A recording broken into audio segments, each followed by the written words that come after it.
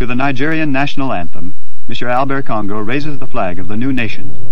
Nigeria, we hail thee, our own dear native land. Though tribe and tongue may differ, in brotherhood we stand. Nigerians old and proud to serve our sovereign motherland. Our flag shall be a symbol that truth and justice reign. In peace or battle honored, and this we count as gain. To hang on to our children a banner without stain. Oh God of all creation, grant this our one request. Help us to build a nation where no man is oppressed, and so with peace and plenty, Nigeria may be blessed.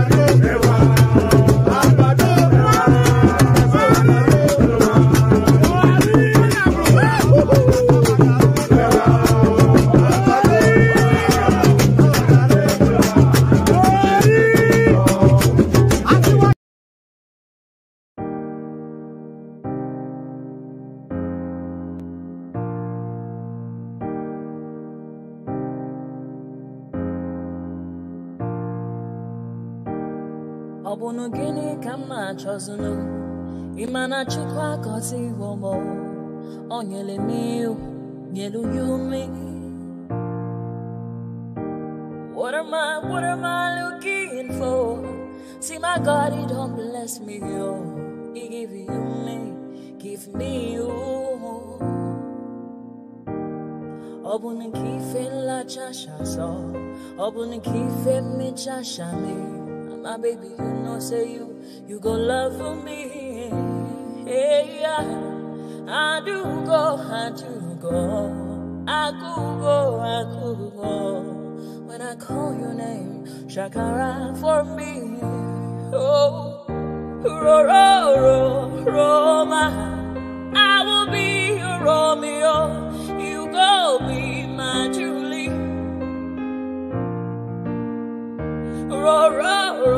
Roma, I will be your Romeo. You will be my Julia.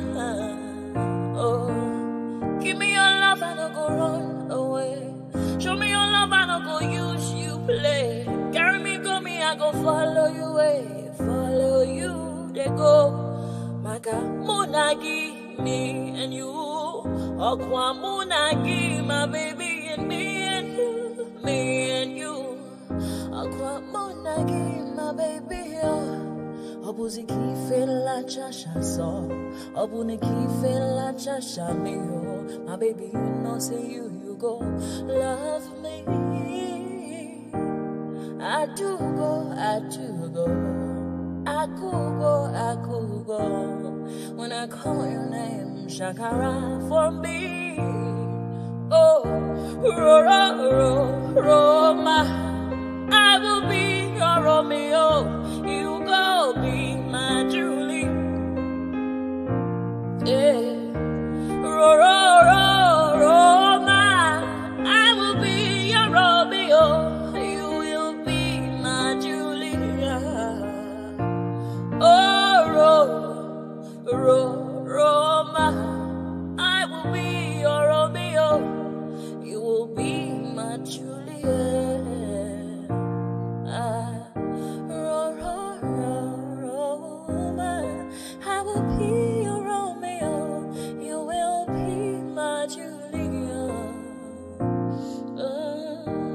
ẹ̀jẹ̀ mi nìyẹn kí n gbọ́ àkànbí ewé ayò ewé tún méje ìtún ló ní ọtún ẹ ṣe ìfà ló ní kan fà ẹ mọ́ra àìbínú gbogbo àtàrẹ gbogbo méjì ọkà bàbà gbogbo mẹ́ta ọkà wáṣẹ́ orí ló túmọ̀ ẹ̀dùn gbogbo ọ̀nà ní túmọ̀ ẹsẹ̀ akọni ìmọ̀ tú ìmọ̀ ọjọ́ ìmọ̀ èmi ni wọn kì í dálẹ̀ bọ́bá lọ mẹ́lẹ́mọ́ wá fi jó ẹlẹ́mọ́ akọni bọ́bá lọ bèbèrè wá fi jó ẹlòkó bọ́wọ́ wọn bá tẹ̀ mí wá fi jó aláre àwọn mẹ́tẹ̀ẹ̀ta parapọ̀ wọ́n wá jọ ń pẹ́ mọ́ ẹ̀ẹ́mọ́ olóko jẹ wọ́n pa Akíntọ́lá ọmọ Ògún wọ́n pàdé ìyọ̀dà ọmọ àtàlàbọ̀bà àkọ́bí wọ́n pàdé ṣàtàdàdẹ ọmọ ọba Ìjẹ̀bú Mèrè aṣíwájú odò gbólùkẹrẹ ajagun lólòdì ọ̀run tó bá ṣe pé tìyẹ tó bá ṣe pé tìyẹ náà bá ń darí jọ wí àgbèrò ní kún gbọ́wọ́ ọgbọ́n ti ṣìgìdì máa gbé àbẹ́tì ló máa ń gbé àyàn tí ìlàyàn ewúrẹ́ ọlọ́run dákun má padà lẹ́yìn ẹ kó má gbàgbé ọ̀rọ̀ tẹ́ aṣíwájú ọlọ́run dákun má padà lẹ́yìn ẹ àkọ́bí ọlọ́run dákun má padà lẹ́yìn ẹ ọkọ̀ olúrẹ̀lẹ̀ ọlọ́run dákun má padà lẹ́yìn ẹ òdòlé sọ bẹ́ẹ̀ gómìnà sọ bẹ́ẹ̀ dẹ́pútì sọ bẹ́ẹ̀ ọ̀túnba sọ bẹ́ẹ̀ spíkà sọ bẹ́ẹ̀ bàbá Ìjẹ̀bú. And there it is right there. Ọlọ́run má padà lẹ́yìn ẹ àmì ẹ̀pọ̀ so often have I interpreted that that hopefully it brooks no more interpretation for anyone, but for the benefit of people new to the space, that's Yoruba language, of course. Ọlọ́run má padà lẹ́yìn ẹ, may God never depart from you, or me, even now, all of us, in fact. So may God never depart from all of us. Who would you say amen to that? So I'm saying amen to that first on behalf of myself, and then of course you, my friends. So here it is. We've cascaded yet into another weekend. So it never stops, of course, the endless grind that is Operation Rescue Nigeria. So the endless grind that is Operation Rescue Nigeria. Good day to you. Good to have your company. And how are you all? So hope you've had a wonderfully glorious week as the week comes to a weekend and then only to repeat it next week again. You know, Monday is a bank holiday. Here in the UK, they call a public holiday a bank holiday. So Monday is a bank holiday here in the UK. So it's a long weekend. A lot of people go away, but I am here stuck with you guys talking nonsense about Nigeria. So pardon me. So there it is. Let's do that funky thing that we do. So let's do that funky thing. Yes, the usual protocol. Click on the like button just as soon as you come on. So we want to. When I'm saying that, I want to be seeing the like numbers go up. So it's not just an opening sing-along monologue that I do. It's an invitation for you to take an action. So click on the like button just as soon as you're coming in. Subscribe if you haven't done that already. The hyperlink that says StreamYard, that invites you into the studio. It's been a while since we broke the dock of a new voice. So let's have that new voice today. I'm the only one in the studio at the moment. So hopefully the studio populates in the course of. So click on like, click on subscribe, click on the hyperlink that says StreamYard, and then the example that Ayo has set on that platform there. So on your screen there. So you can see it there. So the example that Ayo has set, a lot of people should follow it. So a minimum of 4 more persons should follow that example that Ayo has set there. And that followership should be in the manner that Ayo has set it. So it cannot be the case that only one person supercharged to the platform you know, as a thankful or whatever it is that we are, Ayo, he never likes the publicity. He never likes attention being drawn to him. But we must point out that he seems to be the only one that supercharges the platform, and that cannot be the case. So he's paying for your food essentially, and you are pickpocketing this guy. So don't be a skinflint. Do as Ayo has done. That dollar sign at the bottom of that screen, use it just as Ayo has used it, and use it to match up with what Ayo has done. Click on like, click on subscribe, click on the hyperlink that says StreamYard, and click on the dollar sign at the bottom of the screen. So all those nice and cozy stuff. So Chioma joins Ayo. Not quite as handsome as Ayo, but there it is nevertheless. And our in-house saboteur continues to make fun of my accent. So nothing has changed. So like, share, subscribe, hyperlink that says StreamYard, and of course the super chat. So let's get into it. Let me put Ayo's one up because that's more handsome. Thank you, Chioma, but I think that one looks the part. So let's get straight into it. So we're going to go to a myriad of all manners. So it's a potpourri. It's a mix of all sorts that we're presenting in this particular session. There's a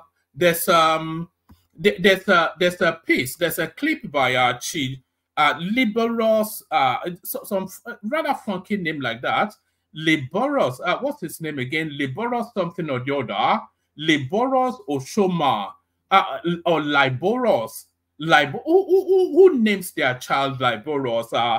Why don't you just name that child Bully Me at school rather than that? That's more appropriate. But he's apparently a barrister and he speaks to the politics of Abia State. So we'll be watching that clip. It's about 9 minutes long. So we'll be watching that. But so let's kick it off with this one.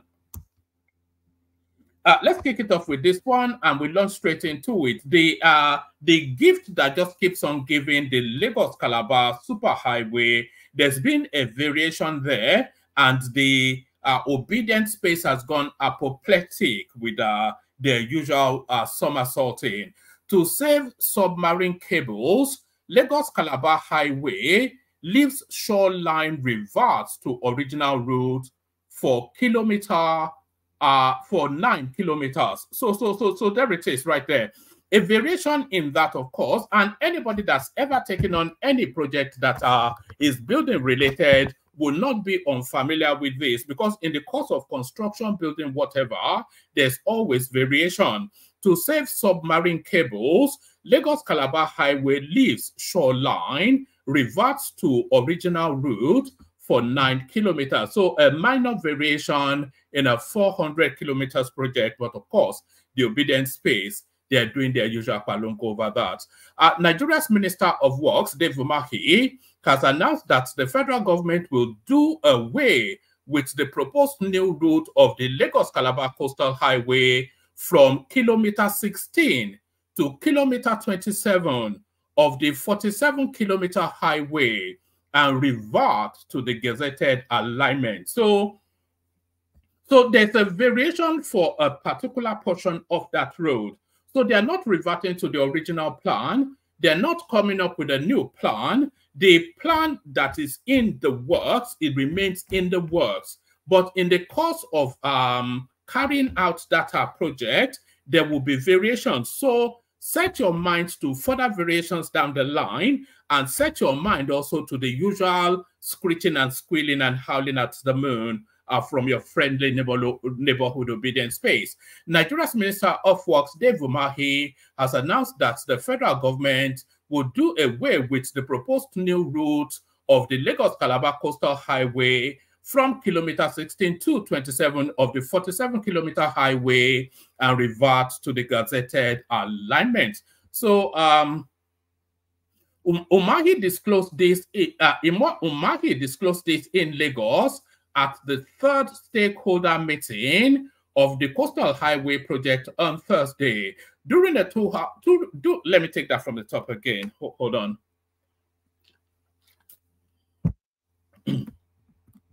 Okay, we'll do this at speed.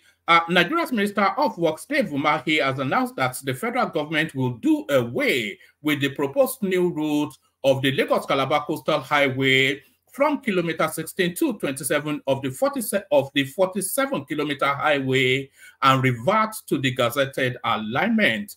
Umahi disclosed this in Lagos at the third stakeholder meeting of the Coastal Highway project on Thursday during a 2-hour session that included presentations and a question and answer segment. Umahi invited representatives of telecommunications companies affected by the ongoing project, residents of Okun Aja community, as well as other stakeholders to make a case for why the new alignment should be altered, highlighting the concerns of MTN, 2Africa, and other telecoms company, was the group CEO of Machine and Equipment Consulting of Africa. We have 3 critical infrastructure that are located on one spot. One is the 2Africa submarine cable that cuts across 33 countries, connecting about 3 billion people. That cable landed at Moko, and where it landed, the West Africa cable system had already been located there about 17 years. All right. I don't know if you want the fullness of that, but I think you get the general drift. Let me give you a few more paragraphs, and then we'll move on to another narrative. We have pardon me.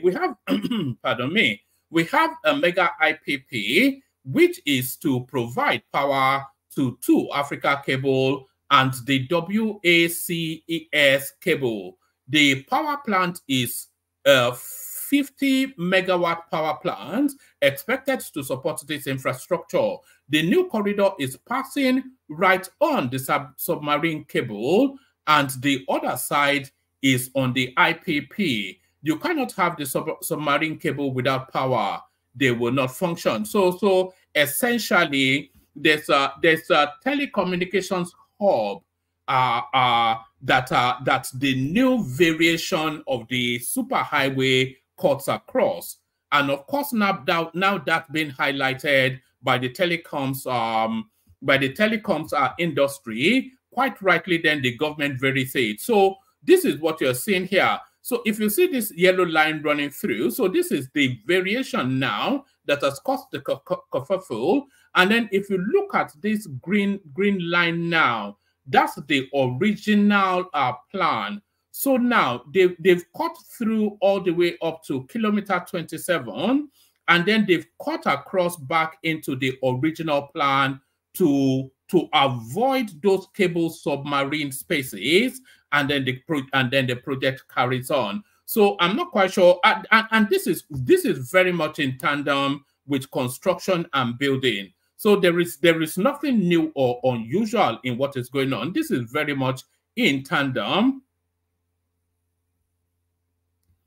So this is very much in tandem with anybody that has ever been. If you've ever built a house, then this will not come as something new to you. How many times have you changed that plan? How many times have you moved one thing left or right, etc., etc.? So this is at a more mega level, but nevertheless, the same principles apply. In the course of construction, there's always variation in design. So nothing new to see here, but of course, the obedient space, they've gone to town with their usual palongo on this one. So so this will be the Liboros Oshoma thing. It's a near 9-minute clip. So we leave that till later. But we go on from there to this one. Let's go on to this one just as soon as it loads up.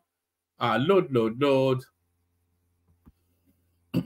Okay, let's come to this one. Whichever one loads first.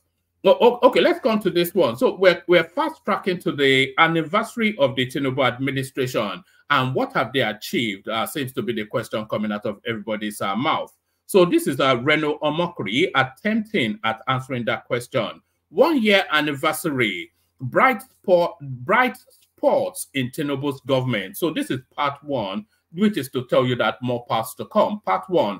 In the space of a year, President Bola Tinubu has fulfilled 6 significant promises he made during the campaign, including subsidy removal, Naira flotation, student loan scheme, allocations to states doubled, infrastructural development reduction in government expenditure. However, he has not achieved this all on his own. Roughly 20% of his cabinets have been responsible for most of his progress. Now, who are these individuals? I will do my best to break them down. The National Security Advisor, Ministers of Information, FCT, Interior, Aviation, Works, Petroleum, and Foreign Affairs have stood out as outstanding performers in Tinubu's cabinet. So there is very little that can equivocate that statement as a statement of fact. Very little can contrast that statement as a statement of fact. The insecurity in Nigeria has reduced to such a level that it is not even a mention in the news cycle anymore. When was the last time you heard of an... Of course, it's still ongoing. Nobody is saying that they have defeated insecurity, but this guy has dissipated it to such a manageable level that is not even... Imagine if we were still under this level of fervent insecurity that we were under Buhari.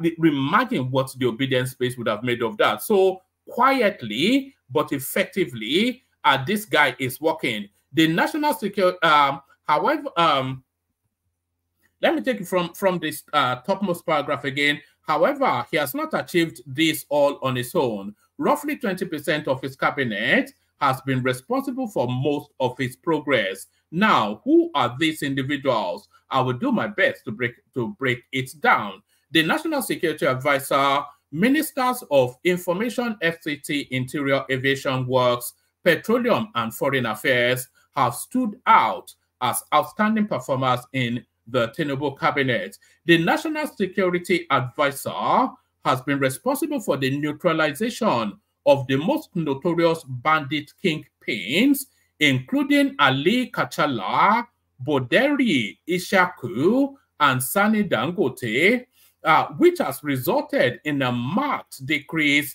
in incidents of insecurity. But my problem with him is that he is too modest. If he reels out his achievements, more often Nigeria will realize the blessing God gave us in Ribadu. If you enjoy the resurgence of, so it goes on. Anyway, let me leave that there. Let me leave that there and go on to another one. So let me go on to this one. It is the law that is holding Nnamdi Kanu. I don't know him. So this is the Minister of Justice inviting Nnamdi Kanu to F off. So this is the Minister of Justice inviting Nnamdi Kanu to F off. It is the law that is holding Nnamdi Kanu. I don't know him. Justice Minister Fagbemi.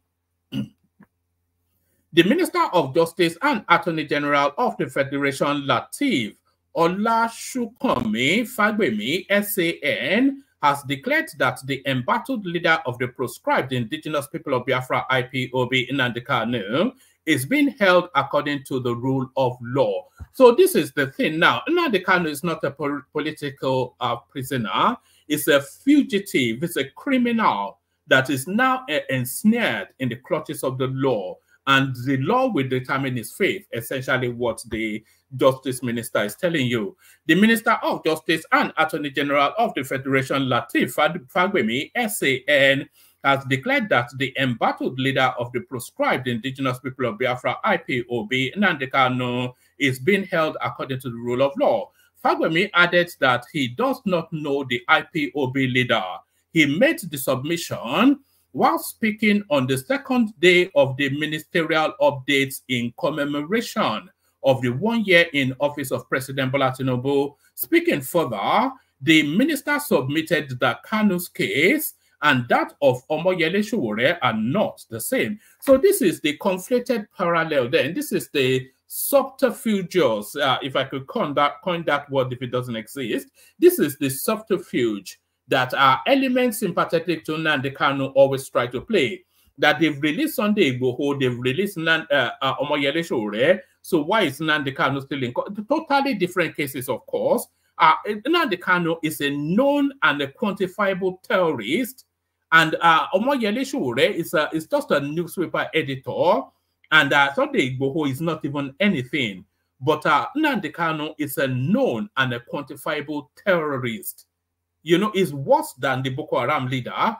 Speaking further, the minister submitted that Kanu's case and that of Omoyele Sowore are not the same.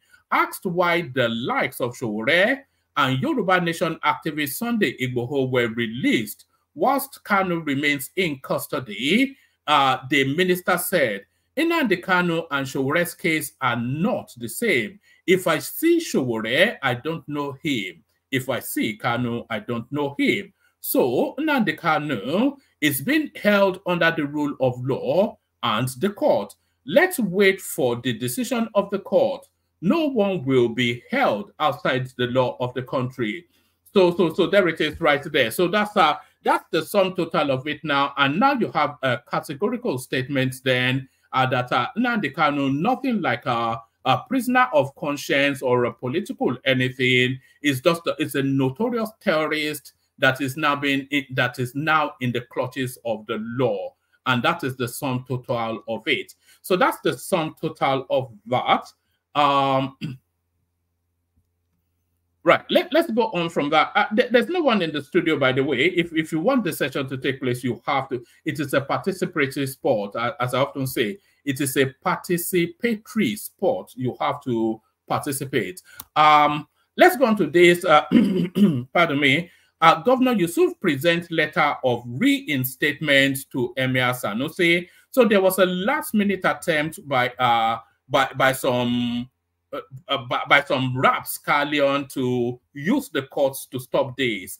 But Governor Yusuf ignored that court injunction, and now we have the 16th Emir of Kano. So he was the 14th now. And by the way, that is a historical first, because we've never had an Emir stepped down in Kano only to be reinstated. So this is a historical first. Governor Yusuf presents letter of reinstatement to Emir Sanusi. So I think the headline tells us all we need from that. He will have to do it. Omishore hints on when Tinubu will reshuffle his cabinet. So all the anticipation is that it will be sometime over the course of next week, as he marks his 1 year in office. Former National Secretary of the All Progressive Congress, APC, Iyiola Omishore, has submitted that President Bola Tinubu knows what he is doing and will reshuffle his cabinet at the right time. He also called to reminder, that's what they wrote, so it's not me reading it badly. He also called to reminder that the cabinet members are in office based on the pleasure of the president and is the one that can judge their performance. Well, it's not the one that can judge their performance. The country judges their performance based on the impact of their performance on the country. The former Osun State Deputy Governor made the submission on Friday while speaking as a guest on Inside Sources with Laolu Akonde, a socio-political program aired on Channels Television. He added that President Tinubu is watching, knows what he wants, and at the right time, if necessary, the cabinet will be reshuffled. So it's not even at the right time, because he has, 3 years left in office, and it needs to be really fast-tracking, especially the most important. Ribadu, we know he's not going anywhere. We know that Wike is not going anywhere. We know Tunji Ojo is not going anywhere. We know that Dave Umahi is not going anywhere. But that minister for electricity, whatever, he should go. They should just replace him, you know. And a lot of these stragglers, the minister of agriculture, who doesn't seem to have a coherent plan. So all of these people now that are just occupying spaces, they should go. So that's that one. Let me see. Is there anything in this one? Oh, hold on. Let me bring you this one. Ministers back Niger mass wedding makes donations. So this is Uju Kennedy reversing her position. The Minister of Women Affairs, Uju Kennedy, on Thursday announced scholarship and gave various gift items to 100 orphaned girls in Niger State ahead of their mass wedding today. So she went to the IJP to try and stop it, but then the culture fought back. The mass wedding is being sponsored by the Speaker of the State House of Assembly, Abdul Malik, whatever his last name is.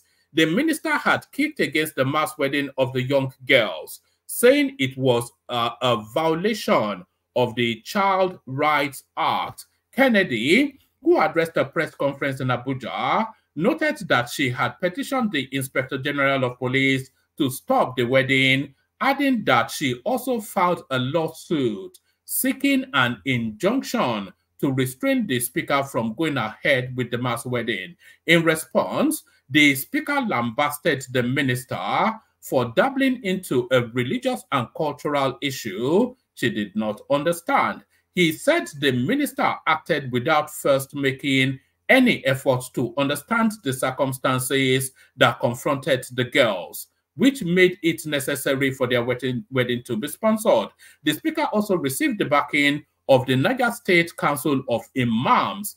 And this is what backed her down, by the way. You know, the potency of the North is religion and culture, but their most fervent potency is religion. When they start to throw their religion up, then it rallies all of their adherents behind it. And if you want to take it on, much to your chagrin. The minister also received the backing of the Niger State Council of Imams and the Muslim Rights Concern, which both want the minister to steer clear of the mass wedding, which they insisted must go ahead as scheduled. Ahead of the mass wedding, the minister, represented by her special assistant on private sector, Adija Usman, was in Niger to announce the scholarship for the girls and also to give them other items such as wrappers and food stuff. The items were given out to the 100 young girls at the palace of the Emir of Kotangora. So this is it now. She takes the knee. The minister, through Usman, presented 10 points of sale, 10 points of sale machine, 100 wrappers, and 3,500 bags of 10 kg rice. This now, the rice is now the go-to now. That it's just a ridiculousness. But there that one is.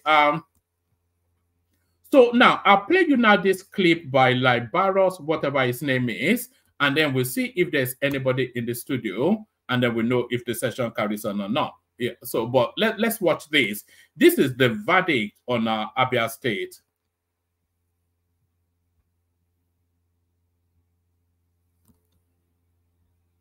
Like APC at the center, Labour Party in Abia State is doing exactly the same thing they criticized the previous government of: governance as a lying tools.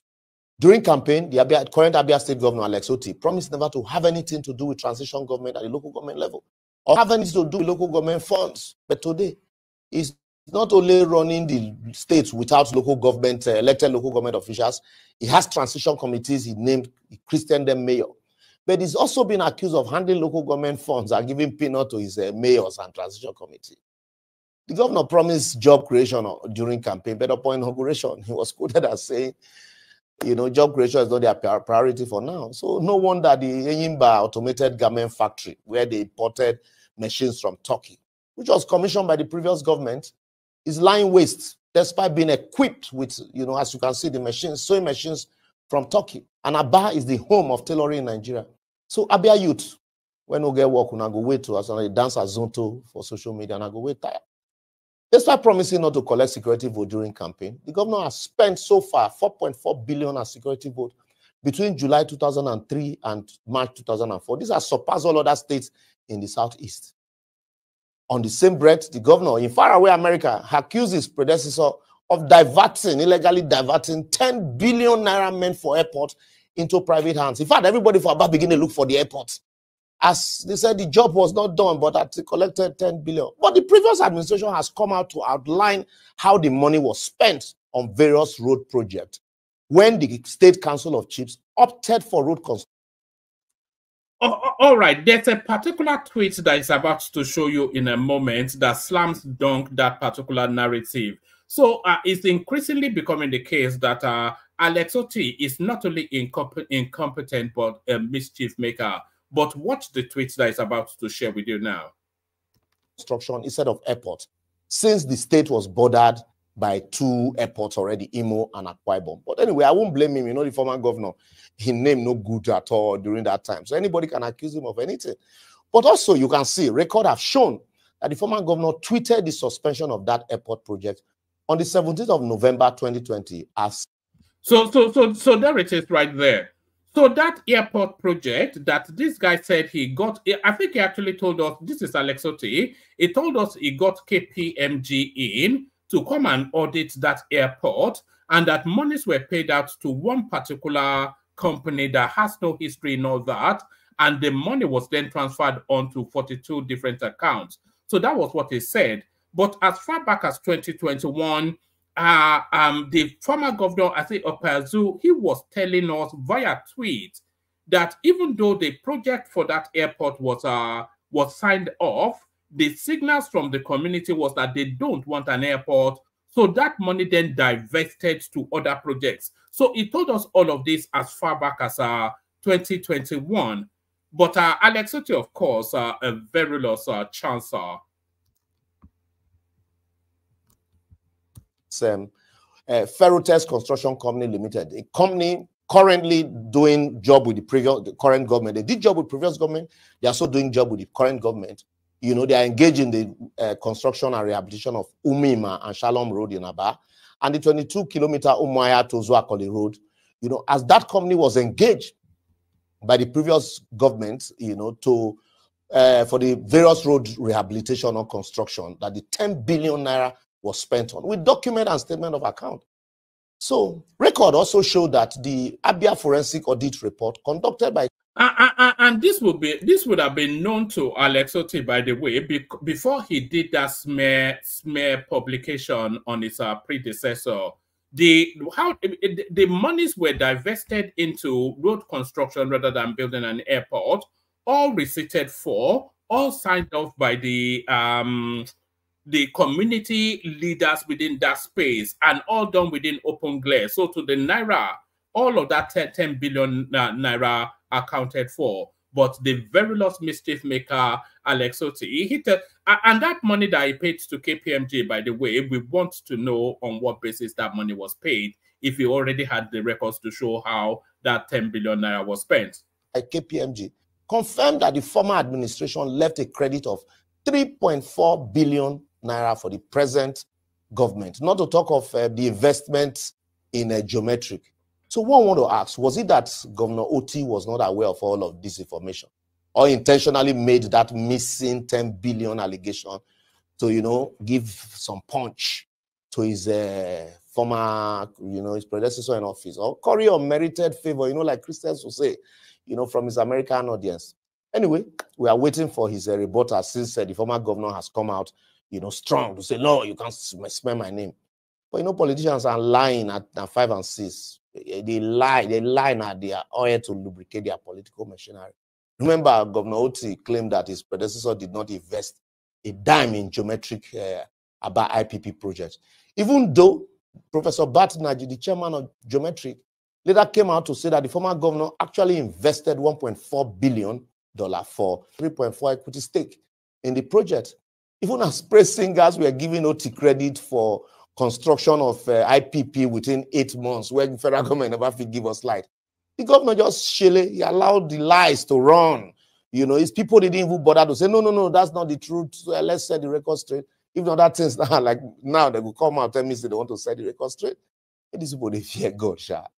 Meanwhile, financial analysts have accused the state government of borrowing 145 billion naira within 1 year. And when you see the breakdown of what the money was spent on, apart from road construction and maintenance, the rest, even afraid, catch me. Anyway, let us look at the breakdown together. Quarter 1, that's of 2024, that's January, February, March. They spent 31.3 billion on social reorientation. So is this ambiguous terminology that they used to steal money? social reorientation. How do you audit for that? How do you quantify that?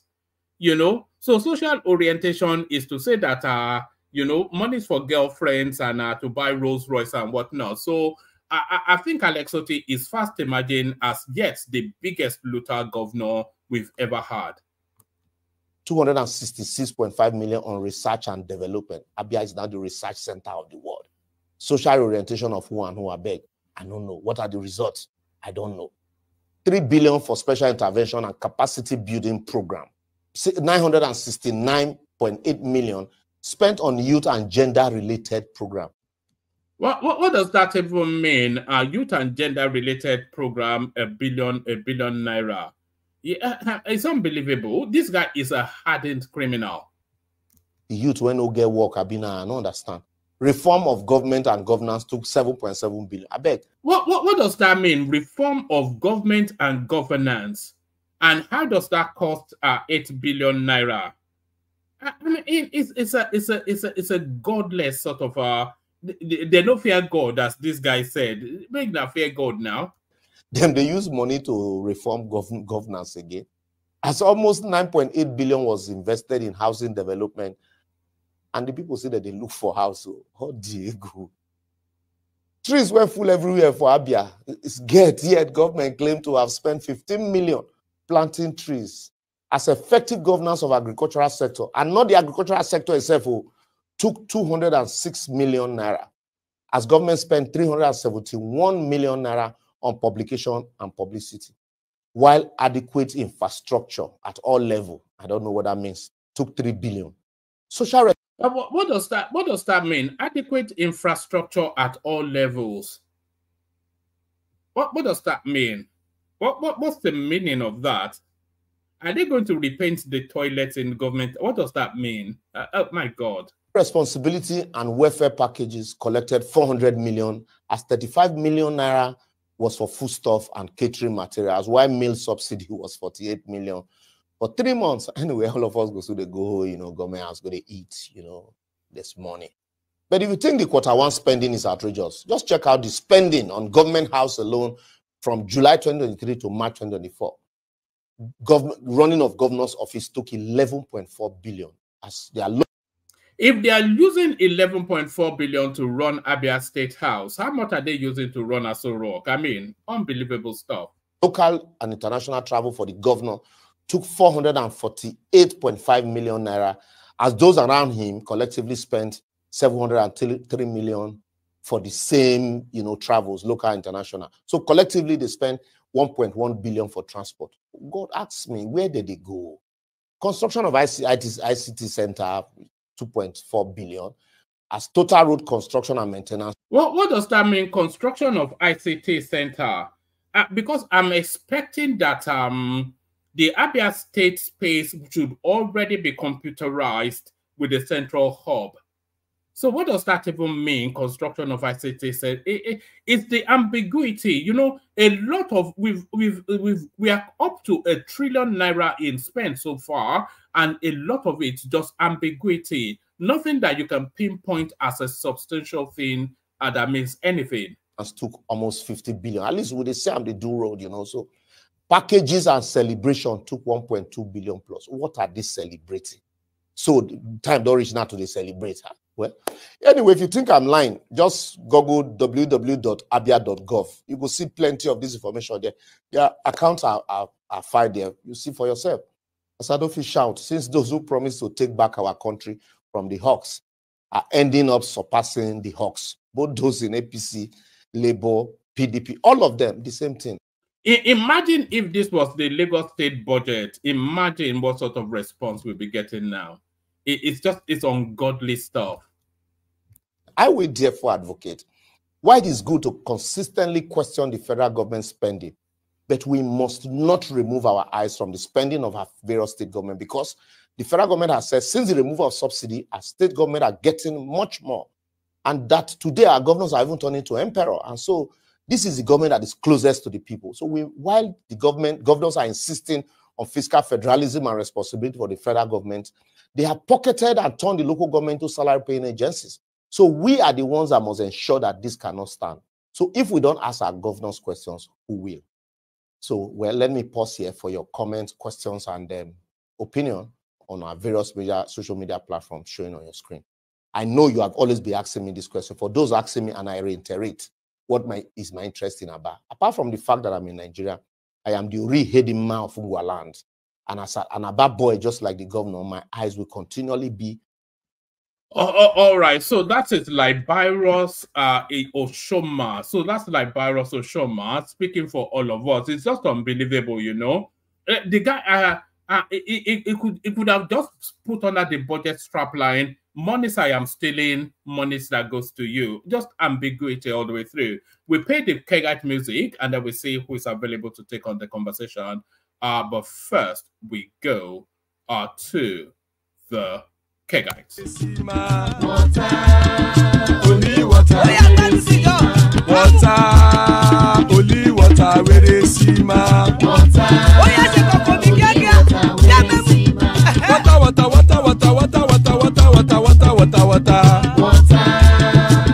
water, where they see ma. Hapa o naido. Hapa o naido. Hapa you don't come o.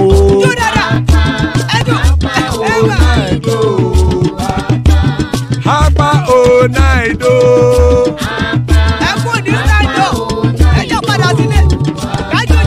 Oro kẹ̀kẹ́ ẹlẹ́mù yé o. Ilé sọ́dí àkẹ́kẹ́ ẹlẹ́mù ré o. Bọ́bí Master kẹ̀kẹ́ ẹlẹ́mù ré o. Chifu Fáìlà tí kẹ̀kẹ́ ẹlẹ́mù ré o. Eruku lẹ̀lẹ̀ ẹlẹ́mù dé.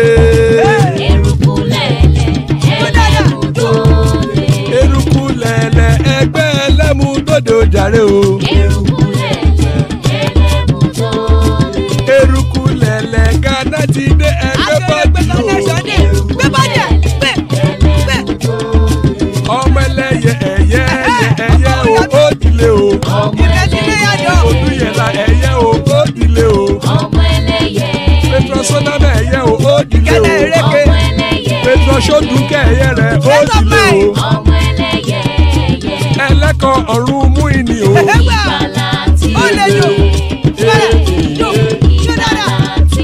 Àkùkọ ọ̀run mẹ́kọ̀.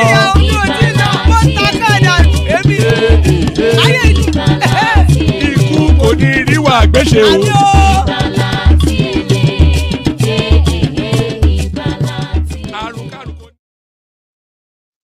And there it is right there. Iko Koneru Agbeshebe, death have nothing to do with us. So amen to that on behalf of myself and you, my friends. Joining us, Ekene from Lagos. Good to have you, Ekene. Somewhere in America, Pansat. Good to have you, Pansat. And father of the bride, Ajan Lekoko, in the house. Good to have you, Ajan Lekoko. So plenty of room in the studio. Anybody that wants to jump on. I'll send the link to Twitter as well. We've never had anybody join us from Twitter yet, even though we have a decent little following on Twitter. So let me send the link to Twitter, see if we can tease a Twitter follower to come join us. But as we wait to have that Twitter follower, let's hear the dulcet tones of Ekene. Ekene, hope you never sleep. Oh, one man. Oga kwata how far? And I just come back. Sleep don't they catch me. Sleep no anyway. You're a hardworking man, so you're entitled.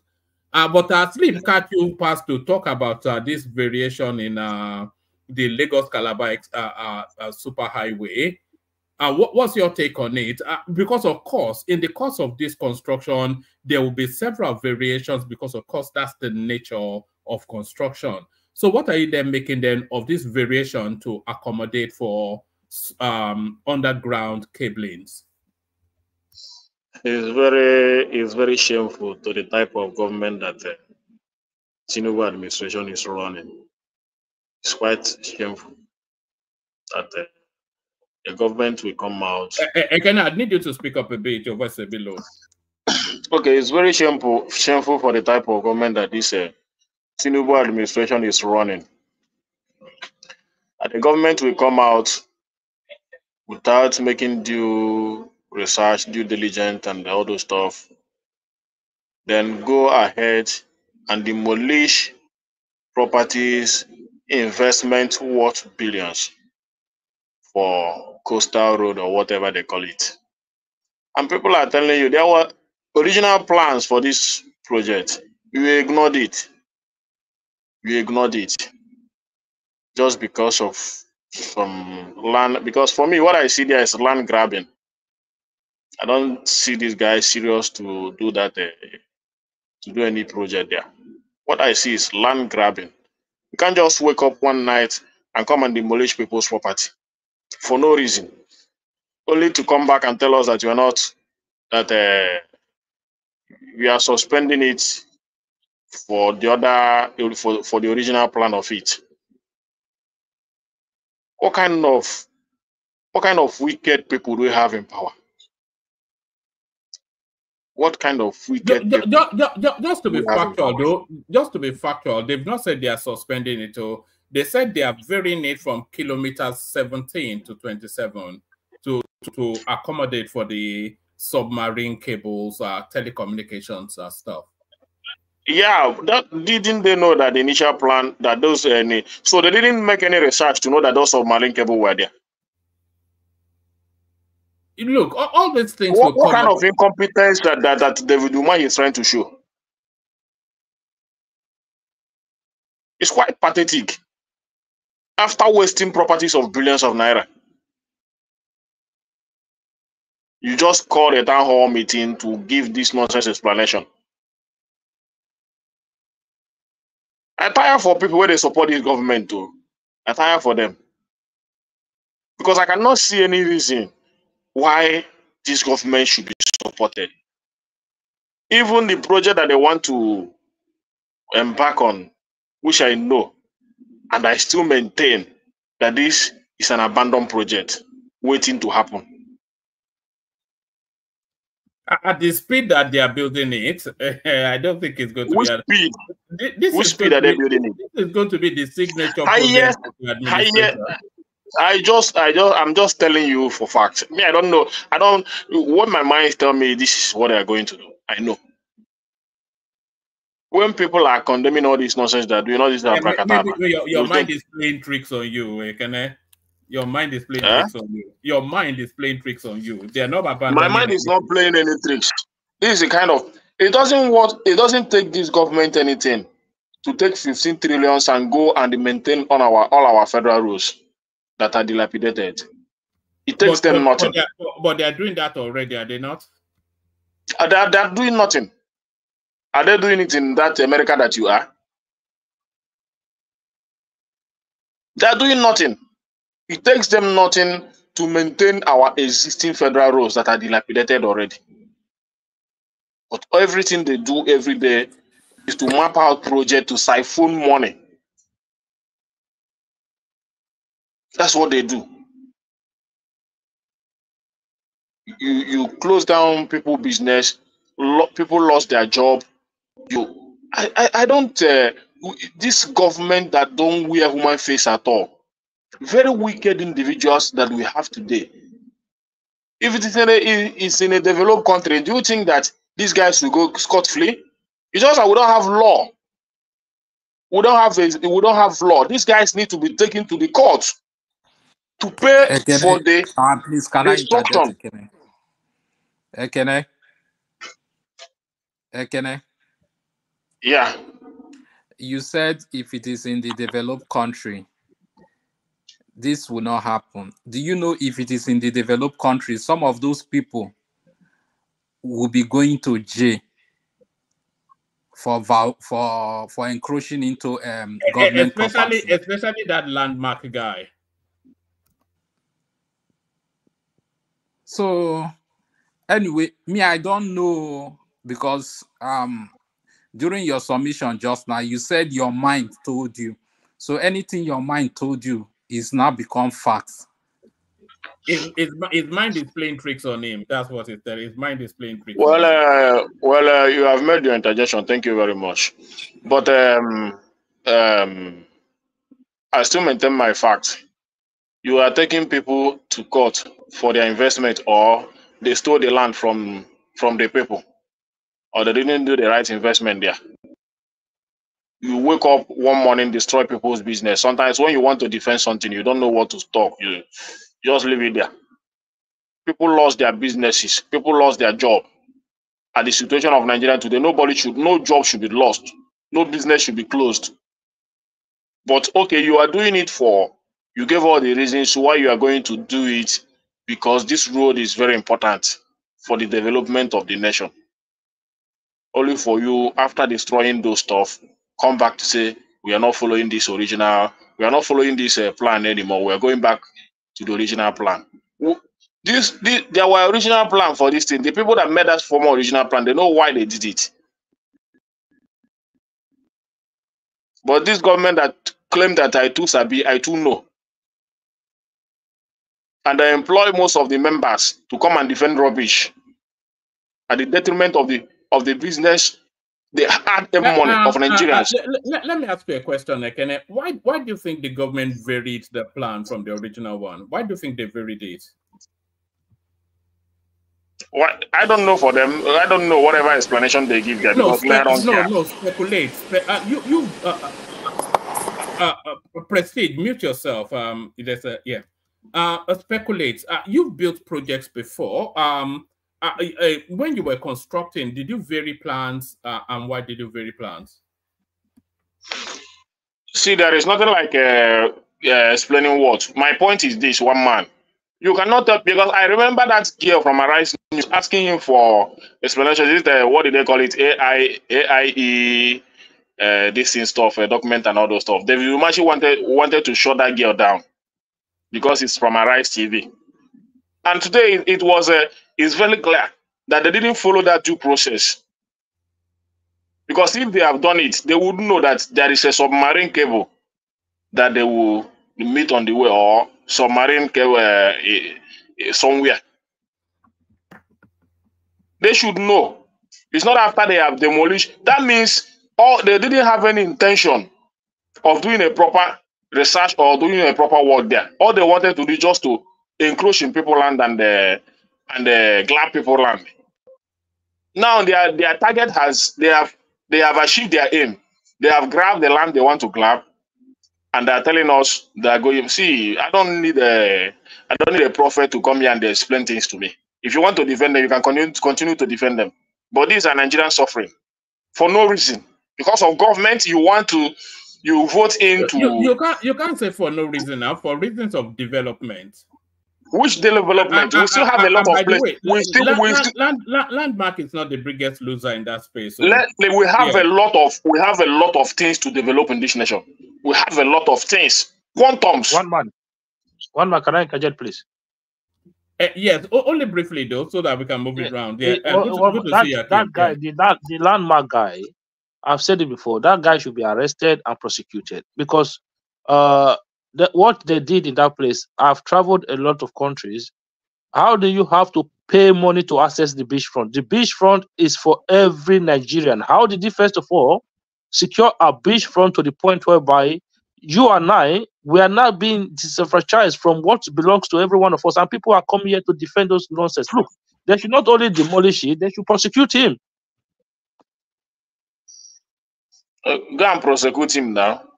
You have demolished it. Now you're not happy that you have demolished it. Go and prosecute him. Wayo people. What is wrong with you? What is wrong with Akim? We talk about wrong with you. What do you mean prosecute him for what? What did he do? Now. Sometimes I don't know if these guys use their brain at all. What did he do? Go and prosecute him. I think something wrong with you. You are so biased. Because you are an APC member. Go and prosecute him now. For what? I can't believe you are this. I don't want to call you anything. This guy is very, I don't know, most of them are very wicked in their intention and their action. Such a wicked man you got. Prosecute him for what? So you can say take over. Why are you going to prosecute him? This is how wicked you are. Man of prestige. Don't call my name. Don't call my name. I'm not gonna call your. I'm not gonna call your name. I don't care what your name is. Go ahead and make that submission. Don't call my name. Yeah. So those of you who live in the Western world, and you have beaches across where you live, can you please show me any citizens of those countries where you live that capture the you beachfront. can Just like take this the guy property did. away from eminent domain or whatever they did. So you went to the you guys extent want of to prosecuting for what? you guys want to support illegality in one hand, and then What is illegality when illegality is being corrected on the other hand. Do you know how long I can see how you guys. I can see how you guys want to fix Nigeria, because this is how you want to fix it. You support sometimes when you what are you going to prosecute him for? That's my point. What are you going to prosecute him? You support what suits your narrative. You support what suits your narrative, and then you criticize that which didn't suit your narrative. What is wrong is wrong. For equal time that you're giving this guy right now. Like, what are you going to prosecute him? I didn't know that. I didn't know that you gave you made the point. What's his name? Yeah, please let me ask you one time just to address what's going on. I know it's a prestige turn, but you allowed somebody to rudely interrupt him, and it's just spewing garbage. So let me ask you what time, not my time, just to say that I've been here the whole week now. We're trying to have order here and base things on facts, pursuit of the truth here. No room for tribalists, those who are relying on one man and his manner of introducing. He's a media man. He's trying to spark debate. He's trying to have people come down here.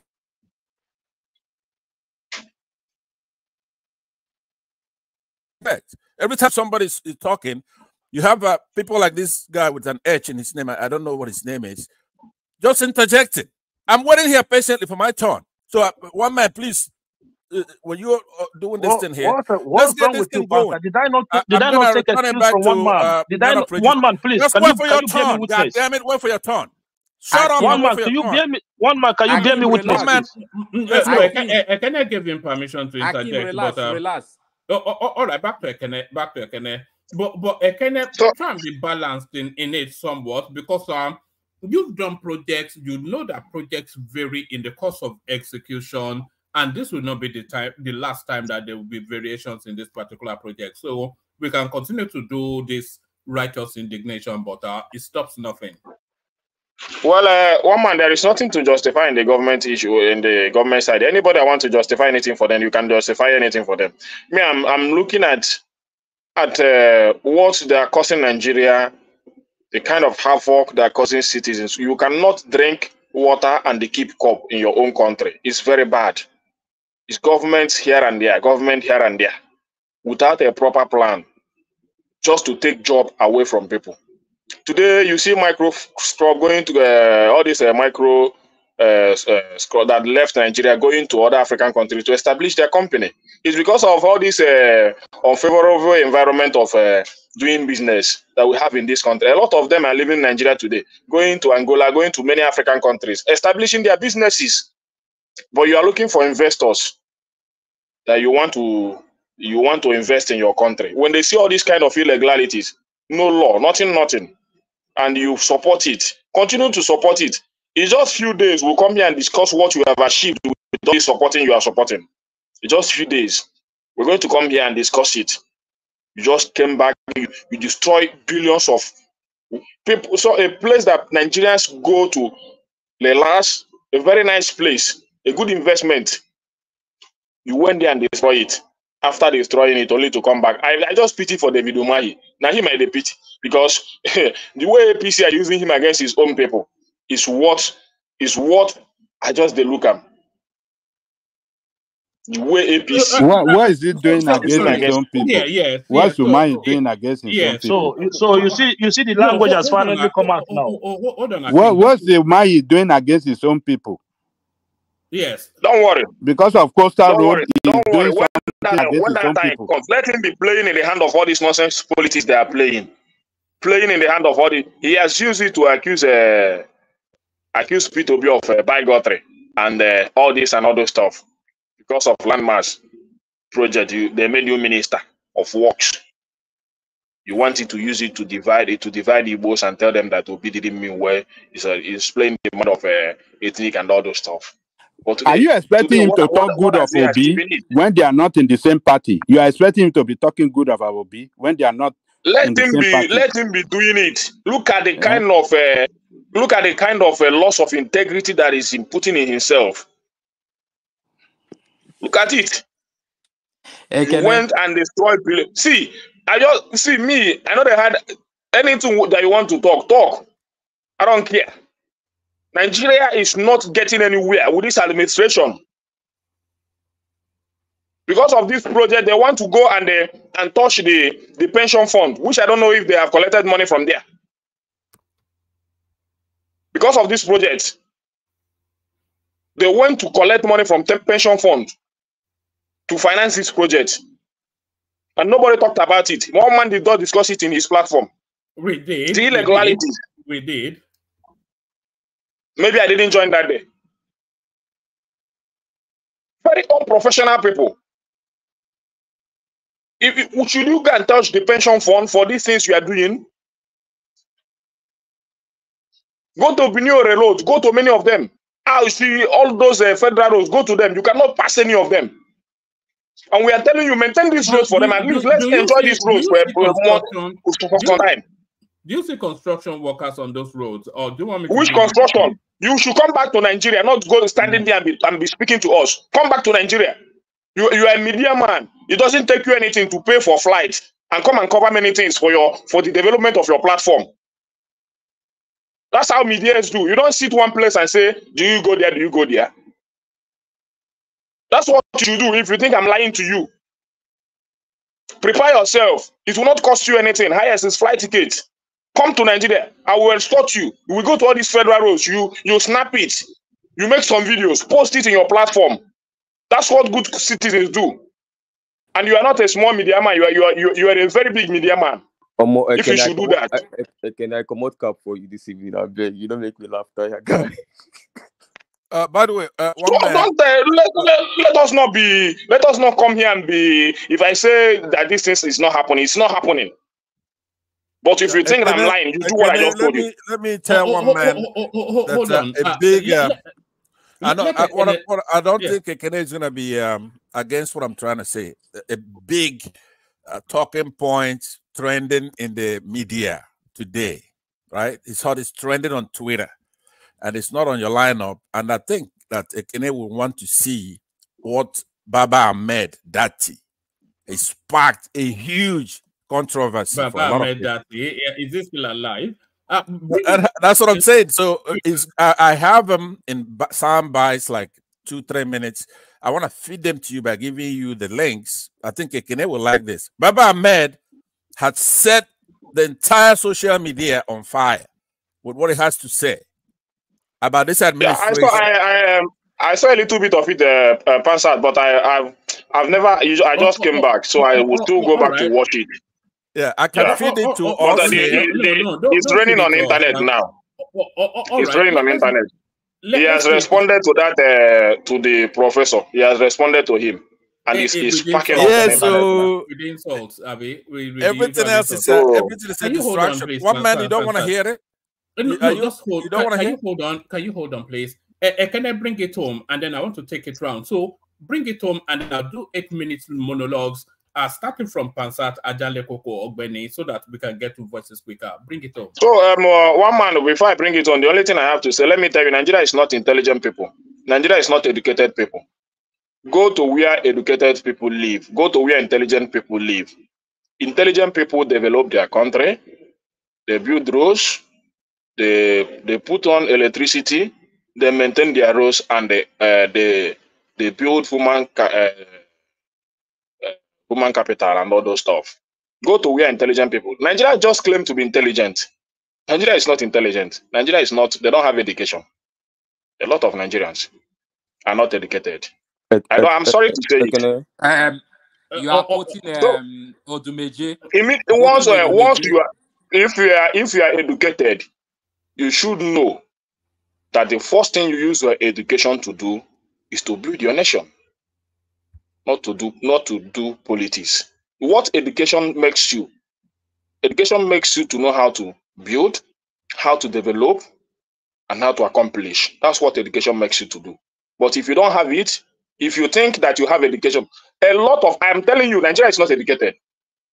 Now, even all the professors, everything in Nigeria is an illiterate. Nobody is educated in Nigeria. I'm sorry to say that. One man, that's my submission. Oh, all right, brilliant. That's the excellent Kenneth. So I'm going to do 8-minute monologues, but I'm going to be somewhat strict with the minutes only because people wait endlessly to get their turn. We kick off the 8 minutes with Pansat, go on to Ajale Koko, Ogbeni, and as we move it around, Pansat, you're up next. Woman.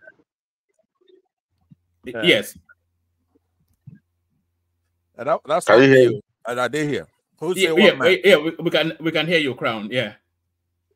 Yes, I just want to chip in. Because of I will just 1 minute. I'll just say something. By 1 minute, I'll just leave.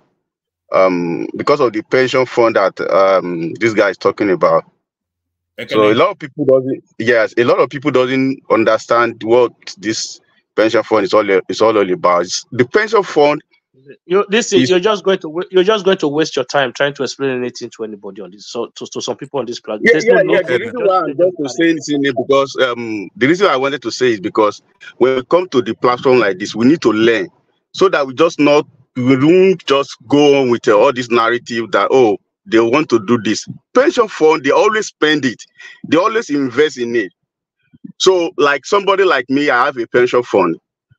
And I have my account every month. So when I lost my job, I have to assess my pension fund based on the law. I have to assess 10% of my pension. So immediately I assess it through IBTs, I will get it. But you will see that they will tell you that your pension, they have interest because they have invested your money somewhere. So if they don't invest your money somewhere, you will not have interest on your pension. So every day, okay, you want to, for instance, now you keep money in the bank. Are you expecting that the money you keep in the bank, that's the money you will get back? It's not, it doesn't work in that way. So they always collect the money every month and invest it, whether it is by government or private or individual. So we should not just come on. Crown, we'll get that. You say we're here to learn. Let me teach you something right now. No, don't teach me anything about. Wait. Please, it's my turn. Just one man, please mute the guy. You say you want to learn. I want to teach you something. I haven't even told you what it is. Okay, so let me teach you. It's my turn. What is he even explaining himself? I don't even understand what he's talking. Yeah, please. Pansa, let that guy land now. He said 1 minute now. Hold on now. Be patient. Come on. Let him land. Please. You're gonna go after him. Let him just land. He just tried to make a point. It's been 2 minutes. How many minutes you land? Come on. All right, Crown, bring it on. Yeah. Yeah, what I'm saying is this. The pension fund that Ekene is talking about, when you get your pension every month, when they remit that pension every month, they always, your finance house or wherever, always invest on that pension fund. You cannot see it. You can just have the figure. But if you lose your job today, like somebody like me, I lost my job about 5 years ago. So when immediately you lost your job, you have right to go to your pension house and go and get 10%. And when you apply for 10%, you will get it immediately. No, but saying that they will just leave your money there, they are not leaving it. They always invest that money somewhere else. So federal government have been assessing that money for long. It's not today. So when you are saying you don't understand it because you don't have pension fund somewhere, so you cannot understand it. So if you have pension, you will understand what I'm talking about. So if you know how it works, you just need to assess your pension anytime you want to assess it. Nobody saying your money has been spent somewhere. No. All right, thank you, Crown. Point taken. Pansat. So we're adhering strictly to the 8 minutes. Pansat. Yeah, I don't. One man. I'm only somebody who come when you're having difficulty having people come here. When you have a hard time, I'm here. Now that you have a full panel, I don't expect to last. You're gonna show off.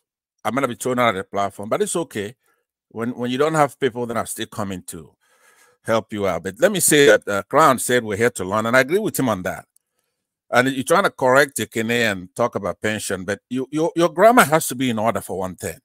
When you say a lot of people, you cannot say does not. When you say a lot of people, then you have to go do not. A lot of Nigerians make that mistake, and it's embarrassing. Try to look at your tax and the way your sentences before you come to correct somebody. Learn these things so that will place you. If you can even correct somebody, your grammar has been in order. Now, let me go to this point. Now, I asked that my time be extended to 16 minutes because I want to assist you present some Arise News material that came from Baba Ahmed. He's been missing for a long time. I was beginning to worry. What's going on here? So I could feed it to you in the private chat. Then you could then choose the ones you want to show because they're in bite size. He goes after Wole Soyinka for one thing in one of this, telling him that Soyinka is scared in advance about what good Obi will bring to Nigeria. You know, so if you want that one, I could post it for you now to play. I want you to use 8 minutes to deal with that, then I'll talk. Do you want to do that? No, or should I just go? Yeah, go to the talking points. To the talking points. Okay, go ahead and feed it to me.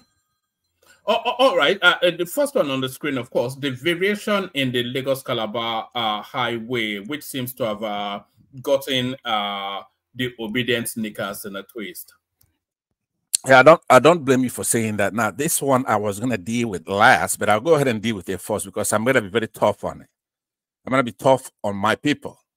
I'm going to use language that you may not condone, but if there's any language you don't condone, you could tell me. Some of it I might take it back or I might just fix it. You see, one man, that's a Michel Foucault in Political Thought, where he says that politics is war by other means, but actually he's mimicking somebody who came much earlier than he did, right? What we are experiencing is a bunch of cowardly Igbos. They're playing politics against us, provocation after provocation, and you just keep talking nonsense and complaining. They capture our sons, they destroy our properties. What do you think it is politics? What do you think war is? War is nothing but politics by other means. This is a provocation. You're cowardly. We have to secure our freedom. We have to do some battle, combat, clash. Right now, Emperor has no clothes on. Tinubu has no clothes on. That's why constituency, not one. He didn't win the election for one thing, but the North abandoned him. So his only interest is monetary. Demolishing your properties, harassing you all over the place. You've seen those who challenged him. For example, Chad. He wants to go to war, have northern Nigerians who are primarily in the military go and attack Chad. They told him to go to hell. And he pulled back. He didn't do anything. Asare Dokubo goes to Abuja.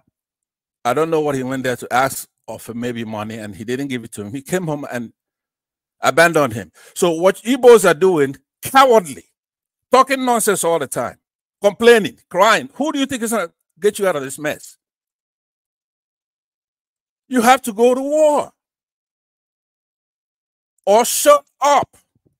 Sorry, Passat, what tribe are you? Shut up. It's my turn. It's a question. No, I don't want to. I'm in the middle of my speech here. Just hold your horses. Okay. All right. So I'm talking to my people, for one thing. It has none of your business. Igbos are so cowardly that it's almost unbelievable. Nnamdi Kanu, who I'm sure I'm going to talk about him in one of these talking points, has been acquitted. And then you have some people kidnapping him, holding him, and you're there talking and begging and talking nonsense. What a bunch of cowards. You have to play this politics to the end, and it includes, it's not anything else but war. They'll be running. You have the strength to take over that country right now. That's been captured by cabal, a bunch of economic thieves. They don't have any supporters. They don't have the military behind them. The North cannot wait to get rid of this bunch of Satans in the government. The Southwest cannot wait to get rid of them. So who are you afraid of? The courts have ruled. And Nnamdi Kanu's team have been telling you with the idea that they don't want to be tried by Nigeria, that the federal court in Abuja has ruled and that they're rejecting further trial. So it's time for you to show. Unfortunately for you, you have to prove it this time. If you're tough, if you're calling other people cowards, this is time for you to show that you're not there. There's nothing stopping you from doing everything in that country. Your forefathers went to war against the entire country for 3 years.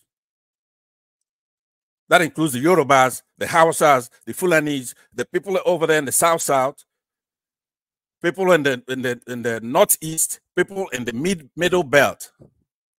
When they had no brains, they were on that side. So now they're out. People in the plateau are in the IDP camps. They're out. They can't wait for you to do what you tried to do the last time. They'll be on your side. Let them kill some of us.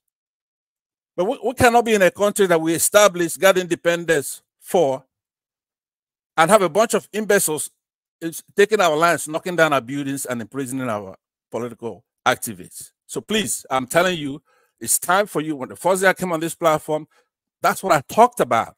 In those days, they wouldn't let me talk, like saying go to war. I would have been kicked out of the platform. But you know why I'm not kicked out? It's really staring you in the face. It's acceptable. So let me end it with that. One man, I'm sorry that I have to address my people, but they have to understand that war is part of politics. There's nothing wrong with it. For teenagers who are afraid of it, during the war, you get a girl. You could send and receive email, watch a show, smoke dope. There's nothing wrong with a war. It's politics. You get girls faster. Don't listen to those people. You could carry a weapon now, legally, big one. You could carry an AK. Dig yourself a foxhole. Get you a nice helmet. No Nigerian soldier or police officer could do NSAS on you because you're armed. You give orders when you have an AK. So what is so wrong about the war? All right. Shall I take you on to the next one just for the time? Yeah. The Liboros Shoma's verdict on Abia State and Alex Otis' criminality. Okay, I was listening to the guy, right? And I said, this gotta be an Edo guy, right? And it looks like I'm right. Let me post something so I could read it right off the bat on that, because it's in Pidgin English and it's from a good source, a credible source. It might not be a primary source, but it's and then it's in Pidgin English so everybody could hear me. That will address Alex Oti, because you know, before social media, what's his name here? What they used to call Southwest Press. They do a lot of propaganda. Our people only get their source from, you know, media run by Yorubas and Edo people. And when I say Yorubas, there's sphere of interest, right? The man he's talking about, it's Governor Oti. It's titled, Why Abia Governor Appoints Sanusi Okonjo-Iweala as members of his Economic Council. Right? You see, this was on the 19th of January. I want you to know the caliber of the man is insulting. It's like he's acting on his own. This man has a 19-member Economic Council. That's why you see the results you see there. It said, Governor Alex Oti of Abia State don't appoint a Mayor of Kano, Muhammadu Sanusi, II, the Director General of the World Trade Organization, WTO, Ngozi Okonjo-Iweala, as member of the Economic Advisory Council. Other people where the list include former Director General of the Securities and Exchange Commission, SEC, Aroma Ote, Chidi Ajebu, George Ago, among others. One press statement from the Abia state government talks say the council are part of the governor efforts to reposition the state's economic sector. Ogauti, during the inauguration of the council on Thursday, talks say in administration they seek the guidance from the 19-member council. Him express concern say the state economy don't become fragile because of economic sabotage. I can stop there, it goes further, but what I'm trying to show here, this is not a man that is corrupt and doing all those things or showing off. He has a council. Sanusi Lamido, Sanusi, it used to be the central bank governor of the country. One man is already past 8 minutes. Let me ask that I be given additional time as much as I may consume to wrap it up here. One man, could you rule on that? Are you even here? So I'm showing everybody get 8 minutes. I'm trying to show that Abia has a whole Nigerian CBN governor from the north, the mayor of Kano. Now, I criticize Sanusi on his other activities, which includes hypocrisy and all that, but he's an economist. He used to be central. He has respect when it comes to the economy of the entire country. And then now he's hired by Oti. You have Okonjo-Iweala, it's in the council. Ote, these are big hitters. Now, how can somebody come and do a show, a Do Yoruba guy? He doesn't mention that. A lot of people don't know that. This is in Pidgin English as I was reading it for you. He could understand that. So I'm saying that you should discount everything he said. This is from BBC, by the way. That's a credible source.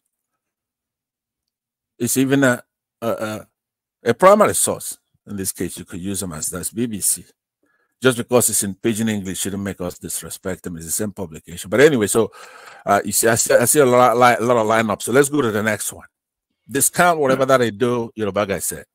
All right. I take it to one more, and then we go on from there to Ajan Lekoko.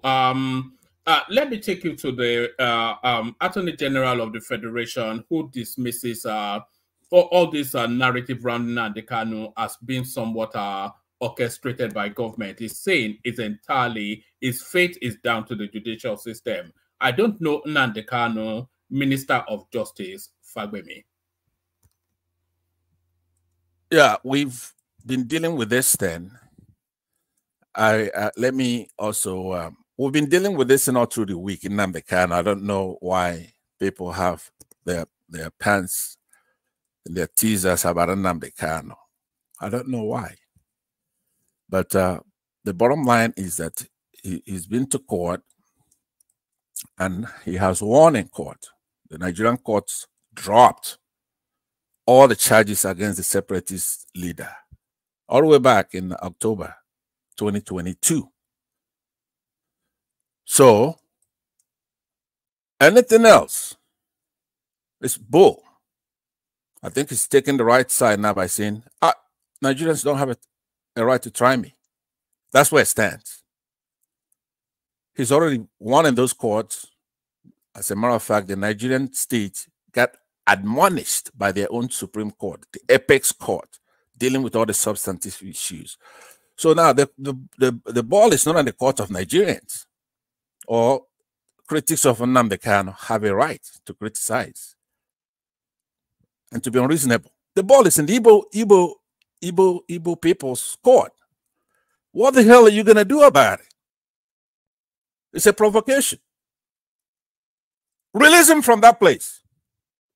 Or shut up. It's time to put up or shut up. The people holding him are terrorists, kidnappers. They go to secondary schools and they take girls. Do you think the mothers of those people they're taking are not complaining? Of course they're complaining, but there's nothing they can do. They cannot go and search those mosques where those girls are put, or those palaces. Like this Sanusi, who was accused in the past of murdering an Igbo girl. Right now, he's in the like I just said earlier, he's in the council in Abia State. He has a murder on his head. And that huge palace is there. It's changing hands. If you rush in there, Igbos get 500 man rescue team. Rush into those palaces, and you're gonna rescue those. You're gonna rescue those people. Right. All right. So Thank you, I thank you very much. All right. Thank you. All right, brilliant. So that's one Pansat. So an infusion of 20 minutes of gibberish from Pansat. Let's see if we can get a bit more substance from Ajanle Koko. Ajanle Koko, you're up next. Thank you, one man. Greetings to our listeners around the world. Click on the like button, share and subscribe if you haven't done so. So, what's the topic?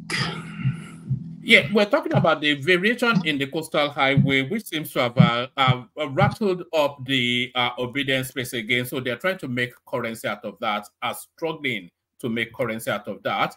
And then Liboros Ishoma, he has come to interrogate the budget of Abia State and all of these fanciful words that they have been using to describe Alex Otti, pointing out that it's in fact just a crook.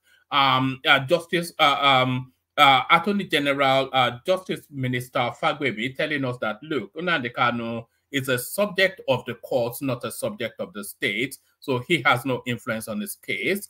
And then Yusuf, Governor Kano State, presents letter of reinstatement to Lamido Sanusi, even though there was a last-minute attempt for somebody to use a court injunction to stop that, came bypassed it.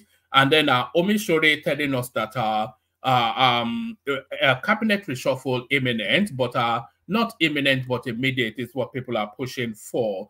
And then the minister of whatever she is, Women Affairs, Uju Kennedy, she's backed down from the peacocking she was doing towards Niger State. And not only has she backed down, she has sent gifts when the Northerners showed their sports. So I'll pick a couple and speak to us on them.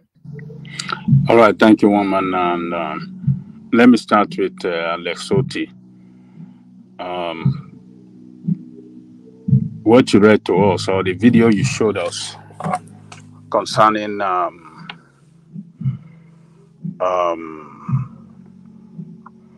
expenditure. What do you mean expenditure? You mean looting? You can call it looting.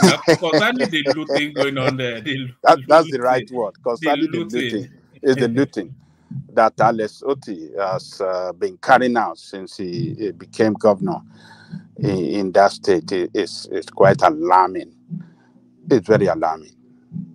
With all the kudos and praising and everything that his supporters, particularly the obedient, have been,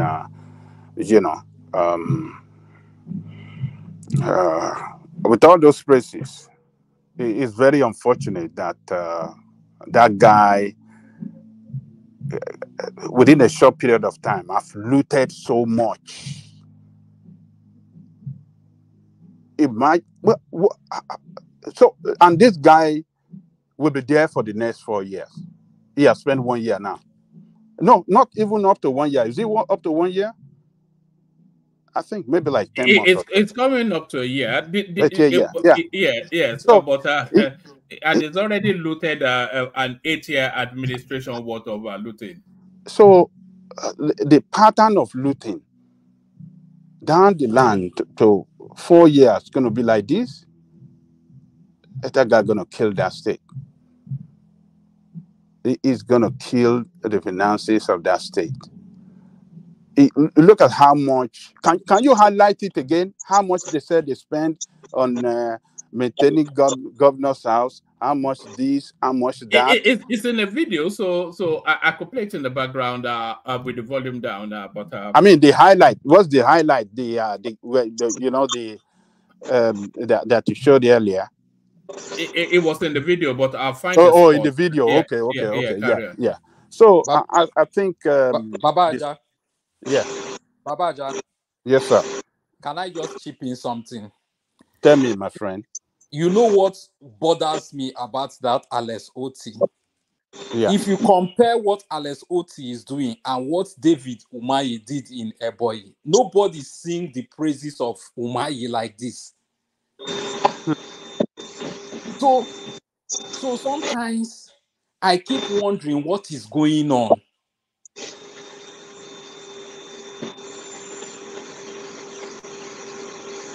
This obedience, they will lead us to hell, honestly. It's propaganda. So sorry, Thomas, there's a bit of static coming from you. Is it from Thomas or someone else? I think so. I think it's coming from Thomas. Carry on. Okay. No more motor in. So I say whether Thomas they drive cassava grinding machine. I don't know. No, kangaroo. Now kangaroo meat grinding machine. Now you the wrong. Which kind sound with that one? Don't tell me that's your engine sound. In the grand kangaroo head, the way go take the make ushewu for weekend. Okay. Hey, it is alarming. One man, I can't believe, that guy is looting so hard like that in that state, and the supporters should be worried. I think they should start asking him questions. And this is the Baba Jalikoko, why are you surprised? Did you not see his background in the banking sector? Did you not see the atrocity that he committed in the banking sector before he look? Let us not go too far about this people. You know what? Talk too much. You see, this is the concern of some of us here when this guy was elected and when he assumed office. Some of us here question the integrity of this guy. Having been a CEO of bank in the past, and he bankrupted like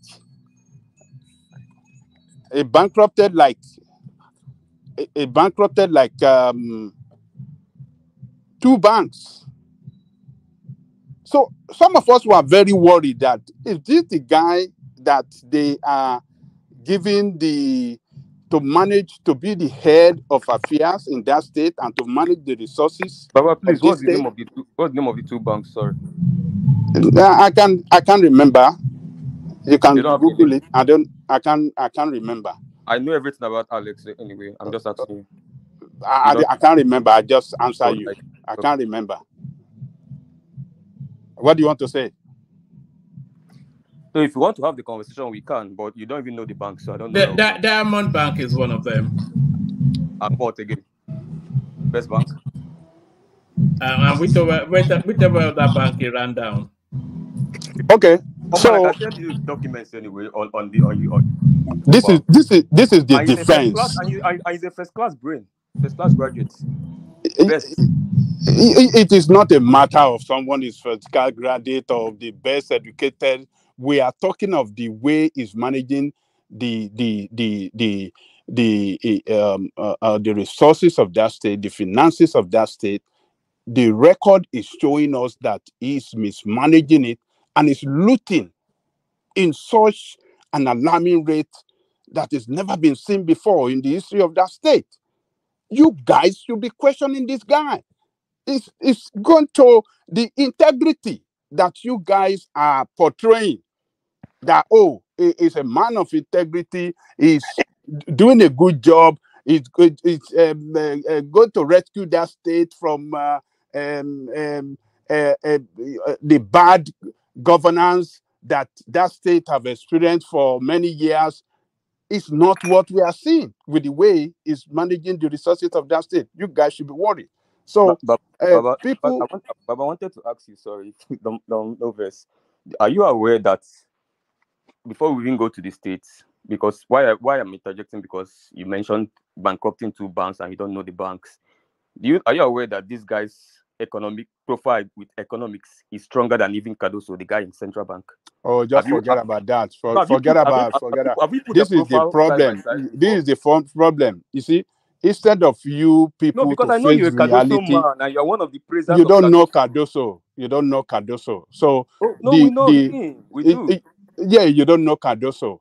Cardoso, as of today, is one of the best central where bank is the bank he manager managed? in the Where world, is one the of the bank he best in the managed? world, whether you Baba, like it or not. where That is is the the bank way he it's managed? been described. You don't need It to was describe voted it. Banker of the Year. I remember researching. Yes, Yeah, one of the best of the central month banker. rather. Yeah, one of the Of the month. best central banker of the I mean in the world as of today.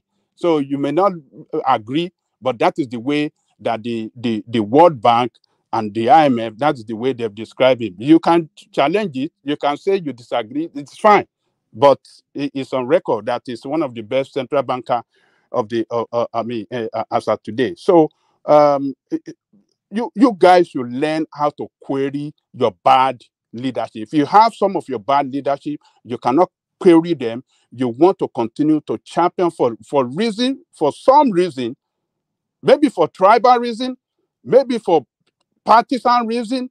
You want to continue to follow them like No, Baba, follow. I think you're not doing good for yourself. Baba, sorry. It is very, because you do it sometimes, but sometimes people don't speak to you, sir. It is very this thing that every time you want to criticize, and you did the same thing to Professor Dinkalo. Just forget about that. Let me forget about that. Because if you say we do not criticize, every leader in the Southeast, the people championing their criticism, whether it's Ibazu, Carlo, or anybody, is Southeasterners. That's for Southeast. Now for partisanship, when the first budget of Labour Party came out in Abia State, Aisha Yusufu has up to 5 different videos on it. Obedience on Twitter did spaces. We carried it on our head that Alex has to explain to us this line, that line, that line, that line. And anybody on Twitter can bear me witness that everybody carried it on their head. In fact, when these lawmakers recently switched to our to Labour Party to join Alex Oti, all of us carried it in our head saying that all of them must lose their seats. That you cannot tell the guys in PDP in Rivers to lose their seat, and now it happens in Abia, and we will not see that all of them must lose their seat. That what is good for this guy is good for this guy. So it is okay to criticize because maybe we are not in the same side, but you can't say you're not informed because one man brings story to the platform, and I'm sure you're on the internet as well. So let's be fair to ourselves. I personally go to my page. I've criticized Alex before, severally. I have told him to come and talk about one video that surfaced about a road construction. The same thing I did with Soludo, that people said it was having problem. I said they need to speak up on that. They need to speak up on that. The same thing with when the budget issue came. This is not the first time. Liberos is just repeating something that we have already spoken to some months ago. He's just repeating it. So us saying, no, they are criticizing this person. No, they are not criticizing that person. Who is criticizing Ozodima? Who is criticizing Soludo? Who is criticizing everybody? Mba in Enugu State is Peter Obi's very close friend. In fact, people were suspecting that Peter Obi was supporting him instead of Labour Party candidate in Enugu State. Very close friend with Peter Obi in economics and that space. But everybody, every day, they are criticizing Mba. Mba tell us this, Mba tell us that, Mba tell us this, Mba tell us that.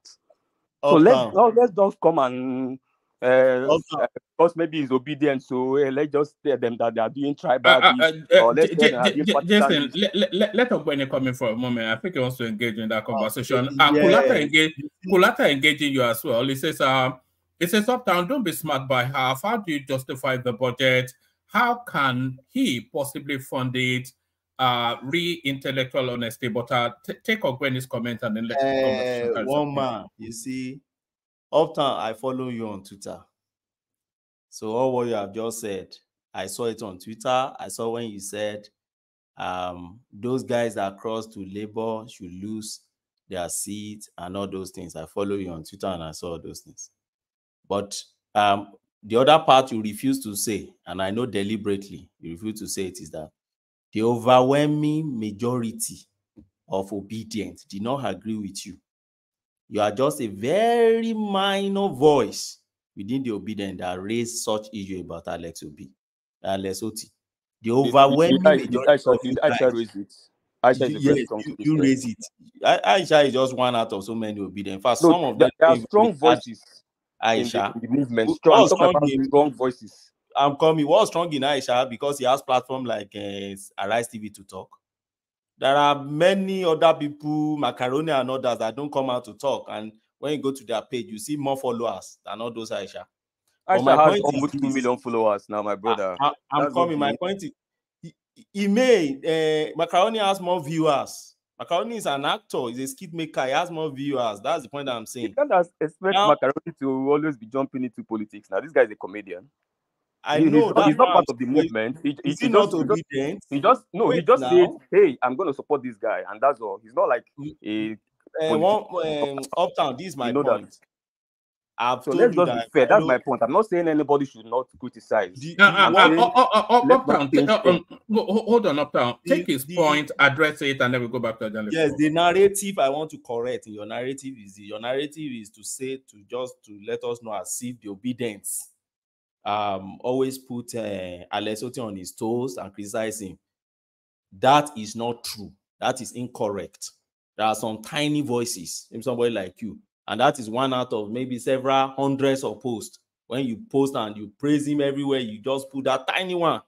And even with that tiny one, majority of obedient under your space, go back and check it now, still criticize you on that thing you're talking about. And secondly, when some obedient came as allows you to come and explain to them, did he explain anything to you guys? Then what was your reaction when he refused to explain to you? You see, these are the things that if so, don't paint it as if we criticize Alezosi and no. Maybe tiny voice out of you. Most of you are just there to praise Alezosi like a headless mob, like Soludo call you guys. Nope. I thought you had the questions, sir. No, it's a comment. It's not. Okay, comment.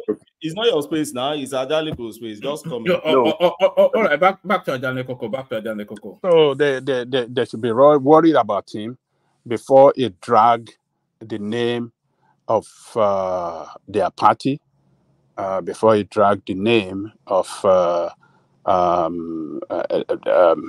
their own personality, like Uptown or some others, before you drag their name into the mud.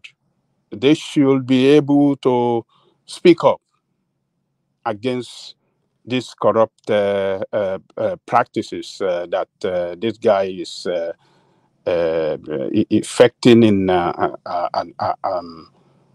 Abia State. Because you guys have been telling us that you want to give us good governance, you want to run Nigeria well. Everything is showing that it's not true. It's all lies upon lie. Your senators in the Senate, they are not speaking up. They are not doing the job of opposition effectively. They don't even speak on any matter. We don't see them speaking on it. The way you guys speak outside, louding or going against the, what do you call this, Coastal Road, I never seen one Labour senator spoke against it. I never see they parley with the ruling party. So it just showed us that it's all lies and propaganda, and all this propaganda you guys are running. Just running these for to continue to keep that political relevance and deceive people as if you are doing a good thing, but it's all the same. You don't have credible people in the position of power, and it shows that the graduate that Professor mentioned is actually what we are seeing. So let me leave it there. Let me go to Soludo. Sanusi in Kano. Ajalikoko, 1 second, please, before you go. I just want to quickly chip in if it's okay. That's right. Yeah, thank you very much. So you see, this is the problem. It is one thing supporting Peter Obi. Okay, you want to change the status quo. That's according to your own, in your own word, you want to change the status quo. But like you see, they started supporting somebody like a Chinedu in Lagos. Start supporting like people you don't even know. You have absolutely no record of these people. You don't even know what they've done. You don't know their character. You don't know what they are capable of doing. But you just start supporting look. The guy that won the Edo South senatorial seat was a PDP guy who left the PDP and went to Labour Party to take advantage of the vacuum. There, a lot of opportunists were there. And you just you think these people are going to all of a sudden, because you guys are somewhere pressing some keyboard, they're going to start. No, they will take the money just like every other senators. They will do everything that they are accustomed to. It is you that is thinking that, oh, it's a new dawn. No, to those guys, it's just business as usual. All right. Because Adelekoko, when you think about it, why would anybody want corruption to stop on when at their own beat? So the last 10 governors, they've stolen $1 billion each, and then you come in and nothing's happened to them. They are living like kings globally. Did you see clips of Fayose in the Caribbean dancing with young girls? So they are living that sort of. You saw images of Obiano walking his chihuahua in the rich quarters of America. So nothing. Why would it then be your turn and you say you will not steal? Of course, you are there to steal now. This is what Alex is doing. Oh man, don't kill me, man. I didn't even know you saw the Obiano hilarious dog video. He couldn't even get a bulldog. He was a chihuahua. Can you imagine that? A chihuahua. At his age. Like, okay, one man is actually very funny that what you just raised is actually what makes some of us sad when everybody puts their energy and pressure on a Peter Obi who has remained with Nigerians since he left office. And nobody is talking about his colleagues. All of them from set of 2003 who is in the Caribbean enjoying their life with girls in the yachts, walking their dogs, while Nigeria is crumbling. But is that one that is with Nigerians, preaching, talking, going, doing? That's the one we want to criticize. So what will be the incentive to others? Others will be like, maybe I should go and follow this guy's path. No, let me go and enjoy in Caribbean. No. At least Nigerians will not disturb me there. So we are the one fueling it. Because if we are criticizing those ones there, the new breed politicians will not want to go there. They will want to follow maybe people like Peter Obi, people that are back here helping. But we are criticizing the one here. No, the criticism is fine, but the cure is not. If we were criticizing to bring somebody like Omoyele Sowore, then that's a narrative. But if you are criticizing to bring somebody like Peter Obi, then you are just substituting a set of looters for another set of, because Obi is part of the system. Obi is part of what we are trying to escape from. No, what we are trying to escape is who we are running from, not who we are running to. One man, you can't. What you said did not answer what I said. Who are trying to escape is that guy that was walking his dog in America and doesn't care what's going on. But that guy is Peter Obi now. That guy is Peter Obi. He's walking his dog in America. No, so are we talking metaphorically? If we are talking metaphorically, that guy is Peter Obi. How did he become a governor in the first place? No, Akim, even what I'm saying is, what we're trying to escape from is Buhari, is Babangida, is Tinubu, is whoever Obasanjo. That's who we're trying to escape from. And Peter Obi. So who we are trying to escape to is somebody like Omoyele Sowore. We are trying to escape from Peter Obi. We are trying to escape from Babangida. So if he falls in that bracket, one man, you saying Omoyele Sowore within you know, is an exceptionalist pattern. You're trying to escape it by saying Omoyele Sowore, where you know that nobody's going to follow him. So you say, if you don't follow Omoyele Sowore, therefore, don't make rational decisions. I'm not talking about. So it's either you follow Omoyele Sowore or we remain in the system. Hold on. So you understand where I'm coming from. I'm not talking about Omoyele Sowore as an individual. It's just an idiot. I'm talking about the narrative that he presents. So we're trying to escape to that narrative space. of accountability of resources for the people, etc., etc. And where we're trying to escape from are people like Peter Obi, Tinubu, Babangida, all of those sort of rot-tooted sort of politicians. Peter Obi being a golden, because he's satiated, he is a product of that system. I mean, we know his history. So we are trying to escape from him. We are not trying to escape to him. We are trying to escape from him. Wait. There is clarity of thought here. Wait, just calm yourself down.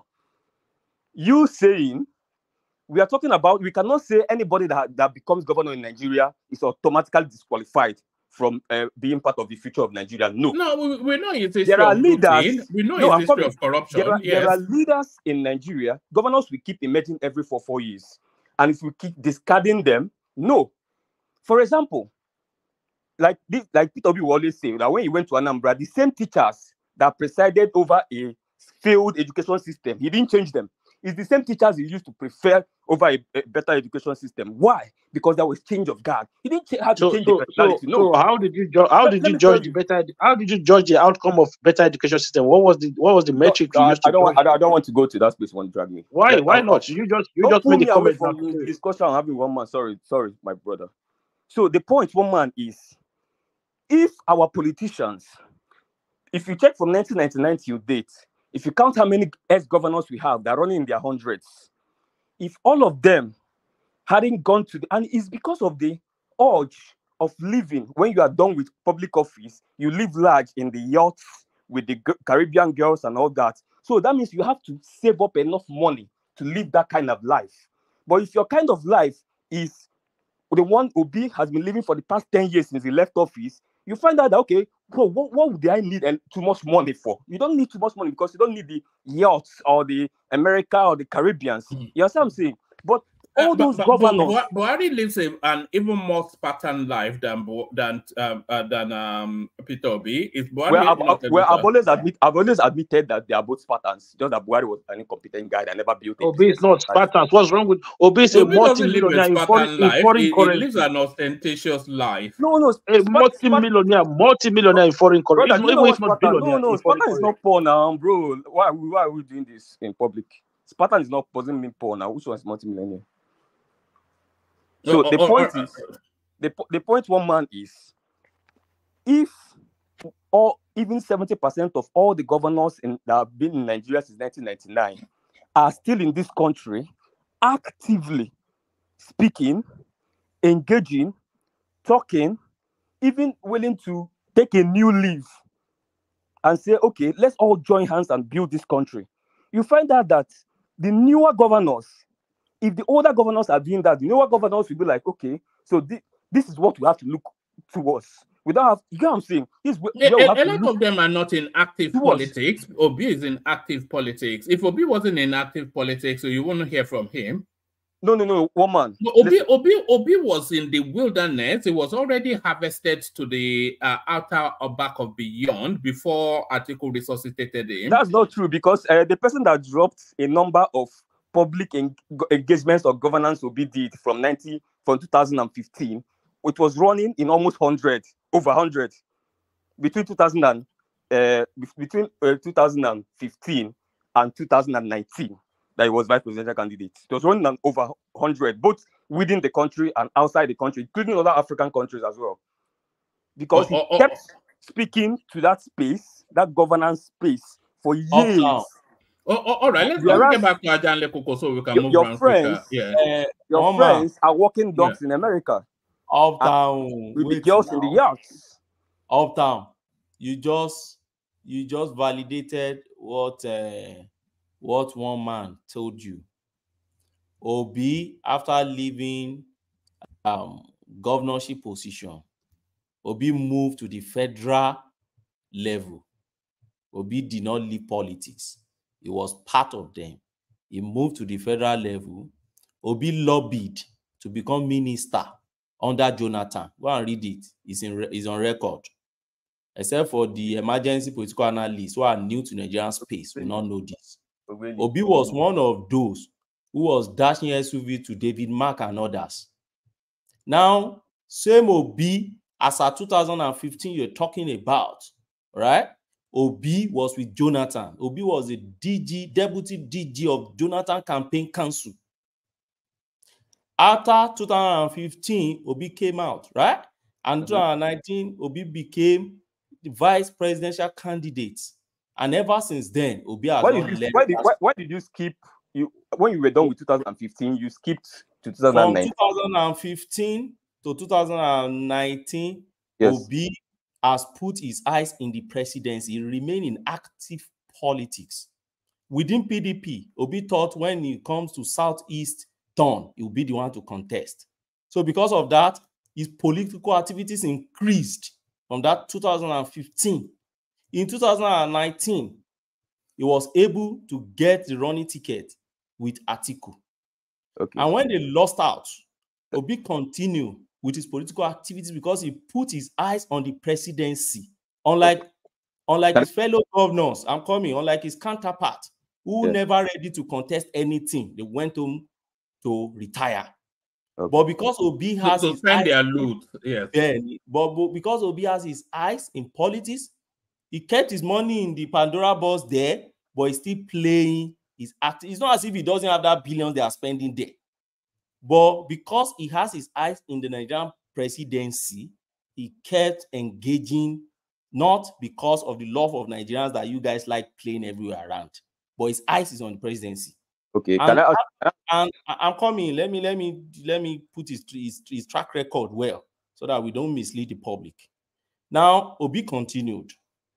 Close to 2023, when Obi realized that PDP would not, because he has been nurturing that ambition, which is presidency, power, and politics. That has been the motive that drives this guy. Now, when he realized that you're not going to take me this time around, Obi pull out and move to Labour Party. And then move a lot of different space, IPOD, different people, NSAS guys, and they collapse into that space. And from that space, they give him the platform. When Obi lost out, Obi continued engaging because he still put his eyes in the presidency. Let me tell you, the day Obi stopped putting his eyes in the presidency, Obi will go and join his colleagues that are enjoying in the Caribbean. Okay. Can I ask you a question? Don't deceive yourself with all this. Obi has been don't ask a question. Just give a brief. I want to get back to Adale Koko. No, it's a very short question. It's a very short question. Just because when he responds, then you will. No, get back to Adale Koko.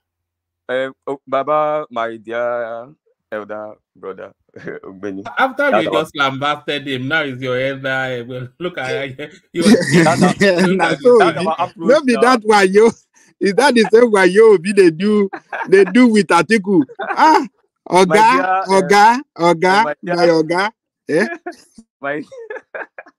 My dear elder brother, the question I wanted to ask you is, if you go to 2007, 2011, 15, 19, and 23, if you carry pen and paper and start listing for me all the ex-governors and politicians that has run for elections, that have come out to vie for presidency, you will not list less than 100 that have come out to vie, to drag for presidency. Now, in all of them, so the question I'm asking you is because you said all others are not interested, only will be in the entire Nigeria is interested. So, all of those names that have run for presidency, all of them, that means they wanted to be presidents, yeah? How many of them has been doing this crusading that Obi has been doing for over a decade because they want to run for president? Rosima Amaechi wanted to be president. Wike want to be president. Everybody wants to be president. Wike, right? So you saying that, oh no, why Obi is doing this is because out of all the politicians in Nigeria, only him wants to be president, apart from Atiku and Tinubu. That's not true. Every governor is eyeing presidency. Maybe they don't know how to work on it. So but they declare. So that means they don't want to be president. If you decide that, hey, let it come to this state that Akpabio wants to be president, everybody knows about his aspirations. Was Akpabio going around the entire country preaching to young people and preaching to people about governance and how to live life. All right, let's get back to Ajanle Kokos, So just so that we can get to other people quicker. I will answer that when it gets to my Wait, Ogbeni, can I just chime in a little bit? Just sorry, my apologies. Obi is doing it the wrong way. He's putting the cart before the horse, right? Akpabio cannot go out to talk to young people first because he needs to speak with the power brokers and the power influencers. If they agree that they are going to support him to make him president, then he will now go out to speak. And those power brokers and power influencers will be the ones to sell Akpabio to his people. What Obi is doing is he's going to go and be selling himself to people when the power elites are looking at him. You have not come to Dobale. You have not come to tell us your aspirations. You are telling Nigerians, you are telling independent Nigerians. Is that how you want to win an election? Ogbeni, please take it away from me. Well, I think we don't have to argue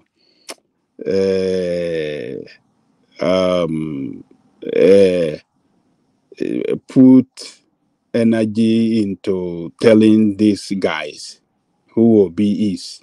His campaign manager, Donyo Kupe, you know, in a recent interview on channel, he told us everything about, you know, about how they shop around before they, when they left PDP, they shop around from one party to the other before they finally landed in Labour Party.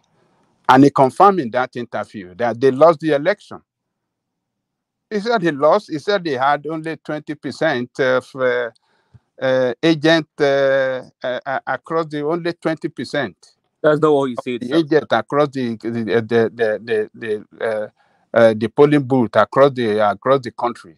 So he said it, and he said that there is no way that Obi will even remain in that Labour Party and win election in this country. And that's why he voted, I believe, he said it's a special purpose vehicle. Special purpose vehicle just to use for them to get to power. It is not a party that represents their ideology.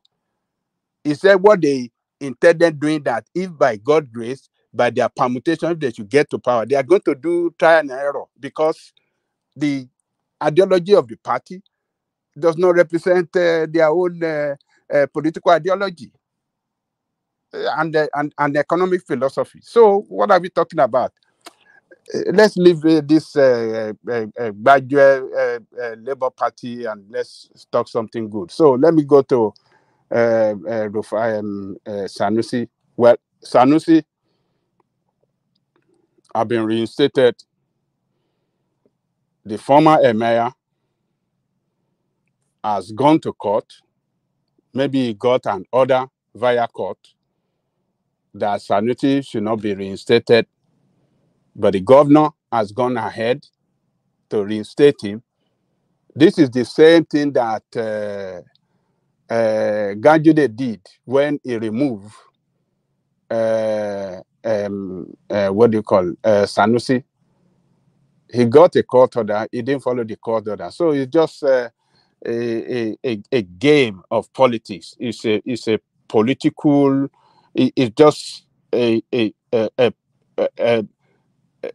political power that is playing out between, you know, Ganduje and Kwakwaso in that state. Can I say something? Yes, sir. Yeah, why are you not looking at it from the judicial point of view that we don't have any judicial? I mean, people don't obey the law. Can't you look at it in that perspective? You know, apart from what you say, which is true. I mean, just that in Nigeria, people just obey, you know, the rule of law. So where are we going to go? I'm not saying, you know, I'm not for Sanusi, whatever happened, but I mean, it's so baffling in that country we live. You know, I mean, we can come here and play our own narrative, which one we support or whatever. But you need to look at it from the judicial point of view too. That, you know, that country is kind of lawless in that area. I just want to interject on that. Maybe you should look at it from the judicial point of view too. That, you know, something is wrong with us in that area. I agree with you. In that country, politicians most of the time does not follow the law. And if Ganduje has followed the law back then, he wouldn't have removed Sanusi. He wouldn't have created additional emirates when he did it that time. So, but what I think has happened now is just a correction of injustice. Injustice that he carried out against Sanusi. It's just a correction that we are seeing now. So, but yeah, I agree with you that it is better to follow the law. But look, Mr. Prestige, that's the way they play it in play the game in Nigeria. So what are we going to do? Nothing we could do, but we can just speak to, you know, what is happening, what we are seeing, what is available to us in the news. So Sanusi is now back in power. And like I said yesterday, Ganduje has lost out in the game of politics, the power game of politics in Kano. And in relationship with the national, particularly the president, is losing out gradually too. Gradually, is losing out because it seems to me that the president is not against the reinstatement of this guy.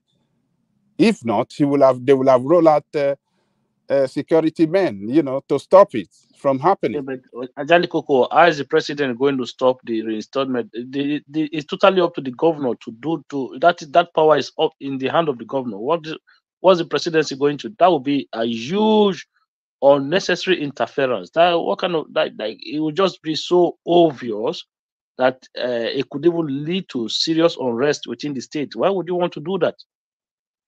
Look, yes, I agree with you that why will he do that?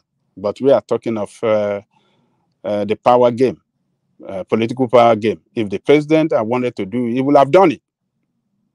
And nothing will have happened. He will have done it that, oh, this is the interest of our party. Because those 5 emirates was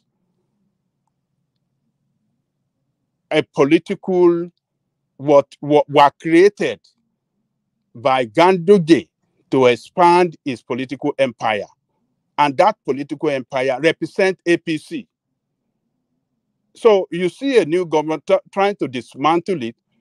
If he wanted to use federal might to say, hey, no, it's not going to happen, he will have done it. And nothing will have happened. People will just cry. We saw the military did it during their time when, what is the name of this, the former Sultan of Sokoto, I can't remember, who was the former chairman of this bank. Is it Macedo? Is it Macedo? No, the one before Macedo. BCCI, this bank that we used to know as BCCI back then. It was a friend to Babangida, very close to Babangida and Abiola. They reinstated Babangida, used his own power to. It wasn't the one chosen by the kingmaker or the Maya maker. What do they call them? Let's say the kingmaker, people that was it Dasuki? Dasuki, yeah, thank you. No, it's the comment section that came up with it over carrier. Babangida make him the Sultan. It wasn't the one chosen by the authority in charge of choosing who to become the Maya. It was put there when, what do you call it? When Abacha came in, he removed him. Abacha removed him. And in the recent time, during the time of Jonathan doesn't want, what do you call this, Sanusi Lamido, to become the Emir. It was at the governor's house, the governor's house, that they installed Sanusi as a mayor of Kano. Jonathan he doesn't want him to be there because he was very outspoken against Jonathan administration. Outspoken against them that they stole some money when he was central bank governor. So they were trying to punish him. But Kwankwaso played a very fast game because Kwankwaso was not in the same camp with Jonathan. So in Nigeria, the politician, you see, when they are in power, they can do and undo, particularly when they have the power to make things happen and make it happen, you know, for their own good or in the interest of their political empire or their political camp. So this one has come to stay. Nothing is going to change it. It doesn't, except if they drag it to the Supreme Court and the Supreme Court rule that, hey, this guy should be taken out. But I doubt it because that emirate before Kanduje came with remove this thing. He has an history. And that history was what Ganduje interrupted. He interrupted it by breaking it into 5 emirates, which I think by historically, it's not justifiable. So I don't see how they can win at the court. I don't see how they can win at the court. But let's see how it's going to play out. It's been installed, and that's it. It'll be given staff of office, certificates, and he is the new Emir in Kano. And we just have to wish him well, pray for him to continue to stand on the side of the people, because what he was doing before he was taken out was speaking against misrule of Ganduje, misrule that caused millions of children that are supposed to be in school out of school, roaming in the street, begging. Oh, he was very outspoken against it, both male child and female child. So do you want to tell me that Emaya was not doing the right thing? Those boys begging on the street that's supposed to be in school, they are his children. If not directly, indirectly, because he's their king, he's their Emaya. They look up to him. So advising the government to do better, and the government gets offended about that, and then, took him out. Imagine that you are taken out of your, what do you call this thing? You are banished from your homeland just because you are criticizing the government. Banishment, that you can't come to Kano, where you were born, where you were raised. A person raised in the palace cannot come to his central homeland. It is ridiculous. He went to court.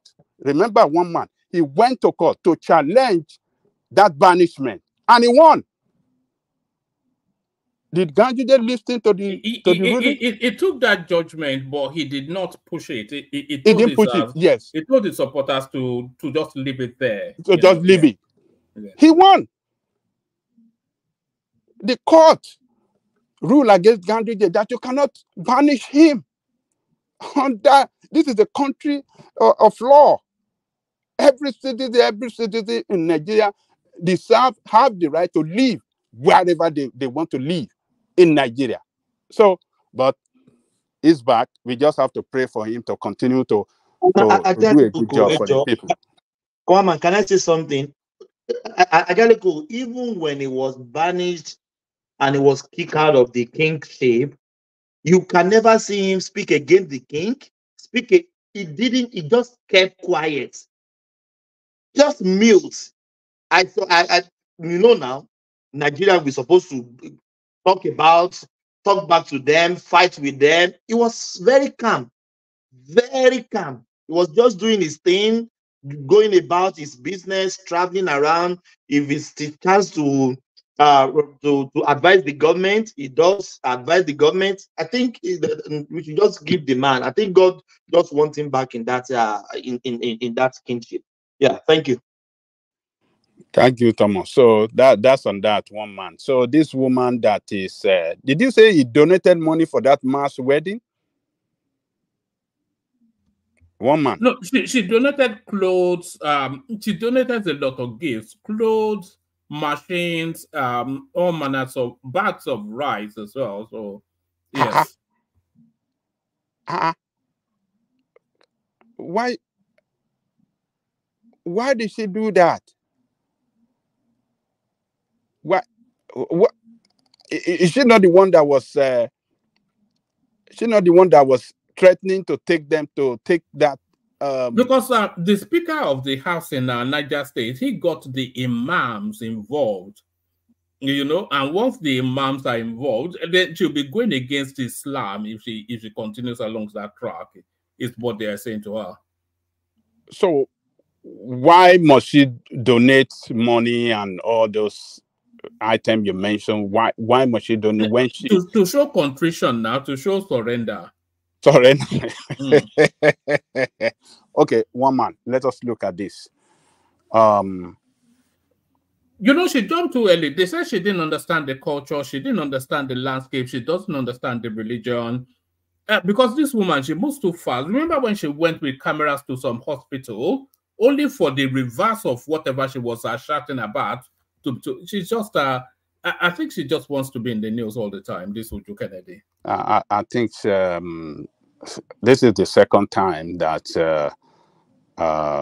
she... I don't know how to describe it. The first one was the hospital one you just mentioned in Abuja, and she was threatening and doing all sort of saying all sort of thing, and we didn't hear anything after that. You remember she threatened them that I will make sure this hospital is closed down, this and that and yes, that. but all of the reasons she went to that hospital, the direct opposite was the case when they opened the books to her. So she doesn't establish facts before she starts to run around. Yeah. So I think if she have advisor around her, I think they should advise her better, not to jump into, you know, carrying out action without getting the details. Have a fact, get a fact right. So I don't know why she did what she did the last time. So obviously she didn't get a fact right, and I believe the pushback from power that be, maybe they forced her or they instructed her, go and do this, otherwise you'll be taken out of position. I don't know what really happened, but this action that she just carried out by donating money and donating all sort of things is just total opposite to you know, what she said when she jumped into this matter.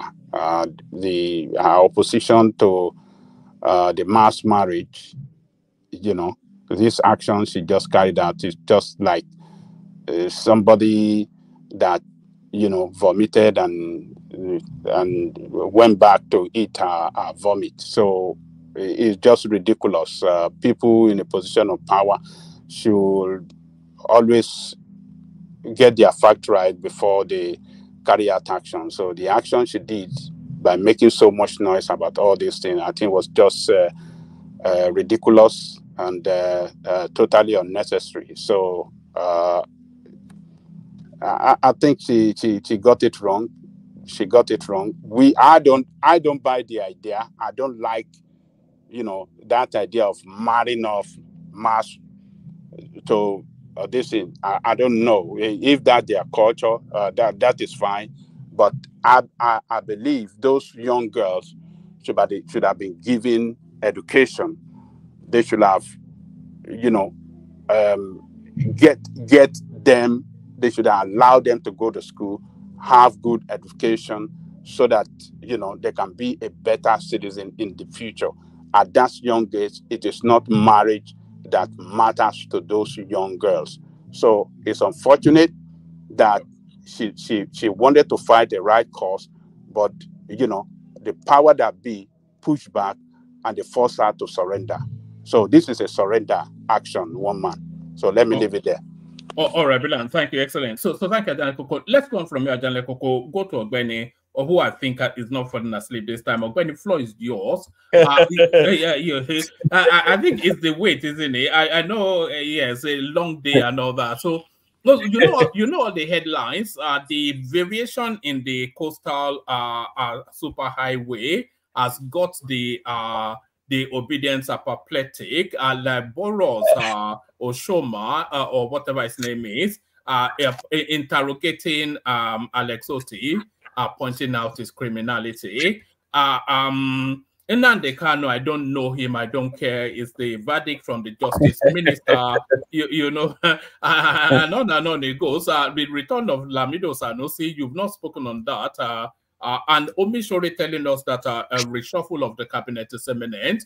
There was also this piece, because of course we're cascading towards 1 year now, and very quickly, Reno Mokri already pointing out, in terms of achievements, is talking about this is part 1 of a series I think it's going to do. Subsidy removal, Naira flotation, students loan scheme, allocations to states doubled, infrastructural development reduction in governance expenditure. So that's just some of the achievements that he's pointing out. But take your pick and let's hear from you, Ogbeni. Woma, thank you very much. Let me start from Sanusi Lamido's side, which there's an area I love so much, this traditional rulership thing. I'll look at it from 3 fronts. I'll look at it from the historical perspective, I'll look at it from political, and I'll look at it from legal. And I don't think there's anyone, let me start by saying, I don't think there's anyone that favors Sanusi Lamido. I know many people have wished him well. Many people believe, oh, justice at last and others. I think I look deeper than that for me. Historically, that particular stool in Kano does not belong to the Fulanis.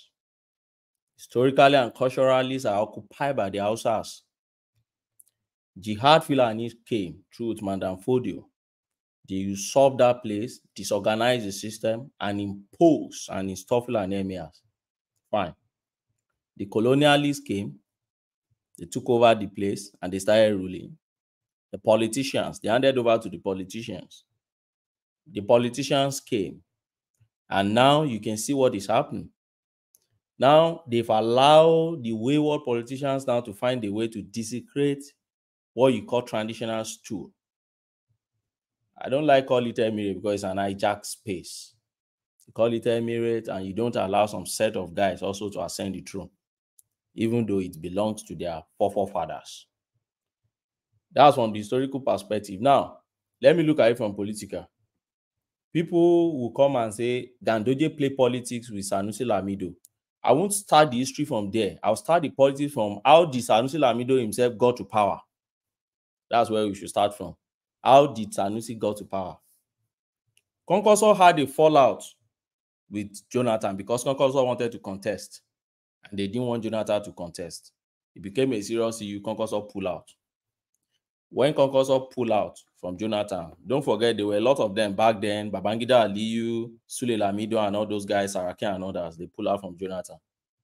At that point, Sanusi, who happened to be what I can call stooge in quotes now of Konkosias, started having problems with Jonathan. Then started leaking some things. Oh, NNPC did not remit their this thing, this did not remit their this thing. When Jonathan realized that his trouble was getting too much, he fired him and sacked him from office. Coincidentally, or whoever, I don't know what happened around that place. His Royal Highness, late Alhaji Ado Bayero, who was the emir then, died around that place or passed. And then the space was there. Now there were a lot of news going around because Ado Bayero had Aminu Bayero, who is the one they said he just removed now. And Sanusi and all of them contested. They followed the due process and contested. The news back then was that Aminu Bayero was the one the kingmaker selected. But because Sanusi Lamido, don't forget that Konkoso has fallen out from Jonathan, and in order to spite Jonathan, he had to sorry, Ogbeni, you're correct on that. I thought you would miss it, and I was waiting to insert it. When the kingmakers actually first returned, it was Aminu Bayero that they chose, and then that they forced them. Yeah. Konkoso twisted them and picked Sanusi Lamido Sanusi to spite Jonathan. And at that point, Jonathan cannot do anything again. Don't forget that they've already wanted to charge Sanusi Lamido to court for many things. He also went to court to challenge his removal from CBN, and all those things were playing around. He wanted to, I didn't run away from Nigeria or something like that, where Chowore met him at Murtala Mohammed Airport and they stopped him from going, and a lot of, issues were playing out. But the moment Konkoso announced him as the emir-elect, Jonathan cannot do anything again. So he flew back to Kano and he became the emir. Some people were, disgruntled, but the way it plays out in the northern part of Nigeria, they believe it's Allah's making, and everybody rested. Fast forward to Ganduje. Now, don't forget Jonathan left the government and everything rested. But fast forward, Ganduje now started having EU. Don't forget that Ganduje was a deputy to Konkoso, who succeeded him. Ganduje now started having EU with Konkoso. Sanusi Lamido, patriotism or loyalty now started become a question. All right? Started not listening to Ganduje, and they believe he was taking instruction for Konkoso. So if Ganduje say A, he will say B. So then they cook up stories of financial misappropriation and all those things against him. And they set up a committee. They find him guilty. So it's good to always set records straight and follow this trend. They find him guilty for misappropriation. Having found him guilty for that, they took him to the chief something, that their department. And after that, they still found him guilty. They took him to the House of Assembly, and the House of Assembly removed him. That's phase one. Phase two, the House of Assembly now repealed or reviewed the laws that established the Kano Emirates. And they said, let's go back to the original foundation. Now link this original foundation back to that jihad coming, Fulani Emirate and all these things. You can link it back to it. The rest is history. They said, let's go back to the original 5, more like district, the original Hausa like households that form that particular emirate. Yes, Ganduje was being, very nautic about the thing, going around like a conqueror. You see him talking about it and everywhere. And then they banish Sanusi based on their culture. Right? You can't question their culture. He went to court anyway. He went to court to use Western laws to declare that culture as being barbaric. But it remained their culture. Whether you are testing it with English law and you think it's not, it still remains their culture. In the Yoruba land, a lot of things they do when they wanted to make king in my town. Many of it, if you bring it to open, they tell you it's barbaric.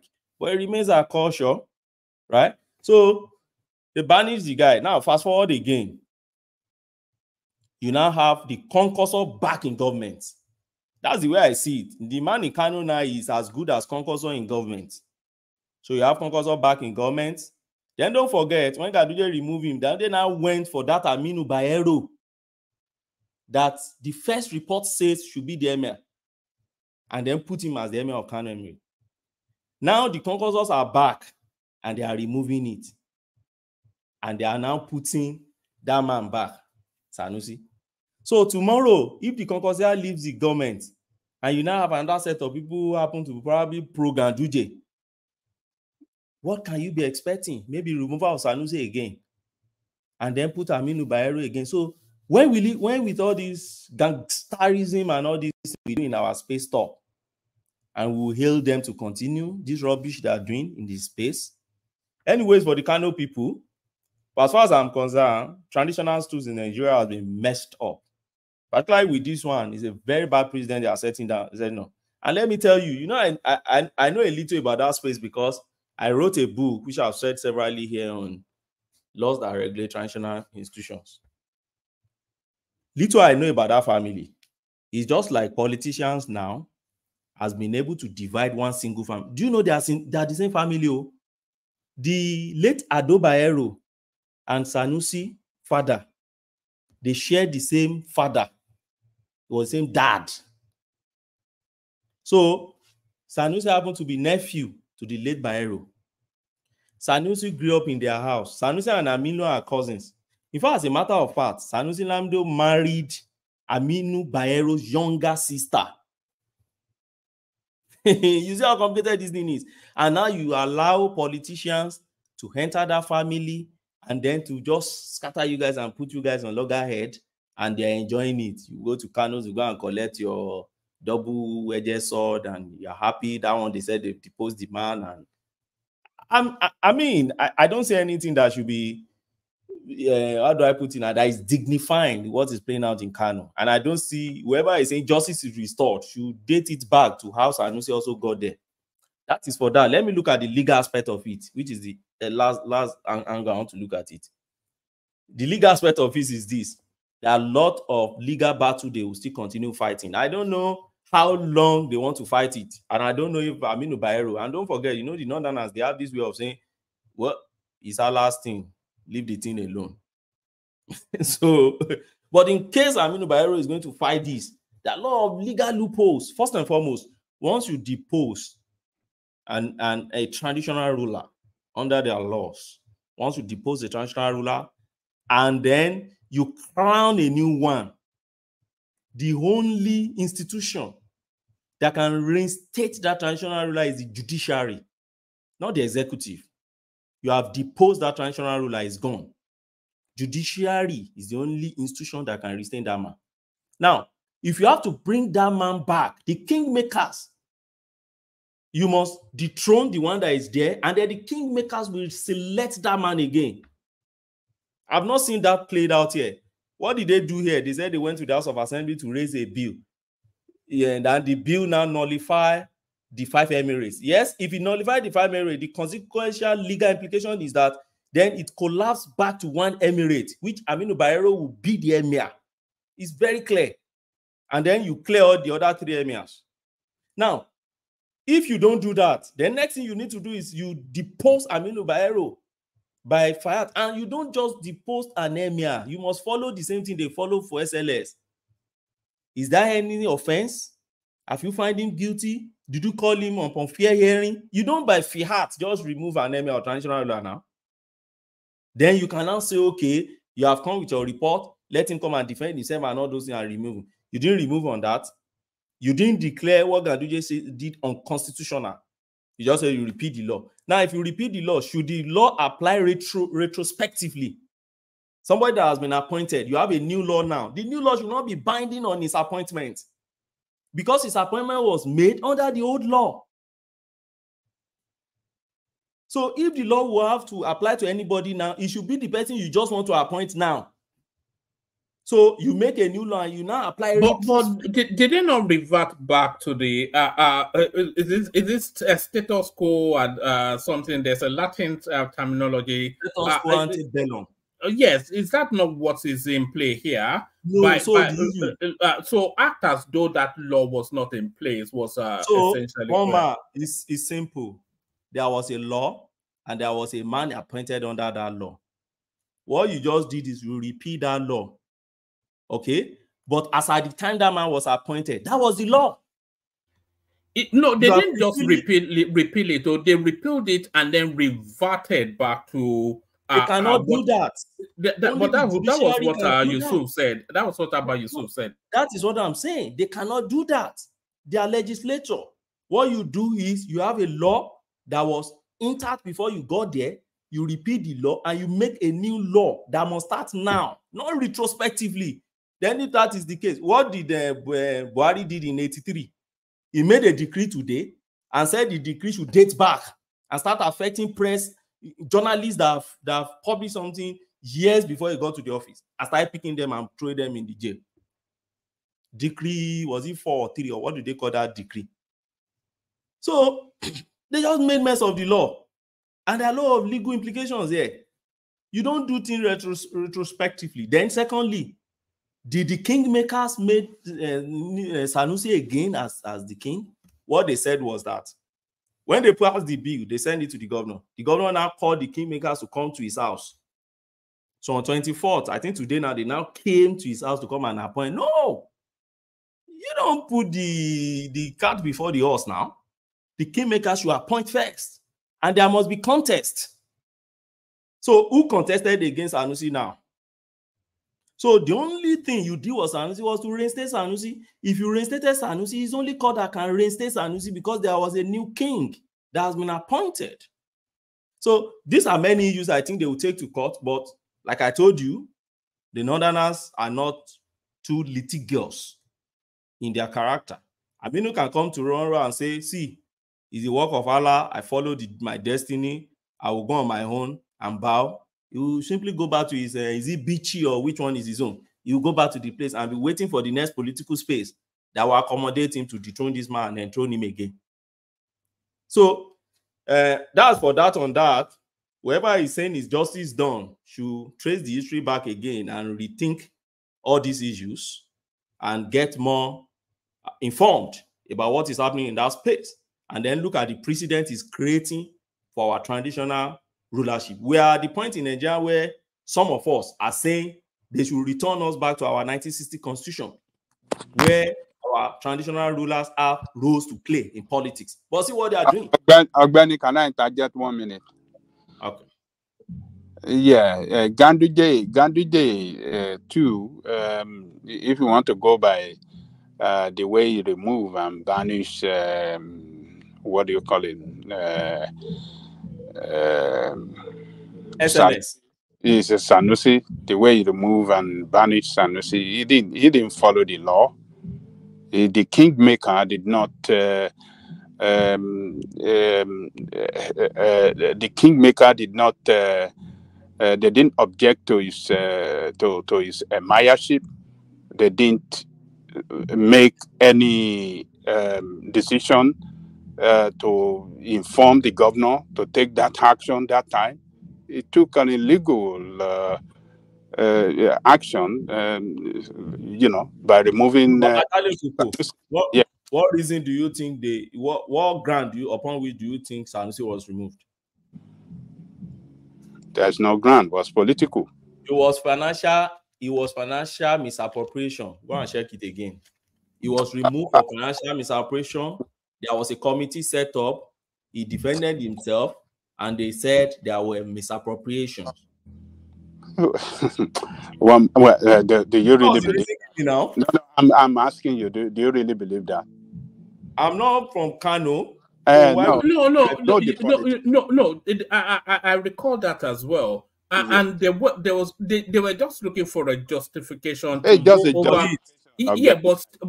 doesn't really matter if it was. It was political, but they justified it via that financial misappropriation, which then gave them the leverage to uproot him. Which account of the state is?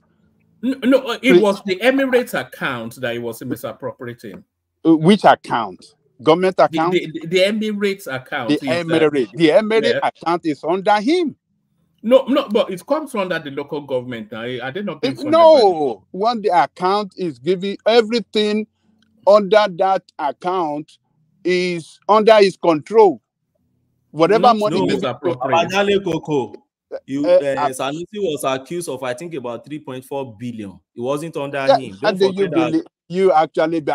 can a king in Nigeria, what account do they open for them to operate? So you don't know.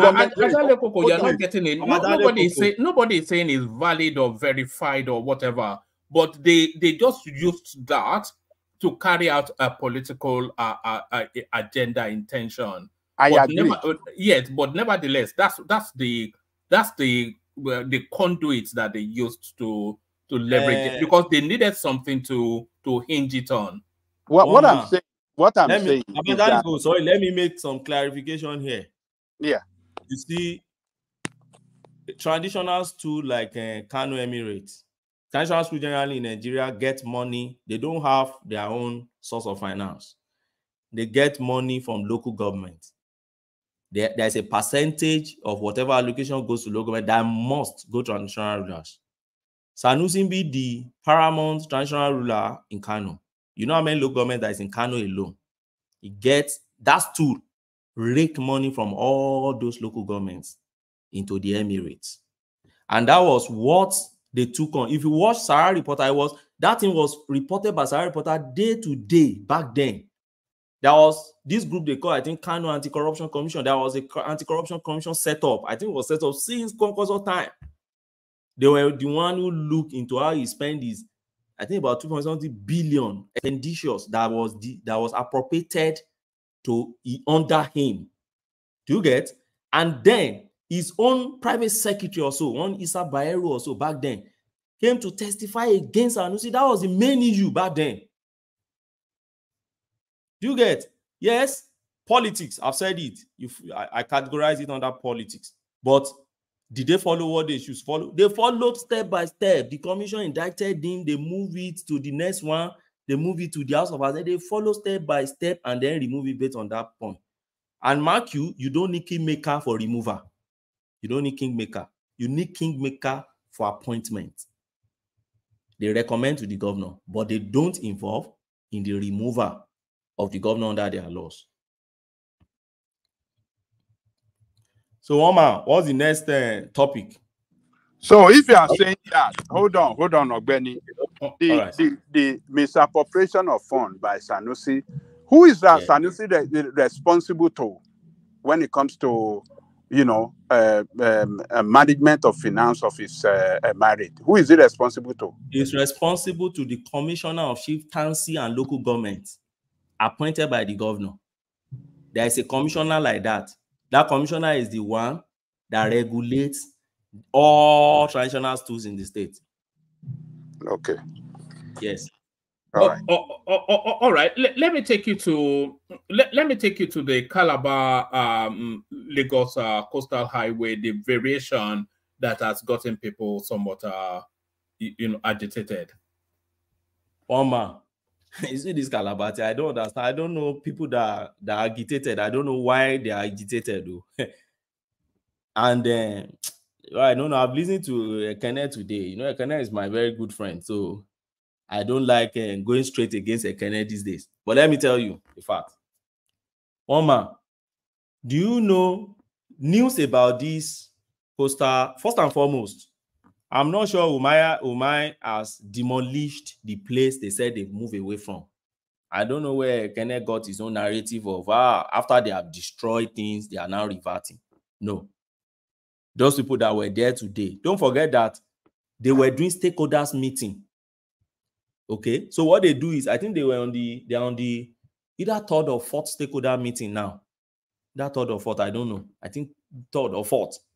So they are doing stakeholder meeting per where they are getting to.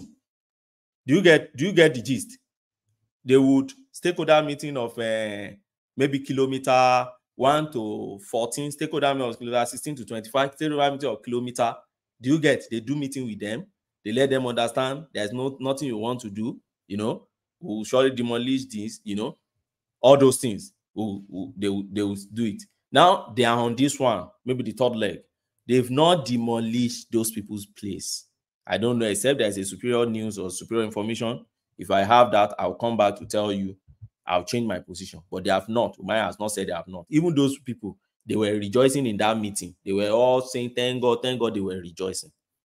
That is one, to correct that usual, I won't call it obedience narrative. It's the usual narrative many Nigerians who just don't believe in this government like peddling around. So that is one. Secondly, there's a good news about this thing, apart from they are going back to the gazetted plan and all this. Tinubu has directed that they should now start working from 3 frontiers. I don't know if you've seen that news. The minister broke that news. I saw it. Yes, I thought that was what. When I saw that, I thought it was quite cheeky of him. he wants activities in the south, very, Yes. very, so that there's a lot of progress before the next election. Yes. I thought that was a political move. Yes. So they want to commence one. You remember when they commenced from Lagos? One of the issues that why Lagos? I remember what's that idiot's name? Rufai, what do you call that one? Why Lagos? Why Lagos was asking the and that man said that is the 0 point. And he said, why should it be Lagos? And now they've said from Cross River, and I think from Akwa Ibom also, they should start so that they give you three-prong approach.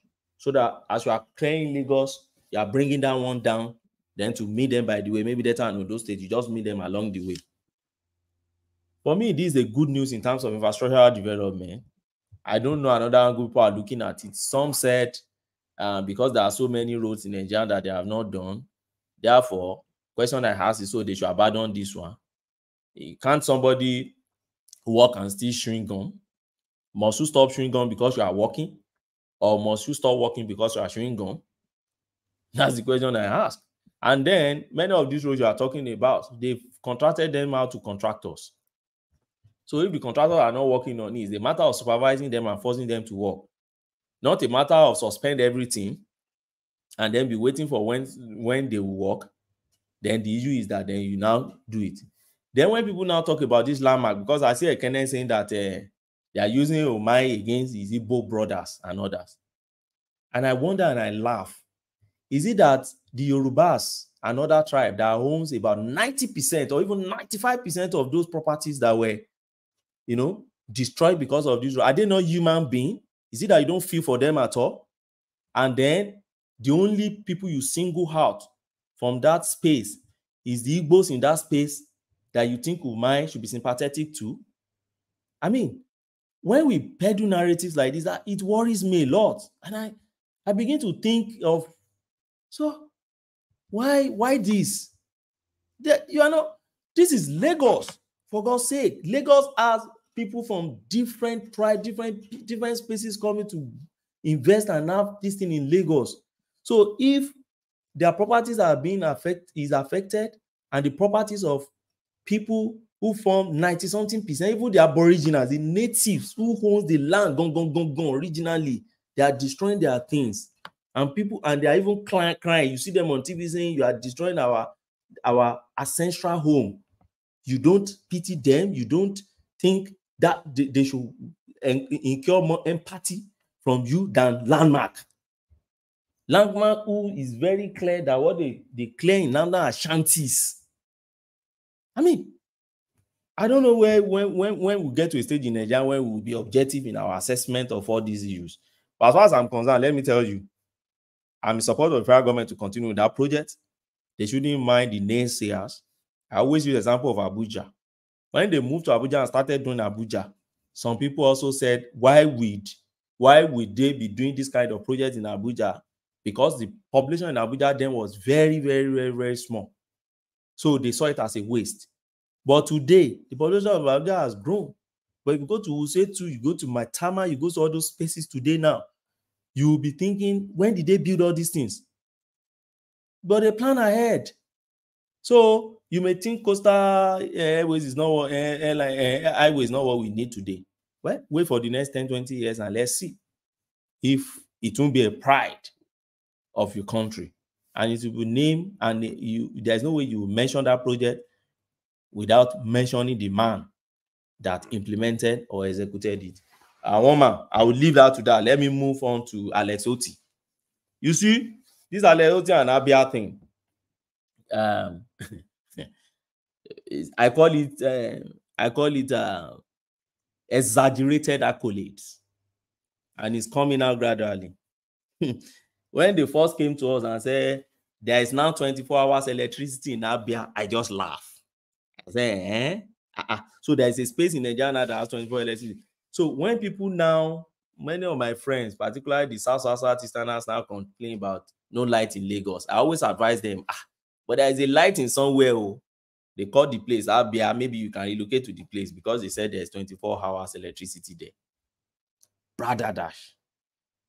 People just like, you see, yeah, it's good. There's no crime in supporting someone.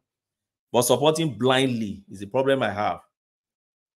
Somebody like Tinubu, I've criticized him many times. I've said I'm not impressed with the set of ministers, except maybe 3 or 4 of them. I supported Tinubu. I took my money and flew to Nigeria to go and vote.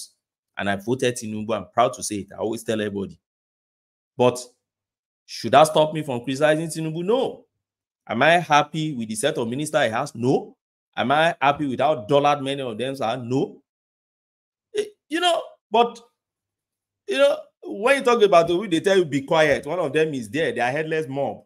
They tell you be quiet, shut up, and everything. That's what they like doing. But we will always say our home. They can't shut us down as much as we cannot also shut them down. Now, things I've said about Alex before. Before all this thing came out, I said, hey, this Alex man, we will see where he will drive Abia to. Have you seen Alex OT conducted local government election in Abia? Maybe till eternity. He will conduct. Have you seen any obedience saying that he should conduct, even include the Uptown? I follow Uptown on Twitter. I've not seen him talk about why. Maybe he has raised it. I don't know. Talk about Uptown. Can you please start retweeting our streams on your whatever? Are you on Twitter? Are you on Twitter? I'm on Twitter and I sent the link. We are broadcasting on Twitter now. Uptown, a popular guy. He has a lot of followers. Yes, get us some of those raw meat eaters that follow you. Guess what his Twitter handle is? Uptown the homie. Uptown of Lagos. Look at this guy. Look at this guy. Uptown of Lagos. And he's always coming here to burn Lagos down. Abi Omo Eko proper now. Omo Eko pataki, you see am now. So message to Uptown is that tomorrow go to your Twitter page. Go and tell Alex Oti that all those mayor that he appointed in the local governments, our constitution does not know mayor. There is nothing mayor in our constitution. It's illegal, it's unconstitutional. He should conduct free and fair, depoliticized local government election in Nigeria. Set an example and let the obedient push it. But they will not. They will always come and say, oh, he's doing the best, is this. When this man went to go and collect loan from Islamic Development Bank, he collected a loan by $120 million or something. No, he didn't, sir. He didn't. Oh, he didn't? No. But there was a noise that he was collecting loan. The noise was coming from your camp now. But you don't start with that too. Ogbeni, go and listen to. He does monthly media chat with Abiance, right? Live on channels here. Go listen to him. He debunked that 1 kobo he has not collected since he became governor. 1 kobo. But his budget is based in his budget. Said he's going to get 319 billion. So he has not collected to finance budget. He said that they proposed, but he wants to manage what he has first. He has not collected 1 kobo. So he's operating under his budget. Yes, and he's planting 350 million from that low budget. Now, so let's see him do it now. Okay. Have you criticized this 15 million plan? Also, I'll go to your platform tomorrow to go and ask you. Also, to be fair to Soludo as well. Soludo also said he was going to borrow money, and he has not borrowed yet as well. Yes. Okay. Well, these are the things I want to see. Benny, please, I have a suggestion, please. Should we start banishing people from Lagos? People will come here, castigate Lagos, and all what they have made in their life, Lagos make them. Should we start doing that? Yeah, go on, my brother. We are going to always tell us Uptown a Lagos boy. I know Uptown right from the time a Lagos boy. It's just like me anyway. Anybody that wants to come and drag our Lagos. See, only me, Ogbeni, even on my platform, and you are right, sometimes obedience drag me. And I can cite, and some of the examples like when I supported Sanwo-Olu in the last election. You can say comments, I don't care. That one will be saying Naim, I'm not saying Naim. I go talk I think Sanwo-Olu the guy from MIT was good. I mean, he could be a commissioner, minister to get some whatever experiences, lawmaker, whatever it is. But pair-to-pair Sanwo-Olu in that election, as far as I'm concerned, I'll go for Sanwo-Olu. In as much as I don't like the structure that Sanwo-Olu is on, which is the Tinubu Empire, I don't like it. But Sanwo-Olu is my guy.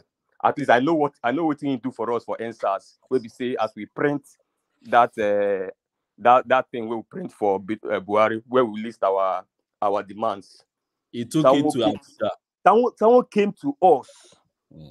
He came to us. He collected it from us. We thought it was going to be Lamba. He would return to Alausa.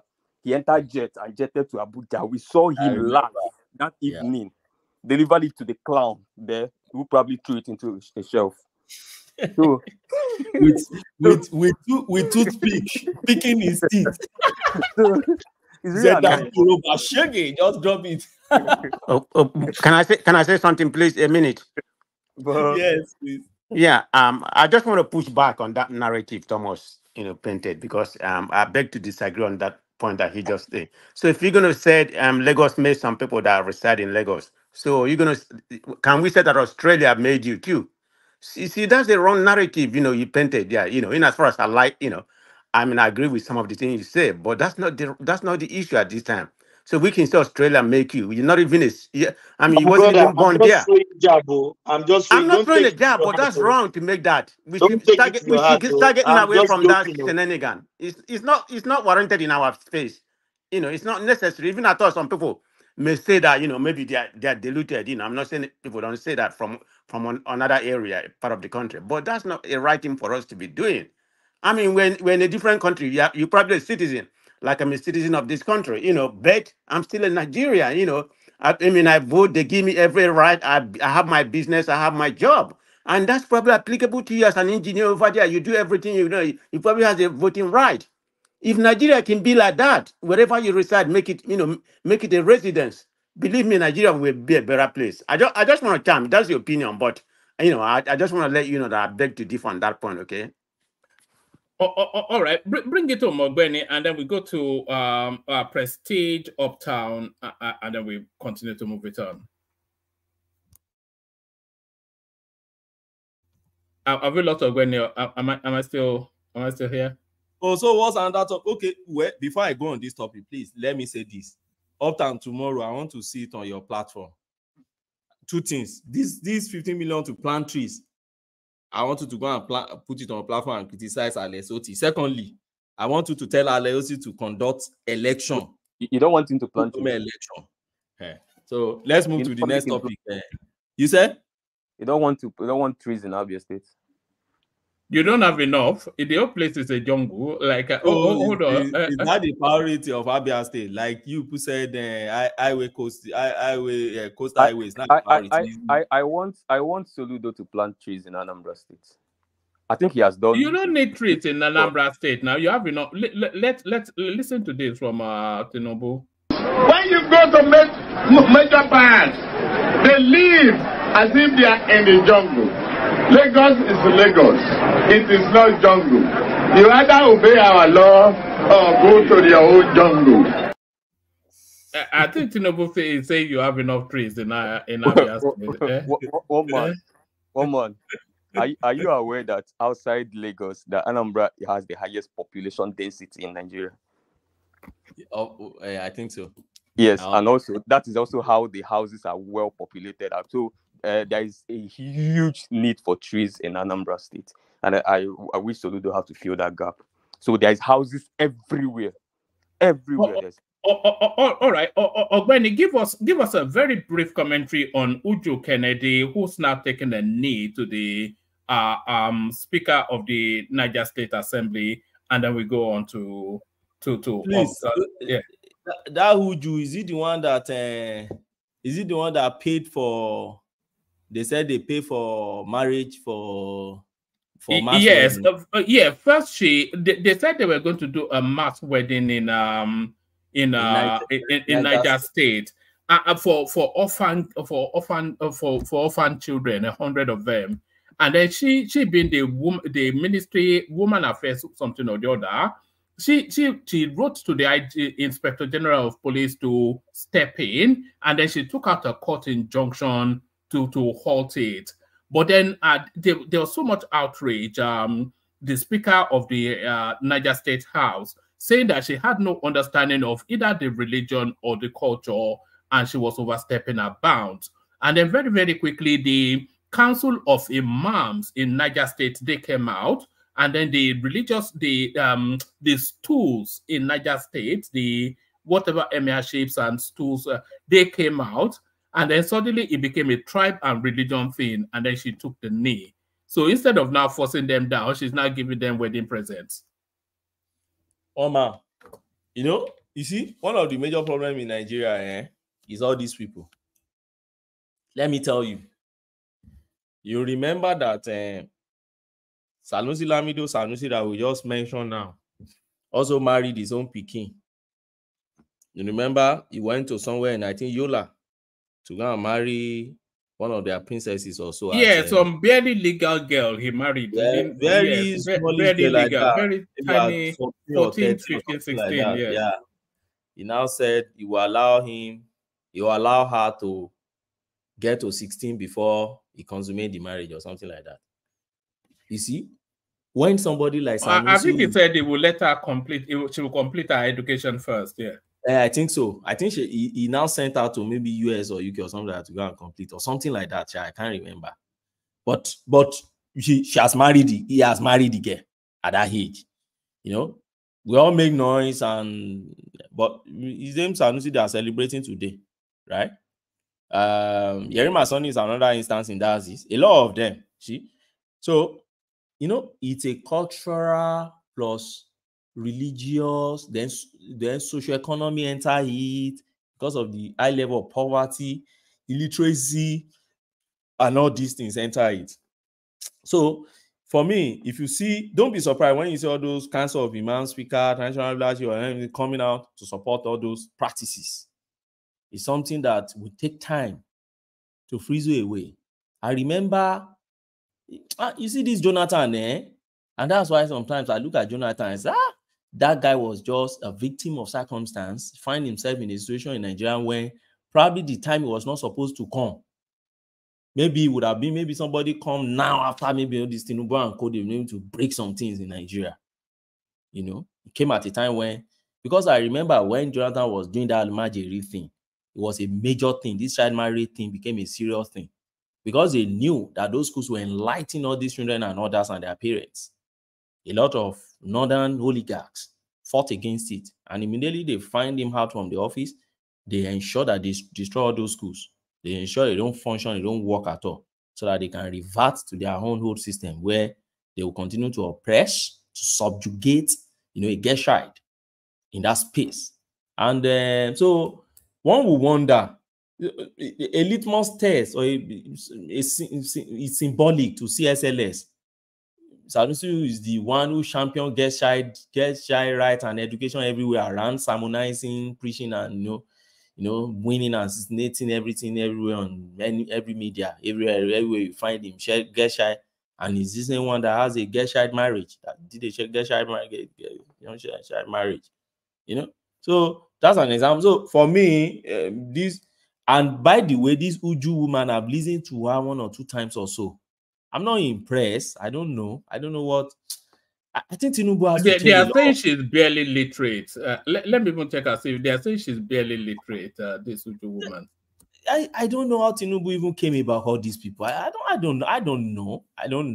I'll be expecting Tinubu by 29th of May. If Tinubu refuses to change all these people by 29th of May, it will be a very big, more disappointment that you have all these set off and you have spent 365 days and they are doing nothing and you are not changing them. Well, anyway, one man, let me yield the floor to other people to make their contributions. Thank you for having me. Thank you, everyone, all the panelists. I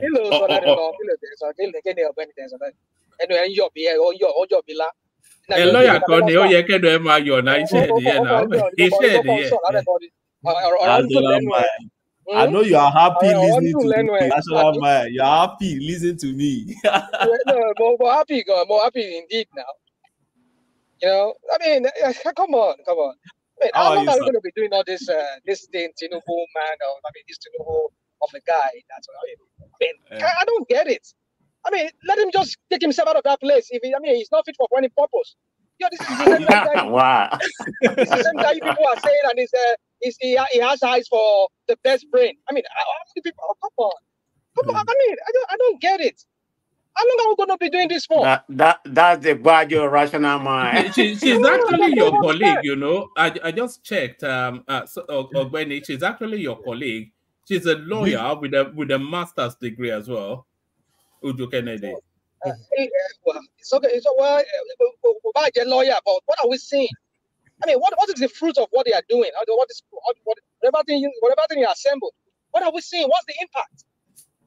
I don't get it. We're here talking about he's a lawyer, and so he's a lawyer, and so what? What is the impact? Rational. I mean, his role that he's playing as the minister of whatever. Rational mind. Actually, that's that whole he's a talent hunter. I think that is the biggest bad jewel in the history of Nigeria. From My brother. From 1960 you never hear. What's his name? What's his name? I mean, this man's name. The Nobel laureate. I mean, what's his name? Soyinka. You never hear him talk about this. Woman, let me just reserve my comment until when it's my own turn, because I'm really here because of that Soyinka matter. Today, that's why I'm here. You want to slaughter Soyinka? It'll be very interesting to hear from Rational Mind. Rational Mind, my brother, right on.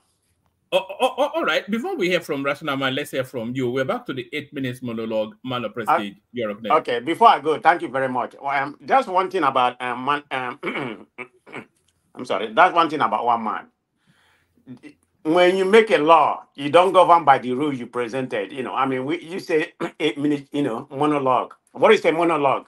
A monologue involves no interruption. You just make, you just come here and narrate. But you have your own way of narrating. I mean, 8 minutes is going to go to an hour. But this is the way you want to conduct it. I just want to point that out. That's all good. So sorry about the long wait. No, not me. Okay, I'm just making a general statement. I'm going to start from something that's still in my mind. I'm going to give a kudo to. I don't agree with Obeni most of the time, but thank you for educating on the cultural and the political point of view of Sanusi. I'm not too much conversant with him that much, but I have a little bit of information about him. So I really appreciate you coming here, and educating me. Maybe other people are educated in that area, but I appreciate it very much. So that would give me a perspective on how to narrate my point of view. So what I'm going to say in that regard, in that area, what's going on there right now, there's no rule of law in that country. And that's the part of it that worries me. And like Obeni properly stated, this is going back to initially when, when he was removed and everything. And I have something to do. I don't know how it's true because I don't take every information that I have, that I hear from Nigerian space to be true. I always have to verify. I've not been able to verify that.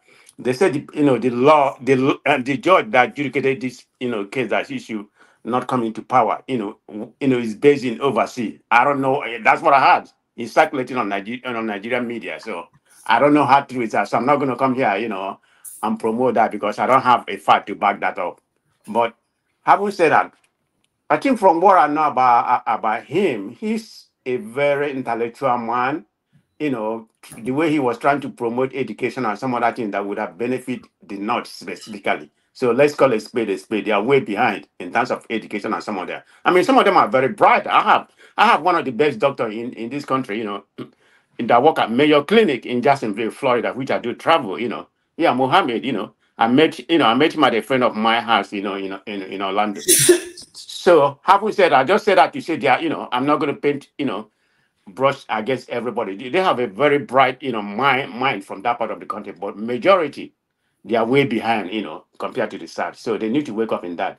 So I think the problem may lie that this is a man who who is an intellectual. He's trying to introduce Western idea to that conservative, feudalism they have in the North.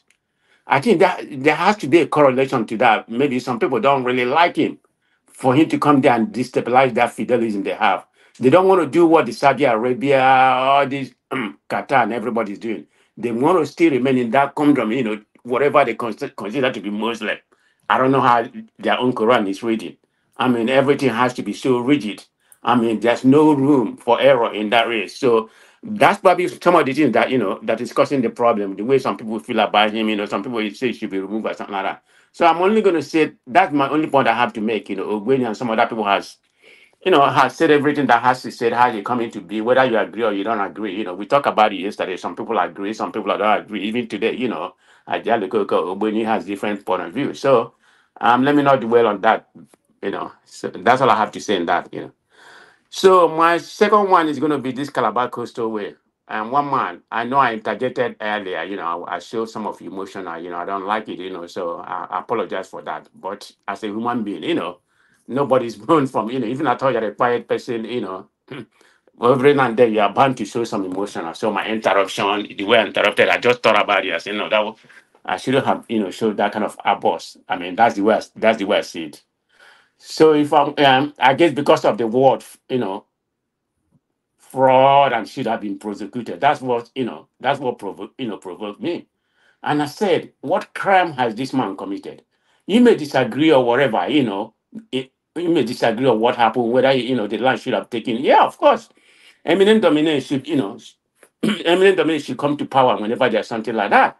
That's not even my issue. And I made a comment. I will start with my comment. My comment earlier was about 2 or 3 weeks ago when this, men started, I said, what's the anger? What's the anger to start this demolition right now? Because from what I read, they gave them 7 days notice and they started the demolition. So, I mean, I'm not saying this is not a good project. It's a good project for the Nigeria, but I have a different opinion. I said, in conjunction, whatever they want to do, I think more emphasis should have been done on refurbishing some of the road. Then you continue with this one. So that's the way, that's the way I look at it. I'm never against it. That's my opinion on that. So having said that, we're talking about, okay, now they have pivot to the original location. And I saw the video that surfaced today, some of the people that could have lost their houses. I think they say about 4,000. That's exactly number of lost, that could have, lost their houses. Now they have pivoted that, original location, which it was supposed to be. So my point is that when David Omahi, I have no too much problem whether I'm not here to paint any kind of ethnic, correlation. That's not my point of view. When David Omahi came earlier, the lady from Arise News asked him a question about the environmental factor of it. What did he say? He said, "Go ask the government. Are you not part of the government?" Now he has implicated himself, and that's part of the reason he mentioned some environmental factor. And some other things, and some other logistic issue. That's why they're that's why they're pivoting back to the original location. So are you telling me as an engineer you propose yourself to be? You didn't look at this environmental factor? I mean, it's a private agency that would have done it before you commence on this, whatever you want to do in that particular area. So people coming here to praise him and everything. Yeah, he done well in Ebonyi State, but we shouldn't be giving him credit until you actually accomplish something. Before I can give you credit, not because of the land is being cleared and something like that, then everybody is singing, utilizing him like this is the next president. What is the next president? What has he done? Yeah, he has done something to the state, but it's a state, it's not the federal. Until he actually accomplished something. I don't know what he's going to accomplish in the next 4 years, whether he's going to be there for 8 years. I don't know until he actually accomplished something. In the federal level, no, nothing has been accomplished. It hasn't even laid the foundation. It's just the beginning. It's just clearing the grasses. So we're giving him all credit. This is my own personal opinion. I'm narrating right now. You may differ with me, or come here, visualize him and say he has done. He want to, like one man painted yesterday. Who is the greatest? Who is the greatest politician in Nigeria? What a nonsense we are painting, but I'm not calling you one man nonsense, but I know it's a media space. So, you just do that to attract. And one more thing before I continue. One man, I'm going to take some of the word that I said yesterday about Wiki. Because when I come here, I always have to see a result, not because of what you tell me or what other people tell me. I had a conversation with a friend of mine who resides in Abuja, who is unbiased. And he actually told me that Wiki is doing good. So let's say that, he showed me up some of the road, the flyover. I mean, he didn't start it. Apart from the boxes or whatever he started. They tell me and he showed me the flyover that has been completed, You know, people are rejoicing. Most of them, remember, it has been blocked, you know, being built for almost about 2 or 3 years right now. You know, most of those, I remember when when I went home, some of those roads was impassable. You can't pass, you know, because it was blocked. Now everything has opened, and I was looking at, the road via what he sent me. I mean, it looks smooth, it looks crystal like my road here. Even, you know, we are still, you know, in California. I mean, La Jolla, we have some of the best road. We don't even have a bump, and not a single bump. Of course, people over there, you know, the local government, you know, I mean, the local people where I stay, you can't have any road that is not immaculate. People will be calling. They will be calling our local government right away every minute. Anywhere we see a little bit of, you know, pothole where I stay. I'm only going to talk about where I stay. I mean, if you see where I live, I mean, the road, we are paying for it. It's our tax money.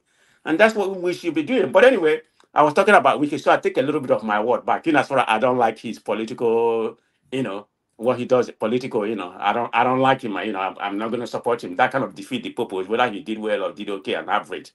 So one man, I take my word back on that. They say he's doing okay. So having said that, let me continue with my discussion about David, you know, about David Omahi.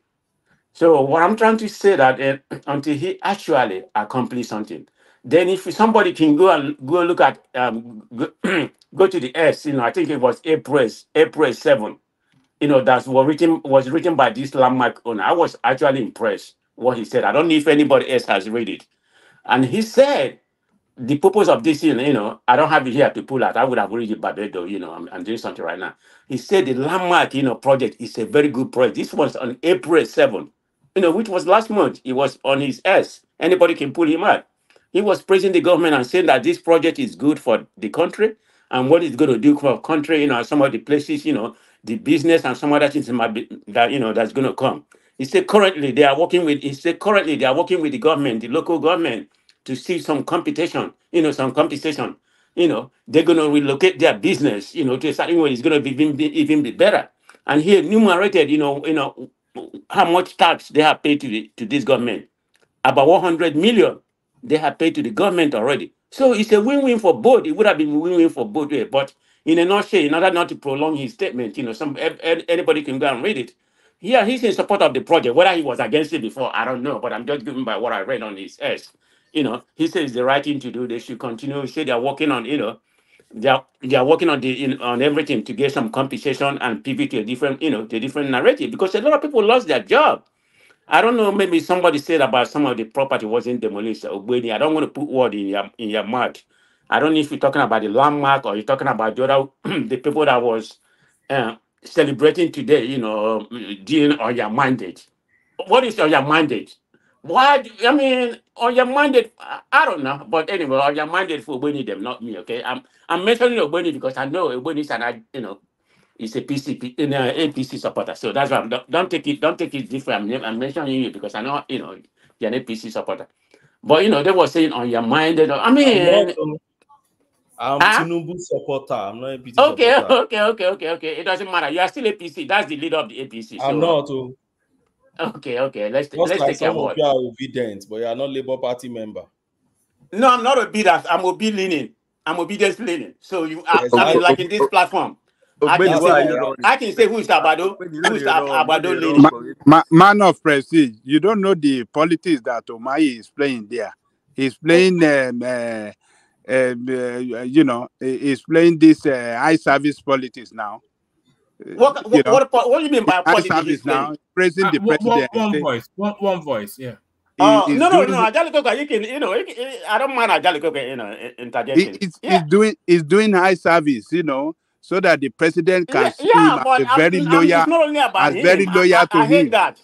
Maybe that's not my personality. You know, Nigeria now, if you don't do, the president is the most powerful, and you have to show strong loyalty to him. No, this is something. It's not something that starts from him or from this administration. This one that's the practice. But that's the practice. I don't like it. I'm gonna tell you, I don't like it. You're an American, man. You're an American.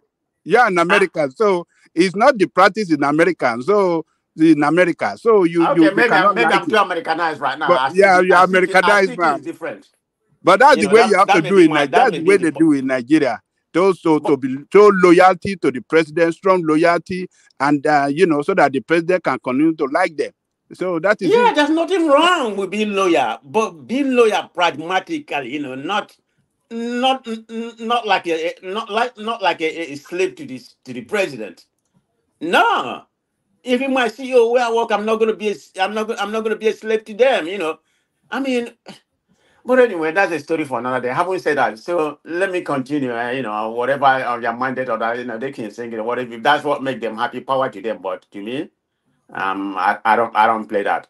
So, but anyway, on the landmark issue that I was talking about, I want people to go and read it. It was published on April 7th. The man was very conciliant about, how he's agreeing with the government. I don't know what he said before, but he thinks it's a right project and he should go, he should go ahead and move on and something like that. They are seeking for compensation. They're going to come back because I think they are pivoting to a different location right now. To begin with, about 70% of his front line, his beachfront was demolished. Exactly 70%. That's what was stated on his S. I mean, I didn't make that up. He said 70% of his, the front beach was demolished. So, they are working with the government, and he never criticized them on this one that he posted. I don't know if he criticized them before. That they're gonna work. He's gonna record. Their business is gonna come back and be better. Better than ever. Because remember, it's a global business, that was started. I think it was started in UAB or whatever. Yeah, I mean it's a conglomerate of what conglomerate is not just here. They happen to be the largest in Africa. So I like that about him. I said let me bring that up. Maybe we should come together and work together. Even I told him he feel like they have done him wrong. Demolish his business about 4,000 because if you look at that business, I mean I've been there when I went home. That attract about 3 million, visitors every year. So that's a good business. I hope you can find a better location. I mean, another location because we need such a business in Nigeria. I mean that landmark beach is the best according to him in Africa. You know. So and about how many? About 4,000 people to my understanding lost, maybe about half of that has lost their job. I think more than that anyway have lost their job. I don't know how many still remaining. So hopefully, if you go up somewhere and do the job and everything, they can get their job back. That would be good. So people should go ahead and read it. It's a very lengthy stuff that he put it on his S on April 7th. That's all I have to say. That so let me go to LSOT. Okay. We're all talking about Lesotho, whether he's doing good or he's not doing good. I'm not on the ground, so I can't really confirm. I have to go with what I see on the social media, because he seems to be the way it's being painted on the social media. He seems to be, if not the best or one of the best performing governor. I'm gonna take Lagos out of it because Lagos is in a different space. I'm not when I'm making my comparison of any kind of performance, I'm not gonna put Lagos State in that category. They're high and above everybody. Of course, maybe that has to do with they have a lot of money or something like that. So and their vision is working to certain extent. It's not like in Lagos they don't have their drawback. I mean they have a lot of pride. A lot of places that have not been developed. Ajabule, Osho, the other kind of I don't know. So many places. I've not been, but I've seen them on the video. Most of this place, it's terrible for human habitant. I've seen some pictures. Somebody was blogging something about Ajagule. I was saying, I went to Ajagule, but not quite Ajagule. About 2 years ago, we went and did some charity work, but it wasn't exactly Ajagule. It was around close to the market, Apapa. I think it was Apapa, yeah. Apapa, close to the water, close to the water. Yeah, I think it's Apapa, close to the Apapa Wharf or whatever. So I don't need that's what I consider to be a Jagula. But the men at Jagula have been seen, they have seen.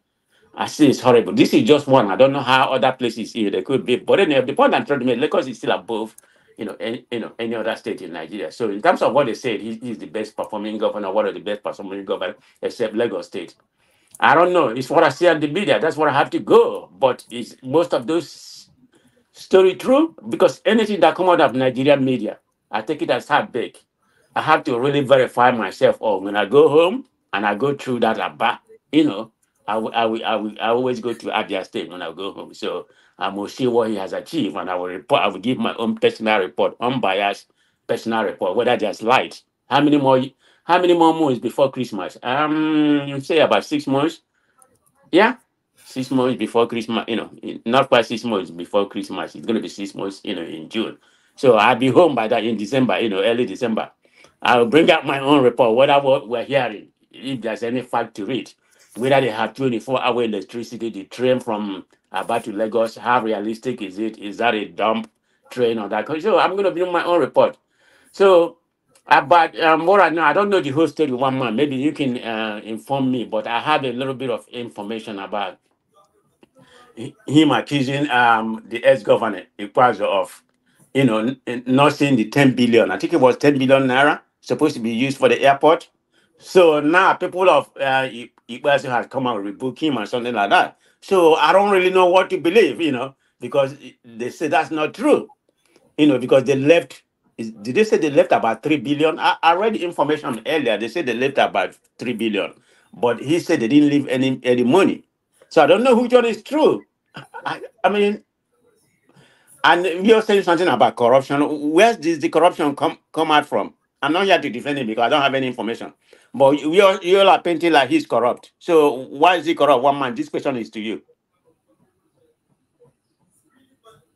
It's his budget that is just padded with all manners of ambiguity, which just leads to looting. If you look at what it is budgeting 15 million for tree planting, I'm not sure if you don't have enough trees in Abia State. We have 371 million for publication and publicity, adequate infrastructure at all level 3 billion, social responsibility welfare package 400 million, for feeding is eating 48 million naira every 3 months for food. So and this is the governor. No local government elections, nothing. It's just gorging on excess. Well, I mean, we see what happened, I'm not from Abia State, so I mean, I'm only going to, if I come here, I'm only going to talk against my state, whether you're from the Southeast or not from the Southeast, I'm only going to be particular by my own state, how good or how bad they are doing. So man of Prestige, Emeka is from Abia State. Now we know how. Emeka may be from Abia State, but he doesn't know nothing about Abia State. I'm even me that is not even in India. I'm even better than him when it comes to him. I have more information. Emeka know nothing about Abia State. What they call a person who is. Tell me what they call a person who don't know something about their state in Yoruba. Labour Party in Abia State is doing exactly the same thing they criticize the previous government of governance as a lying tools. Ajali Koka. Aja. I was talking to you. I said, I don't know what that was. I said, tell me, you are talking about Emeka. Tell me what they call a person who's lost, who is not even know what's happening in his state. That's what Emeka is. Tell me what it is in Yoruba. Don't let us go there. No, don't let no, us. No, it's with a joke. I mean, I'm not here to say whether Emeka is from jail or whatever. I'm just saying you say ask Emeka. I say Emeka doesn't know nothing. Not what's happening there. He may be from there, but he's lost in that, It's unfortunate that Emeka is not on the platform now. I know he's on the platform. That's why I'm talking for him to hear. He's on the platform, right? Is he not there? I'm not sure he's there. I'm just saying. Okay. If Emeka wasn't here, I wouldn't have I'm mentioned here, his name. I'm here. Okay, yeah, I'm talking because I like to talk to somebody who is here. I'm talking for Emeka to hear. He's a lost. I just have to keep quiet. You see, there's something that I said. Silence is the best answer for what? No, Emeka. How possible that they are looting the Commonwealth of Abia State, and you are here, you keep quiet, you are not talking? Good question. I didn't participate in the election, right? So while I have deep interest, like I've said, right? It's the same 1 year that I will give to the president. That's the same 1 year I will give to him. Now, I sent that. I was one of the. I think Enigmatic sent the video to Woman. I sent the video to Woman too, right? About 5 people did actually. So everybody wants to talk about it. About 5 people. Exactly, because a lot of noise has been made about him. You understand? And apparently, it appears that he's dropping the ball.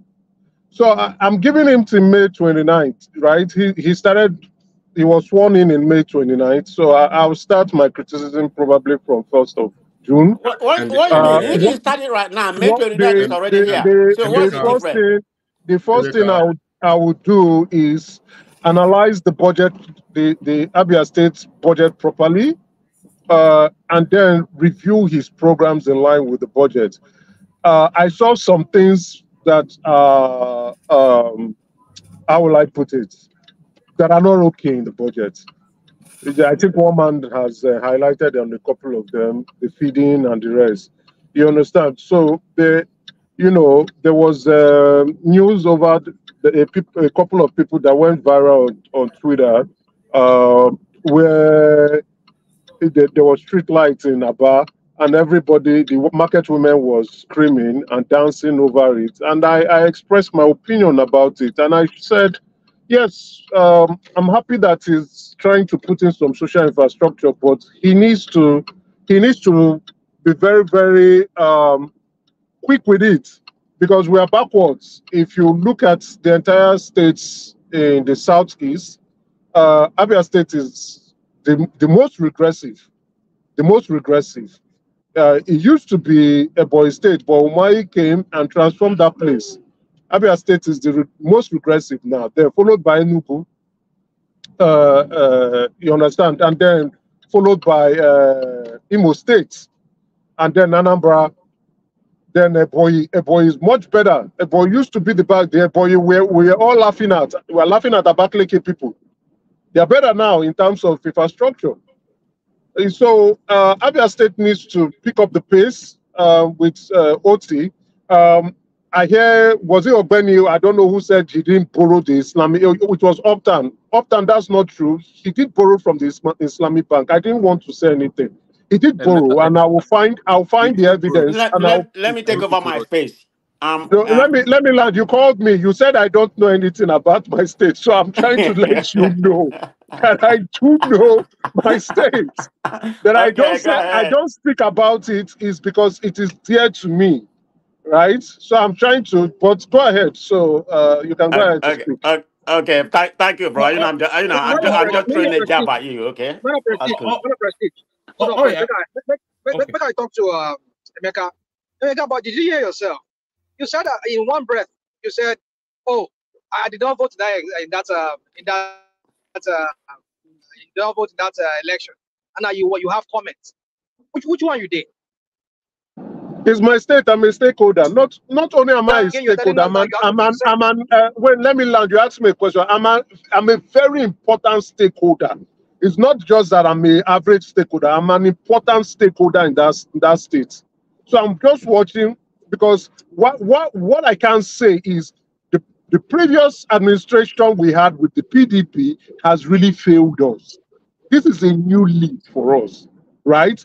The people are excited. Let's see what the governor is going to do. He still has a lot of goodwill because it's a new change for us in that state. Let's see what he's up to. Like I said, I'm giving him a year, then I will not begin to openly criticize him. If he's not doing the right thing, or if he's doing the right thing, I will praise him openly too. Because we are in desperate need of good leadership in that state. I'm not a Labour Party member. I do know Oti was once an APC member and he left because of the competition. But regardless of the fact, he's my governor and I wish him the very best. I hope for the best. I don't want his downfall. His downfall means we are going to all suffer. We are the least progressive states in the southeast. And then if I am saying like what some obedience are doing, clearly I don't belong to that group. So I want him to do well. I do want him to do well. I do want him go ahead and thank you very much. One man, let me finish. In that place, I see there's a clear budget deficit, and he's going about borrowing. Uptown is not aware he did borrow, and he's going to borrow more because there's a budget deficit. And if you ask me, I think he should borrow because we need infrastructures in that state. Thank Bring you. it home, Prestige. I want to move it Okay. All very right, all right. literally now. Thank you, woman. Let me bring you home on this one. Then I'll talk about the Niger State. No. If you bring it home on this one, I'll go to Uptown next. I want to get through people quickly, and then No, that's good. I agree with you, one man. That's good enough for me. Okay, let me bring you home on this particular one of Ochi. I'm not going to go on that one. I will listen on that one. So yeah, the point is that I've been to Abia. You know, so I always go to Umuahia specifically whenever I go home because of, you know, I have in-law over there. You know, I mean, Abia State is the most regressive. I don't know what they have obtained in the last one year right now, whatever. Let's say year, you know, close to a year.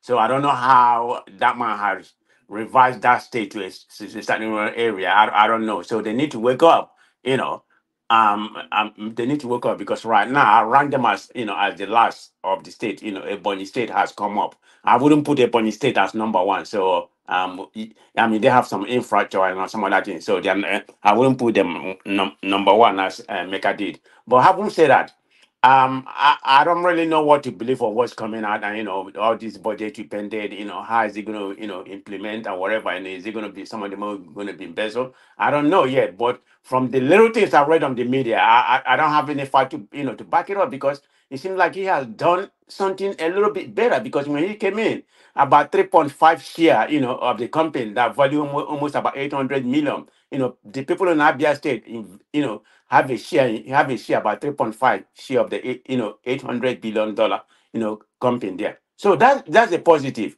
And the pensioner, you know, like they said, he started paying almost about 40% of the previous pensioner. And the last 9 months, he has paid an aggregate of 60%. So he's on the right track, if this statement is true.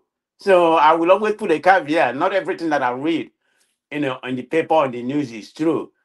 I have to, you know, I have to see the accurate data, the hands data. Talk to somebody, say this is what happened, because Nigerian media is so convoluted. You know, it doesn't even know what, you know. I don't believe half of the thing that's coming out from Nigerian media. That's what I have to say. Thank you, one man.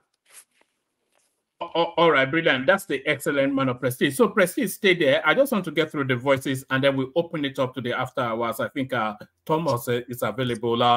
Let's go on to Uptown. Uptown, we're adhering strictly to the 8 minutes because we still have Emeka enigmatic rational mind. So Uptown, you're up next.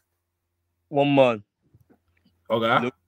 Let Enigmatic go before me. I really want to hear from Enigmatic. All right.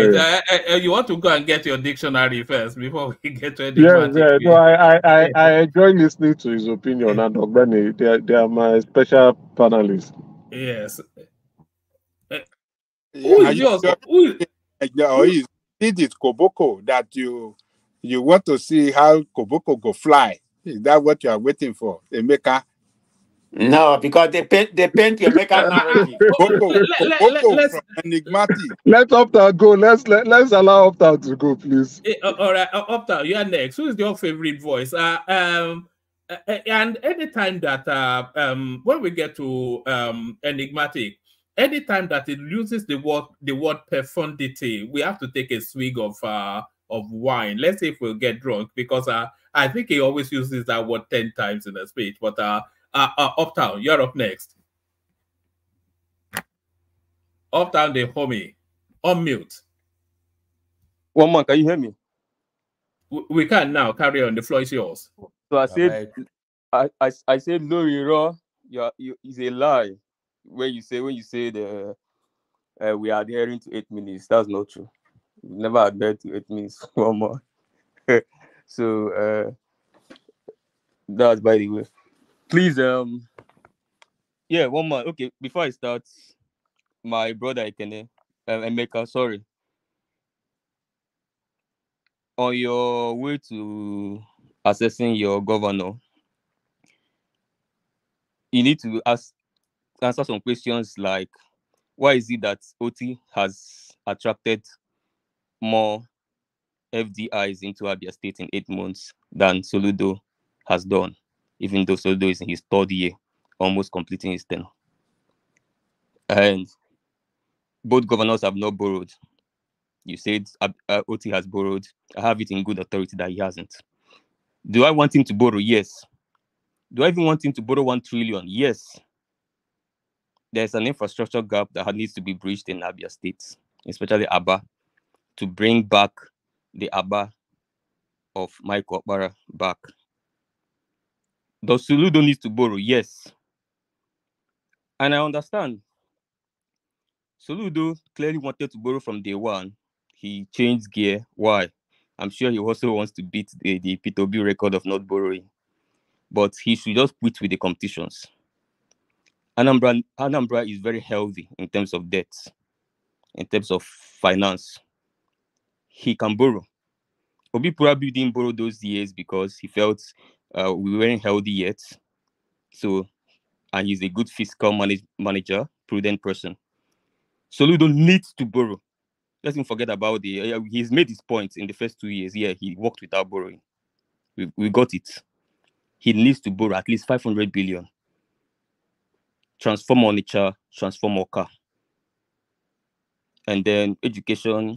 All those hard work has been done for Soludo. Soludo just needs to do infrastructure now. Get the flyovers going. Flyovers here and there. That's what we need in Anambra now.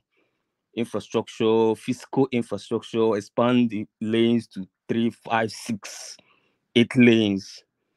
Education is healthy in Anambra. Health is healthy. Other sectors, most of the sectors are healthy. Industry is bubbling. It needs more expansion. So he just needs to do infrastructure and he needs to borrow money. He has made that point already. So yes, I agree with you with the borrowing of money, but then the both governors have not borrowed yet.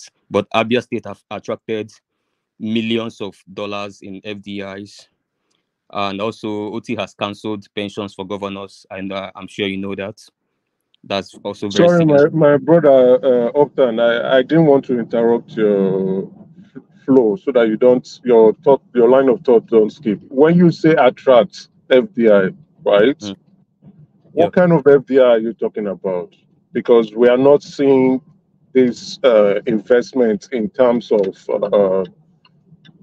the buildings itself. Now, if it's foreign portfolio, what are they No, it's not investing? portfolio. What shares are they buying? That and wait, hold on now, my brother, hold on now. What shares of Abia State are they buying? Abia State does not have any shares listed anywhere. Or what bonds? Has Abia floated any bond? No, it is borrowing.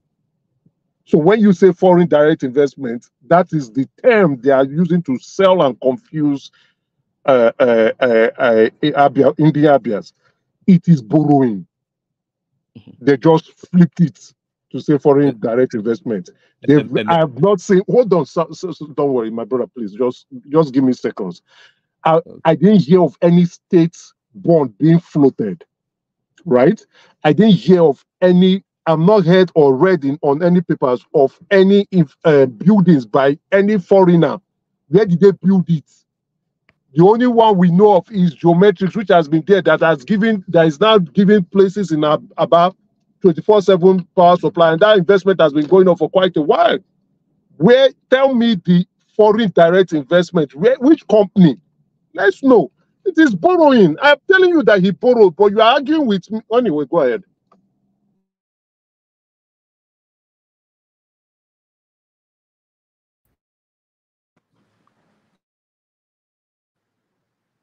Uptown, we can't have dead air on a broadcast. Uptown. Can you hear me? I've been speaking to. Carry on. Okay, you can hear me. Okay, so my brother Emeka, I don't even want to go to back and forth in that space. I will just say, direct you. Probably I send a link to you from Business Day and Vanguard and Premium Time. And the report didn't come from Abia State. It came from the federal. When they listed states that have attracted FDI in Q4 2023 and Q1 2024. And Abia State has not attracted for at least 2-3 years, I think. But this is the first time they are joining the states that attracted FDI in a long time. And I think it's about over $100 million. Is there. The report is there from the federal. space. Yeah, so it's not a text message Alex to send to me. But that's just the point in that space. One man, what am I starting with? You can start with the coastal highway. Okay, let's start with coastal then. So it is very funny how, you know, people are just very funny, because coastal highway, good. When I came to the platform, and when you were praising Umahi to the high heavens, you know, it's funny that most of us don't understand there's difference between a leader and an employee. There are people that can function very well as employees. If you employ them and you give them a particular task, they can do it. But when they are in executive position as a leader that makes the ultimate decisions, they are catastrophic most of the time. Umahi was catastrophic in Ebonyi State as a leader, but he built roads. So in this space, I expected him. I was one of those that said Umahi was a good fit for Ministry of Works. Umahi can never be a good fit for a president as a leader, executive leader. No, he does not have the temperament, he does not have the emotional intelligence, he does not have the wisdom to navigate that space of executive space. But he has the technicality in terms of his line of work, which is brick and mortar, that is engineering. So he's going to perform in that streamlined space if he's assigned to do that particular job. And that was my argument why I felt he was one of the good appointments of President Bola Ahmed Tinubu. The same way I also felt, and everybody in the platform remember, that I rooted for El Rufai. Being someone that hates El Rufai so much, I feel he's going to be a terrible leader. He was one in Kaduna. But I said, for Ministry of Power, he's a good fit, because that's not an executive position. He's going to be an employee of the president, and he has, for me, what it takes to tackle that sector. Sadly, APC politics, very retrogressive, they kicked him out of that space, and they put a very clueless man that is going to give rise to his state because he wants to contest the election there in the next election, whereas Nigeria is battling with epileptic power supply, one of the worst in the last decade that I have experienced, and most Nigerians are talking about it. But back to Umahi's coastal highway. One of the discussions we had here a couple of weeks ago was Umahi denigrating that female Arise TV journalist, Leila, Johnson, who was the only smart journalist in that entire room. I watched the entire live presentation of that gathering. Every other journalist was acting like a media arm of the presidency. They were first, before you ask minister, you praise him first, praise president first. Waiting remain and make you think on your mandate before you ask your question. Laila was the only reasonable, you can say that this girl went to school. And ask this man, where is the EIA? He started making jokes. Oh, I'm a village man. Oh, you're speaking British English. No. Immediately he started that, I knew that he didn't have the EIA. They didn't do it. It takes some time to do. Obviously, they didn't do it. I know Leila know they didn't do it. And then after when he was done cracking jokes, I said, "Yeah, we have it. It's approved. Is it approved? Is it partial approved? How was it done? Will he provide it? Yeah, we'll provide it to you. Has he provided it? No, because why? There's no EIA. An engineer, if he's Fashola, we will probably excuse Fashola that he's a lawyer. You're an engineer. Every engineer knows environmental impact assessments. And funny enough, when he was doing his tribal rubbish, these are what some of the people that should never exist in our political landscape. When he was politicizing and tribe-baiting Peter Obi because of Peter Obi's tweets, he quickly diverted attention from the 7 things Peter Obi highlighted in his tweets. And the case of demolition was just one out of the 7. How can an Igbo man play a tribal politics against a fellow Igbo? Where is that done? Tribal baiting, yes. Try You know what tribal baiting is? Babaja, you don't understand that space. If you understand, And they are narrating now. it is big. It's an Ebonyi man. It's an It's Ebonyi from man. Ebonyi. Okay. So if you don't understand, just Okay. It's from Ebonyi. Okay. Enigmatic. Thank you. Yeah. Baba, contrary to what they want you to believe, I'm going to explain to you what I mean. Nobody will explain for me. One man, I think you are checking time. If Obi raised issues that had absolutely nothing tribal in it, and you in response say that he is inciting Southeasterners, whereas there's nothing Southeast about Obi's tweets, and your response to him is that he's inciting Southeasterners against the presidency. That's tribal baiting. Tribal baiting does not mean that you have to come from another tribe. No, that one is bigotry.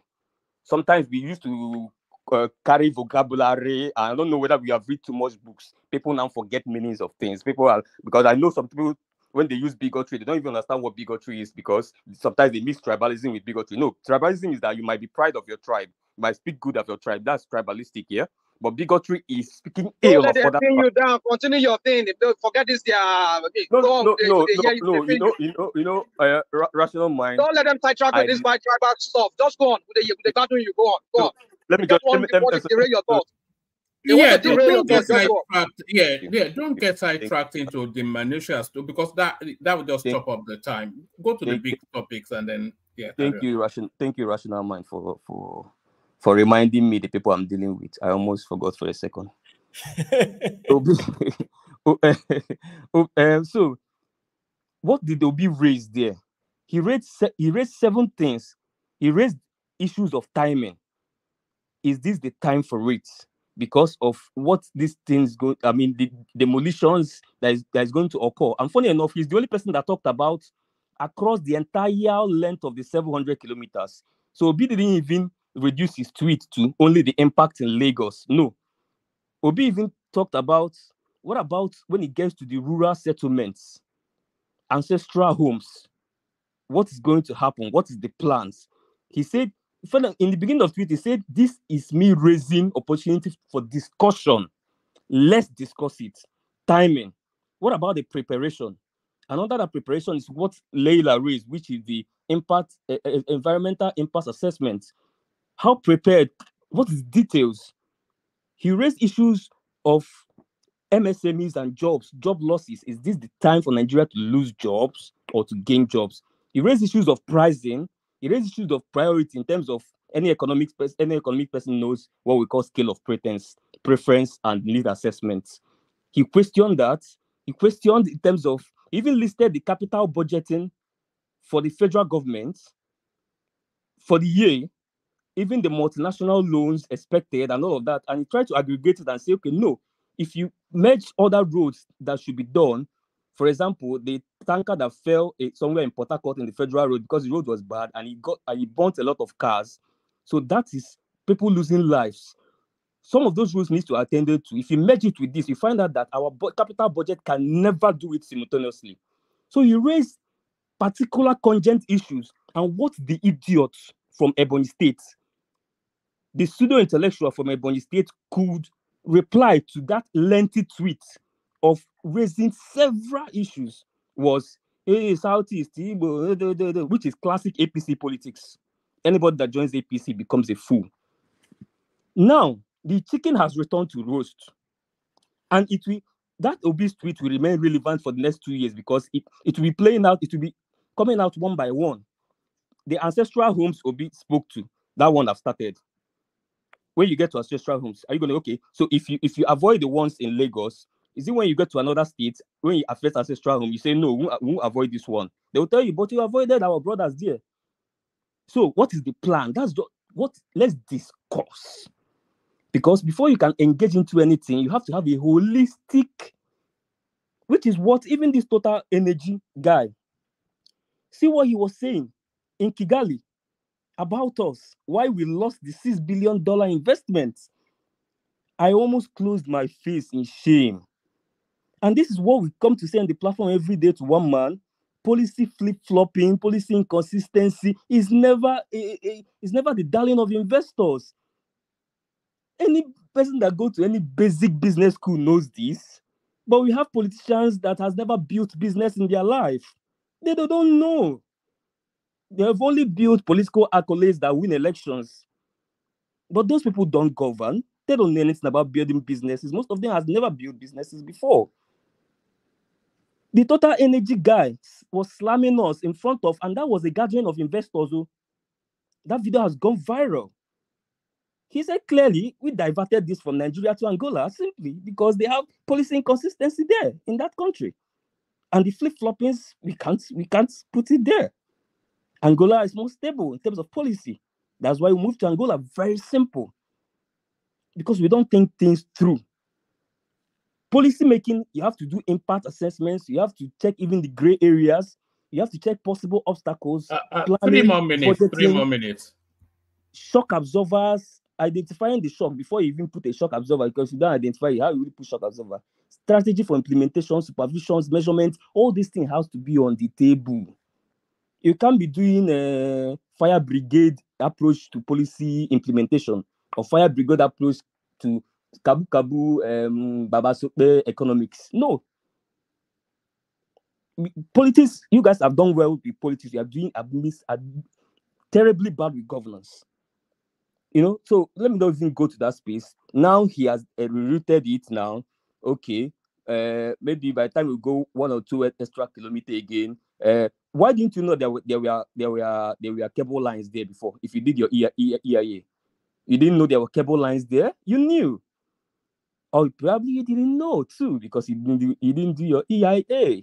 You just wanted to do your business with the Shagoris and quickly get 1 or 2 things you want to do. And please, they should start it from Calabar. I support that too. And even from Meadow, in fact, they should divide it in sections and everybody should get to work. I want it to complete. I mean, they've started it already. We know if you stop them now, so I want it to complete. They then divide it to 20. Everybody get to work. So that's it on that point. Please, 1 month, another topic. All right, give us a brief flavor on Uju Kennedy reversing her position on Niger State children being married off. 1 month. Uju Kennedy is from which state? Imo? I suspect, yes. So that's who puts the name of bro. 1 month. For me, this is not about Uju Kennedy. Because I'm not State. Imo State is the Minister of Trade. Oh, the bank lady. So Uju is Anambra State. Yes, I think Uju is Anambra. Yes. Can you imagine? She has an LLB from the UNN and an LLM from University of Abuja, so she's not an illiterate. No. 1 month. I was talking about illiterates here. I mean, when you go to High Court there, I mean, you find a lot of lawyers that if you sit down with them and have general conversations, and you're like, oh, okay, you know. But the point is, in an Anambra of Obies Ekwesili, Dora Kunyiri, all these guys, Ekwesili and all of this Uju Kennedy is what the talent hunter saw. And I'm sure that's not the Soludo nominee, never. So they cannot put it on Uju Kennedy out there, you know. But the thing is, 1 month, this is not about Uju Kennedy, so I'm not even going to go into Uju Kennedy's space.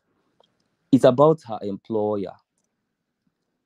If you came with only 2 CVs to a job, 1 is talent hunting, 2 is economy, and you failed in talent hunting from day 1, 50% is gone. The other 50%, the chairman of Total Energy has already told us policy flip-flops, Kabu economics. So what exactly what exactly is now your CV? In fact, talent hunting was like 70% of it, because we all listened to you guys in the last election. I paid attention to all the ministers. It was like a praise singing galore. It was even Wicked that tried.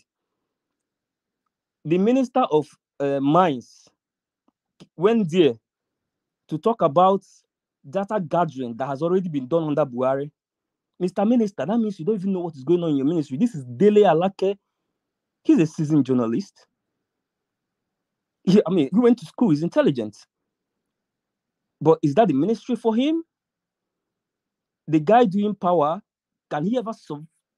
If Tinubu no, anyway, that one I forget. They say if Tinubu knows change them, this one I know already that there's nothing. There's nothing, But I want there to be something. Let him verse. Say, oh, these small boys, don't insult me. Oh, now I go verse. Now I go tour the world and bring our best brain. Oh, I'm gonna bring the stature of NOI. I'm gonna bring statues of Dora. I'm gonna bring statues of. Let him use verse and do it. Let him say, oh, these boys have insulted me on social media. Let me now show my talent, hunting skill. I go like them. Me personally, I go like them because with these people, you are going nowhere. You are not going anywhere. Where you cannot boast of 10% of your ministers, you are not going anywhere. Forget it. We see what Wole is doing with the fiscal side. What is he doing there? Now they have heaped everything on Kadose again, the way they heaped it on Emefiele. That breeds corruption. When you heap all the duty to the monetary side, before you know it, the guy there will get overwhelmed. Before you know it, corruption will start breathing in. Emefiele was overwhelmed. He was doing everything, doing the physical, doing the monetary, doing everything.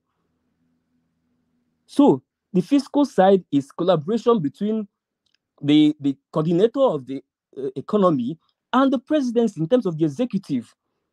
There's nothing happening there. Cardoso is just there. Make them not kill that man with high BP. Because there's only little more the monetary can do. It has to be complemented. So that's just the point in Jill Kennedy. Please, it's not her fault. It's not her fault. There's a lot of brains in the diaspora. There's brains, just that maybe most of them no support Tinubu. That'd be why. Because all the brains in Nigeria, Kuku no support them anyway. The few times she tried to pick some brain somewhere, if they pick this brain, they go tell and say no obedient to. Well, Ogwen is a brain and is a self-confessed Tinubu man.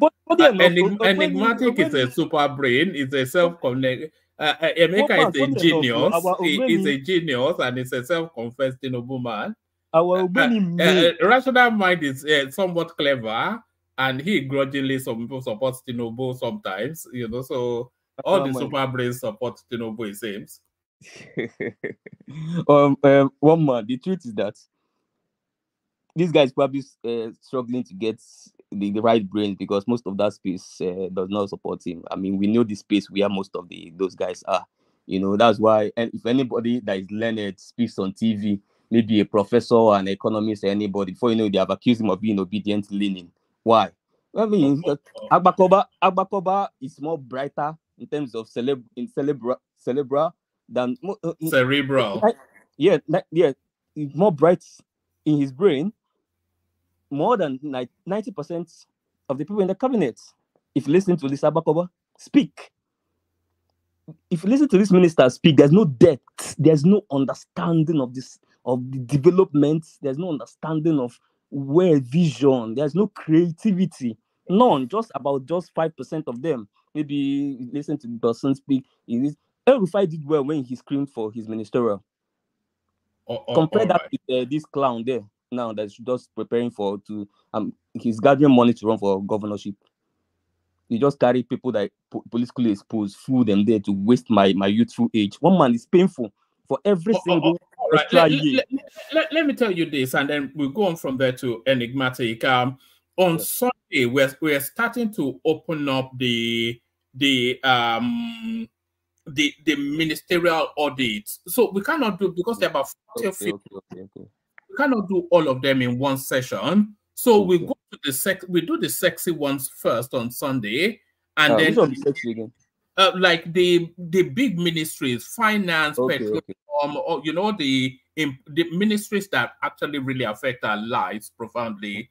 So we'll be very strict. We're building the criteria around that as we speak now. So we're just like we did with the elections. We're going to use a template to arrive at as close an assessment that properly audits their performance as possible. So we're going to start that on Sunday. So people bookmark that. We're going to start because it's all about holding governments to account. But let me go from you. One more. Let me just round off. Yeah. Okay. I advise you just limit it to probably 10 of the ministers. Others will be a waste of your airtime. Probably. No, everybody has to be audited now, so it will give you the chance to either. Zero. You know the way we are going to do it. It will be very difficult for anybody to politicize it because it will be fact-led. Okay. You know, so all that spinning and trying to do all this indignant, whatever it is, the facts will push. So we're going to really hold them down. Yeah. You know, you're speaking to my space. You gladden my heart when you say we need to narrow something down to facts. So that that's not your space now. Your space is sentimentality, isn't it? No, I don't like propaganda. They bring propaganda. Maybe would they see? Maybe would they look at 1 + 1 2? Now what I want? I don't even want a long thought. But one man, just to close. I was not here in the platform yesterday. Some people sent me a message on Twitter telling me why didn't I show up. Apparently, you guys, I don't know what you guys did with the Soyinka topic that warranted those messages, but apparently, you guys spinned it on his head. But one man, I think Soyinka needs to rest.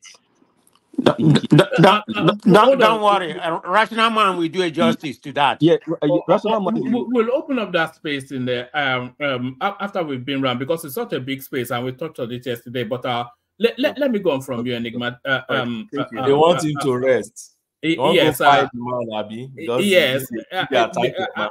I've been watching the clips of that Ali Dati. Yeah, he's very rude boy. Yes, we all know. But, where did he resurrect from, Mrs. Woman? I don't know. I mean, it's back from Mauritania. One man, I told you yesterday. Wole Soyinka should have kept quiet. Now he's receiving what is due for him. He didn't keep quiet when he's receiving it. So does he care? You the man that has a Nobel laureate. You think don't know that man. Nobel laureate, as they call him. But one man, I think Soyinka needs to understand that the new generation is in search of their own new heroes, and nobody is willing to adopt heroes from somewhere past. So it's either heroes sustain themselves and become heroes here, or they don't sustain and just become heroes in the past. This new generation, nobody's interested in this new generation. 1958. No, they don't know the history of their country. They don't know where they're coming from. When Wole Soyinka did not keep quiet during the Nigerian Biafra war, fighting for the Biafra, what did they know? They keep quiet back then. Fighting. Hold on. Let us land. When he was fighting Biafra and Nigerian state. Hold on now. When Nigerian state slam in jail for fighting for the interest of the Igbo, for Biafran state, that Biafra state to be allowed to go. What did those youth know? What do they know about their history?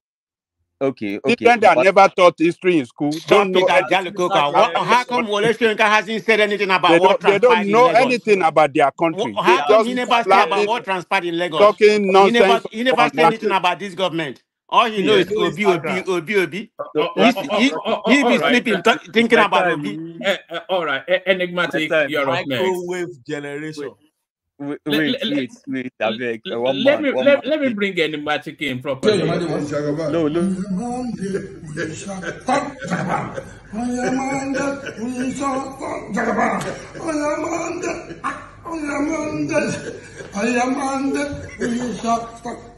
Yes, sir.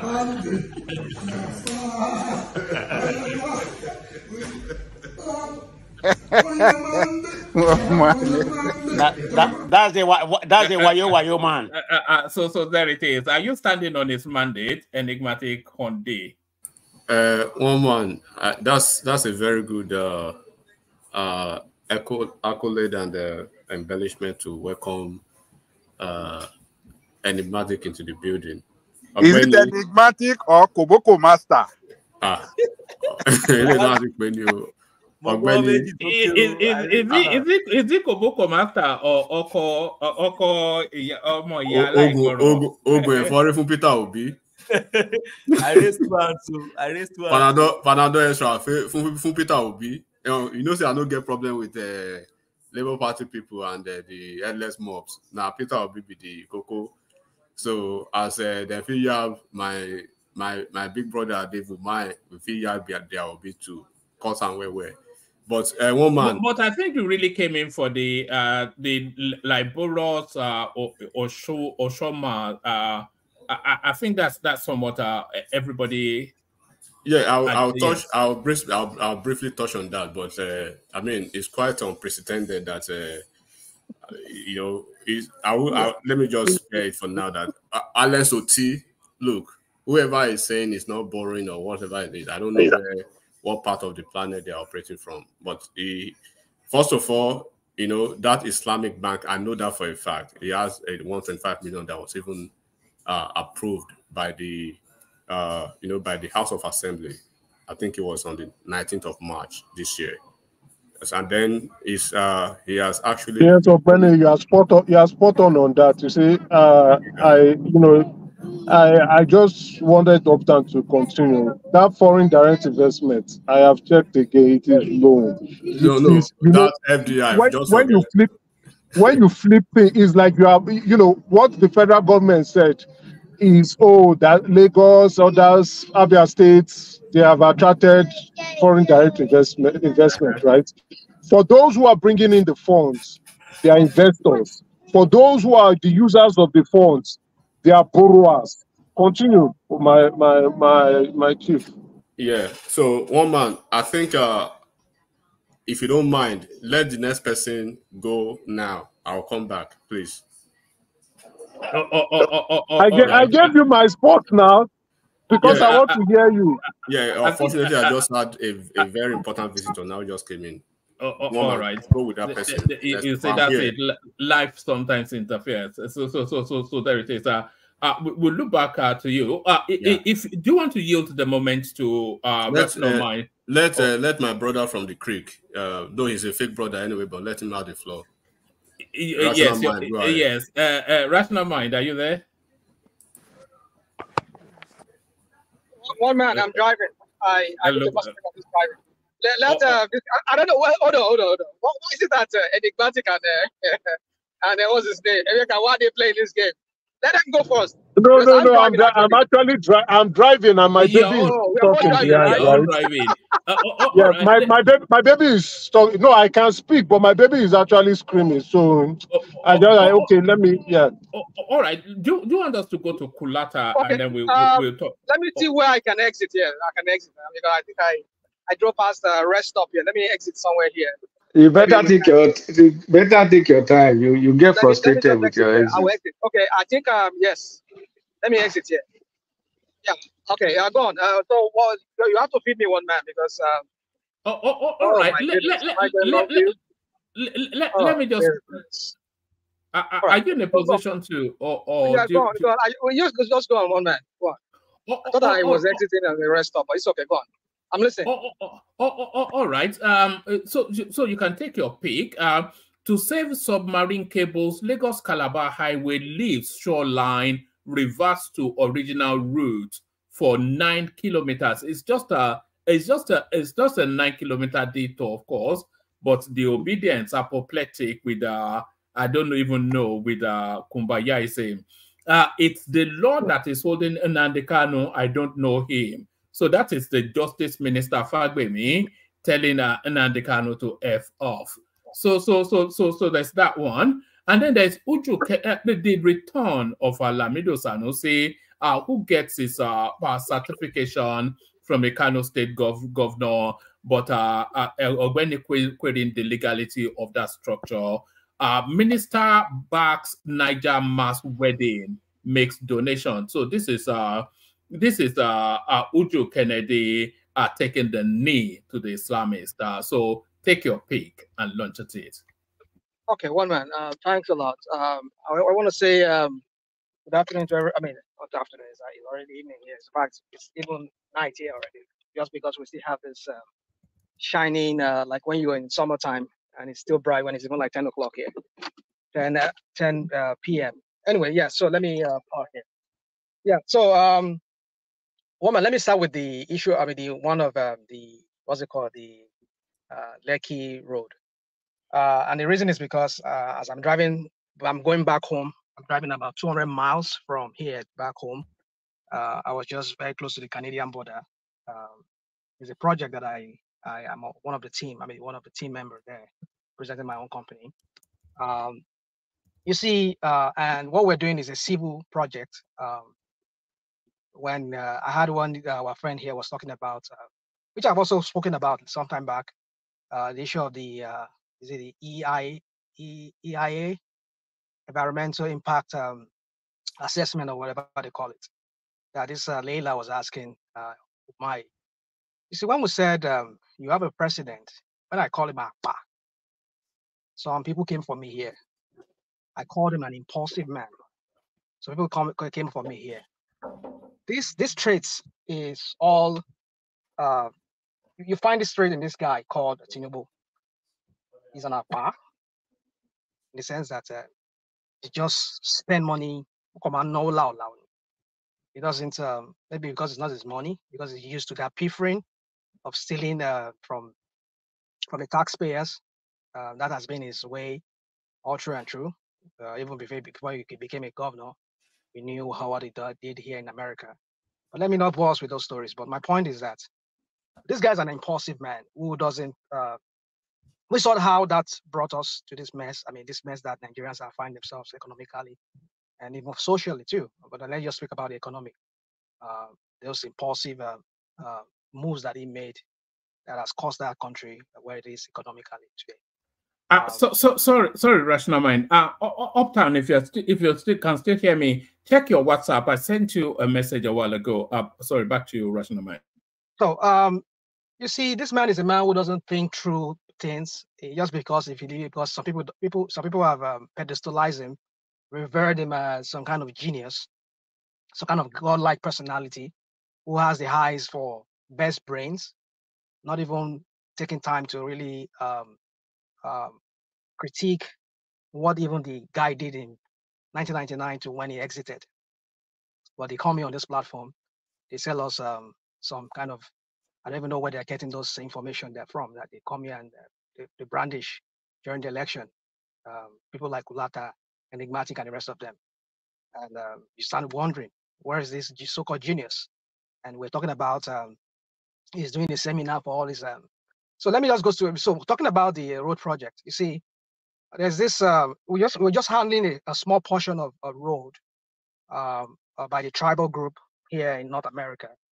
And the states, I don't want to mention the states, I don't want to reveal my location.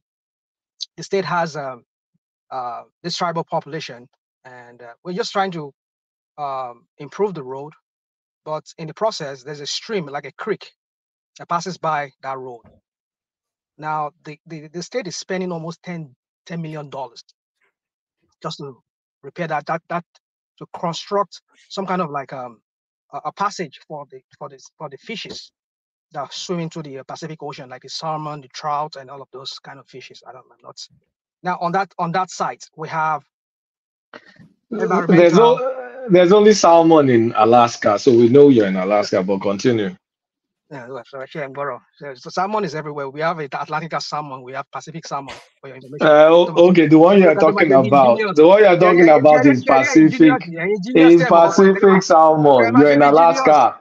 Go on, so you're in Alaska. Come on, Kulata, stop it. Don't expose the man now. Forget this guy. This guy now just one kind of this Kulata. They pretend one of those posers here on this platform. They say no here in Alaska. That's where we get salmon. No, we get salmon. No worry. We know where you the man is trying to be discreet about where he is. I mean, that's not necessary. It's okay. There's nothing to be discreet about it. Prestige Benusson. But let's just move on. You see, this is what they do. Let me continue. My point is this, woman, guys, is that just that it's not an improvement. We're pulling that section of that road off and constructing just because they want those fishes. And how many fishes there? It's just like a creek. And they're spending almost $10 million on that. And on that side there, we have environmental group that are there. We have archaeologists there. Virtually everybody is on that project. And this project I'm talking about, it took them like more than 3 years to conceive it, and the engineer that designed it. So what am I trying to say here? A road project is not something you just wake up one day and say you want to do. You do have to do those assessments. You have to do those. No, we've questioned that here when we were here, asking that. When did Tinubu enter? When did they conceive?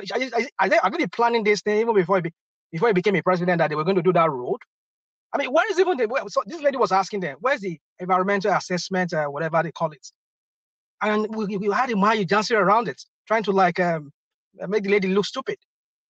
So we've said this guy is a man who does things on impulse. He doesn't think through things very, very well. Because maybe because some of you people here, you referred him as some kind of genius, and if he feels himself, he has also gaslighted himself to believing that he's a genius. Anything, but at least he has said it many times on many fora. When he went to Germany, he was like, I built Lagos. What Lagos did you build? I did this, I'm this, I'm like, who are these people pedestalizing? Is it not the same guy, this phony guy that was there in 1999 that look at how Lagos was a mess? All he did was just increase the IGR that he would siphon into his tax company. So that let's just forget. I don't want to go into that. So my point is this, woman. Now we're now seeing that this thing was in a rush, was in a haste. They're doing it. So many things they did not think through. Now we're hearing that some shrines along that way have to give way, and some of them are already raking to them, telling them that if they ever pull down their shrine, that road they will never construct that road. Well, I don't know whether that's going to happen or not. But the point is this: is that they've not done this assessment, not even the environmental impact to the sea. You know, this thing is very close to the sea. Now we're talking about underground cables, internet cables, or whatever cables, telephony kind of cables that are underground that they never even thought about. So that's tell you that these people never really thought this through these things. It was a rush because they felt this is their time now. They are there. If they don't do it now, maybe they might not ever do it again, and then whoever comes in there was going to stop the project, so they can just rush. So the point is this: what is going to even be the quality of what they're going to do at the end of the day? So I'm just trying to make you understand that. Well, I'm trying to make all of us understand that in a saner country, Nigeria is not a sane country. You take your time when you want to do projects like that. Not even the train I said was going to pass in between. For me, it's just the environmental impact and the issue that they had with those resource centers that people go just to have leisure and relaxation. That's just my own point with that. And they were supposed to be the northern part of that resource center. That was where those things were supposed to pass through. But no, you have to demolish all those businesses. Now we're not talking about underground cables. So when we say this guy is not some genius, as you people pronounce, I mean, you people promote him to be, it's just a kind of phony, some kind of poser who just find himself. I mean, look at the way he even you carry himself as a president.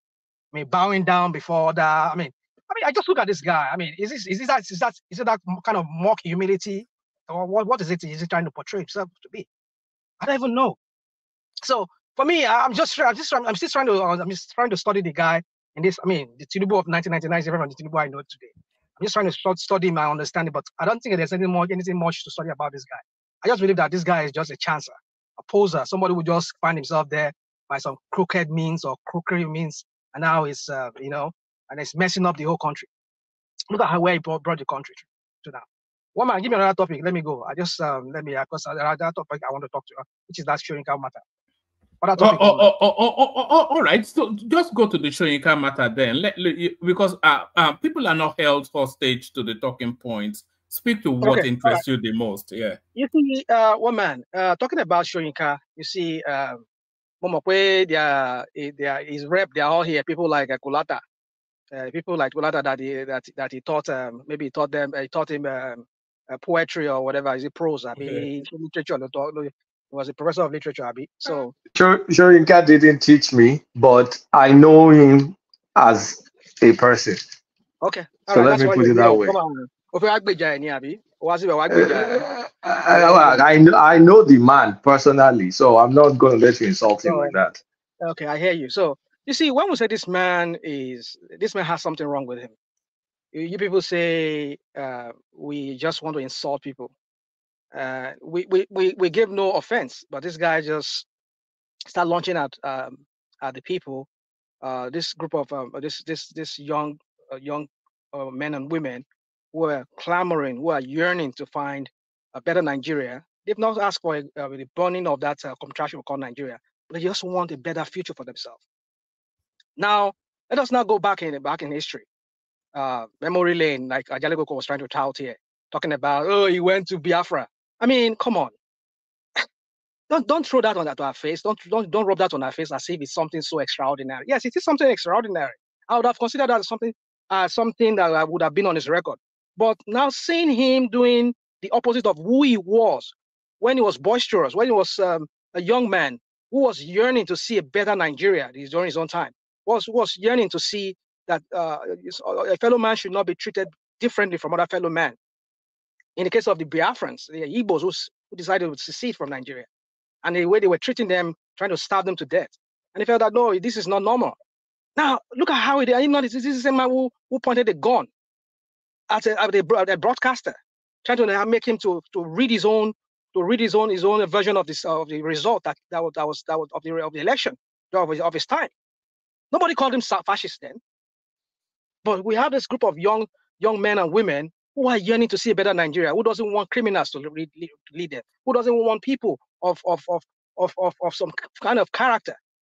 Not even the one that is in Aso Rock there that has some new revelation that we're getting to see here about some of the things he did here in America that were never brought to light. You know? And then we start wondering, what is wrong with the so-called Nobel laureates?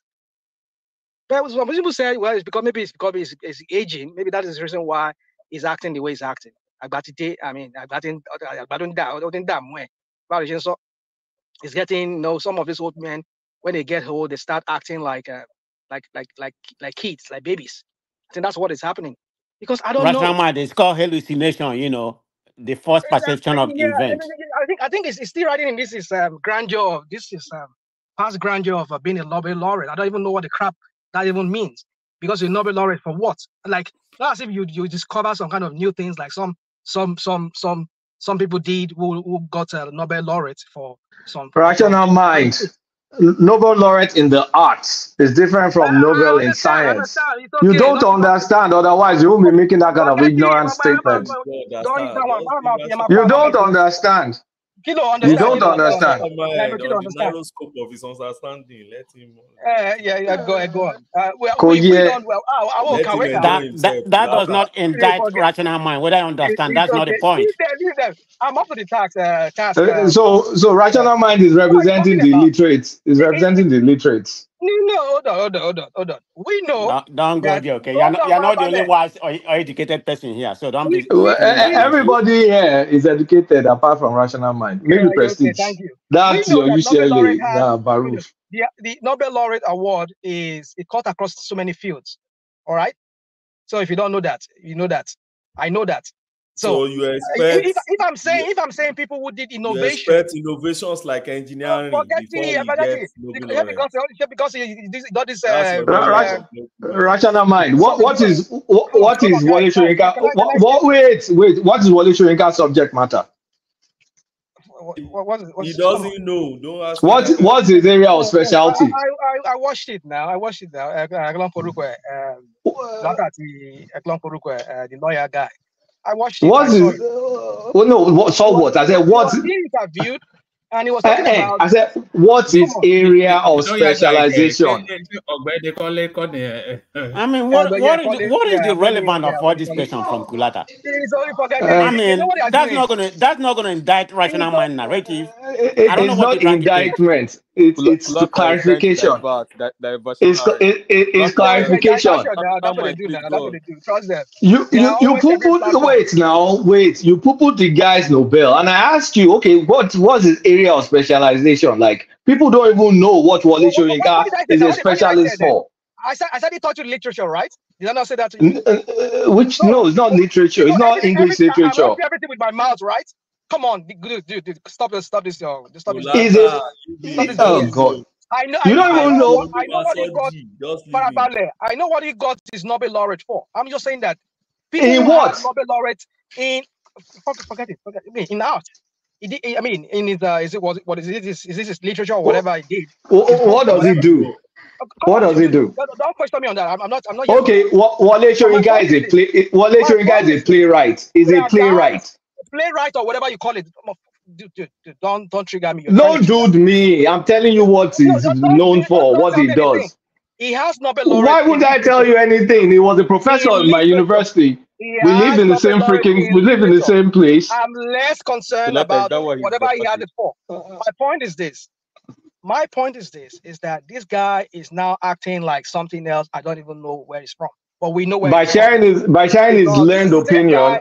This is the same guy who went to Lagos State and go and meet, go and give Tinubu his 11-point agenda or his 7-point agenda, and then we have not had anything now. This is the same guy that was asked question. He says, "I will not preside him after 1 year." Now it's almost 1 year now. The first interview is going to grant. Ever since the time he appeared at Lagos State to go and give him what's his name? We have not. Is it up to 1 year yet? Every talking point for him. It's a year already. What are you saying? Next week? No, not yet. Next week. When next week comes, after next week passes, he ain't gonna then say you can talk. He'll be quiet. Is it 1 year yet? Kulata, need to stop it. You one of those people that came to this platform and painted this narrative that Tinubu illusion that Tinubu be Lagos. That Tinubu is gonna be study at Harvard University, put in the iCard.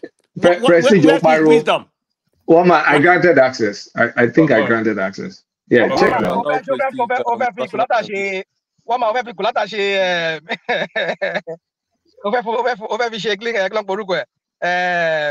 Moderator Lenini. No. Yeah, my jet, my moderator. Everything Baragana It's okay. So yeah, so for me, you see, guys, for me, I don't know where that man is. I don't know what planet that man is from. I don't even know who that man is anymore. Well, we know because you see, all these Agbado people, them nobody from Agbado jet.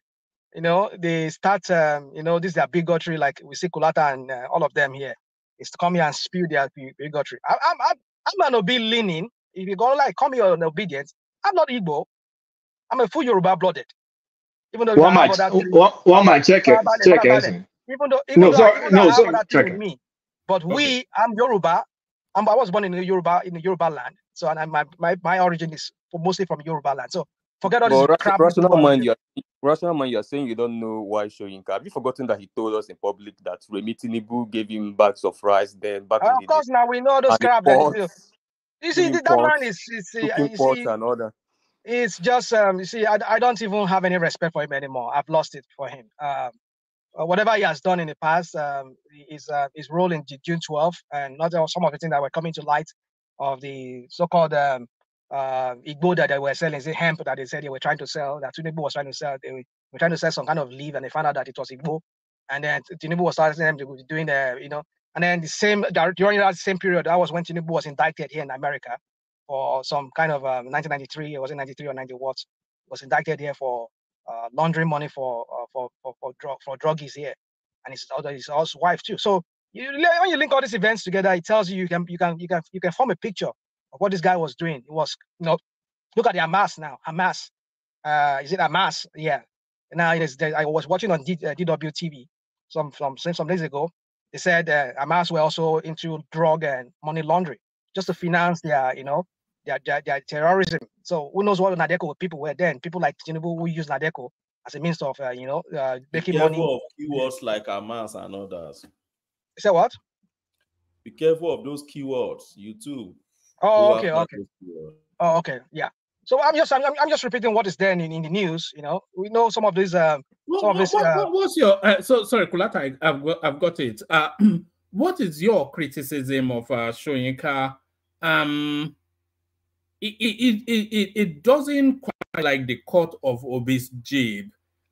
You know what I because I saw the interview and Ola, sorry, I see you there. I'm going to shuffle myself out of the way in a moment and bring you back on Ola and bring you straight on Ola. So I see you there. But what seemed to rankle Soyinka was that he had private meetings with Obi when his raw meat meters when his raw meat eaters were going out of a bit too wild. And Obi gave him reassurances. And then when he came out into the public space, Obi was singing a totally different tune. and that rankled because I watched the whole interview. Can you tell us the tune Obi was singing? You have to ask Soyinka now. Did you watch the interview? No, we know the. How do you expect me to believe Wole Soyinka? No, wait. Let me ask one because it's a long-standing there's only one way to find. So There what? are two ways. All this nonsense he's been spooning recently, and you expect me to believe him? There are two ways we can find out. Wole Soyinka said that Obi came with two people, and him had one person. We could ask them. Then the other way we can find out is we can extrapolate that Obi has been a consistent liar. He has lied on several occasions, right? So based on that, Wole Soyinka is coming out in the public to say Obi lied. So if someone has been a consistent liar, and Wole Soyinka is saying that he's not saying it behind his back. He said, lied about what? He said it, then I issued a statement. Wait, Let me laugh now so that we can follow the train of thought now. The obedience to insult He him. said, Do you know what the fact is? Show us the video, Emeka, that Obi directed the obedience. Let him land so that our voices are not getting over each other. Obi issued a statement on Twitter, right? Wole Soyinka on the video said that's not what we spoke about. And Wole Soyinka said he now issued his own statement to say this is what we spoke about. We can go to the Twitter of both of them. They are both public figures. They are both public figures. Upton, don't worry, just give me a few seconds. They are both public figures. We can now see and draw our conclusion, but we know Obi tells a lot of lies.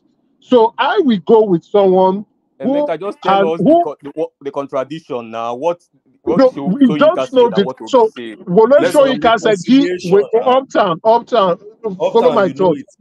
Upton, follow my thought. Obi issued a statement after he visited Wole Soyinka. It's on his Twitter page, right? Wole Soyinka also issued his own statement. He said right there. He said right there. He brought out his phone. Said he tweeted right there. That's what he said. So he said, Wole Soyinka said he issued his own statement. We can do that. Maybe we can send one man on a few couple of errands to just do the research for us, right? And we will get it out and compare both. But Obi is a consistent liar. We know that. Not done it now, but you don't want me to speak. But you want to speak. I am driving. That's the problem. But let me go ahead. Let me focus on the road. Hold on. You will come after him. All you are doing is conjecture. Don't come here with conjecture. You don't have any fact, Emeka.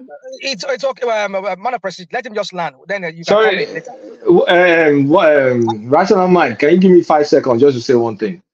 Wole Soyinka is going to be 90. Oh God, I pray that I age like that man. Okay, why not him come rest? Wait, come on, man. Shut up. Go to Dubai. Shut up, Prestige. Why? The man is. Did you tell your if you have grandfather like Soyinka, will you tell him to go and rest and stop doing what? The man. Tell him, I don't wait now. Let me use my 5 seconds. The man is super sharp at 90. I was looking at him. His face is still the collagen in his face still maintained. No, his eyes are not wrinkled. It's money. His brain is sharp. I don't even know if it's just money. He must have good genes. Man, this man is fresh at 90. Kulata, can you observe the level of his brain is not as sharp as my mom's.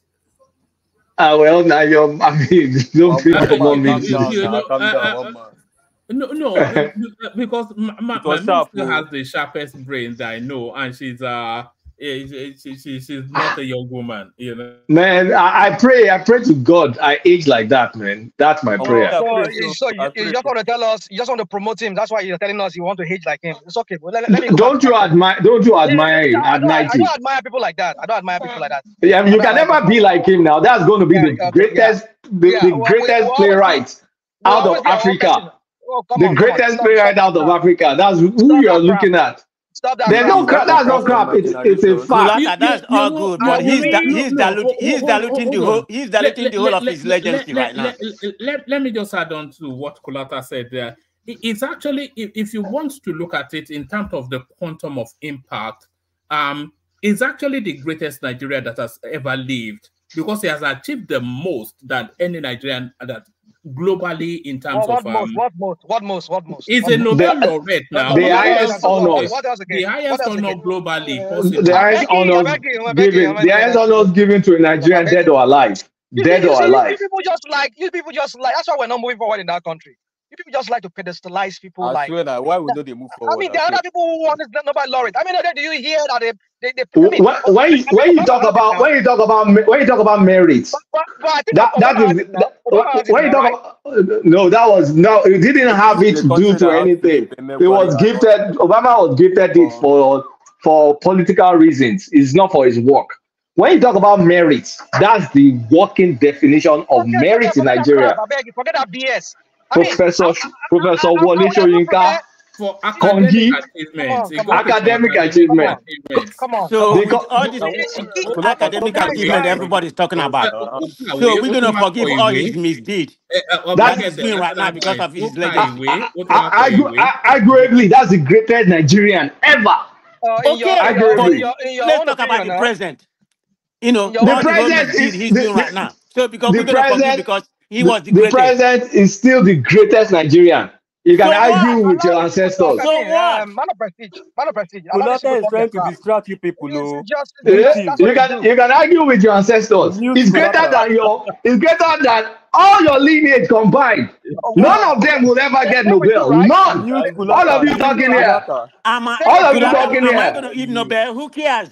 You will never ever get a Nobel Prize, and I can bet my life on it. It's not gonna feed me. I don't give a D about it. Man of prestige. Wole Soyinka can also feed you if you're hungry. Okay. But you're not hungry. Feed me. It can give you whey protein, man of prestige. Kulata, I got enough protein, okay? You're the one that needs some protein. I asked you to come work out with me. And get, one voice. Yeah, I'm telling Kulata to come. Let me tell Kulata, let me tell you how to work out. You need some protein. I mean, I'm finding it very difficult to think of a Nigerian greater than Wole Soyinka. Man of prestige. Let me say this, Kulata. Let me agree with you that yes, it's in your own opinion. That in qualified opinion. Let me talk. I'm not stopping you now. No, yeah, because you're interjecting a lot. Let me say this. Yes, let's assume in your word that he's the greatest Nigeria. It's better than all my lineage combined. Yes. Also can be said that it's also better than all your lineage combined, right? Yes. That's why it's the greatest. So okay, let's just say that. So my point is this: is that for the fact that he's greatest. I mean, we have people like Julius Caesar. We have other people, greatest people who have ever walked on this surface of this earth. But my point is this: is that does not make them. What does Julius Caesar have to do with being great? Hold on. For the fact that we mentioned all these great people in their own whatever they achieved. My point is this: greatness is not all about. My mom used to say something.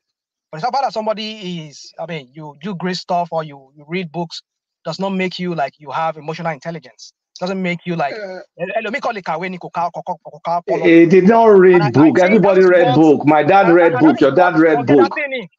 He earned the highest honors available to mankind. Forget that crap. What is that? Because he earned all this honor, we're gonna forget about his sin. What are you talking about? What sin did he commit? The one that he's committing right now. No, I think your own sin is you guys are not able. Hold on, now, rational mind. Hold on, rational mind. Hold on, rational mind. He got that on. This is why what he's saying is relevant and why it has preeminence over any other opinion. Wole Soyinka got that he got that achievement as a result of mental acuity. His brain was sharp to the level that the whole world acknowledged that his brain is sharp. No. This is how he got it. The very year he was given. He wrote books. That was how we got it. Hold on. There's no politics in Nobel. Nobel is merit. They don't dash Nobel. Otherwise, they didn't dash. They didn't dash any Nobel. They didn't dash Nobel. They did it. Okay, so Albert Einstein. Wait. So Albert Einstein, there's also a Nobel laureate. Did they dash Albert Einstein? No, hold on. Did they dash Marie Curie? Did they dash Marie Curie? Did they dash Albert Einstein? Can I explain to you now? I don't think you know what Nobel means. Oh, come on. I'm not going to leave him alone. I'm not going to leave him alone. He's not going.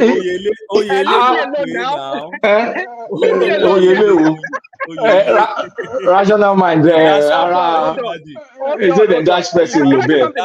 Don't go to the academic. Don't go to the academic community and be saying this. So they dashed Albert Einstein too, Ali. Which illiteracy is this one from Nigeria? There's a difference between the one Albert Einstein won and the one art versus science. You're displaying your ignorance again. It's so ignorant. One man. This platform, honestly, I'm going to ask one man to start censoring people on this platform before you can talk. You have to go and write a test. All right. Back to you, Rational Mind. Now, the very year you won it, there were some protests. Some people that were slated. And it was not even part of the first five. I think it was maybe 6 or something. Hold on. You want us to go and dig it out? Why are you lying? Help us dig it out now. Why are you lying? What are you going to gain? Protesting over the previous, I think the previous years that the bill that were given. What profits a man if he lies about someone bigger than him? Can I land? One man, can you help us go and dig that story? Because if you want me to do that right now, one man's not going to waste his time digging nonsense. I think he may well have a point, Rational Mind. I recall that there was almost a national campaign for him to get that, and it became almost. There was no campaign. There was no campaign. People that were supposed to campaign. Was it not about something that champions that? No. Nobody campaigns for you for Nobel. We're not talking about National Merit Award. They don't campaign for Nobel. You guys don't even know. You guys don't even know what Nobel is. You don't know. Apparently, you don't know. You don't know. You're You're embarrassing. You're embarrassing yourself. You're embarrassing yourself and embarrassing your whole nation. You're embarrassing your nation. There's no story. He's married. A Nobel laureate. Rational Mind is embarrassing at those states. Edo State, because you're not from Ondo. You're not from Ondo. Around Ondo, but the master nonsense by you. Rational Mind is embarrassing Edo and Abia State. Oh wow! Military helicopter here passing through me. One way for your Sokuso. They're looking for you. Imagine you're underestimating Nobel. All right. The audience are insisting that they want to hear one voice alone. Okay. Nobel laureate, information technology don't lance in enigmatic of merit. Enigmatic.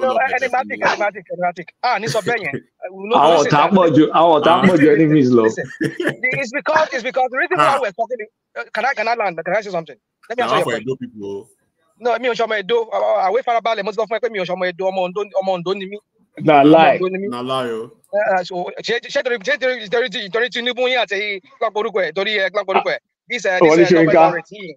is that why now you are questioning my Yorubaness? See, this is what you people do. This is what you do. They are slowly pushing you towards the border. But what's wrong? What's wrong? What's wrong with it, do? There's nothing wrong with it, do now.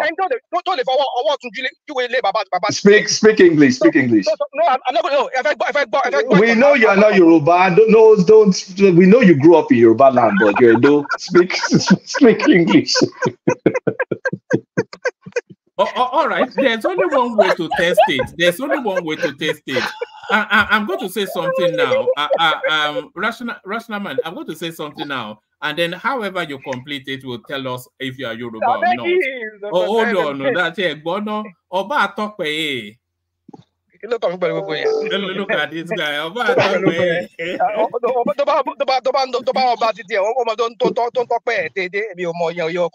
I mean, forget. I mean, guys, kò rántí ilé mọ́ rational mind ò rántí ilé mọ́ bàbá àjà ó ti sọnù sílẹ̀ Yorùbá kò rántí ilé mọ́. mo lè bẹ́ẹ̀tì mortgage mi àti gbogbo degree mi pé rational mind ò ṣọmọ Ondo. o máa wà kàn lose ilé ẹ ni wà lose everything yẹn. rational mind wọ́n sọ ọ̀bá ọ̀tọ́pẹ̀ yé ìwò rántí ilé mọ́. Sheka pick, you know I don't like betting. Yeah. I will give you my certificate of indigenship that I got from àmọ́ ìyẹn easy láti gbà Nàìjíríà yẹn mátà ẹni àìmọye àwọn Haúsá tó gba indigenship mo ti local government. I'll give you my real name. Ajaleboko, you collect those documents from this guy, and I'll give you my real name. Majuwe. Are you really on those states? We know your real name now. You are Nosa. I will give you, and I'll Majuwe. Is that Nosa or Sage? You be Osadolo. Nosa Osadolo. People, you like to just do this thing. I mean, let's forget. So, you told you want to show you can't because tobacco is here. Rational mind, ìwọ ló ń jẹ́ kó máa fínà mọ́ ẹ báyìí. Sọ̀rọ̀ ẹnu ẹ. Global icon, o di global icon. Náà fi wọlé torí àwọn ọmọ pa o. Wọ́n fínà mọ́ rational mind. Ó fẹ́ wá máa embarrass Wole Soyinka orí pa máa láwọ̀ ẹ́. Má try ẹ̀ o. O di global icon nínú national platform. No, the height of it was to say that they dash Soyinka. They dash him. What dash him? And they beg me, then dash me.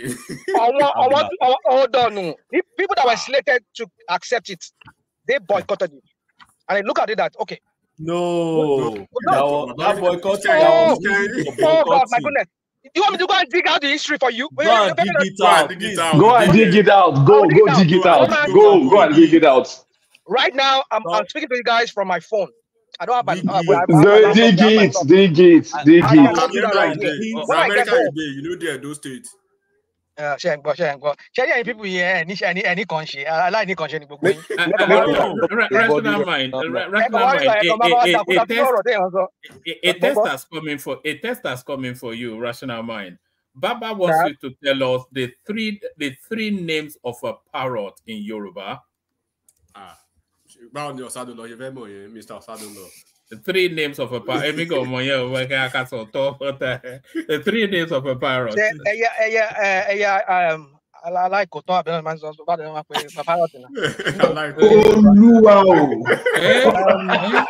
and they tell you say that you name that Lao Osadolo. I mean, come on. I mean, I've lived in America for many years for me to understand it. I like Koto now. That's what I said. Is that what I said? Is that what I said?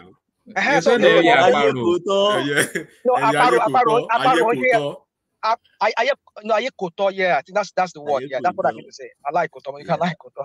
Koto. Yeah, that's the name of parrots in. That's how you say parrots in Yoruba language. So, what are the three parrots he's asking me to say?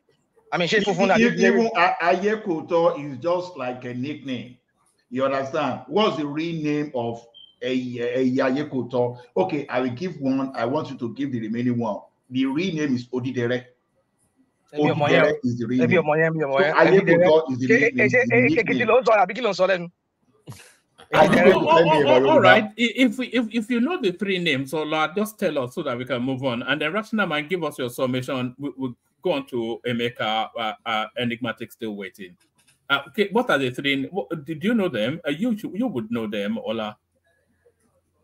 I just want a Rational Mind to tell us because I said he doesn't know now. How can they know? Koto, that's what they call them. Omo Edoni, Kinshaliagota, no sir, continue. Omo Edoni. No sir, continue. Omo Edoni. No sir, carry Osadolo, continue. You know, she want to phone No, Ajaleboko. Would you collect that thing from this guy? Enigmatic. When you go mortgage, life saving, 401k. So what money on degrees? Wait, you won't carry my degree, sir. No. Mortgage, mortgage, yeah. Mortgage,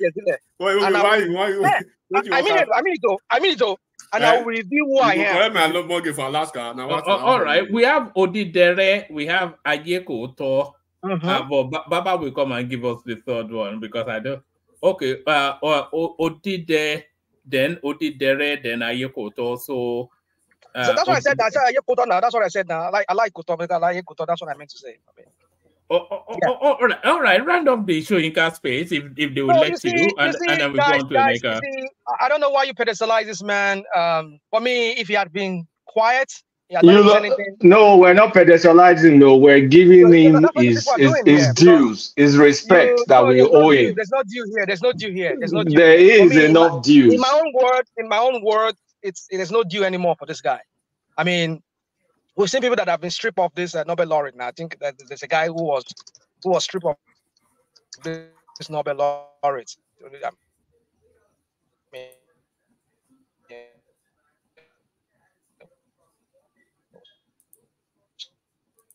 Some years ago. Is it breaking off or is it just me? Are you breaking off?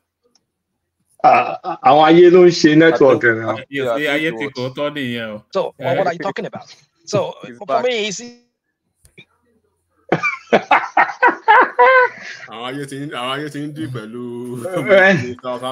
There's only enough so you can say before they strike you. All right. So the gods have adjusted the timing for me. So Emeko, you're up next. We are going back to the 8-minute monologue. Emeko, okay. What am I done now? I'm not done now. You cut off now. We were okay. Carry on. Bring it home. All right. So one man for me. I thought I was even here. I mean, I've been talking. I don't know. You've been talking, but we were not hearing. We heard him. We heard him. I actually heard him. We heard you. Thank you. Nala, we don't hear you. We are. You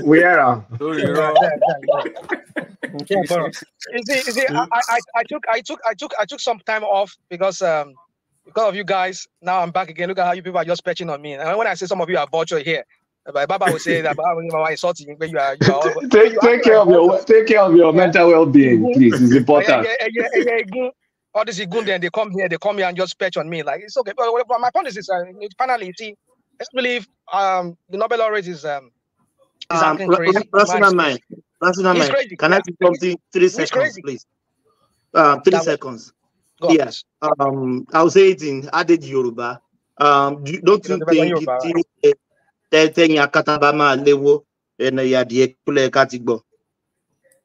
you understand? Yeah. Mr. Osadolo. Kí ló ṣe Thomas now? Ó yẹ kó lọ sọ ẹ̀sán fún sọ lè ṣán ẹ̀sán. Sọ lẹ́sàn ìwọ máa wọ̀ ní jẹ. Rational mind, but thanks a lot. That was a articulated speech. So Emeka. Thank you very much. All right. So sorry, 1 second. Rational mind land, and then in just like a 2-3 minute cameo, I want Kulata to intro what is in the works in terms of the assessment of the ministers. Just a little teaser for the audience, and then Emeka takes the floor. Bring it home, Rational Mind. Yeah, woman. I think you see, this guy, they've succeeded in derailing my thoughts. I know what they do here. That's what they do. They won't let people talk. And you see, I've said it here that this is not going to end well for Tinubu. I've said it because if anybody are fascists, people like Kulata, Enigmatic, and all of them here, who I'd like to stifle other people's voice and who doubt people's origin, even when they say they are from this place. That was because they don't support their criminal in chief in the drugging chief in Acerbic, who himself has never one time even revealed who his real father is, rather than having to adopt somebody's other family name. You know, we are bold to say Ibitawatiwani, Iletatiwani, Diletatiwani. We can tell you that. So, but somebody's ashamed of even identify himself. I mean, So you ask all these questions, and some people here will now come and doubt me. I don't get it. Well, one man, I know so many things I want to say. Let me just leave it there so that other people can speak. Maybe as I drive, I will interject. Thank you, one man. Wow, rational mind, man. You've been savage. Honestly, savage. It's been chewed up. I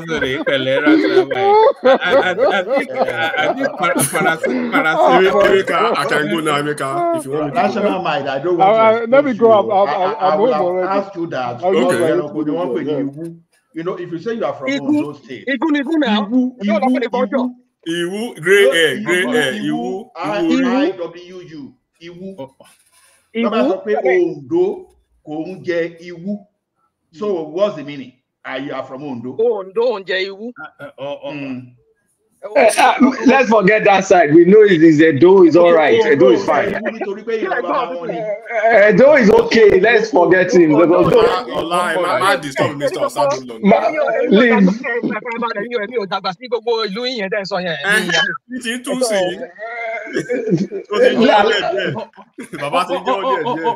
right. You know what, people, you're going to take somebody, whomever they say they are. I used to do that to Emeka, but sometimes you need to take people what they, wherever they say they are from. So, all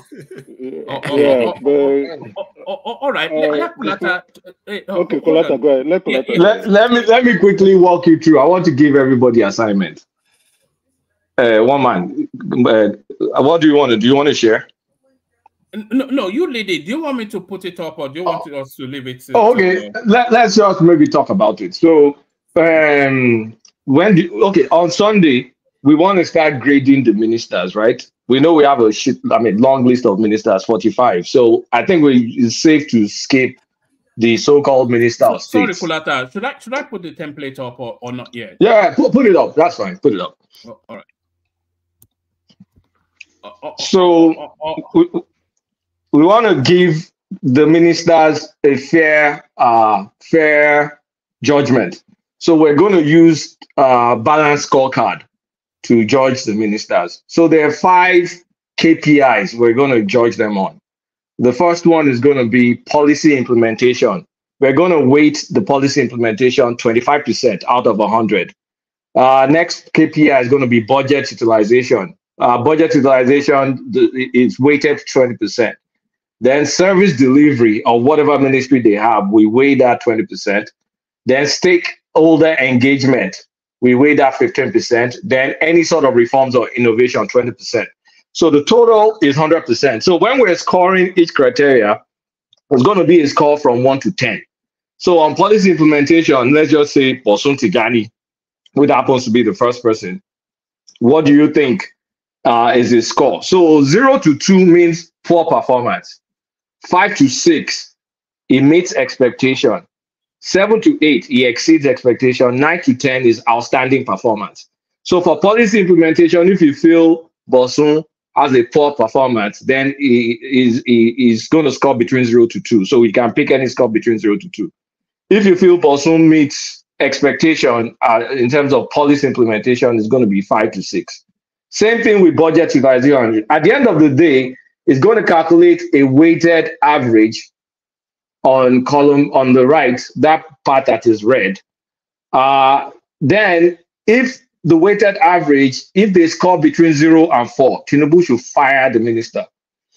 If they score between 4.1 to 6, then that minister needs performance improvement.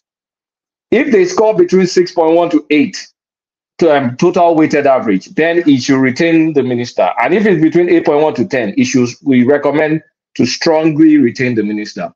So basically, for each minister, try and do your research on what they've done in terms of their policy implementation, how they're using their budget, how they're actually delivering their work, and how they're communicating to us, like sharing any sort of information, stakeholder information, and if they're bringing any sort of innovation or reforms to the work. For example, and we can say Dave Umai's innovation is using concrete roads, right? That's some sort of innovation. It could also be intelligent project financing. It could be anything like that. Kayamo, I'm just kind of giving you tips. So for each minister, you can get information on. Those are the 5 KPIs we're going to judge them on. Any questions? Yeah, Kulata. In my own opinion, it will be an abomination if anybody grade them anything, 8 and above. That would be an abomination. Any of the minister. No, it will not be fact led now. It's not. It won't be led by. But that's just a little teaser for Sunday. We'll talk about it even more tomorrow, and then Sunday at the big reveal. So, Mekos, before I start, we can KPIs, you will be data. It will be data driven, and you'll be led by the data. At least you can talk about. If there's no feelings there. If there's nothing to back up whatever you're giving them, 0 to 10 on your KPI, I mean, it's basically 0. 0, exactly. Yeah, Kulato, well, great job. One can always count on you to deliver on this kind of stuff. And I think the way I thought about this, you went far and beyond. And I think I would say we are all grateful that you put up something really, really amazing. This can give us, make us think very well and make it very factual.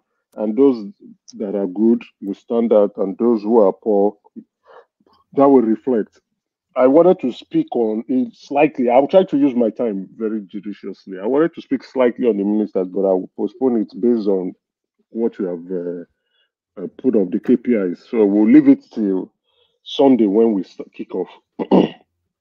Let me speak to my brother Optan. This is not particularly like a topic I wanted to talk about, so I would refer you to Otis' statement, March 24, 2024, where he was talking about that he would have to borrow to implement the budget, right? And that's because the revenue in Abia State is not enough. There's evidence littered everywhere that the revenue for Abia State, both IGR and what they get from the federal government is not enough for them to deliver. And then likewise, if you look at the budget, I skimmed through it. You have a huge budget deficit. It's not enough. So when government is coming out to tell you we will borrow, they've already started borrowing. They've started even implementing with borrowing, because if you read that statement, it was saying that we'll borrow to implement the 2024 budget. Or the way it was framed, it shows that they have started borrowing already, and they've started eating out of the loan. So there's an Islamic bank loan of $120 million that has been approved. I think the governor, whether he's trying to be economical with the truth, not coming forth to say, okay, we've started drawing down on this loan and we are implementing on the budget. There is also FDI that was not stated. When you see stuff, you were referring to federal, it was the DMO office, debt management office, that made that indication. My brother, it is low no. To those who provided that, the supply of the capitals is investment. To you that is using that capital, you are borrowing it, because you cannot hide. Kulata can chime in on this. You cannot hide foreign direct investment. There is no way you can hide it. It will be out in the news.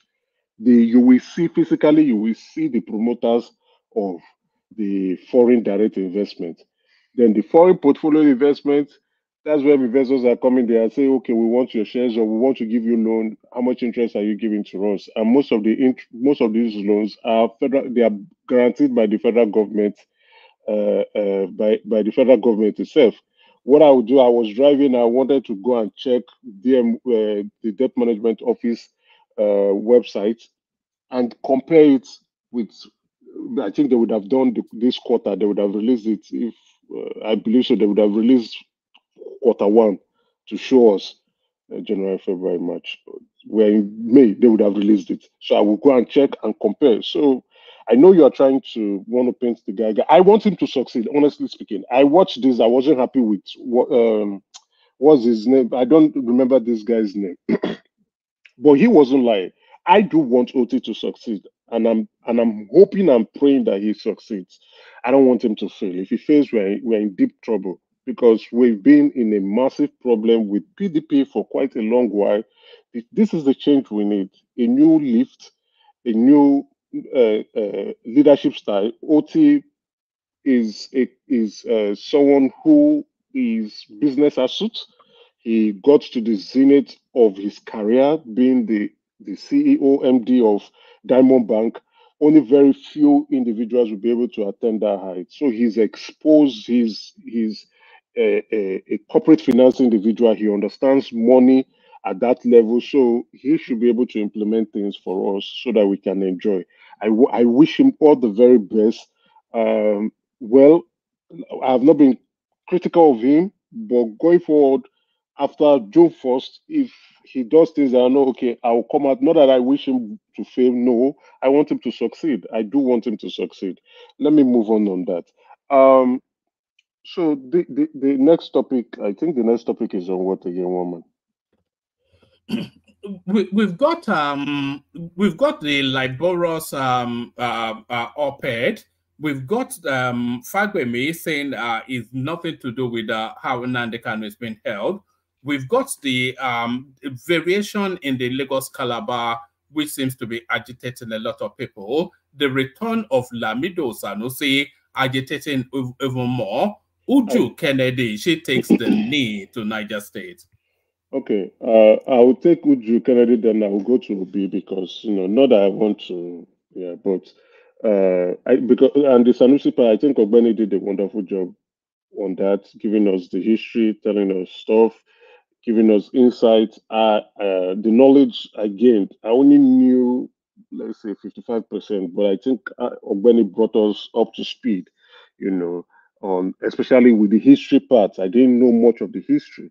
I only know that Sanusi and Aminu Bayero, they are cousins, they are related, and I know Sanusi's father was once the emir who was disposed, and he never recovered, and they gave it to his brother. So, I knew that history, but I didn't know how deep it went. You understand? So I don't want to speak much on that. I think the viewers are well. It is true that Sanusi was the grandfather was deposed. Yes, his grandfather was deposed. Yes, his grandfather was deposed by the premier of northern Nigeria, right? The Saduna, rather. Sorry, the Saduna. So, anyway, we got the knowledge. I think Ogbeni did good job on that. Then Uju, we spoke. We've shared our opinion. She's always um, I don't know. She doesn't know her portfolio. She doesn't know her job. Let's be honest with her. I know on Sunday when we get to our turn, I know we are going to shred her to pieces. Baba Jalikoko said this is the second time. Baba Jalikoko, it is actually the third time she's doing this. Please, woman, Yeah. it is not fair what these Agbado people does to me here. I wanted to talk about this lady. This Uju is one of those things I wanted to talk about. I don't know if Emeka, you can give like that time you want to give to what's his name to Enigma. Can I have it a little bit? I just want to really Let me about this guy. you know why you come in now, right? Yeah. You will make Kolata to come back in. Let me finish there. You can come in. Yeah, Kolata will react, and everybody will react to you. You are the front person. You are the front person of the group, right? Even a man of prestige have to shout that you were slashed. So, but anyway, I know they were just trying to make you. Okay, go ahead. Okay, please. You see this this Uju of a woman. I don't know. I've known her to be somebody who like to do this television or media appearance kind of. You see, in a Senegal society, you see that's what was when we question this Tinubu's readiness to become president. We kind of question it because I mean, if this guy really lived here in America, I don't know what is. I mean, obviously we know what he did in America when he came here. He didn't come here to really study what, I mean, let me just say that. So my point is this. I mean, why can't they create a ministry of, that ministry of humanitarian service? Why don't you convert it to some kind of a department or ministry of human services? That crap of a name they call it, humanitarian, whatever crap they call it. Human services. Here in America, we have a Department of Human Services. Every local government, county here, major counties, they have Department of Human Services. And under that wing, they have what's it called, child protection from there. So if these people are violating, I mean, she has a court injunction, from what I gather, that is stopping these people from doing this. Now, but why now is she now rescinding? I mean, she's now. What's going on? These kids are being. Are being given out. I mean, I don't get it. What kind of country are we running? Why is she backing down? Why is she not standing her ground and saying, okay, what I said or what I want to do, I'm standing on it. In fact, the court has given me a go ahead to stop people from going ahead with this marriage. Why can't you stand on it? Well, because we know. Because one of them has threatened. Do you know I won my election? Was it the who was that guy? Was it the chief? Who was that guy from Nigeria State that says, you know I won my election? Because the election, we know how they win it. All these their mullahs or whatever, they need them to help them win election.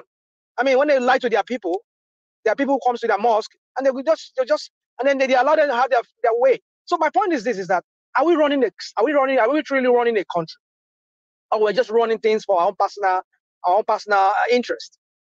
So I don't know why she's backing off at this time.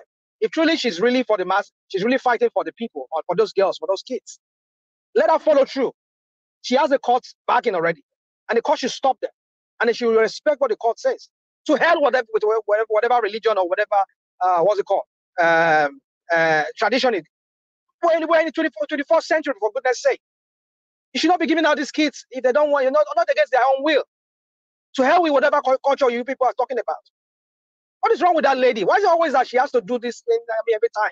Whenever people back at her, she just want to come back down. I don't get it. That's what I always want to say. Thank you, Emeka. No worries.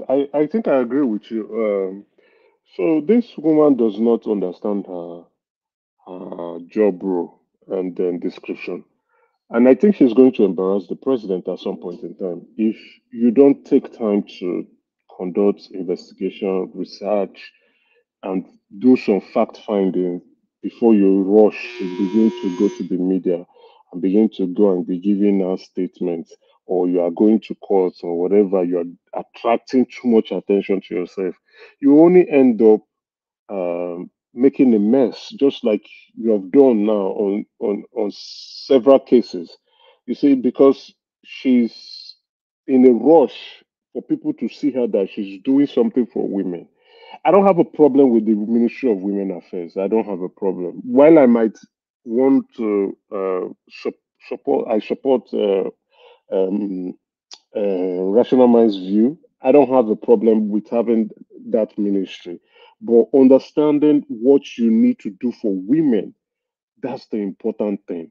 It clearly shows she does not have a plan. She does not have a strategy. She does not have a policy. She's just a reactor. She reacts to incidents that happen to women, that impact women negatively. What about you impacting women, in Nigerian women, positively? How are you uplifting women, Nigerian women, out of poverty? How are you enriching their life? How are you transforming their life? How are you making things happen? She can do it. She's only surrounded by dons, and clearly I don't want to throw harsh words on her, but she needs to sit down properly and think deep on what to do with in her ministry. Don't you think, brother? Don't you think maybe your job is at stake? Yes, maybe of course, her job is at stake. The big job. Yes, I've contacted the presidency that it should back down. And presidency, the last thing she did is a huge embarrassment, right? You see, there's a cultural aspect to what happened, right? And then you not knowing, many of us are ignorant of it. Let's be very honest. We myself, I don't know how many of us, I think it's just going to be a very few of us that know about the cultural aspect and the marriage age for women in the North.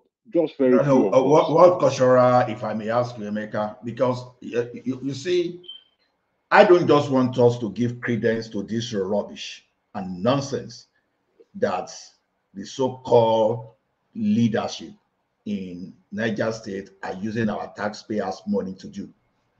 Yeah, assuming they can generate all the funds and do whatever they want to do, assuming they are not putting pressure, collecting from somewhere to fund all this rubbish they are doing. That is understandable. What culture? We can't be hiding under this type of barbaric culture. There's anything that is constant in this life is change. You see, you are still producing poverty-stricken. I don't know. I'm just being cautious about the type of language I use. You are just giving birth without plan for those people you are giving birth to, and you are not empowering. All you are so hurry and you are rushing to do is marry them to people in the name of culture. What type of culture? Someone started a particular culture on a particular day, and those culture, if it's not good, you change it. As we are talking now, we have some kind of culture in the past that is not aligning with modern civilization, and we have to abolish those culture. Fair points, right? Fair points. Clearly understandable. I don't think anybody will argue with you. But this set of people say this is how they want to live. They like it that way. They want it that way. You understand? Who are we to go there to go and interfere their way of life? The speaker says that is what they want. He said it openly. I think one man played the video. That he has in the constituency, he reports to them. Those are the people who elected him. They say this is what we want. The elders of the community say this is what they want. So who are we to go in there and interfere in the life of these individuals who are happy with the way they live? So I think we need to respect their own views and the way they see life. They are happy with it. They like it. They want it. I don't think we interfering is not good. Maybe within them, let me land the point. Within them, at some point, that change can come from them.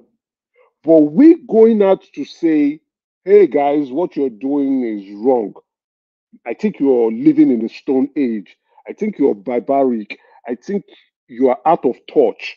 I think you need to, please, I would rather want to say maybe we should take it slowly.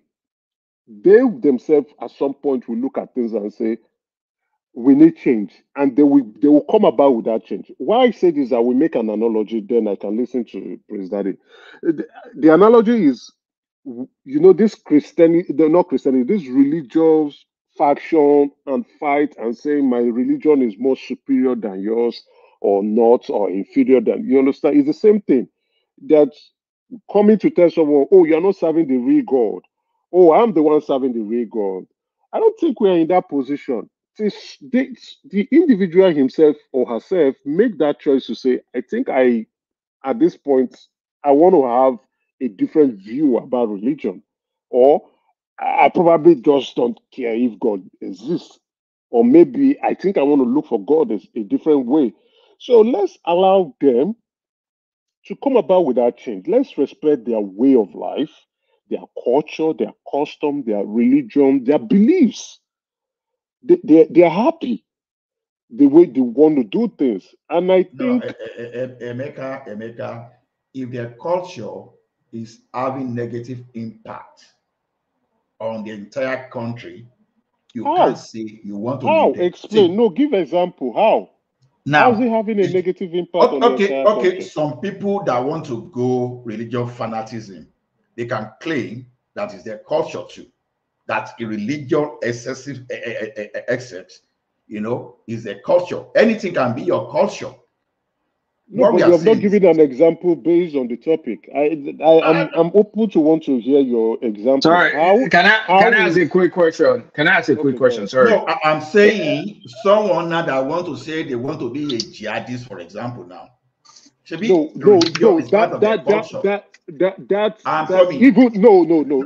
Why I'm saying it is this: it's impacting others. Now, marrying those girls, marrying those orphans, right? Marrying those orphans why don't you create farm for those orphans and empower them to become rich and make choice? How? Sorry, let me ask my question. let me just ask my question. It's going to fall into what you guys are talking about. When we say culture and all, have we considered consent? Like, is there consent to that culture with those orphans? Have they consented to get married? Have they consented to fidelity to the culture?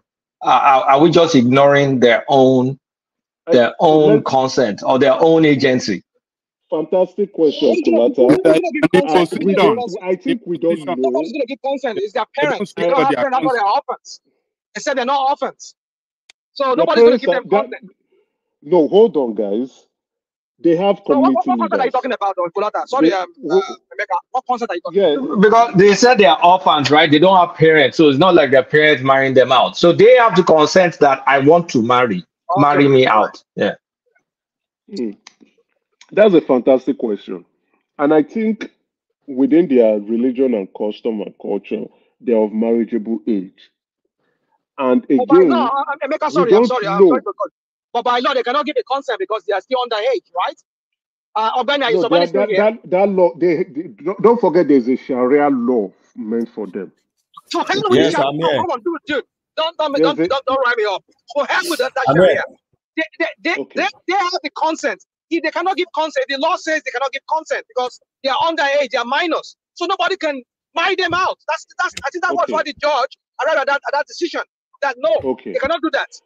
Okay. It is not able to enforce that law. I understand the emotions, but there is a Sharia law, and I think there's a marriageable age in the north. Ogbeni is here. Ogbeni is well in it. I don't know if he's still awake. He can correct us on this. Yeah. So within the Sharia law and within their custom, religion, and culture, they're of marriageable age. The community leaders are there. They don't have parents, we agree. I won't come up here to say that I am aware they gave consent. I am not aware.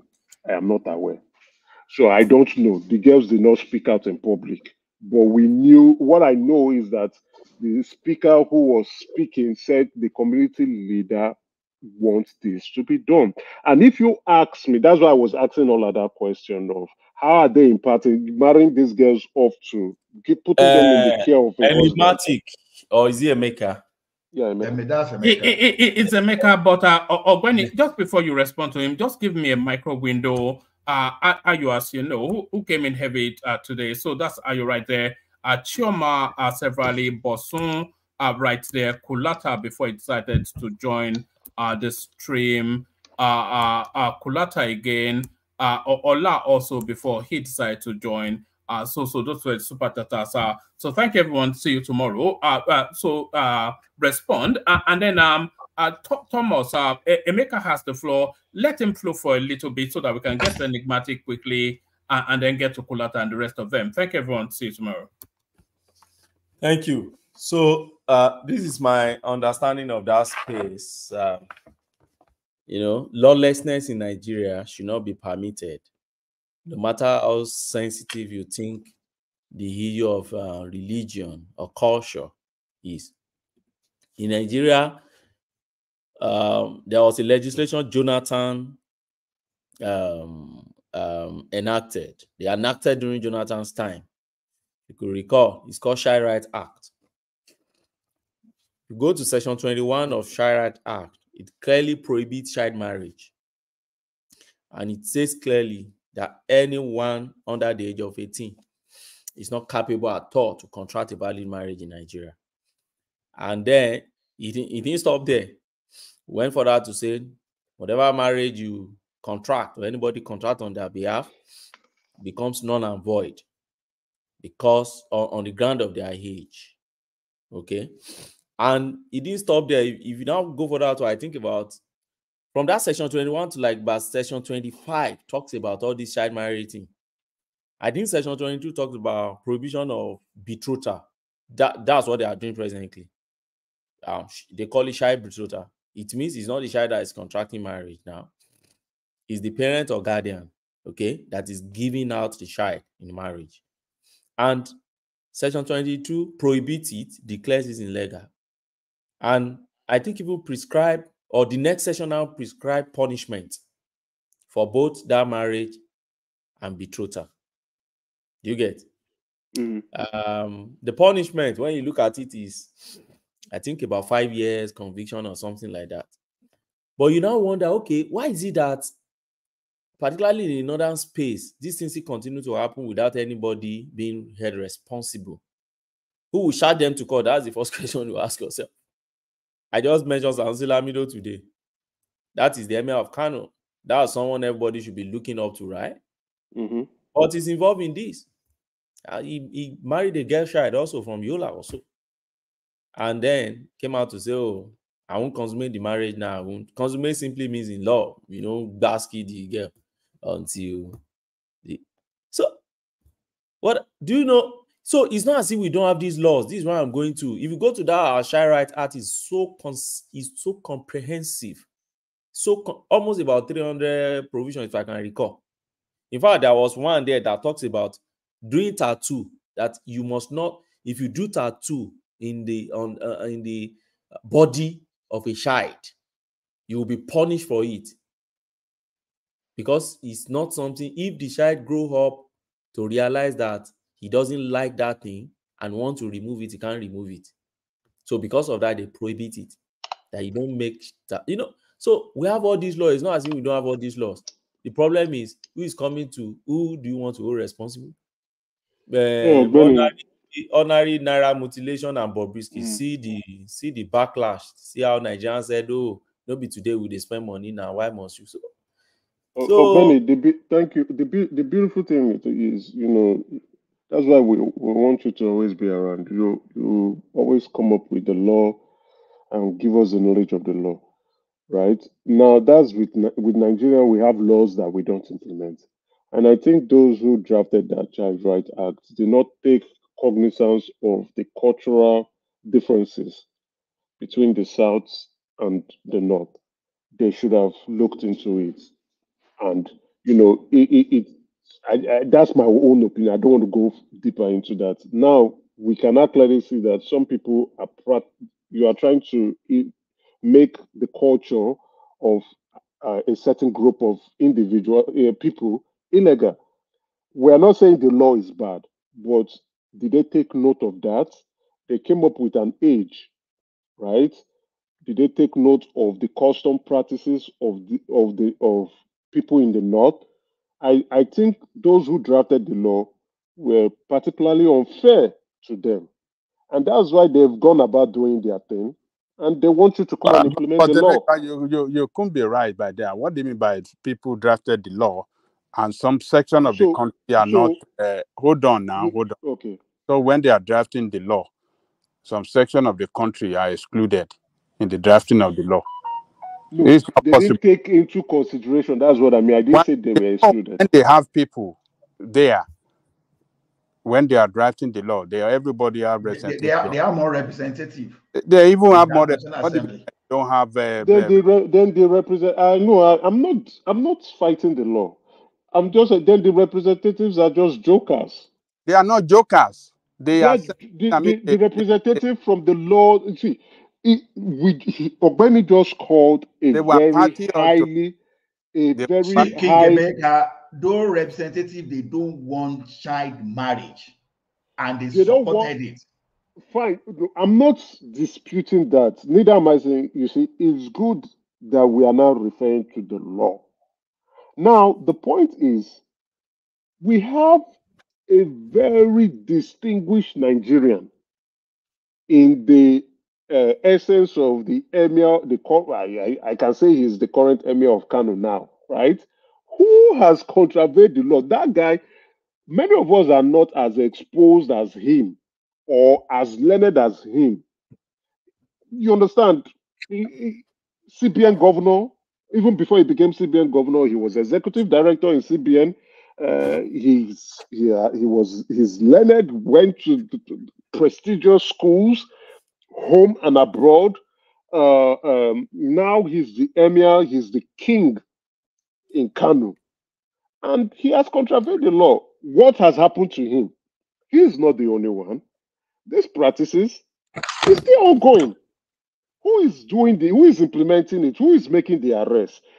Apart from that, they have I know in Kano, I don't know about other states, they have their own police. What do they call them? They go around to enforce morals within the state. Are those guys enforcing this? No. So we are not making a mockery of the law. The law is there, the law is clear, the law has been signed, but they're making a mockery of it. So then how effective is that law? How is that law effective? No arrest has been done, nobody has been cautioned, nobody, even to the point that this came up. This same, because not quite the change in representative in the north, the change is almost the same. Not every one of them lost their seats.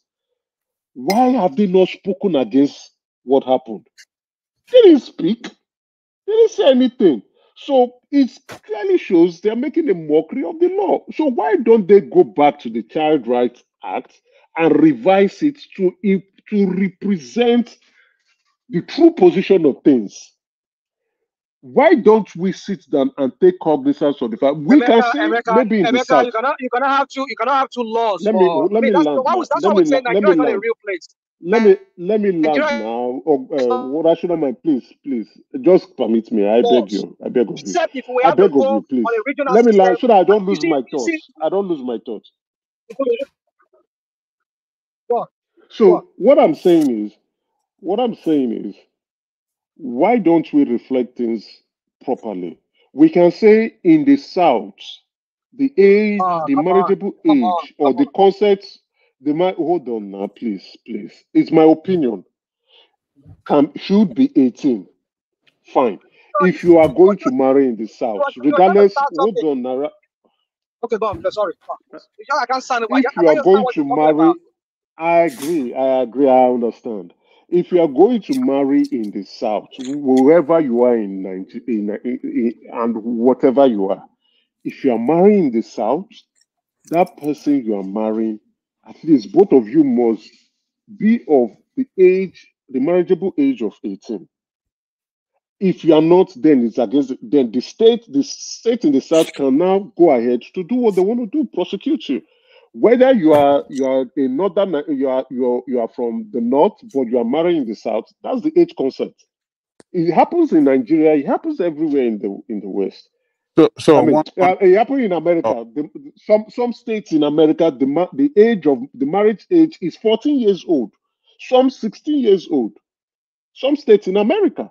So what are we shouting here for? Now, if you are not going to marry, when you say you have to say it clearly. If some say that is 16 years old in America, must carry the parental consent. Yeah. Yes. I agree. Not to often. All our marriages come with parental consent. All our marriages, or let me not use all. Let me not use all. Let me say majority. Hold on, guys. Let me land now. Majority of our marriages come with parental consent. We seek our parental blessings. We seek the blessings of our parents. Why are you twisting, Becca? I'm not twisting anything here. What are I you am not twisting. When you, Baba Jani Koko, sir, when you married, your parents blessed you. True or false? It's a different thing you're talking about. That one is a different narrative now. It is not different. My parents cannot stop me. Look, it's not different. You got. Let me land. You got the blessings of marriage. You got marriage. You got the blessings of your parents to go ahead to marry. Whether they say no. When it comes to minor, it's a different ball game.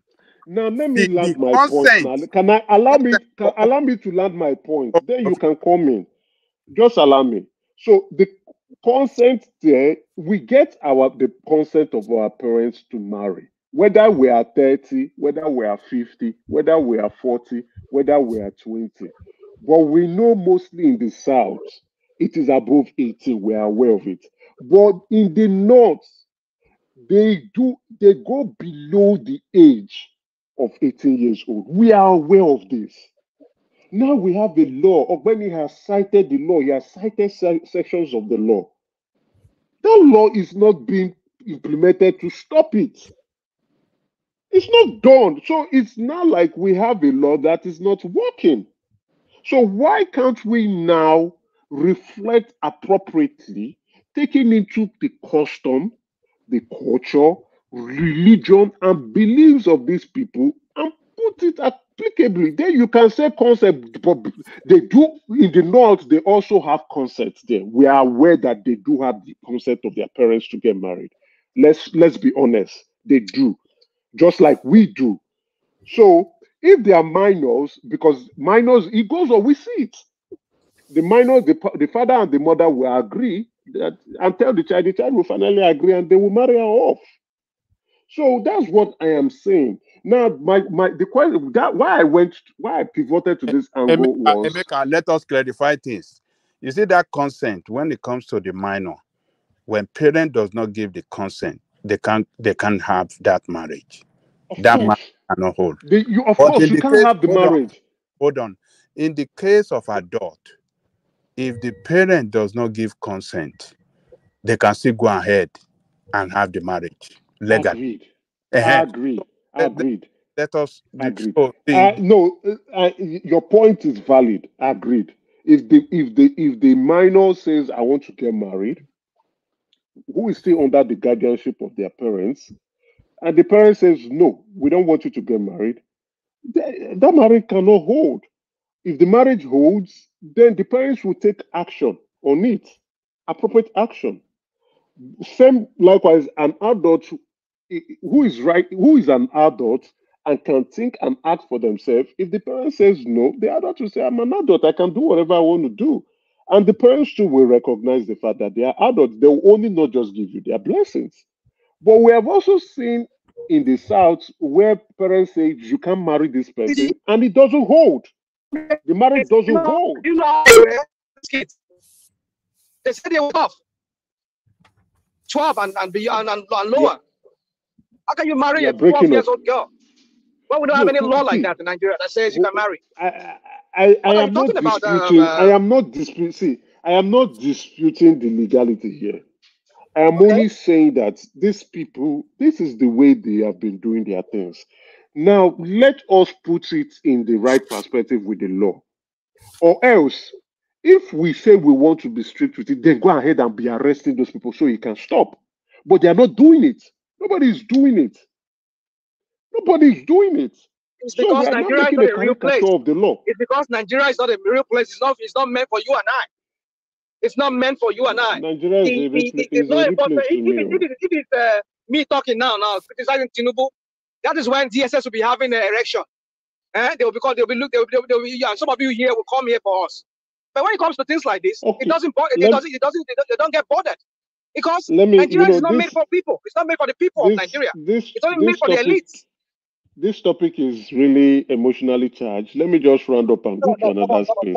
Right. So that's why I'm talking louder. No, I'm not talking about you. I say it's bringing out a lot of emotions from all of us. So let me just round up and move to another, so that we don't dwell so much on this point. So my own view on this is the minister didn't do her job properly. She would have gotten her facts clearly. She would have, reviewed things, put in some emotional intelligence. Even if she wants to help, even if she wants the media hype, there are ways to go about it. She would have sought the opinions of the community leaders. She would have engaged them and told them what the plan she has for them. And if they will listen, because they are orphans now, they belong to the community. If they will listen, and I think maybe they might, maybe they may not. So it all depends. The way she went about it, in my own opinion, is not right. This is not the first time she's been doing things like this. I feel these are the kind of ministers that would end up embarrassing the president. The president needs to step in, caution these kinds of ministers. Embarrassing here? What's embarrassing? Tell me, what's embarrassing? The embarrassment was going to court, rushing to the media, right? And then now she's rescinding. Now she's agreeing with them. Now she's coming in terms with what they are saying, which means behind the scene, she has been cautioned. Behind the scene, she has been cautioned. You want to So I understand that it's a very she's a showmanship kind of woman. I mean, would like to broadcast herself out there. But in this very one, my friend, listen, my friend, this very one, I don't have the. You see, if you understand children, I don't know. I mean, you said you have kids. I do have kids, yes. I cannot be alive and have my own kids being given out without my consent or even their own consent. The parents are dead. Rational mind. The parents are dead. Their parents are no more alive. That is why these kids have to be given a better life. Let them live better life. I grow up to be agree. adults and decide their own future. I am not disputing that. I stand by that, right? What made us go to this topic was the way the Minister of Women Affairs handled the matter. She could have done it. You've not said why is embarrassing the president? If she could, I didn't say she embarrassed. I say these are the kind of ministers that could end up embarrassing the president. This is the third time now. She doesn't get her facts right. Because when she goes in with the media. You get your facts right. You understand the scenario of the situation. What's the fact that she needs to get right? What's the fact? Okay, hold on, rational mind. At least reach out to the speaker, understand, reach out to the community leader, understand, and offer a different alternative. They could look at it and say, okay, I think this may work. You want to take care of them? Fine. I believe what the community leaders are doing is, okay, let's hand these young girls over to men who will take care of them. So, but if you are stepping in as the Minister of Women Affairs, representing the federal government, and say you want to take care of them, you want to train them up to university level, give them a good sound education that will even impact positively on the community. I don't think the community leaders will want to throw that idea away. I don't think so. I think they'll be open to it. And they're like, I think this works. There won't be nuisance in our community. They will not be in the care of the federal government with the minister but that is what that woman was trying to do. She was trying to see if she can her objective is okay. Our objective is okay, but the approach is wrong. No. There was a pushback against her move by some power that be that make her to surrender to them. So look, let me tell you, those wicked people that married off, these children, they can't do that to their own children. You know that they cannot do that to their own children. But it's easy to do that to, children of those that are passed on. This is just wickedness. It's inhuman. It is not a culture to marry off children of people that orphans. Okay. I know, look, Baba Jelikuku, sir, I'm not your point. I respect the opinion. I'm not against it, right? But I'm looking at it from the community leaders' angle. Who will take care of those girls without their parents? Who will fend for them? Who will house them? Who will clothe them? Who will feed them? The community leader, with the economy in the country, who's going to do it? The government. The government. Which of the government? That is why we have government in place. Which of the government? Oh, let's be factual here. The state government. But the state government is saying nothing. Institutional. Okay. Now the federal government is trying to step in with that action of the minister. They push it back. They said she doesn't understand the culture. She's doing something. Instead of them to sit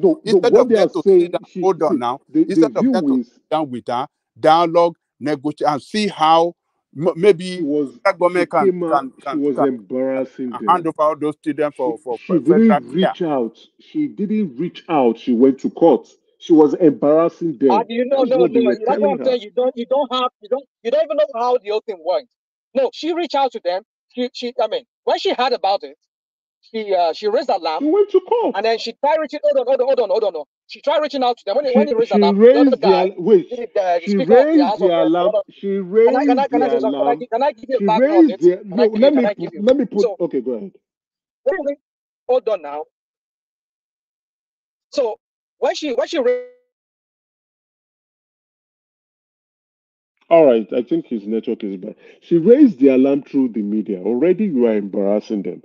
I don't think they will want to listen to her. How I one of my next one, all this kind of crap, and he went on the tirade and all of that.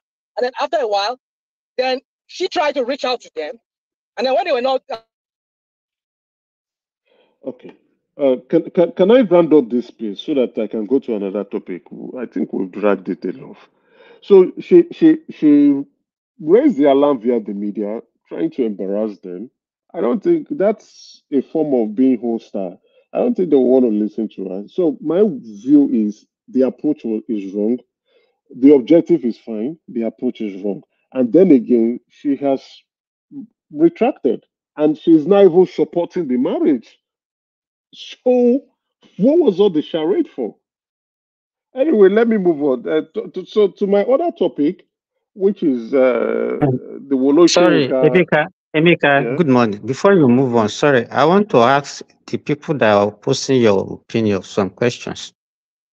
Baba Jale Koko said that those people are wicked, they cannot marry their children out.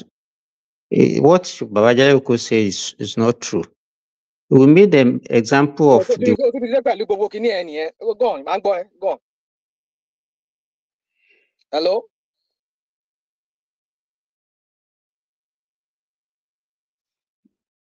All right, let me come in, and I think maybe you guys can still hear me. So, Peter B and Wole Soyinka, it's quite unfortunate that Peter B is coming to the media foreplay, and it's all negative again. It appears each time he hits the front page, negativity Sorry, will you allow me to? Sorry, okay, I don't know why. Okay. So the one that Sanusi Lamido married is a popular and is from a very wealthy family. So even the people that are wealthy, that have learned in that, they practice that is their tradition. And even if you want to look at it critically, all these things that we are saying, even in Yoruba land those days, in our own land, at what age did they marry traditionally our mothers those days? At what age did they marry them out? Most of them were married out before age of 18. All of us have been carried away by this Western culture, and that's why we are speaking the way we are speaking. As you mentioned, even in US, I've seen example of people that marry at the age of 14. So then, which law are we talking about? We all know that even in Nigeria, we have Islamic law that people practice in the north, the penal code. So which law, under which law are we judging them for doing this? And if you look at, even if you look at it, even religious, if you look at, wait, let me finish. Wait. If you look at religious, generally, even the two popular religion, both Islam and Christianity, if you look at Bible itself, at what age, I'm very sorry to say this, was even the Mary, the mother of Jesus Christ, was married out to Joseph. If you look at it, go and read Bible. At the age of 13. How do you know? So, Where did you read that in the Bible? Go and read it and come No, rational mind. Wait, rational mind. Sorry, gentlemen, hold on. Let Emeka carry on so that Enigmatic can come in, and then when everybody has had the chance to speak, then we can open it to a brother, because Emeka had waited a long time, Enigmatic even longer. I'm not sure if Thomas is there. One man, but Emeka has been talking for a long time. Just let this guy No, talk. you didn't want me to talk. That's So just can I finish what I'm saying? I wanted to land the point and move on. You just Okay, didn't want all me right. to Sorry talk. about that. Can I finish what I'm saying? Go ahead. No, Simba, if you can defer it because we want to question you. So let Emeka just talk so that later when they talk, we come back because we have yeah, Simba, please let me finish my Okay, then you I can will go just ahead. listen. Go ahead. Thank you, Simba. Sorry about that. So to my other topic, right? I want to leave that space because I know a lot of people have questions and their own opinion. So P2B is coming up to the news, and things about him being said are not looking good for him. And I think P2B needs to really sit down and do some form of self-reflection, right? Why do I say this? It's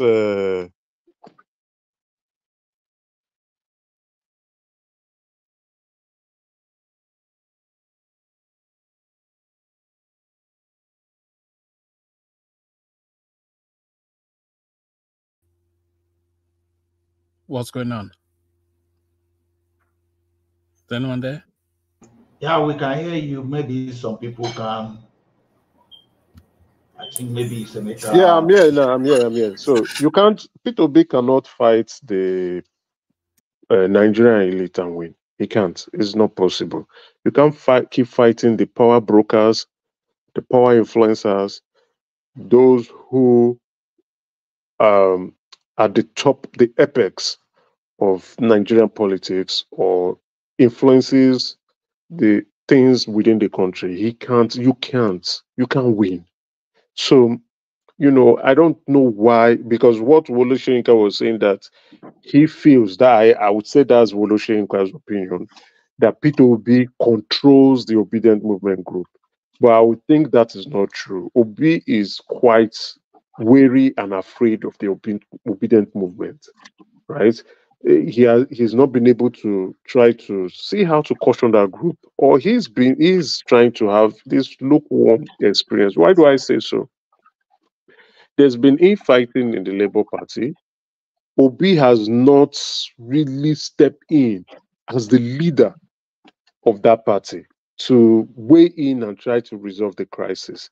And when he finally did, and it was spinned that he was providing support to the Labour Party, Abure, right? Even Kenneth Okonkwo decided to leave. So then his close confidants and those who support him said, no, that's not true. That he went there for reconciliation. So which is which? Obi has not said anything about it. Obi has not come out to say anything about it. He has been dodging those situations. So which means when there is problem, Obi shies away. That's the way it looks like. So I think I am right on this because clearly we can see there's a problem. It's not my own opinion. Obi has not taken a stand on that problem. He has not called out Abure on the allegations, the fraudulent allegations, the forgery, and then he has not done it. So nobody knows Obi's opinion on those matters. He has also not shied away from it. So when he goes in, when we see him, the recent picture that he took or the recent video, people went with the facts, or probably it's not people, the Labour Party came out and said, Obi has endorsed and finally agreed that Abure should continue with the leadership affairs of Labour Party. But it appears that Obi's confident, close staff members and those close around him said, no, that's not true. He was trying to do a reconciliation, but that's not true. So it clearly shows, in my opinion, it clearly shows some form of weakness with Obi and a huge dent on his leadership ability and his ability to solve problem, to address crisis, to handle matters properly. So that is what Wole Soyinka was trying to also identify. That even when they were going against him, Obi came to pacify him, said, don't worry, it won't happen again, but went ahead to say something differently. So it shows some weakness. Uptown. What different did he say? What was his different in the sense? You can listen to the interview. You can listen to the I interview listened to it now. You're only drawing your own inference. So what is it that he said that was different? So you can listen to the interview. Maybe tomorrow I will bring it up. This is not, we don't have time for that. But Wole Soyinka is not agreeing. Then what you can now see is that the Nigerian elites are now speaking against him. Umahi spoke. Wole Soyinka is speaking and saying he Who are wish. these elites you're talking about? Who are these elites? The Agbado elites that you're telling me. Hold on now. Dr. Doyin Okupe, who was his DG before he resigned, but still continued to campaign actively after the election, came out and said, we didn't win the election. He spoke very, very harsh about Obi in the interview. I don't know if you've listened to it. So the viewpoint now is the Nigerian elites are now taking a position, and more of them will come out to take a position. Obi cannot win this fight against them because these are the people who will sit down first and say, this is who we want. This is who we will support. This is who we would push. And they would they will support him with the political party. He gets the ticket, and they will go back to go sell him to their own constituent, to their own electorate, to their own people, and say, this is the man we know, vote for him. But when you are fighting the power brokers, the elites, they will look at you and they will be laughing. And that was what I was trying to tell Uptown when he was making the comparison between Akpabio and Obi. The Obi is putting the cart before the horse. Now he keeps doing it because he keeps receiving the wrong advice. You are doing your political evangelism in the north, going to hospitals. From the madman. From the same madman. I don't want to use that word, but I don't want to anger people tonight. Did you listen to yourself what you just said now? I mean, from what you just said now, it's very glaring that we're not moving forward in that country. People like you are the reason why that country will remain the way it is. No, it's not people like me. It's not rational mind. It's not people like me. And I would land my point. I would see rational mind. I will land my point eloquently tonight. Don't worry. Relax. Don't worry. I'm not here to stress you. I will land my point eloquently. So I will go to that. I'll conclude on this. So he's putting the cart before the horse. You are doing your political evangelism, talking to what we call, retail marketing, retail politics, going to hospitals, doing borehole that doesn't work after a couple of days, visiting people, going to mosques, putting on cap, staying in mosques like you are praying, putting up a show. Those people, when they smile with you, maybe you give them gifts, they will laugh. But it is their elites that will still tell them who to go and vote. When you are fighting with the elites, you are not in good terms with them. You are losing the battle. There is no road for you. Thomas, did you mute me? Thomas. I didn't. No. There's no road. There's no road for you. So can I interject? Can I interject, Emeka? Okay, slightly so that I can conclude. I'm going to conclude soon. I'm going to conclude. Yeah, I know, but I just want to interject before you conclude. Please. So you can wrap up. You can pack everything together and run it. Yeah, go ahead. You see, when I tell people like you are the reason why we'll never move forward in that country. Look at just don't you think that word is not really good? That people like you is why we are not moving forward. It's not really good word. Rational mind. To be honest with you, go on. No, what I'm saying is this. I don't mean it in a way just to deride it. In a derogatory way. That's all right. Yeah, go on. That's what I mean. I just mean that if you speak like this and people listen to you like this, the people that listen to you will think that is the way to go to set up a country, that you need to go and pander to these elites. I mean, just hear yourself. Somebody is trying to do something differently. He feels that you, the people, you have the power to vote me in. And he went about the way he felt it should be. I mean, that's how it should be done in many even countries like where you and I live. Well, that's how it's done everywhere in the world. You meet the power brokers first. Why is Sunak? Hold on, sir. Hold on, sir. Sir, please hold on. Hold on. Let me chip this in. Then I can listen to you. Why is Sunak calling an election where clearly he knows that he's going to lose the election? He's calling an election in the UK. I can't speak to that right now. We're talking about exactly. That's what I'm saying. That you speak everywhere in the world. You must speak with the power brokers first. They will be the one to say, okay. Hold on. I agree with you that politics, the way it's played, we talk about these so-called power brokers. But in the saner, that's why I say Nigeria is not a real place, not a sane society. Everywhere in the world, both Canada, United States, United Kingdom, you are not Australia. right, Ekene. I don't think you are right there. In the United States, people go and vote. People go and vote for their donors. Who are the super PAC? Go and vote for their party. Who are the super PAC? Who are the super PAC? What does super PAC mean? Hold on now. What does donors mean? Hold on now. They give money to politicians to help No, they them just don't only give money to politicians. But they don't give money. They don't bribe people. Hold on. They don't bribe people to vote. Why is this guy? What is his name? That has the owner of this open society. People vote for their conscience in America. You know that. If not, would Trump be leading in opinion poll now? People vote according to their conscience and political party, their political leaning or their situation. They vote according to the reality, economic reality, political reality. The election in the United States. Wait, the election in the United States has not even started, right? But what I'm saying is, I'm forgetting his name, this man that almost everybody don't like.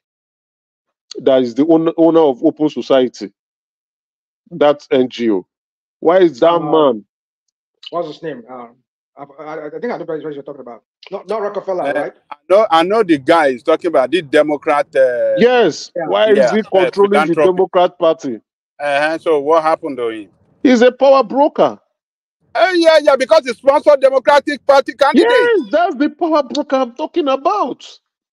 But the way you are presenting it is different. If he says, since he sponsors, he donates, he funds, and if he says, I don't like this guy, are they going to give him the tickets? No. If you come up and you are trying to and you say, I don't like him, they won't give you the tickets. They will give it to the people, the person he likes. That's not true. That's not true. The guy will go to primary. If he wins in the primary, he becomes the candidate. No power broker can shut anybody down. But hold on now. Before power you broker doesn't shut people down in America. But wait, sir. No. Sir, hold on, sir. I know American politics. Yeah. Before you go to the primaries, you have donors. People who the American electorate at that point in time are not the one. Yes, you can open your books, but people who will fund you, the big donors, the super PACs. That is not true. That is not true.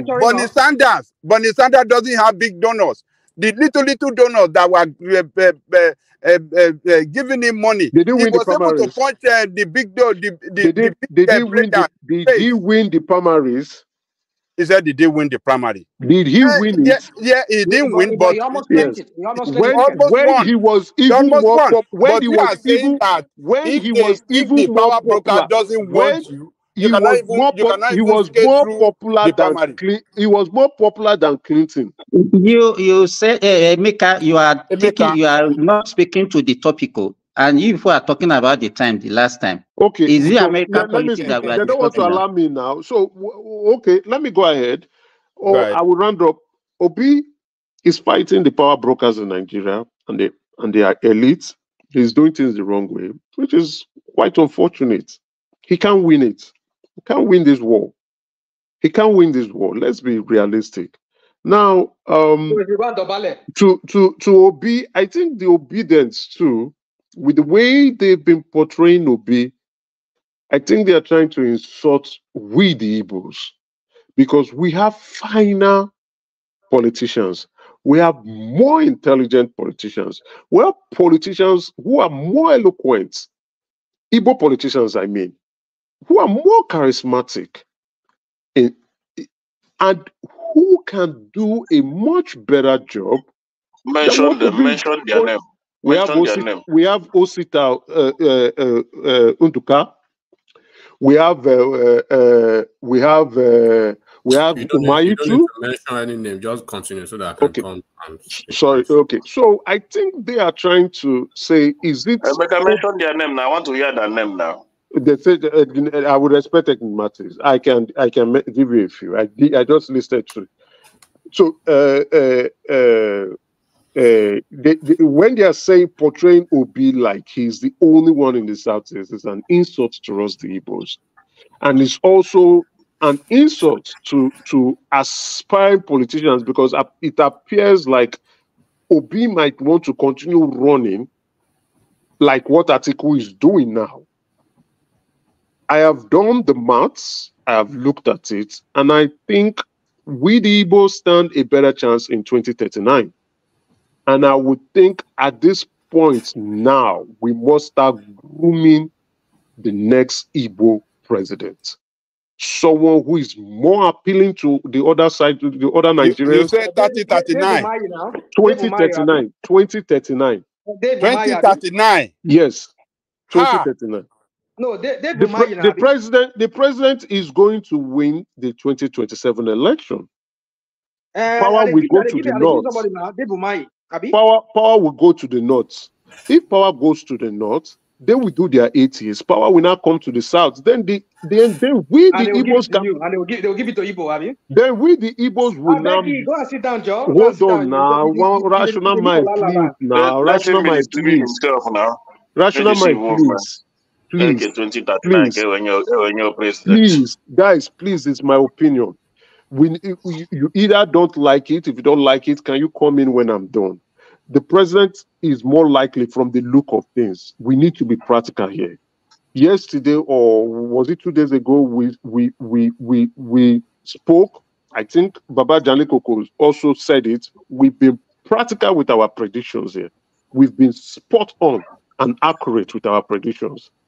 More other than other platforms where they are going with emotions. We've been logical here. We've made brilliant, intelligent remarks, comments, suggestions, and predictions, which has come true. So I am saying it now that with the things going on in the country, in the political space, the president is going to win 2027. If he wins 2027, power will definitely go to the north. On what basis? On what basis? On what basis? Forget the basis. Forget the basis first. Forget the basis. Rational mind, allow me to just finish. Forget the basis. He's going to win 2027. You may not like it, but he's going to win it. Power goes to the north. They are going to do 8 years. Definitely. When they are done with their 8 years, it comes back to the south. Now, we don't know how it's going to play out. But when it comes back to the south in 2039, the Igbos will make that cry again because the southwest has done twice, south-south has done once, the southeast has not done any. But from the look of things, we don't have the numbers. Let's be honest.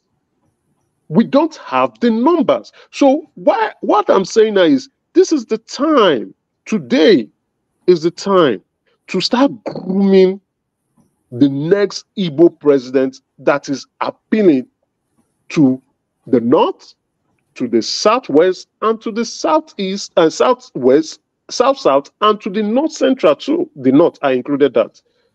Someone that I even told you to mention them of all these politicians we are talking about. You have not mentioned anyone. Please, can you allow somebody me? that Can told you you not let to me? mention? When I come, you when communicate to us now. You communicate to us. Well, who are these people you are talking about? I've mentioned what? He doesn't have to answer you now. Why do you want exactly. He said he's not answering. Then leave him alone. There's also Elumelu, who is currently a House representative, though he's from Asaba.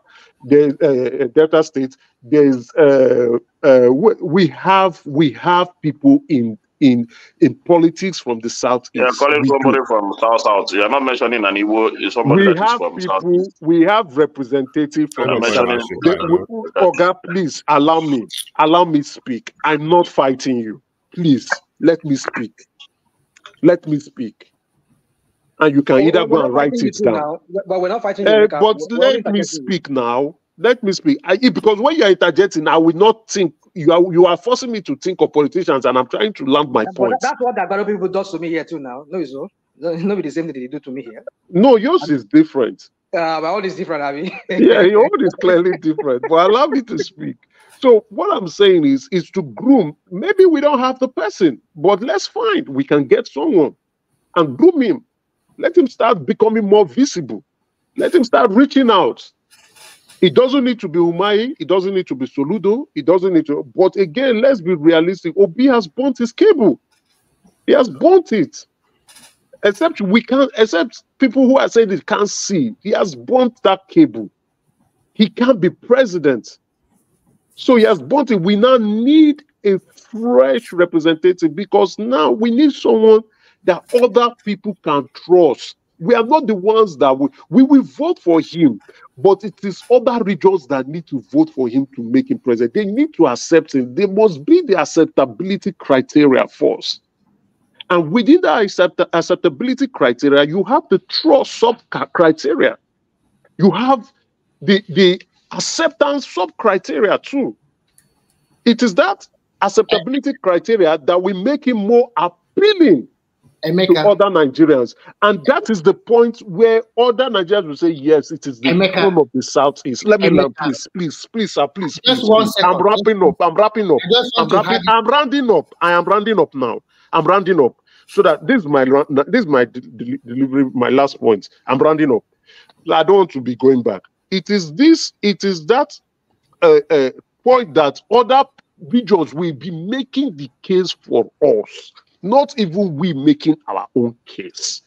Other regions will now be saying it is now the turn of the Southeast.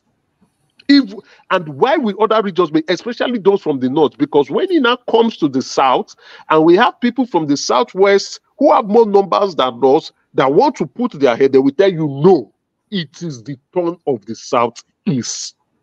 If the South also want to do, they'll say no, it is the turn of the Southeast because one, this is the individual that they prefer, the individual that they can accept, the individual that they trust, the individual that they believe in, the individual that has the appeal.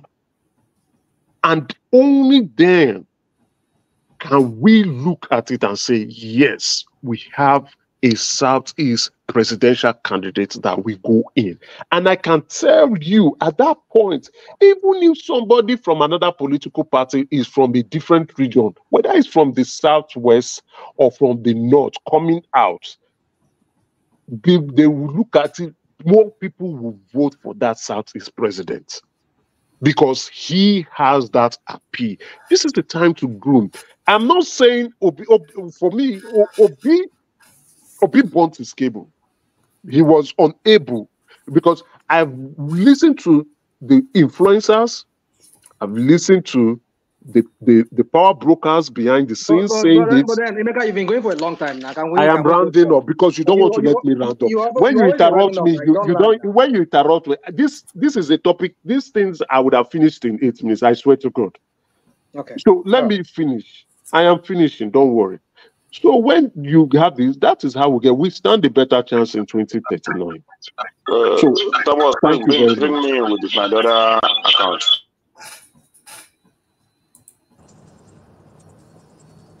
I'm done. Okay. Emeka 2039. You go don't be grandpa that time, oh. Eh? Now so it be now. That 2039 that you are even saying, that's quite carry picking go home, go celebrate that time. That's even quite charitable and generous. Everybody, please hold on. Yeah. Remy, I will come to you, please. Enigmatic has been waiting, so let's hear from Enigmatic. You have the floor. You want the free flow, or I should take it to the topics? Yeah, don't worry, I'll free flow. You know, yeah, free flow. Yeah. Yeah. Go on, my brother. Yeah. So Emeka, what you are even saying, 2039, you are quite being charitable and very generous with what you just said.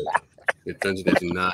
So in preparation to 2027, they are still going to the bush with a candidate that does not have the national appeal and is doing the retail politicking in 2024.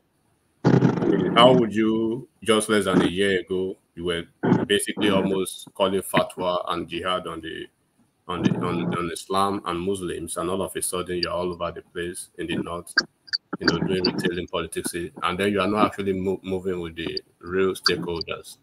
And just less than a week or thereabout, Atiku has come out to make a tacit response to you that he will continue to contest until he dies, or probably whatever he said. So that's basically replying you that whatever gallivanting you are doing through the north, they are not buying it. And those, the north, they know the politics. And Islam generally is that it's a religion of peace, and then they will welcome you, but they know how to place you when they know you are a hypocrite. They know the sound and the smell of a hypocrite from afar. And then I mean, it's quite very generous from you to say 2039, because like I said earlier, do not forget that the dynamics of Nigeria politics is changing and is evolving by the day. But until the Southeast people come together to bring a veritable and a nationalistic politician from that region, they will keep wasting their time, and then they forget that they don't really matter in Nigeria's presidential politics again. Nigeria will continue to produce presidents without their input. So they can continue to waste the vote on a misplaced priority of a presidential candidate. It won't change anything. The first term of Buhari, their voted never count. Buhari was a president. In his second term, he never relied on the vote. He became a second-term president. In 2023, we can all see the result. Shambolic numbers from the Southeast. The president, Tinubu, is the president now. And in 2027, the numbers wouldn't count. Maybe they won't even go to that region to campaign. Or probably if they go there, they'll just go for formal appearances, maybe just for formality. And the numbers wouldn't count because they've basically shut themselves out of the national politics. And they have a candidate now who is basically and this is what we are talking about, Prof. Wole Soyinka. A lot of people, they try to crucify the man simply because he made himself very clear. And Prof. Wole Soyinka was very glaring. He was very pellucid, with his ideas, with what he said. It was very clear. Yeah, so sorry, Enigmatic. Someone is on the comment saying, hope I'm hearing the mindset of the APC, but you are saying the truth, Enigmatic. That's okay. Rational Mind was here the other time. Respectively, with his opinion and his perspective, we respected his opinion. He called the president any name but dignified name. The same thing with Uptown. We said a lot of undignified, unprinted names for about Umai and some other people, which he had the right to do as an analyst. I mean, he's not calling anybody's name here, and he's not referring to anybody on the platform respectfully. He was just speaking about some certain politician.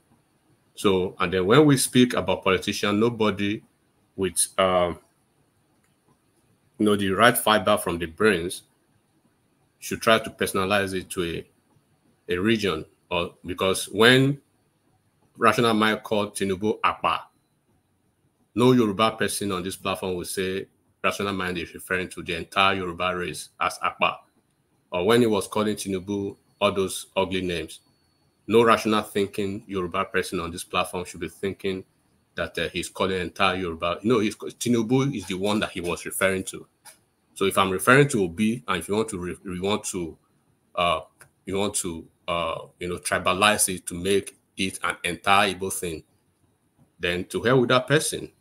That's the way I'll say it, because everybody should have, the season of their mindset on the platform when we are talking about politicians. So about Prof. Wole Soyinka, he was very clear. At a point, he was with Obi, and at a point, he turned against Obi. Why? Why? Because of the headless mob. Because, with profound respect to Labour Party, but we understand that Labour Party, they are quite a clear departure from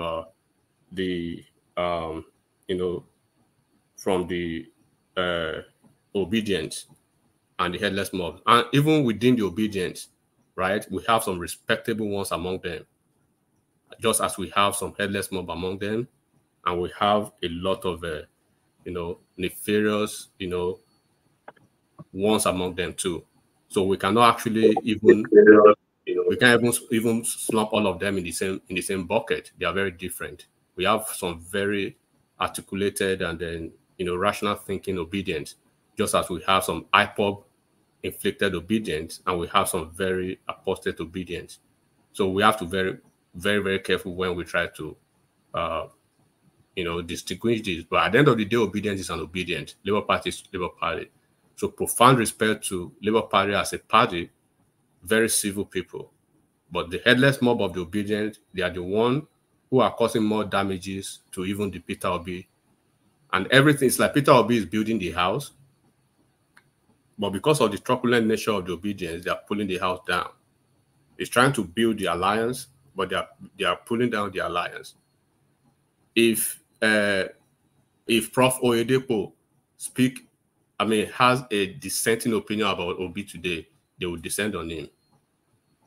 If Jesus Christ has a dissenting opinion against Obi today, they will descend on Jesus Christ. That's how crazy they are. So, and you cannot play politics like that. And then, it is a travesty to continue to engage in this fallacious, syllogism when you're having to have this conversation with this bunch of Lilliputians most of the time. Enigmatic, can I say something?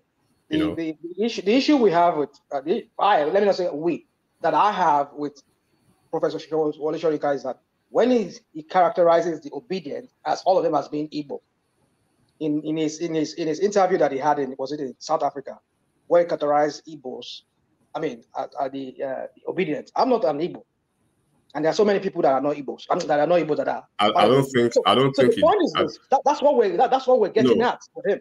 Hold on. If somebody like that could be speaking with a bigoted mind, that's what we are questioning. I saw all his interviews. The problem is that these individuals, right? First of all, they have to purge themselves of the entire catharsis of this election and get their head straight. They have been so stuck up into the phantasmagoria of the election pains. It's a year already. They need to have emotional release. Elections it comes every 4 years. Peter Obi is running from pillar to post, try to reposition himself. And I said it too. At a point, even the southeastern elites, political elites, they will stand up against him because they feel like he's actually, riding up these headless mobs to malign their reputation and to malign their character. It's not the only one with character. He doesn't have the character. And this man actually spoke to it. What people are actually saying to this man is that they found him out already. It's not easy for a man to say you are Bajwe. They are speaking to the duplicitous nature of his politics.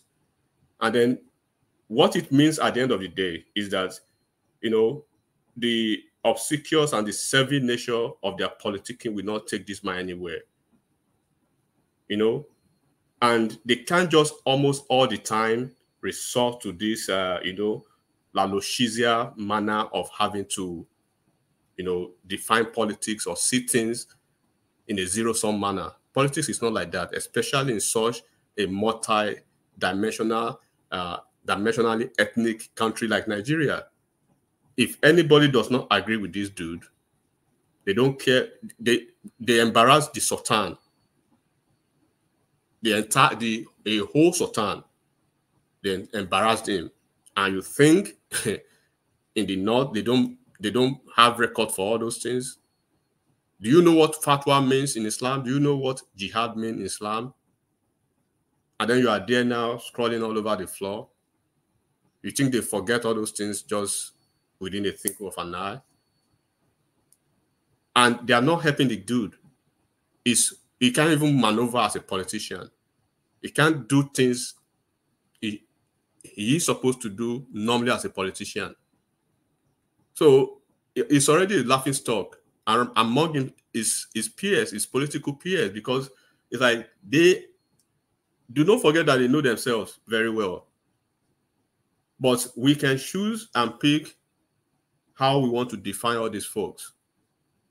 You know, we've come to realize the fact that political maturity really means a lot. We see everybody has been having fun all over the place today, right?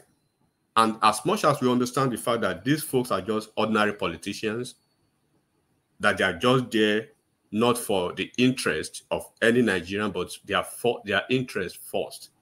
Because if it is not your interest, that if you are not driven by that your personal interest, why would you be changing political party at almost every instance? Why would you not provide leadership wherever you are? So people should find a way to detach themselves, you know, from these folks. And then, you know, the syndrome of the grunting baby that is affecting them, the Shazia of mindset, they need to purge themselves if they want to even see any semblance. And I said it earlier, there's nothing to actually trying to be diplomatic about. It's either you play the real Nigeria politics or you remain a regional one or a tribal one. And you cannot be president by this type of, cacophony of ideas with little kids of 1997, 1998, developing policies for you to run a presidential election in Nigeria, or folks that just all of a sudden were a member of IPOB, and all of a sudden they are the one molding the idea that that we take you to presidency. What has all these folks done to deserve all this nonsense from them? Are they the only one being criticized? Is it the only one being criticized? Tell me what he has. Tell me what he has done or he has had that is 1/10% of what Atiku has, the embarrassment that Atiku has been subjected to in his political life, or Tinubu himself. So, and then a whole Nobel laureate, because he made his perspective. Okay, can you ask yourself, why was he at the time he was with Obi? And all of a sudden, it turned 360-degree against him. Why? It's like you were married to a woman who loves you. What was it he turned against him about? What was it? Hold on. Let me just. It's like you were married to a woman who loves you so dearly at a point, and all of a sudden she turned 360-degree against you. There must have been a reason for that. There must have been a reason. They are saying this man is a pretender. He puts off a facade when they are inside, and when he's outside, what he mentioned, I mean, it was very clear. Once again, he was very pellucid with his narration of what happened, and he's not going to stop. Those people, nobody will intimidate a Kongi. If you don't know what Kongi means, go and check what it means. Nobody can intimidate Prof. Wole Soyinka. 100,000 of the headless mobs, 100 million of them. Martin, no be today now. No be So today now. what they will do is that he will continue, because he has nothing to lose. He's not a politician. He's not seeking for office. He's not trying to have political relevance. He's not the one running from pillar to post for vote or for whatever. But this man is a global icon that has global attention. So his words carry weight. So if he decides to continue this manner and Obedient continues to do their thing, right, in the most despicable manner that they're actually known for, then he won't have any other choice than to continue to discredit the reputation of this guy, and you will see 2, 3, 4, 5 all the elites. Then this is 2024 for crying out loud. We are not yet in 2025. 2026 is yet to be here, and in 2024 you're already having issues with a certain member of the elite. How long will Arise TV carry you and their propaganda? How long will Rufai continue to use the platform for you? Because at the end of the day, you must choose and pick your fight. You can't fight people like you can't. There is a way you speak, except probably you are the one being controlled by your base. If you actually have the control of your base, there you can speak to them. Hey, look, I am the candidate. I am the politician. What you are doing is like I'm making 10 steps forward. You are dragging back 100 times, 100 steps backward. If you live in the north, if you are a Muslim, you will know they are making fun of him. What he's doing, all this nonsense he's doing in the north. You saw doing Okupe yesterday or 2 days ago. For you to be a president in Nigeria, it doesn't come by miracle. Politics is not God. Politics is not godly. Politics is not religious. Politics is scientific. It's strategic. You cannot have the same base when you are building and they are pulling you down almost on everything you do. And then you want to be president of Nigeria. I mean, you have to think about this, right? It will work. There's no way it's going to work. And they have to understand hold on, and they have to understand the fact that people's ideas Thomas, not this kind of monologue. Now they like, when are you going to stop this and allow other people to speak? When are you going to stop this monologue and allow other people to speak? Not this kind of monologue. Now they give you blood for body. Hold on, please. I'm the moderator. Please. There's no monologue anymore. When it comes to your turn, when you come to your turn, you can speak as you wish. Enigmatic, continue. Yeah, so I'll leave so that he can have the whole floor to himself. No, I don't.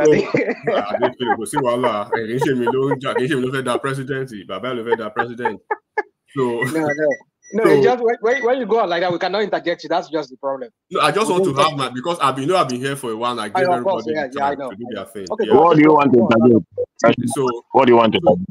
So what to actually conclude on this guy, like I always say, he's nobody's father on this platform. Tinubu is nobody's father on this platform. Just like Atiku is nobody's father on this platform. Their children can cry for them, cry me a river for them, and do all the exorcism for them. But on this platform, as analysts, we have to be open-minded. But the fact remains that the shape and size of our ideas are very different. Just like they should have discussion to have dissenting opinions, and they should understand that the phrenology of politics, of ideas, and the rationalization is quite different from the one where you have to do zobu every time. There should be a manner of persuasion. You cannot be intimidating people and then you want them to vote for you. You have to persuade people.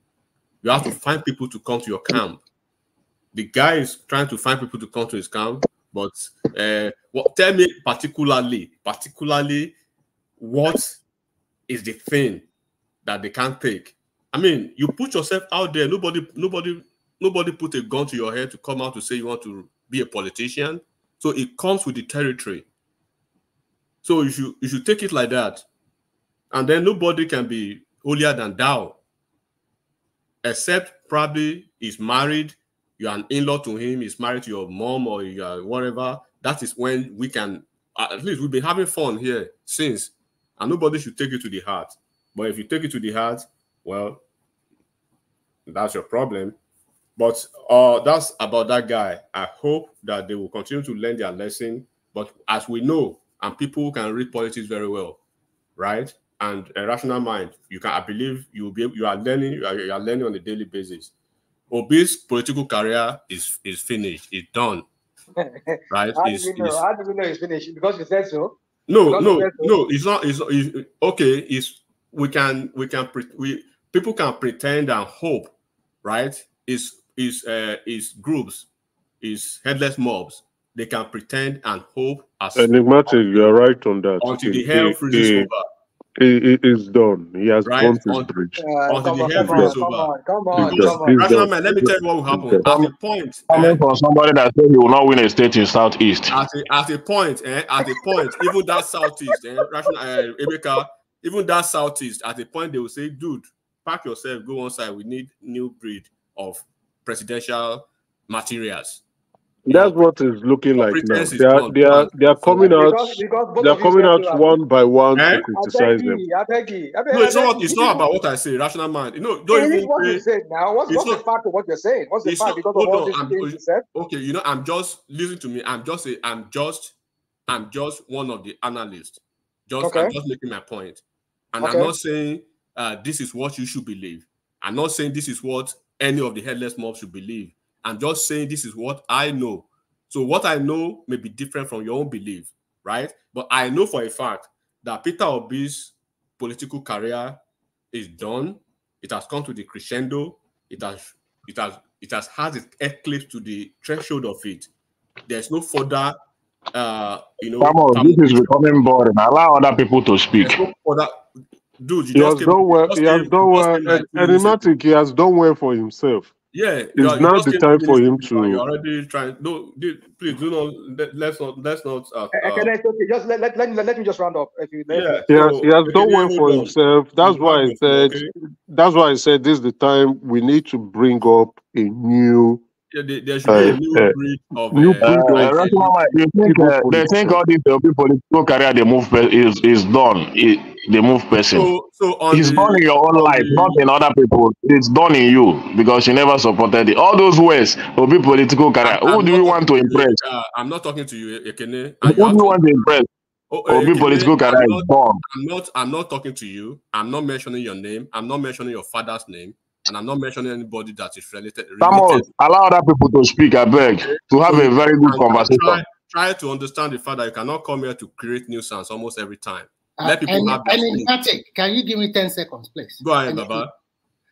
First and foremost, when one man opened this program, Ekene, you have all the time to talk. You are the first person to talk in this program. And you have your time. You call the name you want to call. You body shame the party you want to body shame. So please, you shouldn't be interjecting and accusing them let other people to talk because you have all the time. You are the first person. Maybe they don't know. They only came after you, or they came to the program late. I've been. Oh, he's been here earlier today. Yeah, earlier today. He's number one. Oh, he spoke really? for more than 10 or 15 minutes. So nobody stopped you. So I slept off. And when I woke up, that's why I joined. So you are the first person. After you, is it not Baba Janle Cook or something like that? No.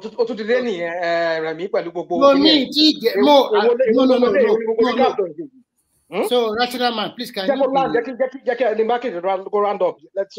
that I should go next, but let him speak so that other people can speak. We came for another section. We are finished for one man. We are now for Tamos, so we came for another section. Okay, so you are not the moderator now. Allow the moderator. The moderator will be the one to say his time is done. Chime in almost every time. The moderator would be the one to this say is time not, is done. you know, his own is about monologue. So when we want to make a monologue, you make it fast so that other people that want to target him with you don't have that right to say. You don't have that right. You don't have that right. Ekene, you are becoming a monster on this platform. You are becoming a monster. Are you the owner of the platform? What is your problem? That's let us go to funny. I mean, I understand now. It's okay. I just said earlier on, there is no monologue anymore. Let Enigmatic free flow. I just said it earlier on, Ekene, and you heard me. Please. Rational mind. Well, you know, what did you not say about Tinubu today? What did Uptown did not say about Umai and every other politician? I mean, everybody was laughing. I mean, Peter Obi is nobody's father on this platform. Tinubu is nobody's father. I wonder. Atiku is nobody's father. So why would somebody come almost every time and be creating nuisance because of conversation? This is an intellectual platform. So just to conclude, right? And everybody will continue to have their own opinion. and will continue to respect whatever they feel. So Tinubu is a druggie to some people, just like Atiku is an infantile criminal to some people, right? Just like Obi is a graduate to a lot of us, and a pretender to a lot of us, a two-faced, bigoted, goat to a lot of us. So, and then in Abia State, I think Abia people should be cautious how they try to. I think they had street lights today. Emeka, your state had street light today, and they celebrated like Christmas. Yeah, in 2024.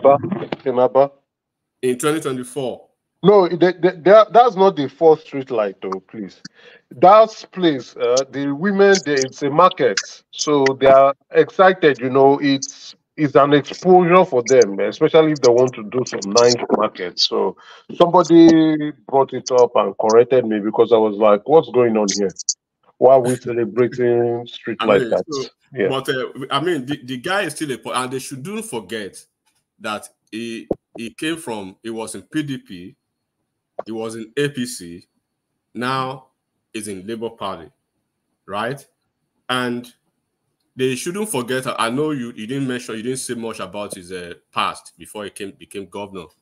They should be aware of his kleptomaniac fingers, right? You know, he was chased out of First Bank, and you know his history at Diamond Bank, the way he ruined Pascal Doze's business, and the current Obi of Onisha. He had one of the highest shareholders too in Diamond Bank. He almost liquidated if not even almost, he almost bankrupted those dudes. So they should be careful not to sell them, some kind of very fantastic ideas of politicking or governance.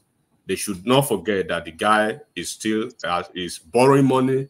There's $125 million that actually was approved, and I mentioned it earlier, March 19, 2024, by the House of Assembly through the Islamic Bank. And of course, he said it himself that the Abia State budget, right? Abia State will be borrowing 71% to fund the 2024 budget because of enormous number of their deficit. So people should try to put proper perspective to these figures. And then this is the guy when he was campaigning, right, during the campaign, that he promised he wouldn't have any hand in the local government administration. But now what did he do? He had a transitional government with mayor. Mayor is not in the constitution of Nigeria. Everything that he's done so far within the local government administration has been ultra-virus the constitution so far. But they wouldn't speak about it if it was maybe somebody that they don't like Soludo or Prof. Wole Soyinka, a Nobel laureate, a global icon. They will be all over the place, gallivanting and huffing and puffing, pontificating about nonsense, right?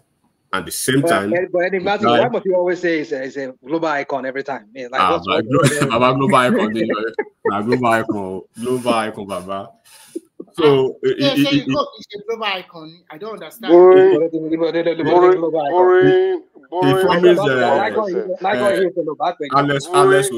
Alex Oti during the campaign. Sorry, Edmati. Okay. 71% is troublesome. Yeah, I mean, they you're only funding 29% of your budget, and you are borrowing 71 is a huge problem. And they are twerking up and down. It's a huge problem. So they should Alex Oti is global icon. global kleptomaniac. Global kleptomaniac. So during his campaign, he promised a plethora of job creation and everything to a lot of Abian people. But when the reality hit him at his inauguration, right, he stated clearly, and I will challenge people to go and see what he said. He stated clearly that job creation, isn't the calling of government, and it's not part of governance. It's just so he twisted it around. So he's always shifting the ground, and then he promised again during the campaign that the security vote, that security, whatever they give each state, that he wouldn't touch those funds and everything. But so far, so good. In the entire Southeast, he has been the one that has spent more of that security vote, 4.4 billion, and still counting as we speak, right? And then you know the controversy between him and Ikpeazu and everything about the 10 billion when he came to the US here to I know the guy too had no reputation. Of course, I'm not trying to defend Ikpeazu or the ex-governors of Abia State, but at least you shouldn't have to, denigrate or probably malign the reputation of somebody when there are figures and records to that. So eventually, they caught him in the lie. They provided and they produced KPMG audited reports that actually evidence the fact that Ikpeazu actually left 3.4 billion in the coffers while he was living, plus the geometric investment, the geometric electrical investment or whatever. But this guy actually within a month or probably less than 2 months in office, right? He basically wasted the whole funds, and we could see what happened earlier, the amount of what he budgeted for the education and welfare of even civil servants in Abia State. And of course, the financial analysts, right, reputable ones, they've actually come to the conclusion that this guy, the way he's borrowing in Abia State, the latest one being 142 billion naira, if it continues like that, then Abia State may not be able to be solvent at the end of the day. So they have to be very tapered and very cautious how they. I know they hate Soludo now, but Soludo is going to win landslide for a second term, so they can cry as much as they want. They cried the same thing in Imo State. The Imo State guy won his election. They did the same thing. And they are in Edo State now. They are not supporting their Labour Party candidate. They're all over the place. So you have to understand when it's... Martin, quick question. Right? Yeah. With all what we have been saying, making the predictions, why do these people keep being stuck in their feelings? Well, I think, when you are dealing with, let me just make it very clear, when you are dealing with, and that Prof. Wole Soyinka actually qualified it to call them, myrmidons.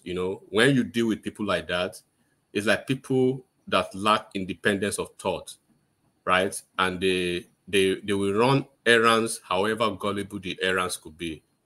So it's like they are bigoted and they are besotted and very subservient to somebody they consider an influence to them, and has this pursuance absent within their mind. So it's like when you look at MAGA in the US now, you want to query, are these people actually thinking or are they stupid? But you'll be short of words how to basically describe them. But the best way to actually describe them, beyond having to say, they are wrapped in a cocoon, is to call them the myrmidons at the end of the day, because that will basically define who they are. So it is always written in their faces, but they always have a way to explain it off or to explain it away. And the only thing they want to do at the end of the day is to, display this, arrogance of charlatan, to always, create some, manner of willful nuisance. They can't have a proper conversation. At the end of the day, they will resort to academic blackmail. They will resort to some type of, some very pedestrian ones at the end of the day. But you can see, as I can see, we are basically projecting Nigeria's political future now and the dynamics of the politics, how it's going to play, right? People who can read the mathematics very well, the political mathematics, they understand, and they will tell you this is what is more than 50% will basically happen, right? Was the guy not trying to play a chess about how to move to PDP? But when we told them over here that, where are you going to fit into the PDP? You have Wike there. Wike is not telling you he's gone yet because he's still playing his politics. And it's still very convenient the way he's playing that, in favor of the government. You still have the Sarakis, you still have the governors. How many governors do they have in PDP? They still have Tambuwa. You have even Atiku, that his fate is not even clear yet. And they're already permutating that Atiku will even be his VP. So when you look at this kind of type of conversation, right, and they come to this type of platform, sometimes you want to retire them to that echo chamber of platform where they should actually fit in. Because when you're having the conversation, it's like you're actually having conversation with empty barrels most of the time, that everything that they can actually produce is noise, right? And then you don't know how to proceed just to let them have, the echo of their shallow minds most of the time. But I hope that they will see that at a point this guy is done, and I believe. Where is Thomas? I just leave, wake up. This guy I cannot stand all this thing anymore. Why is Thomas? Thomas just leave the space for this guy. I just leave, wake up. What this guy Go sleep again. I will come back in 10 minutes. Where is Thomas? National mind, take charge now. Remove him, let another person speak. If Napan start, I say remove him. Let me use the language of Pansat. Allow another. This monologue is too much now. You don't have that Pansat, remove him so that other people can speak.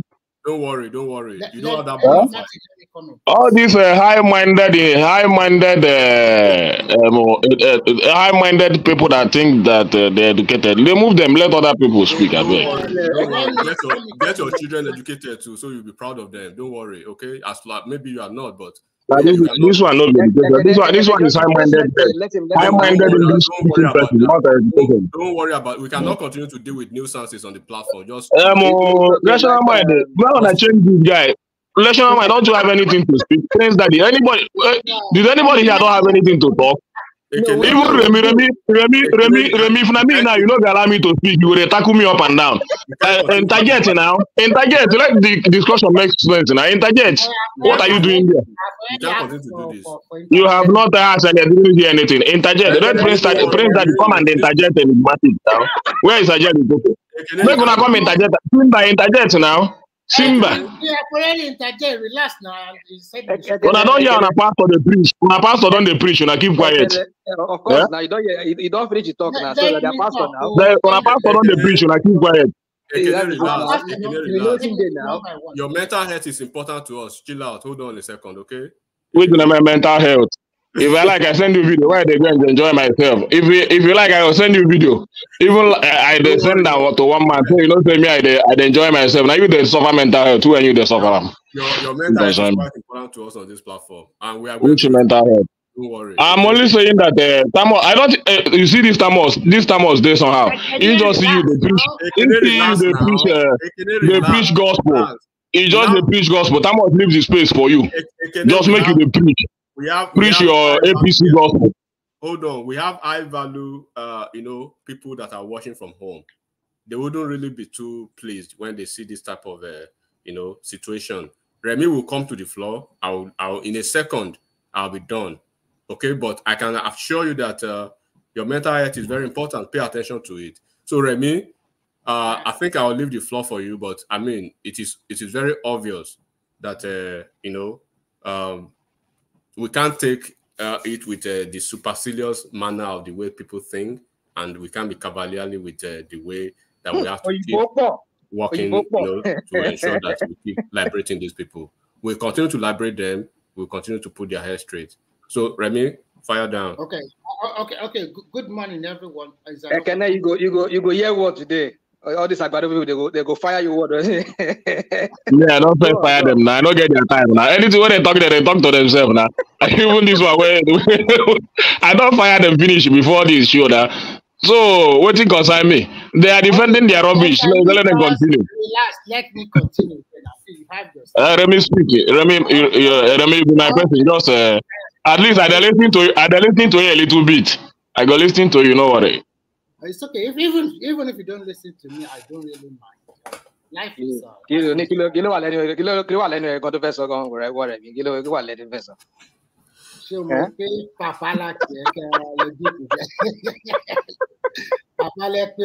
okay. Actually, what is panning out is very simple, and I think before the election, there were so many people that support Peter Obi in anticipation of a new dawn, as they put it with themselves. Everybody knows that Peter Obi, Tinubu are the right. They are in the same league, unless you are deceiving yourself. If you have to look at from a lot of parameters, Obi was a former governor. He has participated in Nigerian politics long time ago. He was there when Abacha was ruling. He was a governor. He wanted to become a senator. He didn't get it. He was a member of 3 different political parties, or 2, ABGA and PDP, and Labour Party. They are now 3.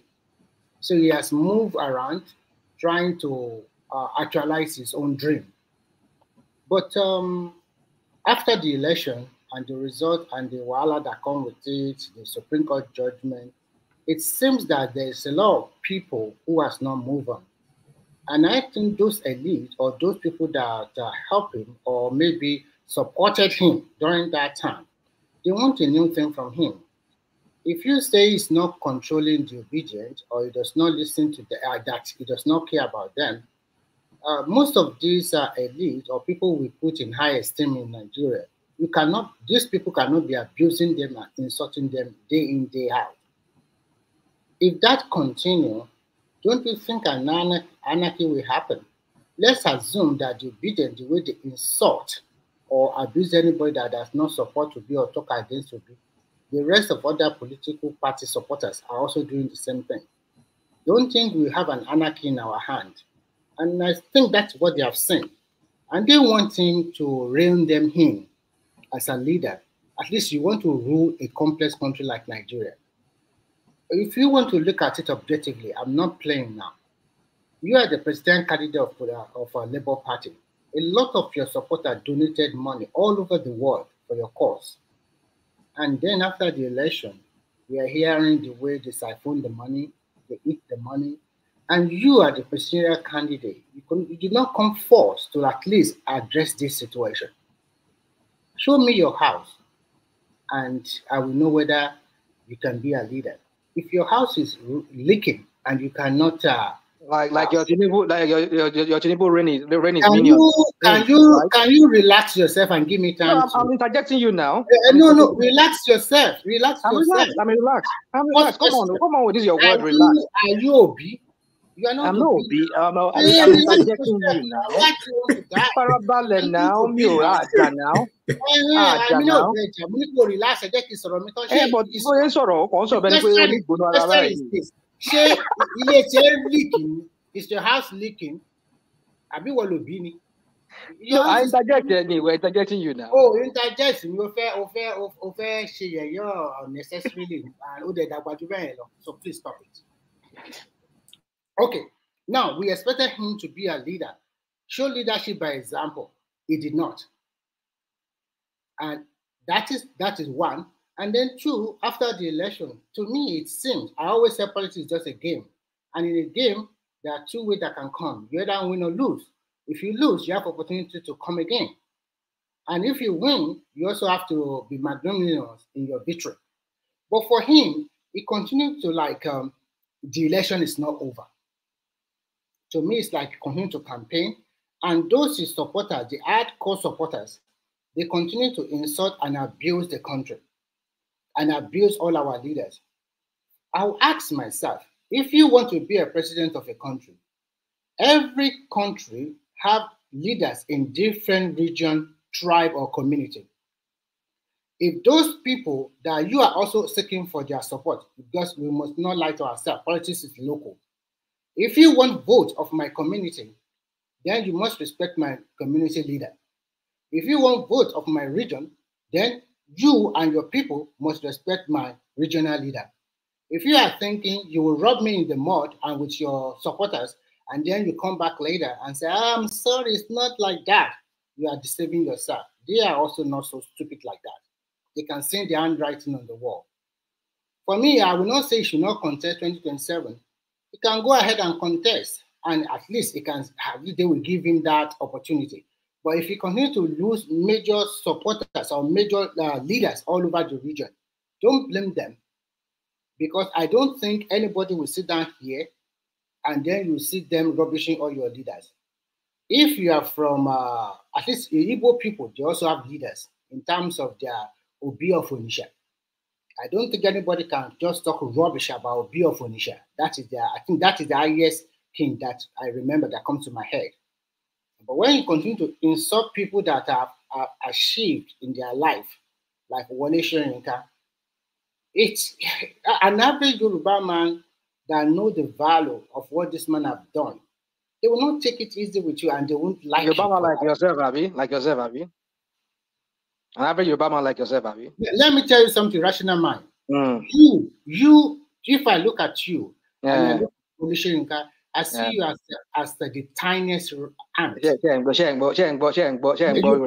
You cause it by yourself. I said, méjèèjì ẹsẹ̀ dé lu yìí síra yìí náà ìlú tẹ́tí wá ṣèbí Sùúrùlérè méjì ti wá ẹsẹ̀ dé Sùúrùlérè síra yìí kẹtẹ kí ló dé ìjà ní lójoojúmọ́. wọ́n ti yàtá gbá ojú ẹ̀ ní tó wá sí ṣítà àbá yàtá gbá ojú ẹ̀ wò tó bá gbá ojú ẹ̀ wò. ìwọ tí mo bèrè àdúgbò ẹ̀ ní Sùúrùlérè tó bá bí ẹ̀dá kékeré pàdé ẹ̀ ní ìgbà kan lé mọ́ wá pàdé mi nígbà kan lé mọ́ wò bá yà ká gbá ojú ẹ̀ wò. Rẹ̀mí kìíní mà ní. o ti lo táìmù ẹ̀tọ́ ṣé ẹ̀kọ́ ló jẹ́ mi ò dẹ̀ máa lọ sí. Ọ̀sádọ́lọ̀ mà ní kìíní Ọ̀sádọ́lọ̀ mà ní rational mind. So ó ṣe Yorùbá náà. Ọ̀sádọ́lọ̀ lórúkọ ẹ̀ o. Remy, I've been watching since, and everybody have been talking. Some people will be talking about 2032, 2039, whatever. The question I want to ask is there any written rule that says that we move our presidential candidate or presidency along our regions, or from south to north, from west to east? Is there any written rule? No. So why are we? So if we are analyzing, why do we? Because if you look at it this way, even because look at PDP, they have never obeyed this southwest or north south whatever. And to me, okay, look at if Atiku won that election, this last election, it will have been president, and that means the power will remain in the north, and nothing will happen. Yes. For me, generally, I did not say we should not contest. You understand? So, to me, anybody is so for us to be talking about maybe. Simba, look, yes. The way. Sorry, Baba. Sorry, Remy. The way things are going, we are based. Of course, I think we are 25 years or thereabout now into our democratic process, but it is still at the nascent stage. But as it is, we are getting a definition to it. It's getting its footing. So the thing that Atiku was trying to do in 2023 is not going to work going forward. It's not going to. If they're trying to do it again in 2027, it's not going to work, because when you look at it, the stakeholders, right, that are actually, for instance, in the north now, right, the stakeholders will rather want to go through the through the chain of event, rather than a certain article to disrupt, that type of a process. And then it will continue like that, because it's like they are already finding a balance to that rotational stuff as it is. And that's why you see the South that they are basically let me take it themselves. From you. Yeah, go ahead. From you. Actually, Simba, what you said, there's no written constitution or rule, but there's an ungentleman agreement between them. Because as a complex country... Between who? In the PDP political hierarchy, they have a gentleman agreement that power should shift from the north to the south. And when you look at it in wider context, unless you are deceiving yourself. So we are talking in the context of the two major parties, because you see that so many. Wait. We see that we have so many parties, and you see that randomly you see anybody can contest under any party, irrespective of where you come from. Do you understand what I'm saying? So I understand you. We cannot be talking emphatically and say, okay, until when it gets to this when somebody can contest or they no. To me, I'm not talking emphatically, but I want you to see the scenario here. From 1999 to date, the northern part of Nigeria still feel they are being shortchanged. And if they still have that kind of feeling that they're still being shortchanged, automatically they will find a way to come into power. So for them, they know the So let's ask ourselves a very good question. If Tinubu spent 4 years and another foreigner now probably after him, that person spent 4 or 8 years, that's 12 solid years for them. You also have a point. If Atiku have won that election, that means that's exactly 12 years. That means Atiku will be ruling us. But have you ever think about the aftermath of it? What will happen if that kind of scenario happens in a complex Nothing will happen, Remy. Nothing will happen. Simba, don't. I have to say, I don't. If Atiku had won that election, let me tell you, he will rule for 8 years. That will be 16 years of northern whatever. And that nothing will happen. That country will remain Nigeria. Nothing will happen. So you see, you might say something will happen or nothing will not happen. But let me tell you something. What we see, Remy, is agitation. People will agitate and then they will suppress whatever agitation. Let me tell you what might happen. Remember, this is not a military rule. This is a civilian rule. If the crisis is too much, that all the regions or mostly a part of the South have unrest, anything can happen. So, and that means if Atiku have won that election, that is why I give kudos to the Northern electorate too, and their leaders there. They know how to play the game much more better than us. Because if they don't know, majority of them would have voted for Atiku, and Atiku would have won all the 19 states and picked a lot of votes from the South, and he would have become the next president. But you can see that they play the game to the extent that if Atiku is winning in Kaduna, the second person will be Tinubu, and the difference between the votes is not huge. They play very well. They talk less and play smartly than us. We in the South, we don't normally play smartly. We always antagonize ourselves. Now, coming back to what I've been talking about. So for me, Obi can contest in 2027. But from day one, I've never seen a pathway for him to become the president of Nigeria. And I do not see it in the future too. I'm so sorry to say that if it offends people that are supporting him. Because it's the same scenario cannot repeat itself 2023, cannot repeat itself in 2027. One thing I would let you to know, there's no religious vote anymore. There's no, take you back your country. Go to churches like before. That one is dead on arrival. We have seen now that it's a Muslim ticket for over 1 year. Nobody has promoted one religion over the other one. So that one is dead. And then the tribal politics that it play, some people will also think about, because the elite from the Southeast, they withdrawn and fold their hand. Some become onlookers. Some of them supported him in 2027 because a lot of them also lose their political post because of Obi.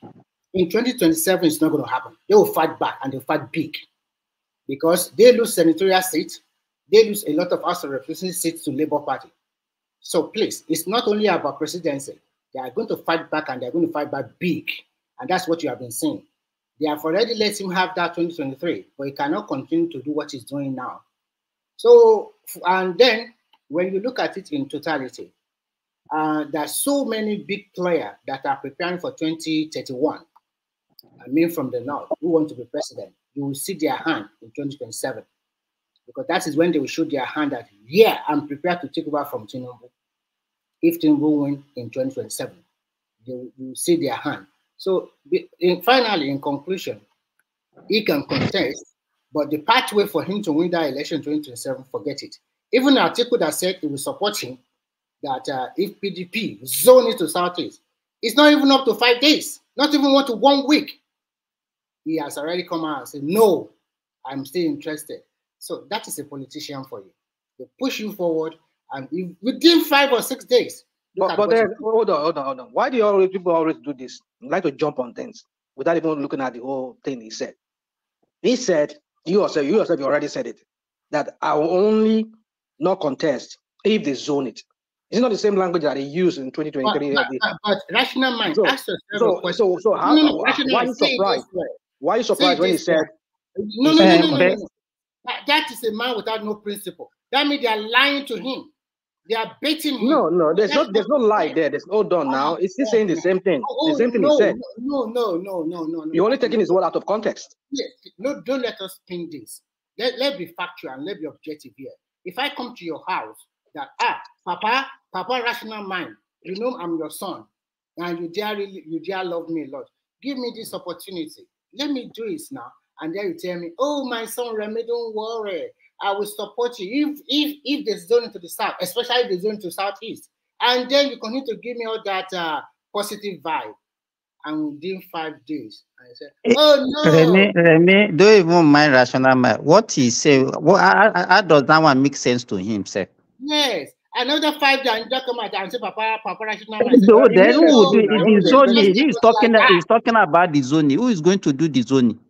So you understand that it doesn't mean it. We're just saying what he's saying. So why somebody that is not even sure of his membership of PDP? He's drowning. He's promising. To make it worse, do you know what he said? He said, "I will continue to contest until his head is still fit. He will continue to contest. That means until he dies. Until he dies. And do you think Atiku will be VP to Obi? Is it possible?"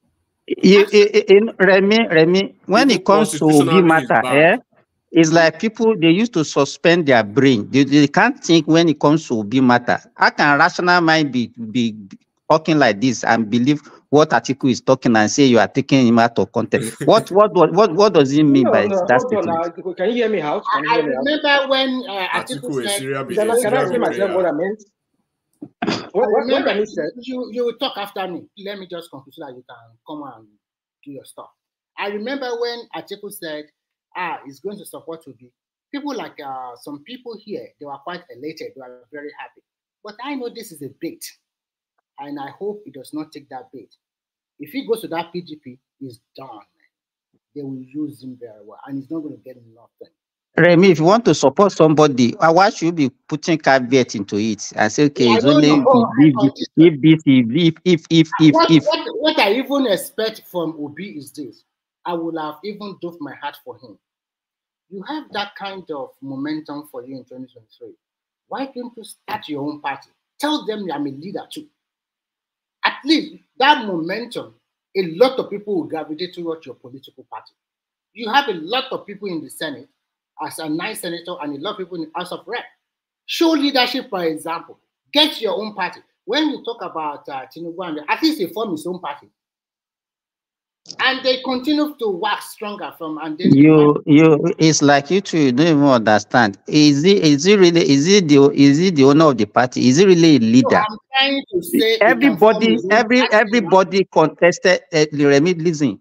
For the fact that he contested as the presidential candidate of that party does not make him the leader.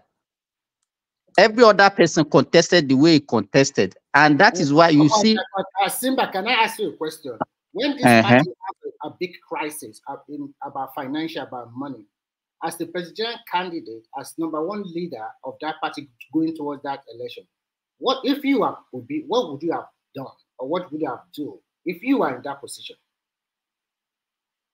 I will have, let me tell you, you cannot offer what you don't have. You understand? That leadership skill is lacking in him. So if it's lacking, can we now vote that kind of person as a president? That is left to Nigerians. Do you understand what I'm saying? If some of us have identified that weakness in him, and we cannot vote for him based on that. Do you understand? But it's not everybody that have seen that. Some people, they have seen it, but they refuse to be convinced. Okay. So on this note, we know that this guy lacks leadership quality and he is not fit to be a Nigerian president, in my own perspective. That's my opinion. I rest my case. Thank you. Well, I think all of you can say whatever you want to say, and then you will learn. So I mean, Simba. So why is that verse in the Bible that maybe 30 years old? Okay, let me now ask you. Okay, even let me ask you basic question. If you really know the Bible, who is the mother of Mary? Let me tell you. If you look at Bible, let me tell you. When Mary was born, the name is Anna. The name of is Anna. when Mary was born, immediately she was born inside the lake. Wait. Are you Let me bringing our finish. Quran? Are you bringing our Quran narration of Miriam to Bible narrative? It's not. It's Bible. It's Bible. It's not Arabic. And the name of the father is Joachim. The name of the father in the Bible is Joachim. Let me finish. When she was born, you understand, there was a prediction that okay, this baby will be born and be born in a divine way. And when she was born, she was actually raised in the synagogue because they said she was a virgin. So she was raised in the synagogue. And by the time she was around 12, and she now started menstruating, they now said, okay, because of the that they don't want any situation whereby, because she's now menstruating, they don't want her to desecrate the synagogue. And that was when they marry her out to Joseph. So if you don't know, I'm telling you this. If you look at, let me tell you this. Let me finish what I'm saying. Let me finish with all that. But there is no, even if you look at the old ancient tradition of. Where are you getting that from the Bible? Where are you getting all this thing from the Bible? What is it you're saying? Where are you getting it from? Go and check. If you don't know, go and check. The two gospel account writers that listed the genealogy of Jesus. Ṣé Joseph ló wá fún lóyún ni àbí kí lè ló fẹ́ land sí? The two gospel we are not talking about oyún, we are talking about marriage. We are talking about marriage. Ẹni tó bá marry èèyàn fún kò ní fún ẹni tó marry fún lóyún ni. Èmi ò mọ̀ bóyá fún lóyún bí ò fún lóyún. Èmi ṣá mọ̀ pé she was married out at that tender age. Láti sọ ni. What he's saying is that Babajale Koko. No, let us be factual. Babajale Koko. Even our own tradition, our ancient mothers, at what age did they marry them out? Come on. Hold on. We'll come to that. You understand? Hold on. We'll come to that. But this narrative you're talking about using the Bible, would you stop it, please? It's not in the Bible. I'm not stopping it. I'm not saying anything different. If you don't know, go and check. You are giving the Quran's. Maybe Quran. It's not the Quran. It's not the Quran. No, all the name I mentioned, I never mentioned any Quranic name. I mentioned the name of the father. If you don't know, tell us that you don't know. Hold on now. The two gospel account writers that talk about the genealogy of Jesus Christ, they mention the father of this, father of that, father of this, father of this, father of that. But there was never a place where it was mentioned that the mother's name was Anna.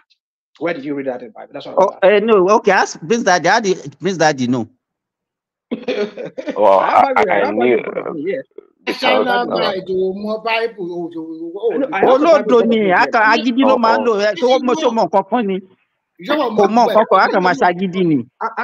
the Bible in front of me here. Hold on. Can you hear me? Okay, let's Prince Daddy talk. Yeah, Sinbad posed the same question like a few weeks ago, a few days ago. I didn't know the answer. I told her I didn't know. So I had to do a quick research, and it was right. Anna is the mother of Mary in the Bible. Which Anna is that? Where is that? Well, do your research. It's right in the Bible. Come on. I can't remember. Would you people stop this crap? I have a degree in theology. Gbogbo náà ló sọ gbogbo ẹ̀ ló mọ̀. Àti degree nínú construction. Nínú construction engineering ó ṣẹ̀ṣẹ̀ ṣe engineering tán láàárọ̀ yìí náà ni o. Tó lọ construction. Àti electrical. No. Raxaman, you don't have no damn degree in theology because you don't know. I used to be an ordained minister. Yeah. I said that to you. Well, so. I don't doubt that. You used to be ordained. We used to be ordained. I tell you, now, Raxaman is Shino. That's why it's not anymore. Ordained minister.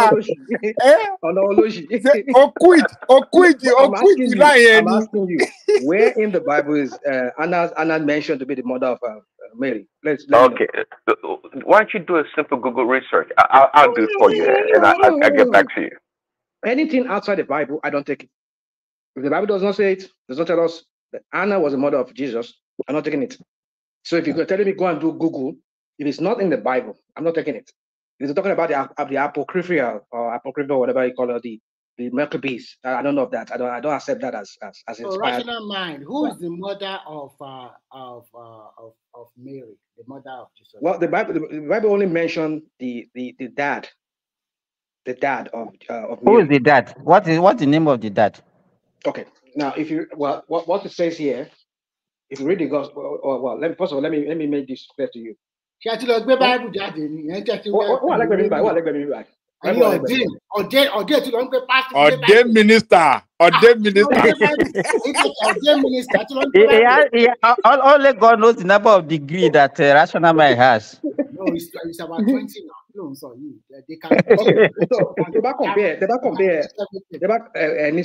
compare account Luke, Gospel of Luke at Matthew. And there's some discrepancies in when it came to the last part before it came to Joseph.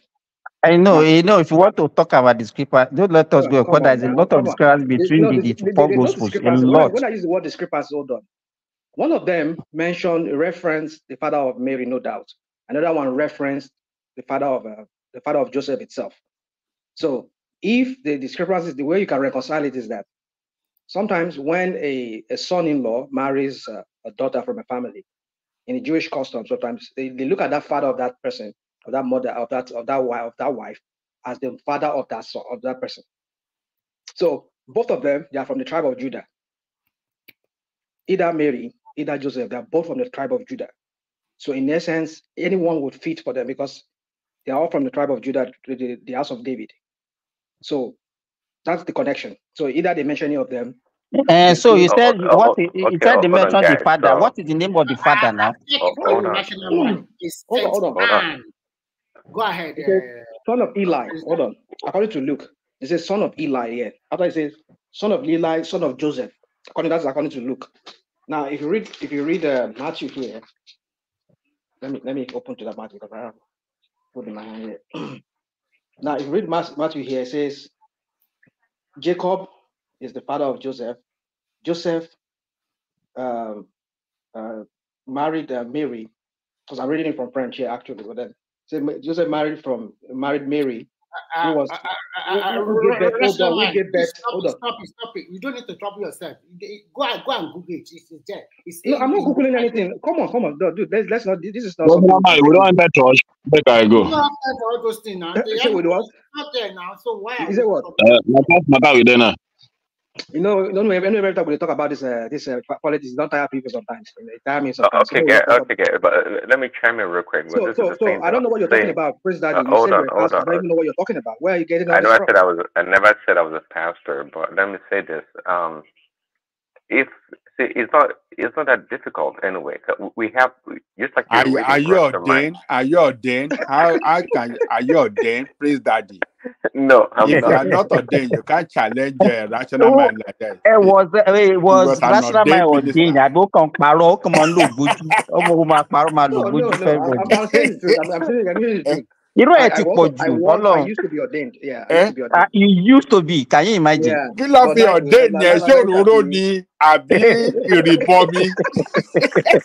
Wọ́n fọ àkàrà lọ́fọ̀ ajẹ́. Wọ́n fọ àkàrà jẹ́. Nígbà tá a jẹ àkàrà Jésù. Àkàrà di búrẹ́dì Agége ló fi ordained yẹn. Wọ́n ordained wà bẹ́ẹ̀. You know, actually, I want to take on rational mind on that topic, on this him being ordained and de-ordained, if I can use that word. I'd like to know why you changed. But anyways, my point here is that it don't matter. I can care. I think I told Simba that day. I can care less who Mary's mother and father is. It doesn't matter to me at all. Zero niche. Because at the end of the day, I've said it. We have enough information in the Bible. We don't have to go extra biblical. We have enough information in the Bible for anyone to be saved, and we all know who the Savior is. So anything else is just extra. I don't care. It does nothing for me. Mary is not my Savior. The reason, let me tell you, I'm saying this because of the discussion about this Niger State girls that were married out. What I'm saying is that we should not be carried away by this Western culture of saying, okay, what even determine that the marriageable age or the maturity age of anybody is 18? How did they determine that? Do you understand what I'm saying? So we are always taking their word as if it's being like a sacred word. Right. Okay. See, I get your Do point. you understand? I hope you know that in some country, the age of maturity, even in medicine, let me tell you, by the time you are 14, we have considered you as an adult. Go and ask anybody. Medically, by the time you are 14, you are no longer a pediatric patient. Yeah. You are promoting pedophilia there now, okay? Forget about it. Depending, pedophilia. Anybody below 14 years of age, that is what we refer to as pediatric age. Above 14, that is not pedophilia. Okay. You understand? No. Hold on. Sinbad, it is in this country. Maybe where you are. Not to use such certain words, some certain trigger words here can trigger. The P word. Yeah. YouTube, please. Yeah, you know YouTube now. Okay. Yeah. Okay. Yeah. But Sinbad, I get your point. But back then, actually, in the Christian community, it's well documented that Mary was around 12 years old when she was betrothed to Joseph. But I don't think they had any intercourse or anything to do with each other sexually. But the point here is that that's the tradition of the past, and in today's world, things have changed. You can't say medically that a child of 12 or 14 is an adult. You go to jail here. You know that. Prince Daddy, what I'm saying, what I'm trying to say, I can never allow my children, my daughters, to get married at that age. They will not even think about it the way I will raise them. You understand? But what I'm saying is that whenever we are discussing issue like this, we should speak respectively of people, tradition, and belief. Do you understand what I'm saying? But the way we talk, I get your point, but sometimes this tradition. Listen, okay, you're a medical doctor, so I'm not sure how much weight you give to female genital mutilation. You know that practice, right? When they do something to the female sexual organ, for whatever reason. let me even tell you this. If you look back in the olden days, before you even see a girl menstruating, you will be getting to like 14, 15, 16. Nowadays, if you look at it, the children, they matured faster these days. They grow, they're even in size and even in kind of development. Okay. Yeah, You understand? By the age of 8, 9 now, you see girls menstruating. The body. Hold on a second. Hold on. The body of a child. Hold on 1 second. The body of a girl. One voice, please. Yeah. Yeah, Thomas. The body of a girl. Okay, it doesn't matter if it looks matured or not. Should not be the only justification for her to engage in sexual intercourse. I don't buy that. Prince Daddy, a quick question for you. Sorry, a quick question. Why in America, some states say that if you are 16, you are mature enough to have children? And we know that a lot of girls in America at 16, they have their first baby. Please, can you just, all of you guys that are living in America, I want answers to this. Remy, we can say that is promiscuous. Nobody. What do you mean by that? What do you understand the meaning of promiscuity? Which English will I need to use? No.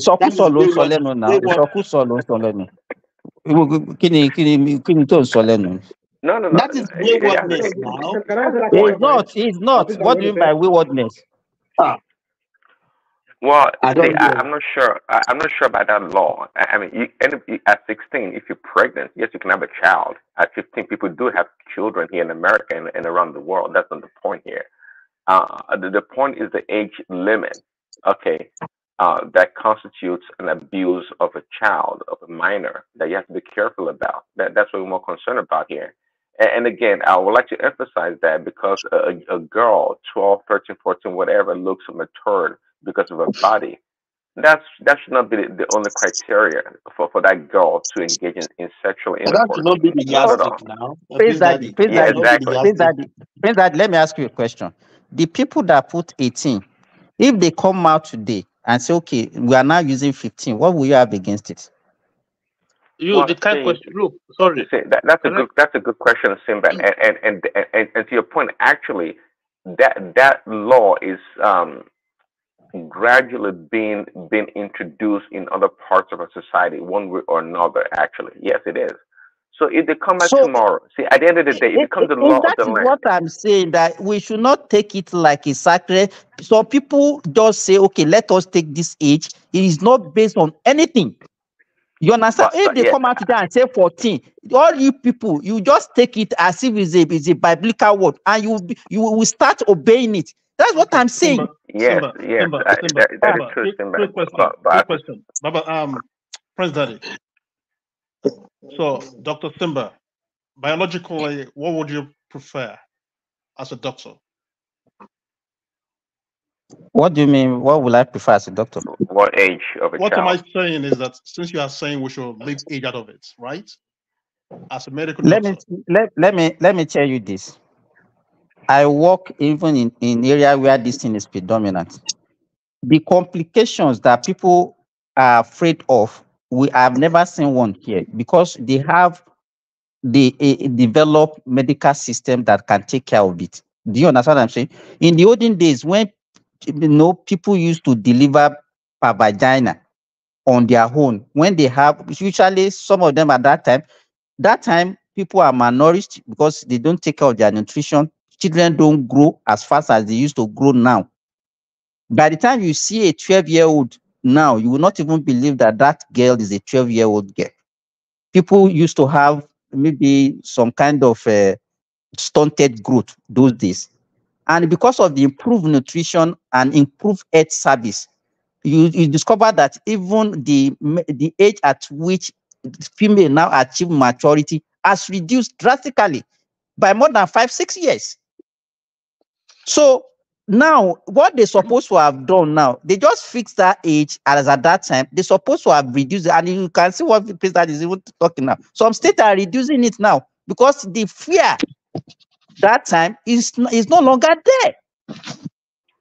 You understand? So that's what I'm saying. I didn't say you haven't answered my question now. You've not answered my question. If you ask me, by age of 15, 16, there's no problem. Simba, can I quickly come in, please? Yeah, go on. 15, Simba, what are you saying? 15, 16, when they are still in secondary school. When they are still in secondary school. Is it school that will determine when you get married? Children do not go to school. They do not complete their secondary school education before they even get married. Have you not seen people that are married and they are still going to school? So what do you would you like your own child to if I cannot allow my children to do that, that does not mean that you impose your own belief on other people. No, we believe we should have a country with the same law, and we should care for our children. Hold on, please. I think where Simba is making mistake.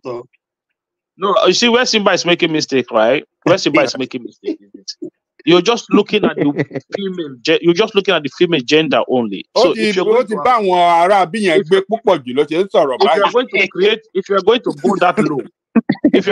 that low, Simba, right?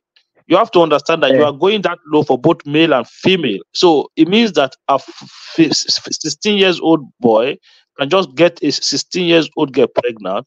Do you understand the consequences? Look at that match right there. What do you mean by is that a age for a man not to? This thing is only about female. If you decide to marry at the age of 17 as a man, is there any law that say you cannot get married?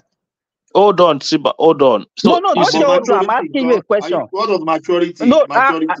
Question. The question I'm asking you. Of course. If you decide to marry as a man, there are laws that say that you cannot get married as a man at the age of 16. Of course. Have you been to the male, female? No, there's no law. There's no law that says that. Registry to fill a marriage form? Well, yes, you have to have an approval of a guardian or a parent. Let me tell you, there are two different things. Let me wait. That's what you call consent, and that's what you call assent.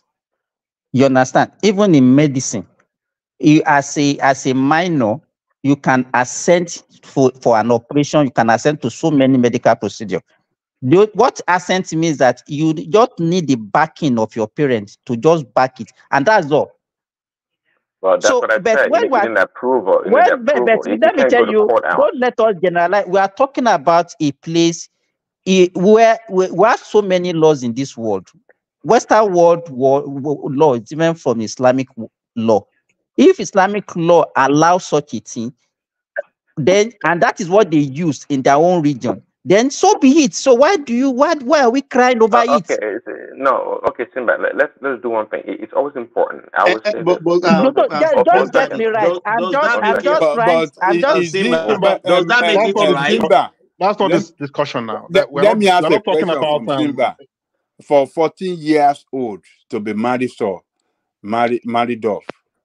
do you think is physically good and mentally good for that child at 14 years old? Physically and mentally, is it good for her? You know what you people supposed to be talking about. You are not supposed to be condemning the way you are condemning. You're supposed to say, answer that how question can we? first. Answer that So question first. just get me You clear. are a It's not medical as if doctor. I'm not promoting. Wait. Get my.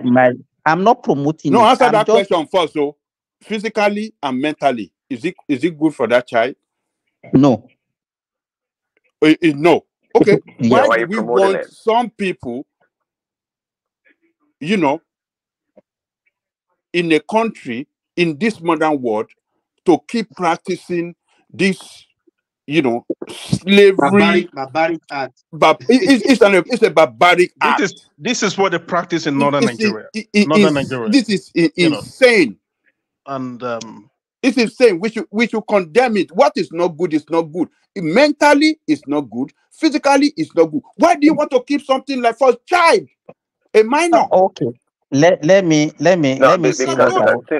Because Simba is approaching this matter from a medical point of view only. He is not trying to look at the other aspect that, like you said, the mental and the psychological aspect of it. Those are really equally as important, if not more important, than the body of the girl, if she can carry the baby or not.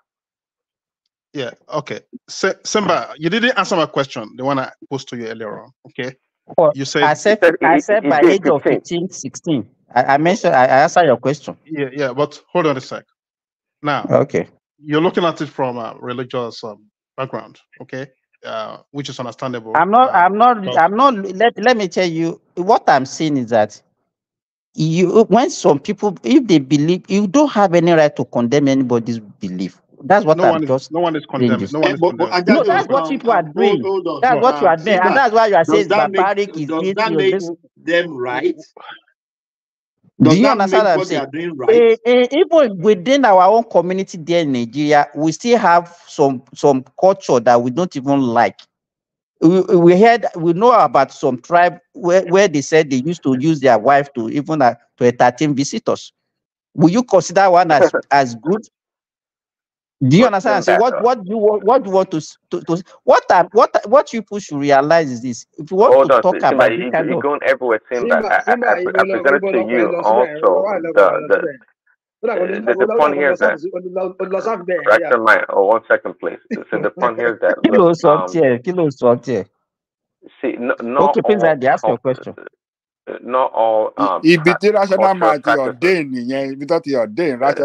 not all cultural practices are good. Let me land. Not all cultural practices are good, right?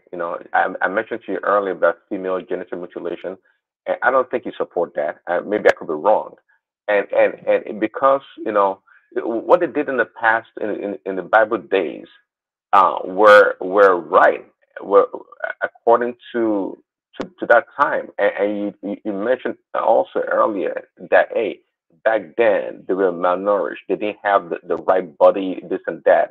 You mentioned some good points why it was not conducive for young girls back then to easily have babies, given today's environment where they have medical facilities to make it much easier.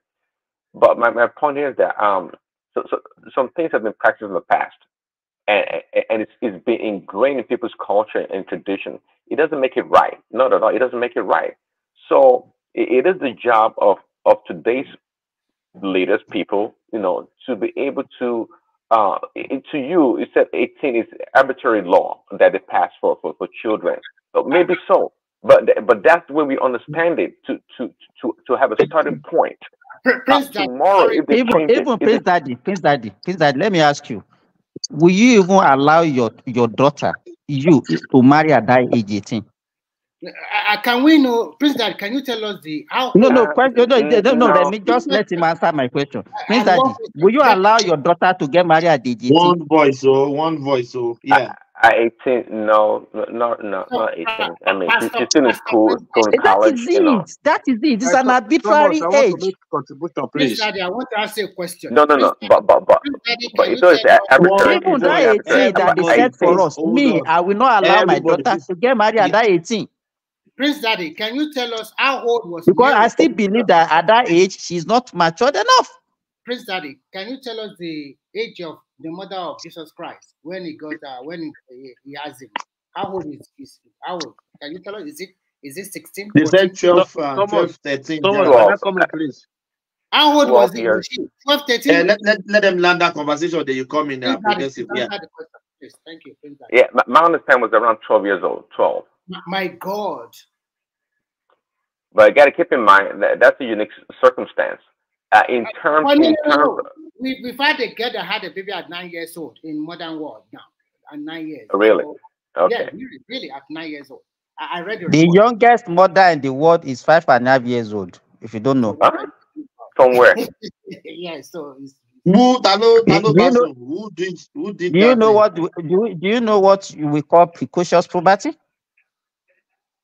You will see a 2-year-old girl already has menstruating and has breast already because it's an hormonal imbalance. Do you understand what I'm saying? Yes. So it is a record. Another thing you have to know. Pregnant? Another thing you have to know that right from time immemorial. Dr. Simba, how does that make a 5.5-year-old pregnant, even though they have puberty at a young age? So the question is, who's sleeping with her? That's the question. That's what I'm saying. Who is sleeping? Is that a crime? You know now. Don't let us mention what happened now. Small boy now. Don't you have a lot of children? We have a lot of adults that are sleeping with younger girls now. What are we talking about? A lot of children. You will see even some people sleeping with us as little as under 2 years old. They are so crazy in the head. So, Thomas, progressive. Yeah, progressive. Yeah, thank you very much. I joined this program since around 12 o'clock last night, and in the watch time.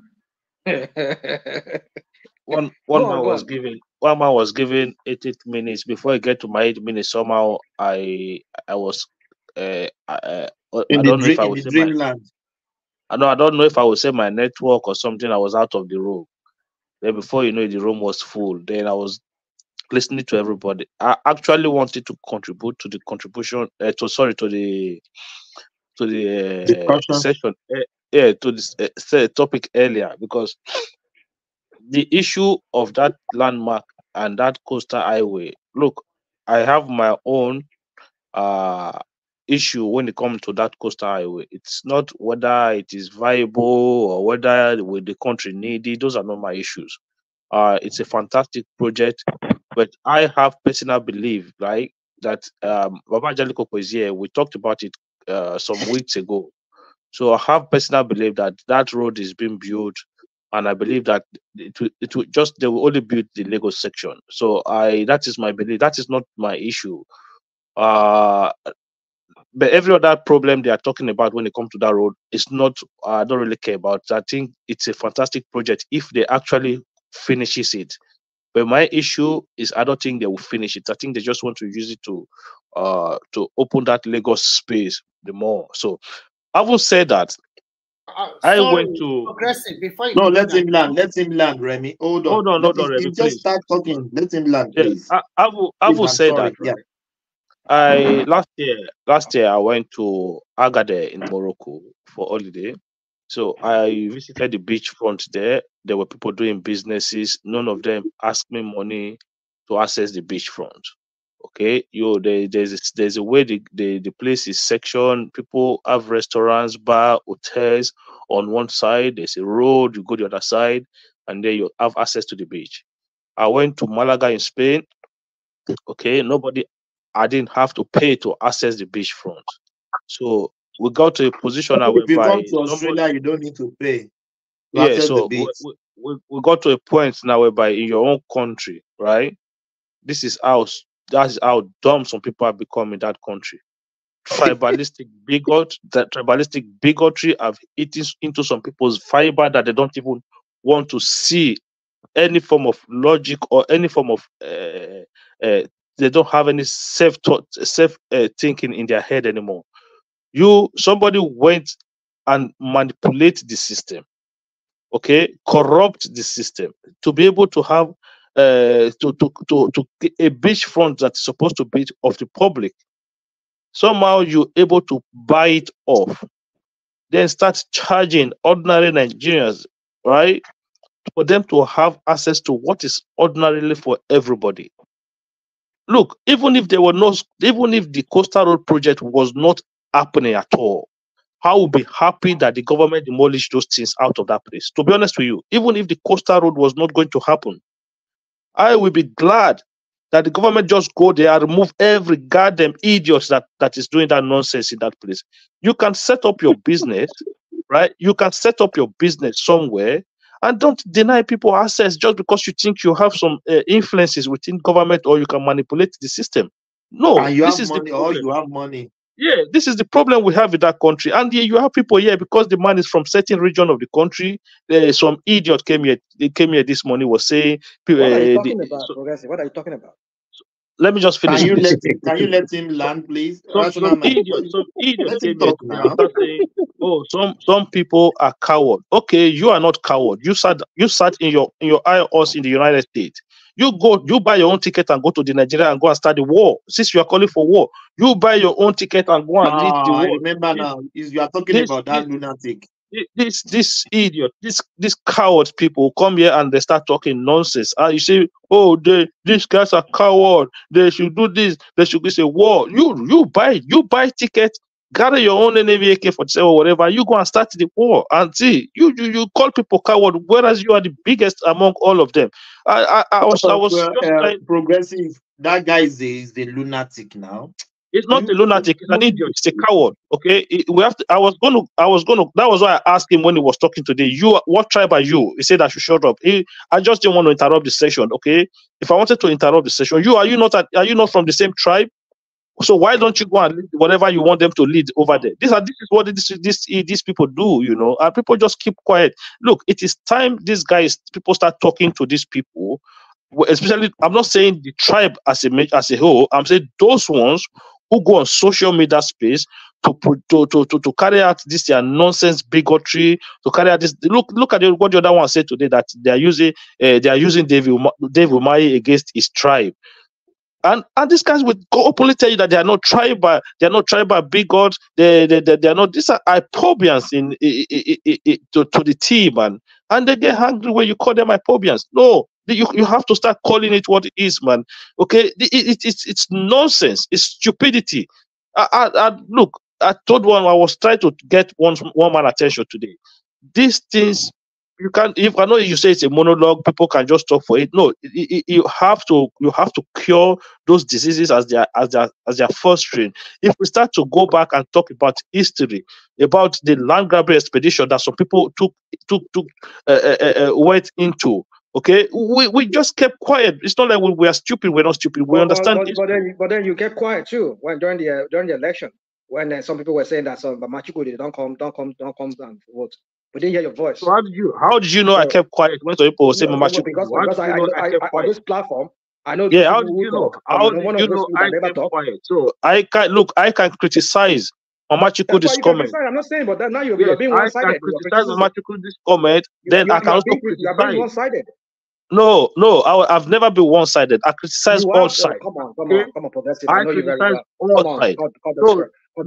Look, I have no affiliation to those people you're talking about, so I have no reason. You have any affiliation. I have no reason to keep quiet. I criticize all sides. If it's wrong on this side, it's wrong. But I never heard you criticize the other side. It's wrong.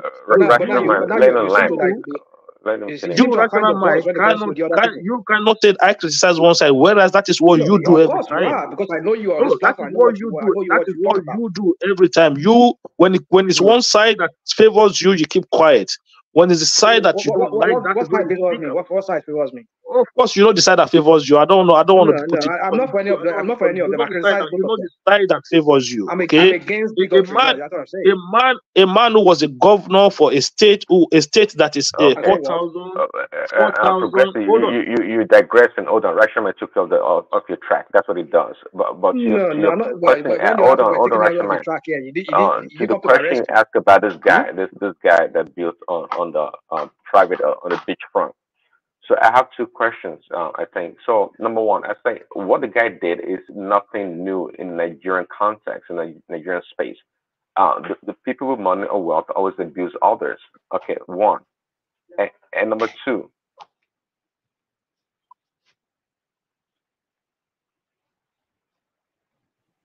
Are you still sorry, and number two. Number Go on, two, we can't hear you. Yeah, number two.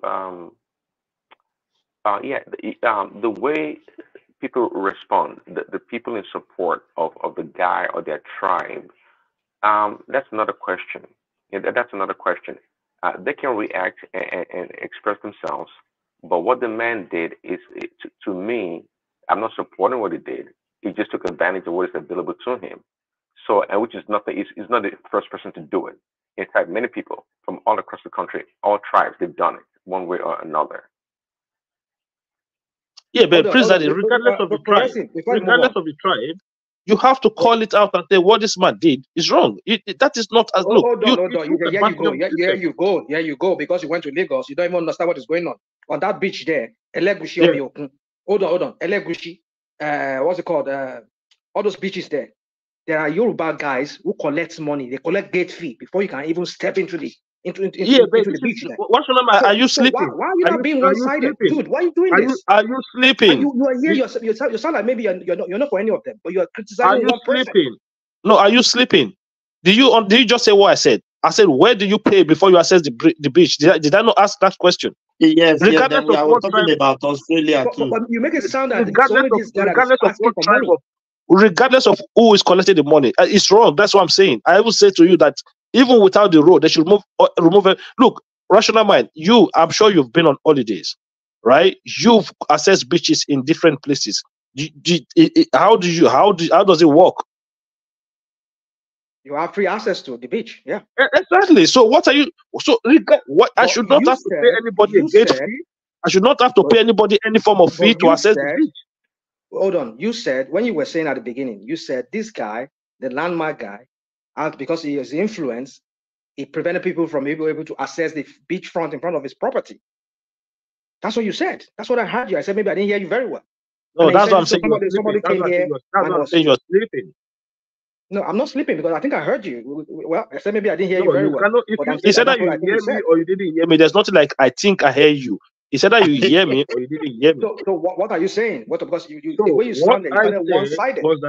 What I said, I started by saying I went to Agada in Morocco, I went to Malaga, I've been to places, and I've accessed the beach. And I've said I've never seen a situation whereby somebody take advantage or to influence the system to corridor the beach to themselves. You understand Akim, even in this Australia, the beach is open 24 hours. Nobody can stop you. They didn't even sell it to anybody. It's free for anybody. You can beachfront to the beach in the evening to just go and relax. You can do your party. There is barbecue there. You can make your barbecue. There is fire there. There is gas. It's for everybody. Nobody pay for access the beach anywhere. We say we want to fix Nigeria, but we want to fix it in a way that suits our own narrative. Yeah, but I'm asking you, who are you referencing when you said the beach was not made accessible to people? Who are you referencing then? I was talking specifically. I was talking to the landmark project. Right? There you go.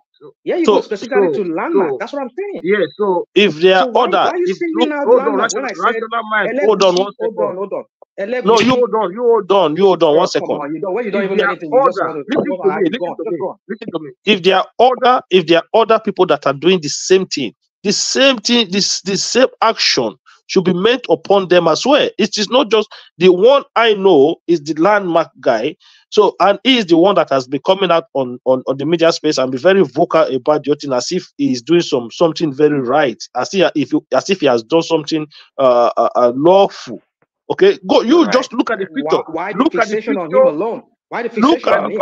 Look at the picture of that investment. Right? Look at the picture. There's a swimming pool. There's a swimming pool you can see those pictures. There's a swimming pool, not even how many meters away from the rivers, from the waters, I mean. Okay, I think there's a distinction. I don't have a problem. People, if you charge the public for using the beachfront or whatever. In front of his property. The beachfront in front of his property. Hold on. If somebody mentioned the Legushi restaurant mine that they charge them to go to the beach. But that's to the public, meaning that anybody that's willing to hold on. Anyone willing to pay, anyone willing to pay, it doesn't matter. It goes to, it's the general public thing. They charge a fee and you can go to the beach if you want to. Okay, if they use that money for whatever reason to maintain the beach or pay the people that security or whatever, that is fine. But this guy we're talking about here is a business owner that occupy a private beachfront. Okay, and for anyone to be able to use that facility, they have to go through him. So it's more like exclusive, not to the general public. There's a distinction there. Okay, the other parts of the beach, he didn't occupy all the whole beach on that beach on the Atlantic Ocean there. The one in front of his property, that's the one he manages. And so if you want to come to his resort, but does he have the right? Does he have the right to do so? I don't know. Whatever it is, we can criticize that because the question we should be asking is, what is Lagos State looking at when they allowed them to do that for long? What transpired is not what you guys are narrating. It's very simple. So what is it? You want to spin the narrative again? Listen, the beachfront belongs to the federal government. That part of the beachfront is not property of Landmark. Landmark went ahead and sublet it to other people illegally, collecting money from them. It's not the owner of that water spot they are playing there. It's sublet it to them, and he collected money from them. And because of their human face, Tinubu government compensated those guys. So what he has done is illegal. He's supposed to be prosecuted for that.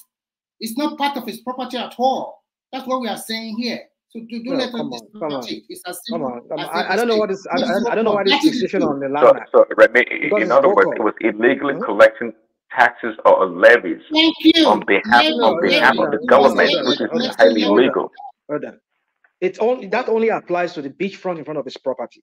Because he has a resource center. How do you mean only in front of his property? What are you talking about? We are telling you the beachfront does not. If you go to Elegushi, you go to what's it called? Other part of the beach that span across that Lagos. So what you are saying now is it what he's doing? Is it right? I mean, why are you defending him? Hold on. You want to ask me the legality of it or the rightfulness of it? What is Lagos State who collects tax from it? Now, mind you, hold on. What is Lagos State looking at when the Elegushi and the king there, what's that their king there? All those boys collecting money in his behalf for those beachfronts there, and they give them money. Rational mind. No. So hold on. Did Elegushi hold on? Can you allow me to speak? Let me land the mic. Let me land. Answer the question. Answer your question. I'm not going to listen to you. Did they build an edifice? Did they build a facility, a resort there, and they collect money? Answer that question. You don't know how that beachfront business runs. Kuramo there, before you can even access Kuramo Beach, there are those boys, Alaye boys there. They are all Yorubas for the most part. They will collect money from you before you can go in there. So why did their tribe? We know that. Did they build a facility, a resort? I'm mentioning their tribe so that you know that landmark. Even the kings. He said what? Why do their tribe matters to you? Okay, now this is why the tribe matters to me, because your fixation, because when I was accusing you, said you were going somewhere without your narrative, when you were saying, oh, they took up the beachfront to themselves. I know you were talking to Landmark, because you talk about certain person, somebody who came here who was ranting, and you say it's from one particular. So hold on. You see your problem. Can I land? You don't listen. Can I land? It's from a particular tribe. Land your aeroplane. Oh, come on. Can we hear ourselves out, so that I don't misconstrue. I think you should land. No, I've not landed. You can say I'm landed. Then when you have to talk, that you have to talk the opposite of what I said. But you won't allow me. I think you should land. Okay, all right. So I said when I was. Yeah, before you land, what kind of service those people in Elegushi? Hold on a second. How long are we going to be doing this? What kind of service do they provide to the public? Did they clean the beach after the people use it? They must be doing something with that fee. Okay. To answer your question, Prince Daddy, you take a trip to Lagos and go to those. I don't know, maybe they are still there now, but then that is what they do. Those kings, those ballets along that coastal line there, they have their money, they collect their courts. Some Lagos State officials, which I know even maybe they give some money to Lagos State, they are also in the know as to what these guys do with those beachfronts. When you go there, you have to pay gate fee. Kuramo, I know of Kuramo very well. Elegushi Omiokun, I know of that one very well. What's his name? Any of those beaches there that they privatize. There are some beaches along that shoreline. Rational mind. You have gone to Nigeria more than 10 years ago. You are saying you know all of these places. What are you talking about? This guy, would you please listen? Would you please listen? I was in Nigeria. I was in Nigeria last year. Come on. Let me land, please. You see, when interject, I won't go anywhere. So my point is this: when you were talking about, oh, you went to Casablanca, you went to Rabat or whatever, and you were able to access the beachfront, it's free. Yes, it's free in most part of the world. But in Nigeria, you were saying, oh, somebody just took over the beach to himself. I knew you were talking about Landmark, because you said somebody from his tribe came here and it was bringing fire and brimstone here, saying that, oh, they should burn down the country, they should fight, and the Yoruba people are cowards, all those kind of things. I know where you were going with that narrative. That was why I said you were being one-sided in that thing, because there are also those ballets, those obas on that coastal line there. Even the Lagos State, they are in the know. They collect money from people to access those beach there. And you didn't criticize those ones because you saw of Landmark, because Landmark had issue with the federal government. Now you have to make it like, oh, it's tribal now, right? Because somebody came here. Come on, Rational mind. Okay. One second. So in Mexico, Cancun, right? That resort place, they have a bunch of nice, resorts and hotels right at the beachfront right there. And not anybody can go there. And they have become kind of a demarcated partition, right? So if you go to one hotel, they have the entire beachfront. You can only go to the resort to access that point. The adjacent hotels, the people that go there can't necessarily come on the other side into the area that's been demarcated. So my point here is that yes, these are private businesses occupying beachfront that belongs to the public. But guess what? They have the right to do so because I guarantee you they're paying taxes and they're paying fees. Okay, so it's not always the case that a public beach can be freely accessed by everyone. Not at all. Okay, so rational mind. You may go to Casablanca and get and access the beach for freely. That is fine, but it's not always the same everywhere. Okay, so President, hold on 1 second. Rational mind, right? This is the problem with you. So if you had followed this session from the beginning and you listen to Pansat submission, you would have understood my comment very well. But because you did not listen to Pansat submission, I didn't want to mention his name, to be honest with you. Okay, so when this issue came up, this is Pansat submission. Okay, so that you get clarity as to where my own submission came from this morning. So Pansat was saying that the Igbos are coward. Okay, he was saying the Igbos, not me. He said the Igbos are coward. He said they are destroying their businesses, they are destroying their properties. That this is war. That they have to go into war. That their ancestors went into war. Like, come on.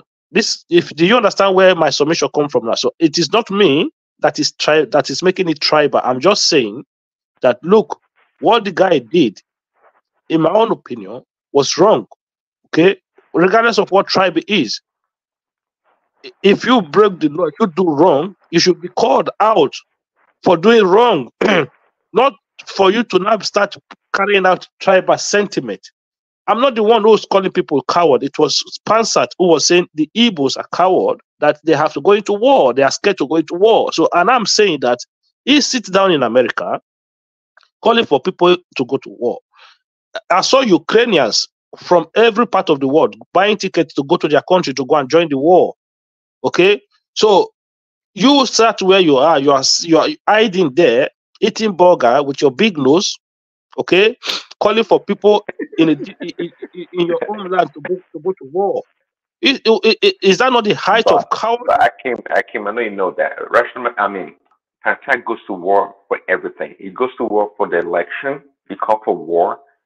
Anything that he doesn't like, he calls for No, I'm just making war. it so that rational mind understands it wasn't me that was bitched, because every time I was talking, he keep talking about, oh, these people were Yoruba. Look, regardless of who is doing anything wrong, I don't care who the hell you are. You should be held accountable for it. That is my own principle. I don't care what tribe you are, what God you worship. I don't give a damn about that. You know why? Because I live in a world whereby this is how it operates. Doesn't matter who you are. You do wrong, the law visits you. Okay? And until we get to that point. But when this is happening, look, even they are making the ministers, they're even trying to make adjustments, make realignment to save people's property. We in that country, somebody will just go and sell a land like that, it's not yours. Like, people will just the level of illegality that runs that country, people that work in government will be compromised. Like, everybody just compromise everybody. So when you come back years and try to rectify those stupidity, then you start saying, oh, it's because I'm from this tribe, oh, it's because I'm this religion, oh, it's because I'm from, like, it's nonsense, man. You knew what you was doing at the beginning. Okay, you took advantage of the corruptness in the system. You cannot complain when the law visits you.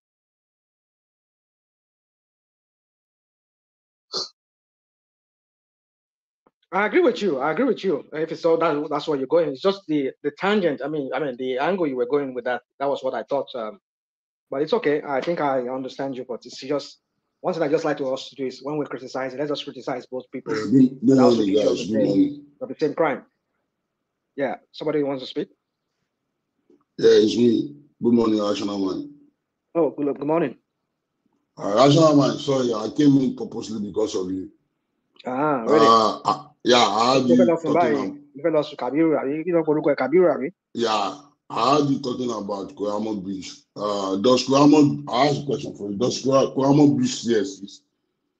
Do you know anything about Kuramo Beach? Back then, years ago. Hold on, Rational Man. It's just a simple yes or no question. Is it still existing? Because I heard you. I don't think so. Okay, so why are you not bringing in Kuramo Beach that is not existing? So why shall I bring it down? Okay, because I know. And I heard you talking about the Obas on the island, and the Baile on the island are taking money from people going into the beach. But this beach belongs to them now. It's their land, belongs to them. Okay. It's not Lagos. It's not federal property. Okay. So here you go.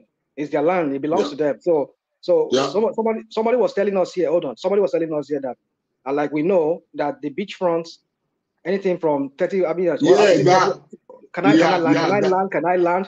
Yeah, go ahead. I'm the one asking the question now. Okay, let me talk now. You've been talking all this one. Okay, go on. Yeah, there are some parts of the beach that belong to the government. Yeah, there are some part, probably the front or whatever. But what I came to ask is that you just don't speak what you don't know. They are talking about landmass. They are talking about Kuramo Beach. It's two different things. Last time I was hearing the talking about Lagos State government want to take land because people don't have CFO. Where in the world do you see that any government take people's land back because they don't have CFO? when Okay, war. all right. Can I attempt at your question now because I need to go to bed because I've been working. Yeah, go ahead. All right. So, what I know is that anything from the beach to the ocean, the federal government owns it. Whatever concession the federal government has had with some traditional rulers to have access to that sea, or I don't know. And this same land that we're talking about, some of those lands there were even sold by these ballets, these obas. They sold it to them. So if these obas, hold on. I can't. You said what? Go on, please. What did you say? No, I said nobody's disputing that now. That they said the land to the landman guy. Nobody's arguing that now.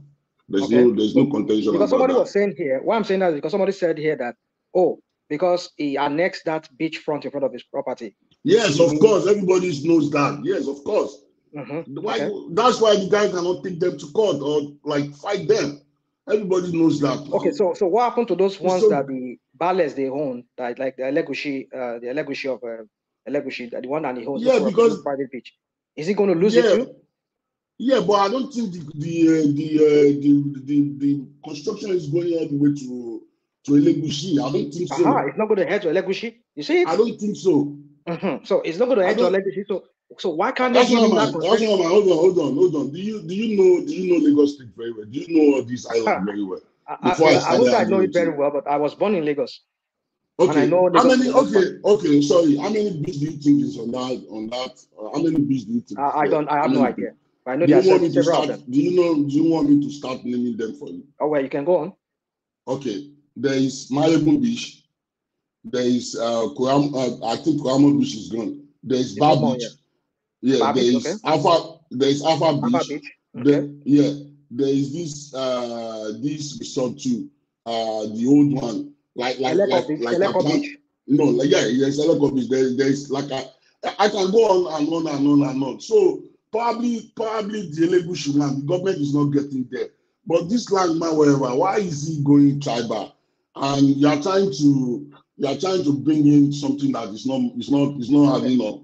We are talking about landmark. You are talking about Kuramo Beach. Kabiru. If you followed me here, said maybe you don't want to. I follow you very well. If you follow me, except you're not listening to me with a biased mind. You understand my position on this? No, I'm not biased. You are the one that is biased. I'm not saying you're biased. Hold on now. I'm on Yafra Ballet now. I'm not saying you're biased. I'm saying except you are listening to me with a biased mind, but which you said you don't. But I want to assume you like. I want to take you by your word. Now, my position on this is because of where I stand. That's why you always accuse everybody that come against you. Not that everybody listens to you. Okay. This is not accusation now. But I'm just saying. It is. Why do you don't even know me? Why do you say I'm calm down now? You know you're going to now. I don't know you. I think I'm talking to you. I know you. If you don't know me, I know you very well. I know you very well. You can say you know me on this platform, but you don't know me. You're always against our father in Lagos State now. You're always against Tinubu. You said but that's my political views here. But you don't know me outside this place. But let me just land. My point is this, I know you. Through your word, actually, I know you now. So what do you want to tell me? Okay, you don't speak about what you don't know. So me, I'm a Lagosian. No, I'm not speaking about what I don't know. It's what I know. Hold on. That beach is there. Can I land? Yeah, go ahead. The beach there. Some of the ballets there. I have them as friends. They are great grandsons. Name them. Hold on now. Is he Saeed? Name them now. Who are those? I'm not going to name them for my own privacy. For my own privacy, hold on. For my own privacy, I'm not going to name them. I'm not going to name anybody. But I have them. Even that Kuramo, I know one of them. Even one of the guys. That's why I stop talking about Kuramo. There's no more Kuramo. Kuramo go down like. Dude. Would you calm down? Would you calm down? I'm telling you people that I know.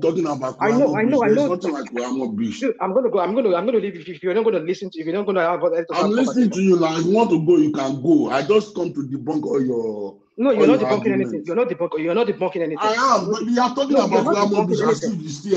You are not debunking anything.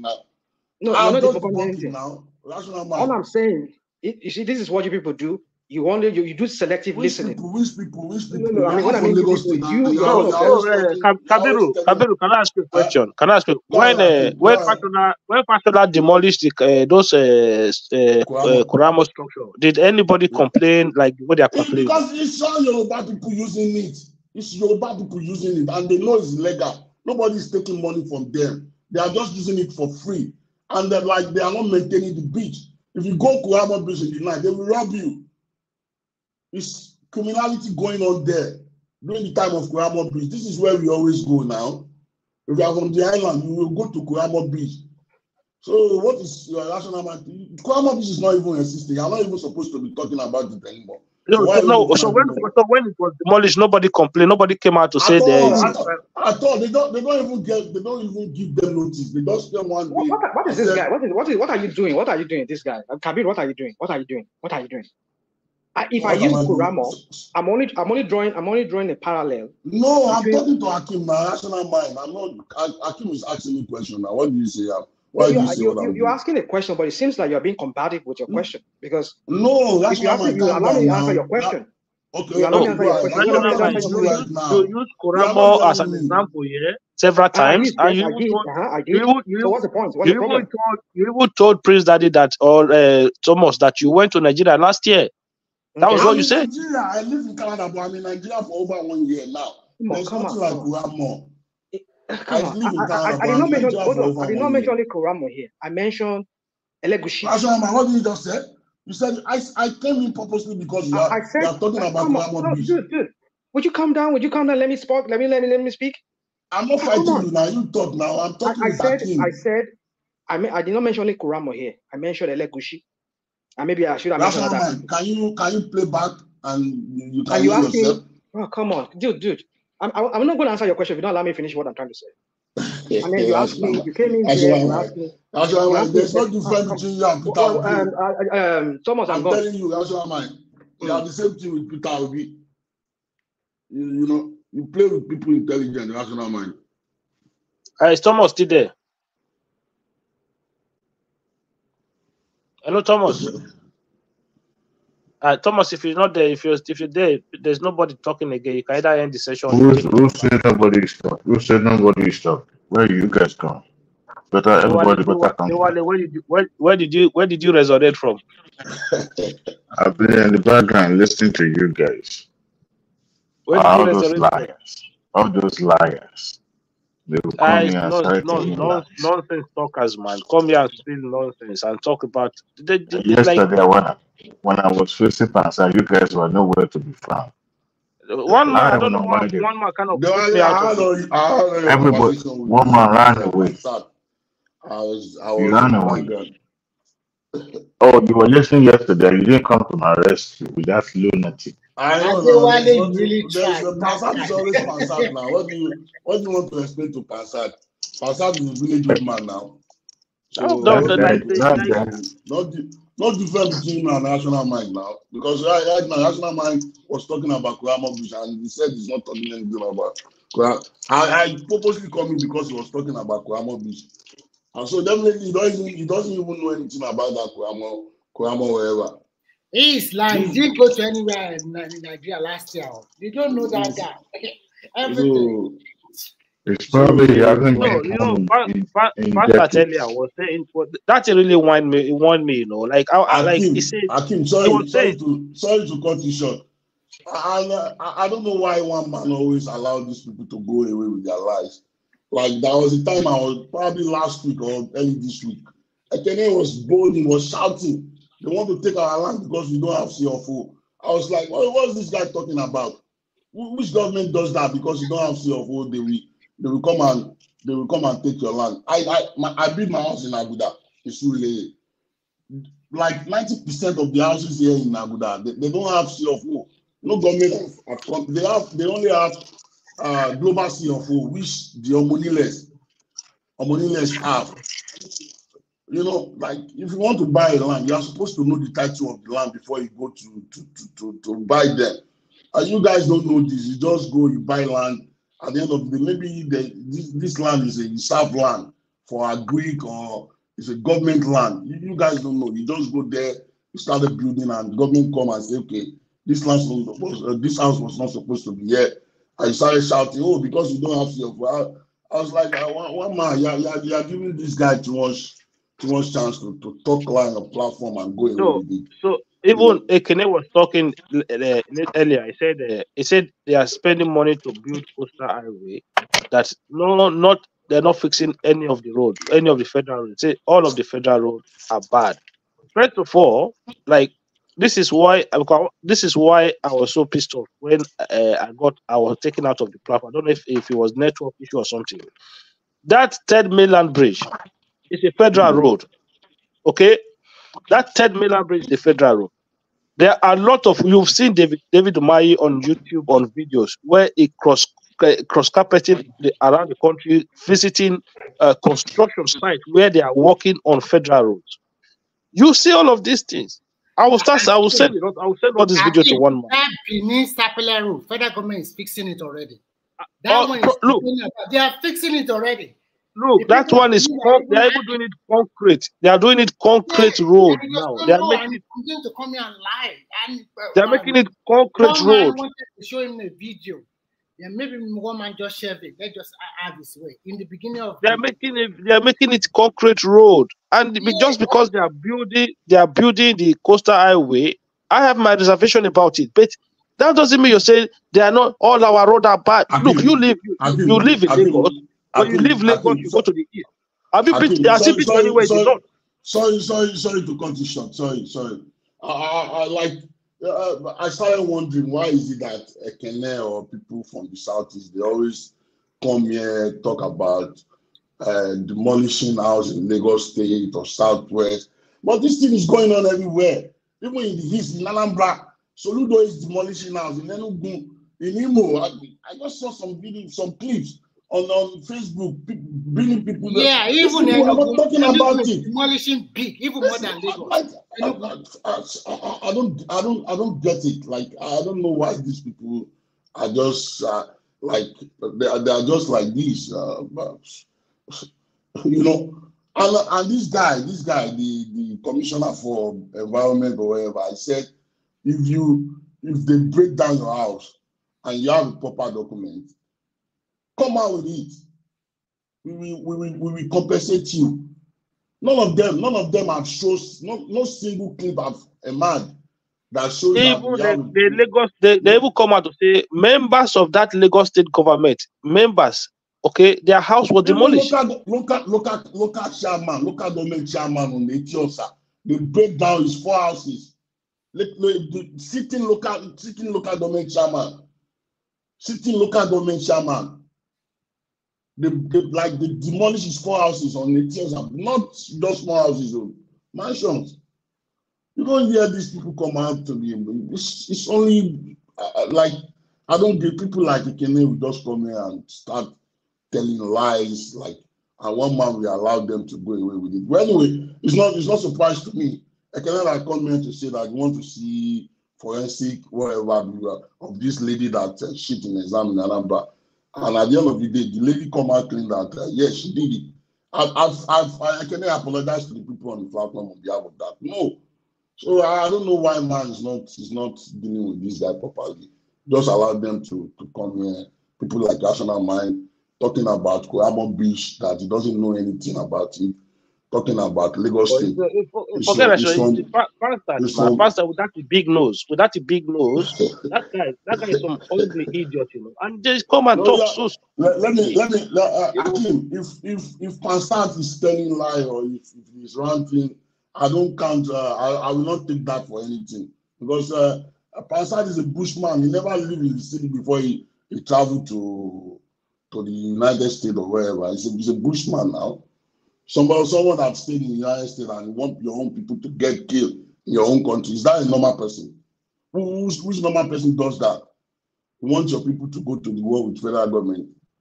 You want to go last. I did not blame everybody that they hate us. They kill us with the Yoruba people and the Hausa people.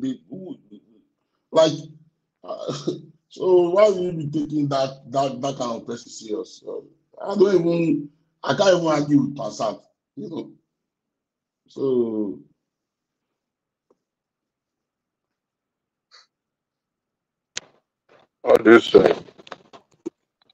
All disobedient do not want truth.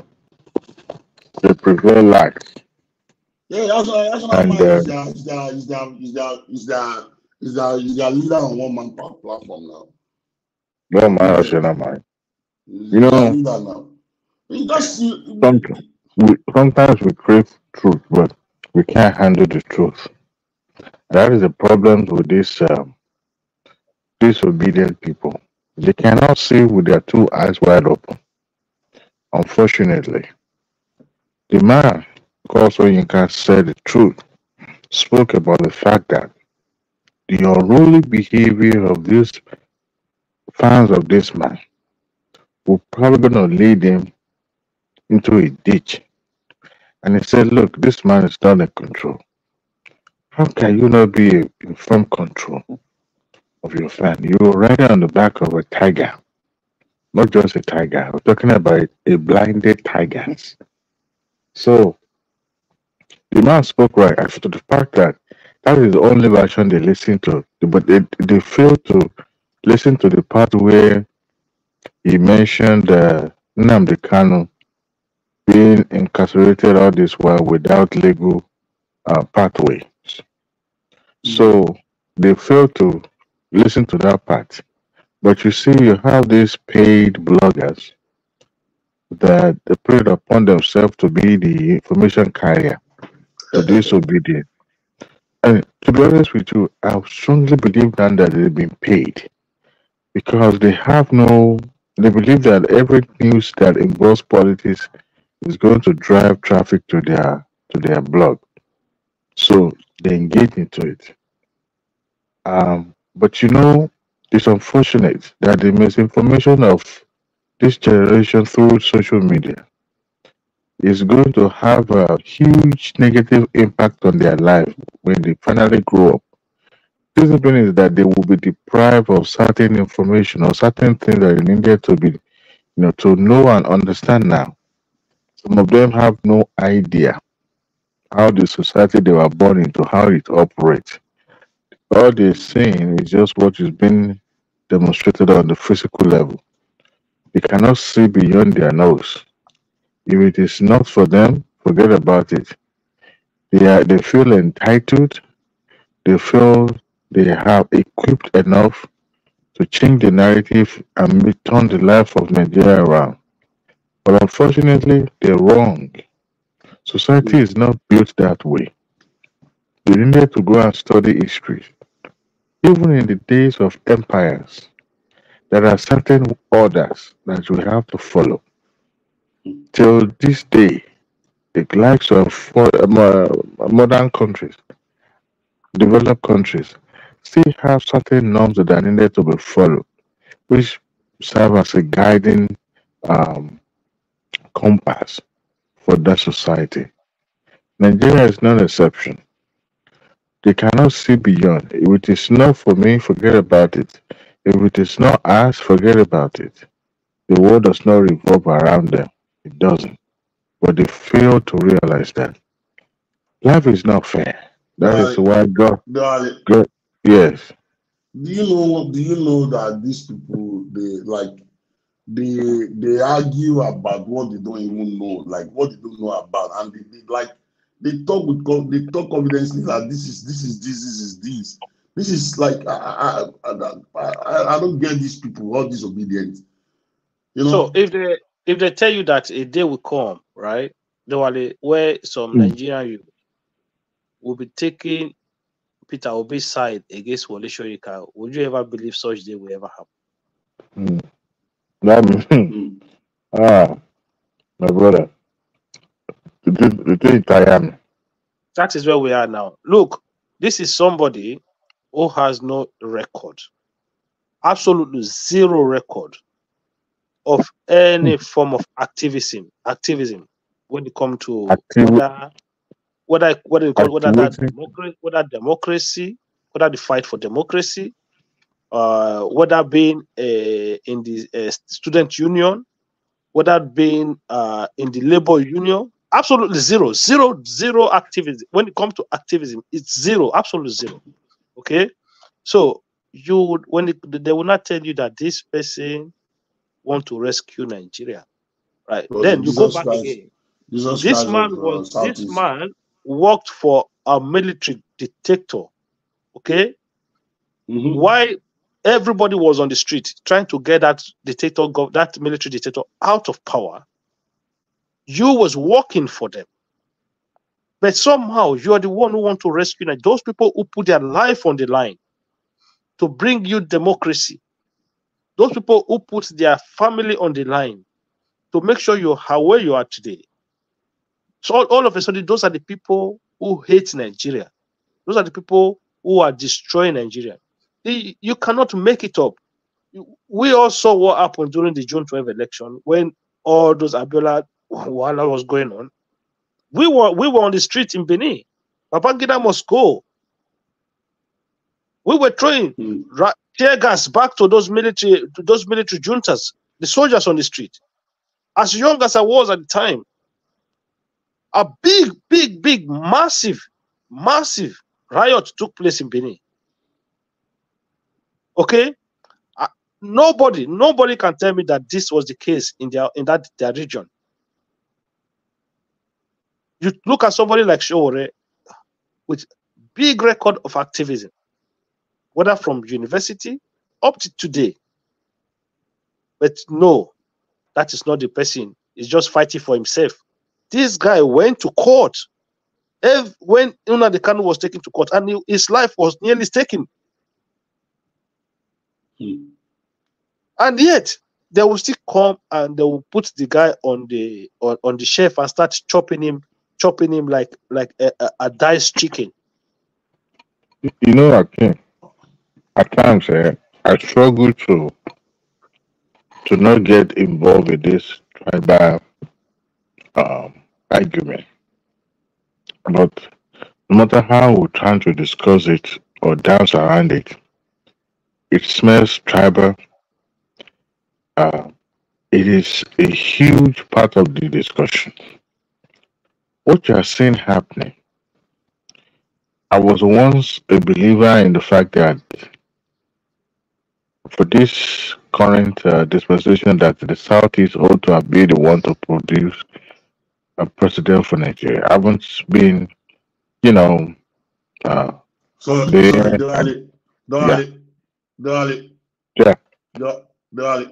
Yeah. So I have a question for you, Alakim. Come 2027, do you think anybody from the Southeast stand a chance to become Nigeria president? Apart from Tinubu? No, it's not even that. Like Tinubu can lose the seat to probably somebody from the north. But do you think anybody from the Southeast stand a chance to become a president of Nigeria to come 2027? Like I said before, in 2027, right? No, forget Southeast now. Both Southeast, South, no Southerner. Let me bring in something. Do you know that 2027 in Lagos State of today, they start playing the politics of 2027 in Lagos State? I'm telling you. It's going to be brutal. Now, I believe the plan on ground now in Lagos State is that they have started mobilizing themselves, or the APC, street by street, getting their numbers. The mistake they did in 2023, it won't happen again. I don't think Obi will score up to 200,000. No, because Tinubu was not at home. That's why. It's not even that. I think they are not prepared. Apart from that, yeah, regardless of what they do in Lagos or not, but what my belief is this: the North will not allow a different Southerner.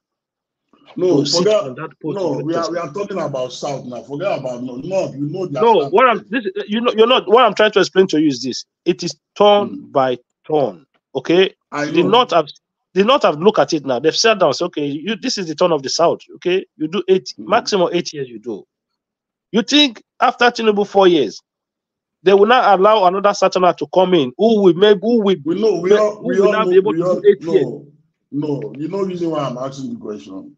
We know we know this. We know this already. We know that the North will not vote for any other Southern except Tinubu. We know that. But the way the obedient and obey is going, is going to put the Southeast people in problem. They will get into problem. They will lose so many things. The way this guy is going, they will lose a lot of things. Not exactly in the Southwest. I'm telling you, like the way they are going about it, most likely Peter Obi, that guy. I don't know. 2027, we might see. Did you watch the acting of Shutokuma and the Okupe's interview? That is that for me. Did you watch it? No, I didn't. No. You need to watch it. Yeah, I will. Those guys spoke the truth. They had no choice than to tell the truth. First and foremost, they acknowledge the fact. Yeah, but they were these guys. This is why I told people about this what they call the so-called obedient movement, right? I have no issues with Nigerians. Some group of Nigerians. Let's call it what it is. It's a fascist group. It's a fascist movement. I have no problem if the people come together and say they want a change in direction or whatever they want to do. But this is what I'm trying to explain to them. The man at the top of the ticket is an elitist. It's an elite, not different from every other elite that we have in Nigeria. It's not different from any one of them. It's a smart calm man. It is that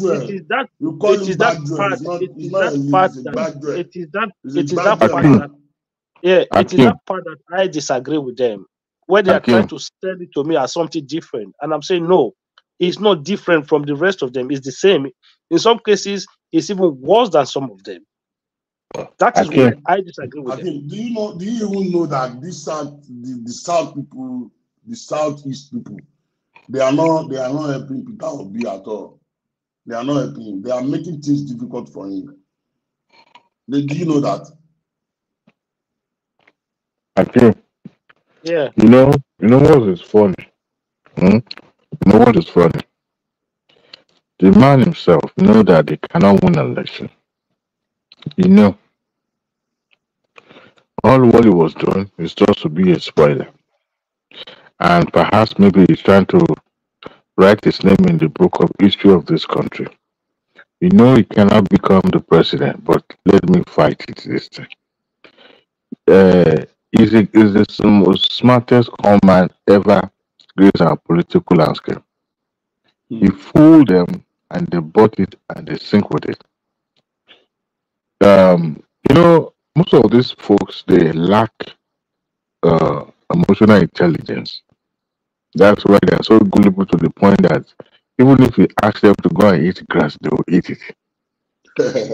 Tinubu we know is a thief. There's no way you will get to that pinnacle of career in politics that you will not have your hands soiled. Atiku is a chronic thief. We know his past, his present, and we can determine what deduce his future. Tell me that politician in Nigeria that we cannot actually point to and say, you know what, we know where you're coming from, you know your antecedent. Now, if they say Tinubu is not a thief, then I would tell you, look, you may not have been convicted by any court in Nigeria, but we all knew that the guy even looked like a crook. He looked like a crook. Okay? Now, that apart, when somebody now decided to rebrand him or herself as if it's the second coming of Jesus Christ and carry himself around like a saint, that is what I despise.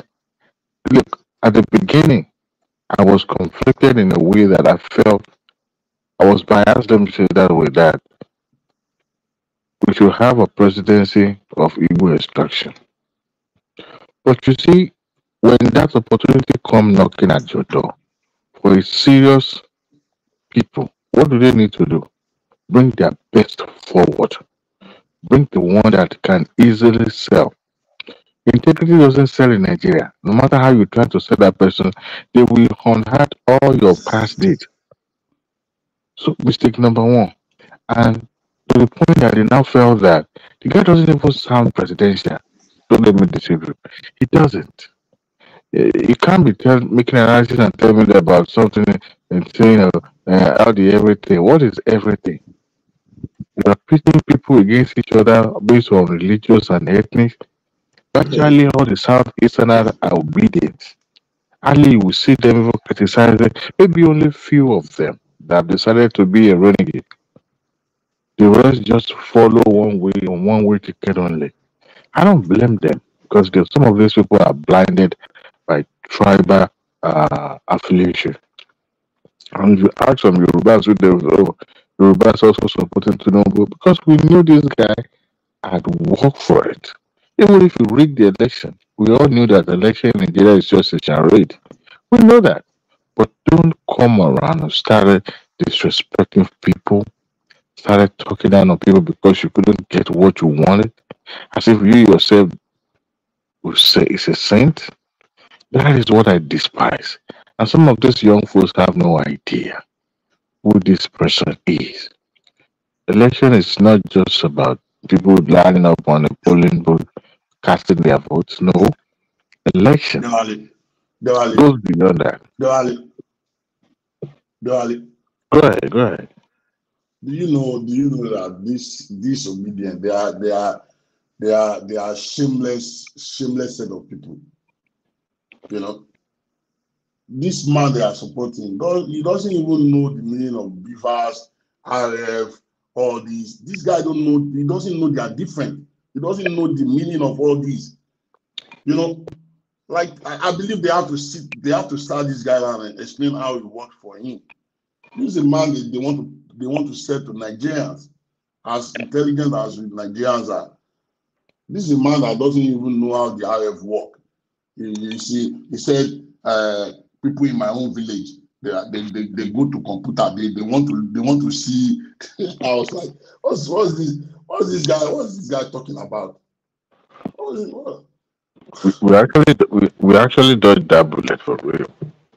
In fact, we are supposed to we're supposed to thank God for not. When you see a smart man. Obi should have done like something better. If it's not because of all these supporters abusing everybody, you know, they made a lot of people change their mind. What is wrong with this guy? A lot of people are just put off. bully everybody into power. Yeah. You know, and now everybody is more wise. I believe the APC too. They And that was the reason why Soyinka said these people, they don't have leadership skill. That's why he condemned him. But they felt, it's disrespectful. You didn't watch the Bigati's interview on Rice News? I don't watch Rice News. I don't watch Rice News. You see, that guy, he eulogized Abacha to the highest heaven. And then turned around and said, Soyinka is not worth discussing. Almost 90 years old man. He eulogized Abacha to the highest heaven. And yet find it difficult to condemn his followers.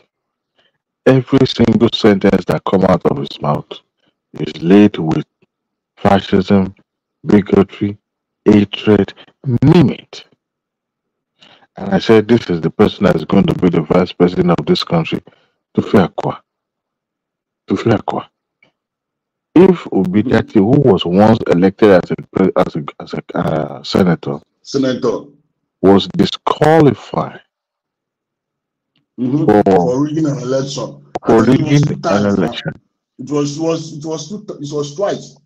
The disqualifying. Someone like him should not even be near the ballot anytime in the future. But you know one thing, Obidati is part of the elite. He grew up on these people. He has always been around the elite. He married one of General Gusau's daughter. Remember, General Gusau was the NSC chairman before, right? And General Guso is the handman of General Abacha. During the Abacha, till today, people still revere and respect of that man called General Guso because that man has the secret I book of believe the man is late now. That man you're talking about. Is he not Guso is still very much alive. Guso is still very much alive. One of former NSC chairman is late now, just of recent. I saw that. So one of them. that is where he's getting all his security briefings from, indirectly.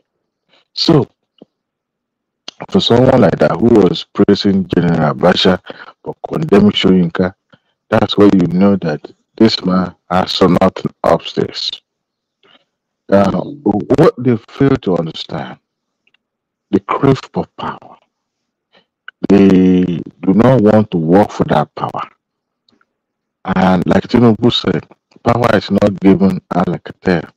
You have to work for it. And when you get it, you snap it, you run with it. Because you only have one shot only. And that is a good example of power. What the likes of Obi lack what you can call leadership skill. What he failed to acknowledge, and he knew, not that he failed, he just refused to acknowledge the fact that there are some power blocks in Nigeria. The strong pillars. They make decisions on what is what in this country.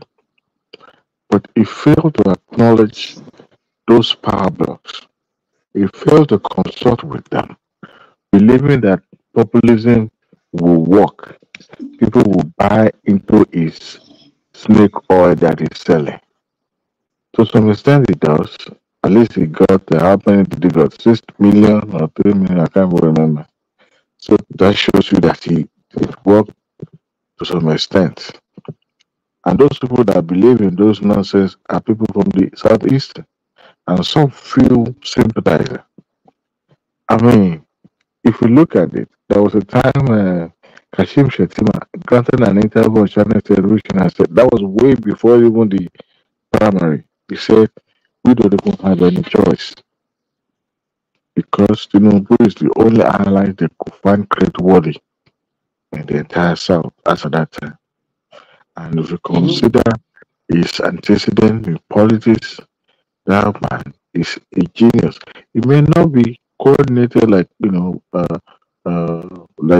people in the Western world, but in his own local way of doing politics. Yeah, go ahead. Sorry, I have a quick question.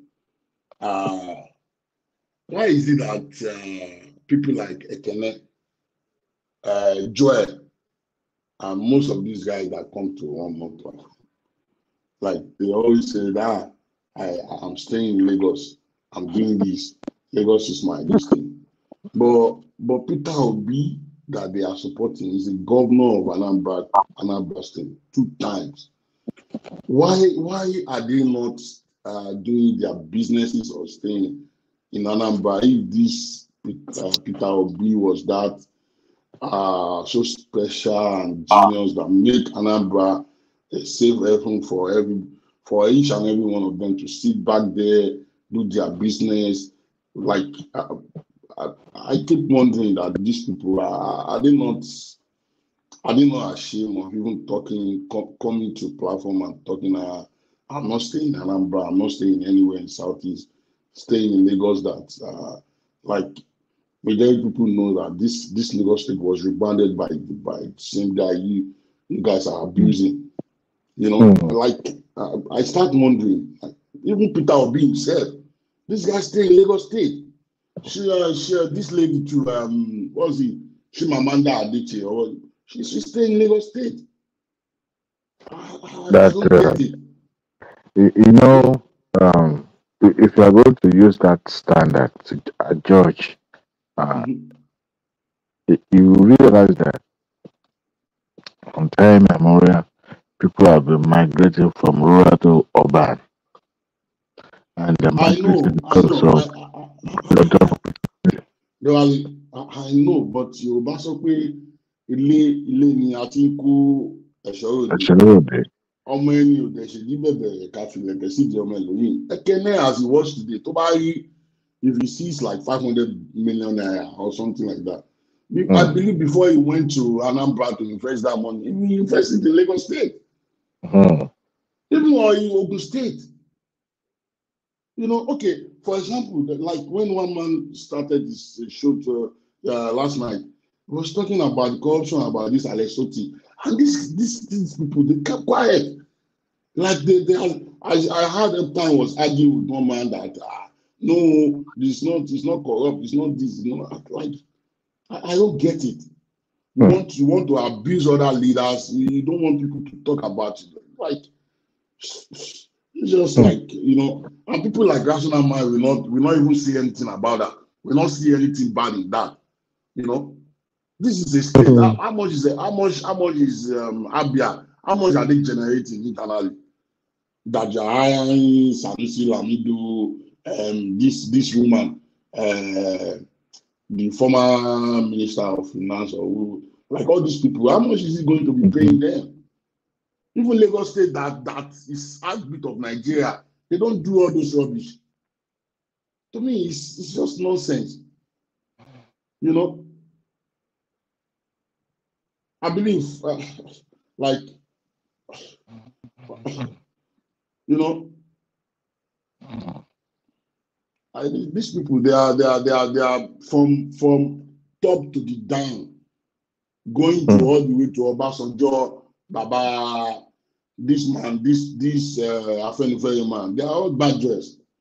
They don't know what they stand for. Believe me, they just want to put Nigeria into problem. I don't think Peter Obi is the president of Nigeria now. There's going to be a lot of problem.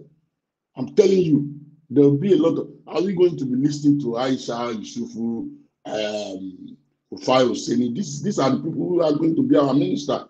The people who test lie. That you just wake up one morning and you just see fake news flying around. These are the people they want to make minister for us in Nigeria. Look at this guy in Lagos State, who's River. He's not even from Nigeria. His family is not from Nigeria. It's the one talking about it. I don't even think in Yoruba. And you want to govern Yoruba State. That guy cannot do anything in Nigeria anymore. We can go to Anambra where his mother comes from and become something, but not in Southwest. The Southwest people, they will go out on him. They will go out on that guy. I don't think, because I don't think like them.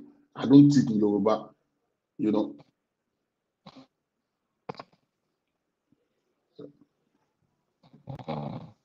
Everybody is awake now. We are waiting for 2027, and we will see the number that we get. I know probably a new word of all those first tax sites that they dominated. Yeah, something can come out of there. Come to all this where Yoruba people are. I don't think Obi will even score up to like 10,000 votes. I'm telling you. You know.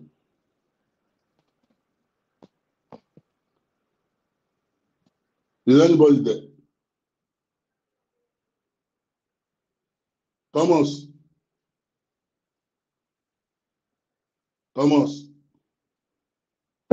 Maybe you should shut down this thing. Nobody is here.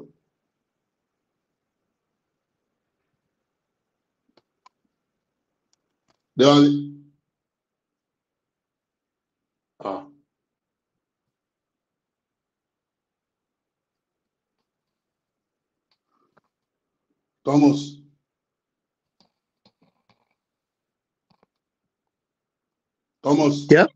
Yeah. Oh, I believe there is no one on the platform anymore. Good morning. Yeah. Maybe my network went off. Yeah. Okay. Good morning. Yeah. Good morning. How are you, my brother? I'm fine. Are you? Good. How is family? Yeah, we thank God. And you? Yeah. Like I just came. I always listen on the background. I just come purposely because of Rational Mind. telling you guys lie about what he doesn't know. You know, I believe I will maybe in the next section I will talk to one man that he should not allow rational mind to talk about anything in Lagos State today, because he kept on telling lies about what he doesn't know. Even a Kenyan that is not from Lagos know much about Lagos State than him. You know, I don't know why you are talking about something is not existing for the past 15 years. You are still coming talking about it like Kuramo Beach. They take money. Kuramo Beach is a free beach. Nobody take money from anybody. Yes, they will take money for your car parking. Kuramo Beach when it was existing. And you are just coming here talking about what you don't even know. One man should not be allowing that. You know, like a Kenyan coming to tell people that Lagos State will demolish your house if you don't have CFO. 99% of houses in Lagos State, except the one the government build themselves, don't have CFO. 99% of the houses in Lagos State. How many houses have built? Government even said it themselves. I'm how sure many I know houses that have data. built? And one man was allowing this guy to be talking like this, that on this international platform that they will break your house if they have CFO. It doesn't happen anywhere in the world now. What is CFO? Unless if you have your own, the major land has a problem, probably is a government acquisition land, or is a reserve land, or is a farmland, and government looked at it that this thing was not supposed to be here now, so we want to take it back to the normal structure. You know, even when Tinubu want to do all this Igondo road, all these Lawancing road, Akeyele, Jesha road, when they want to do all those roads, like they see the plan, they bring the plan to everybody to see that all these houses was not supposed to be here, but they consider them. They still consider them, okay, we will take half of it, we will manage, we will do this. You know, these are all the things that, you know, one man should not allow these people to come here to tell lies. I will tell one man, he should ban one rational mind for speaking about Lagos State. We don't want him to speak for us. No, me, I'm from Lagos State. I'm a Lagosian. I'm from Modile family, right? I think Baba will know our family. He's also a Lagosian or Mike. So, like, you can't be talking about our state like that now. Talk about Undo or Akwe or where you come from. Talk about it. We will not argue with you. But you're not from Lagos. You don't even stay in Lagos State. You come, you argue, oh, they are breaking Igbo houses. They are doing these houses. Even these people say, how many houses do they have in Lagos State? How many houses? The way they shout that we bought everywhere. How many houses do they have? They don't own up to 20% of houses in Lagos State now. Thank Thomas, you, my brother. Good. Have a good day. Enjoy the rest of the day. Yeah. Thank you, sir. Yeah, thank you.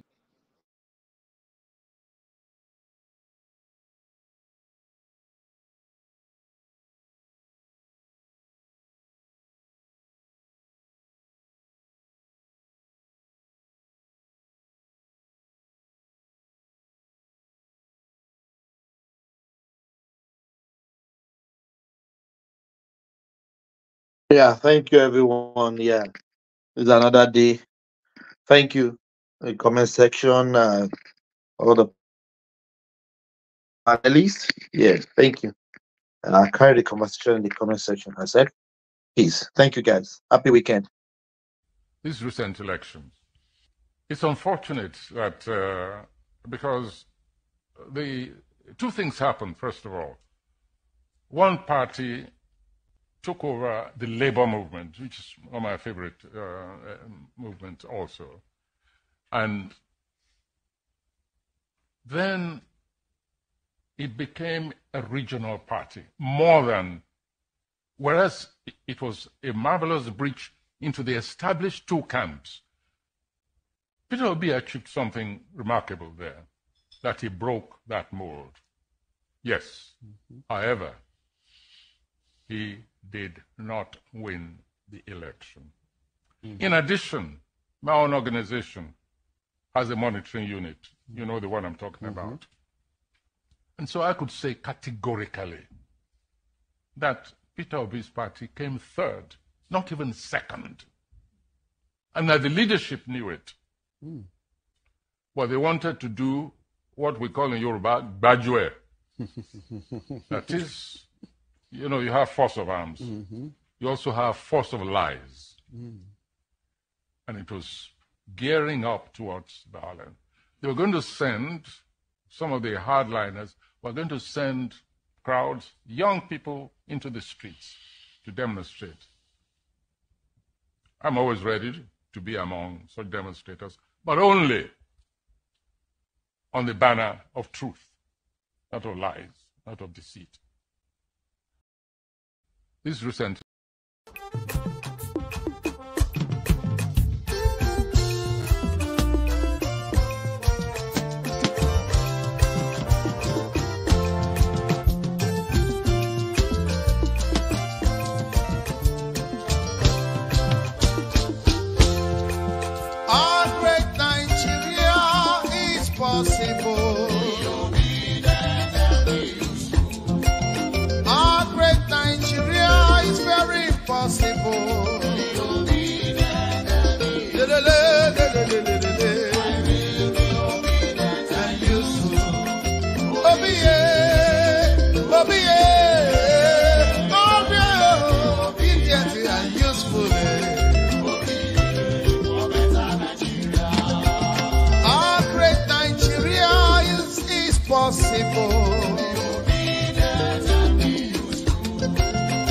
Our great Nigeria is very possible. For better infrastructure, for better life, yeah, my people. For better roads, yeah, for better hospitals and health, yeah. For lights today, for everything to work for us, for Nigeria.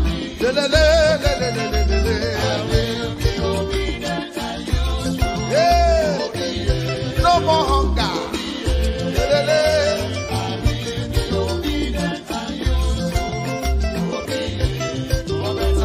Obi for better Nigeria.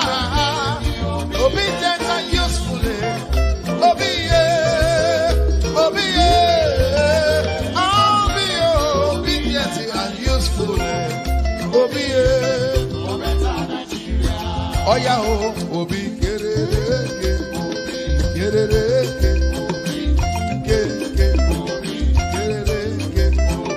Hausa man, Yoruba man, Igbo man, Middle Belt, Niger Delta.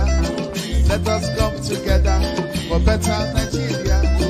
Get it, for better life, for better health, for better road,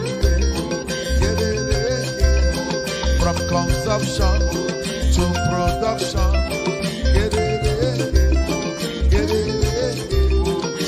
Obi Adema,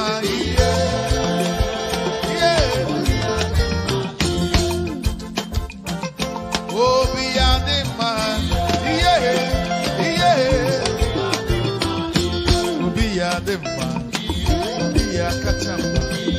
Before Nigeria, we go to good. What we follow will be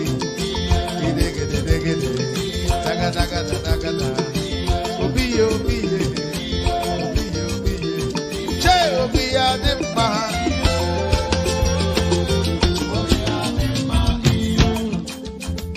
okay now.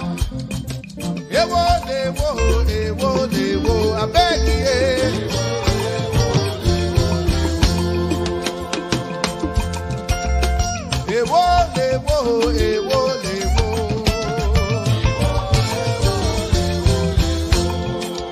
Òyìnbó lọ́tọ̀ bẹ̀lẹ̀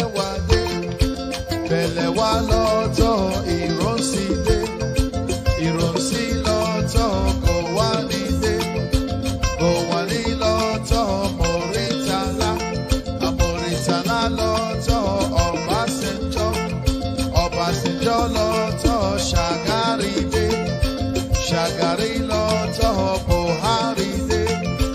Buhari lọ́tọ̀ Babangida lọ́tọ̀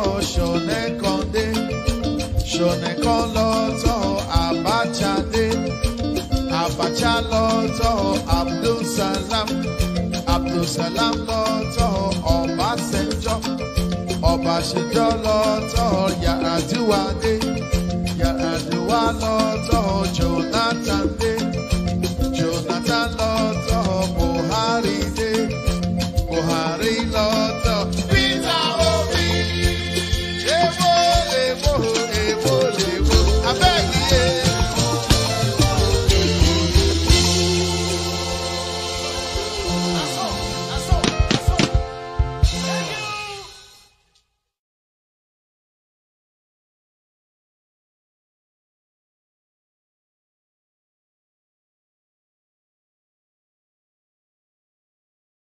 You can only see, but you can never get there.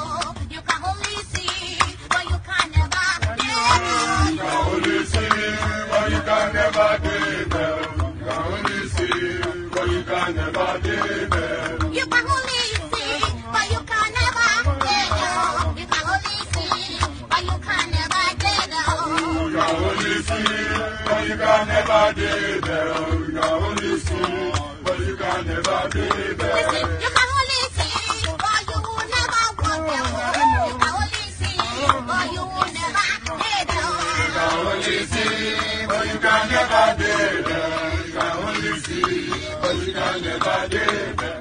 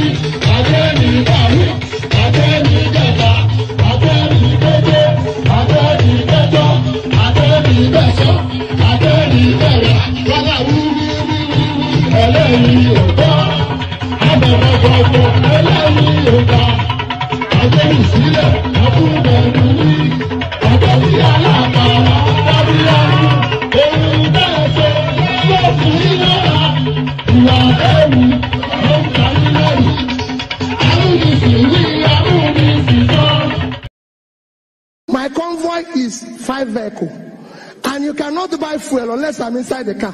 So I will pay them. No more. I know. The governor was paying for petrol himself for his convoy.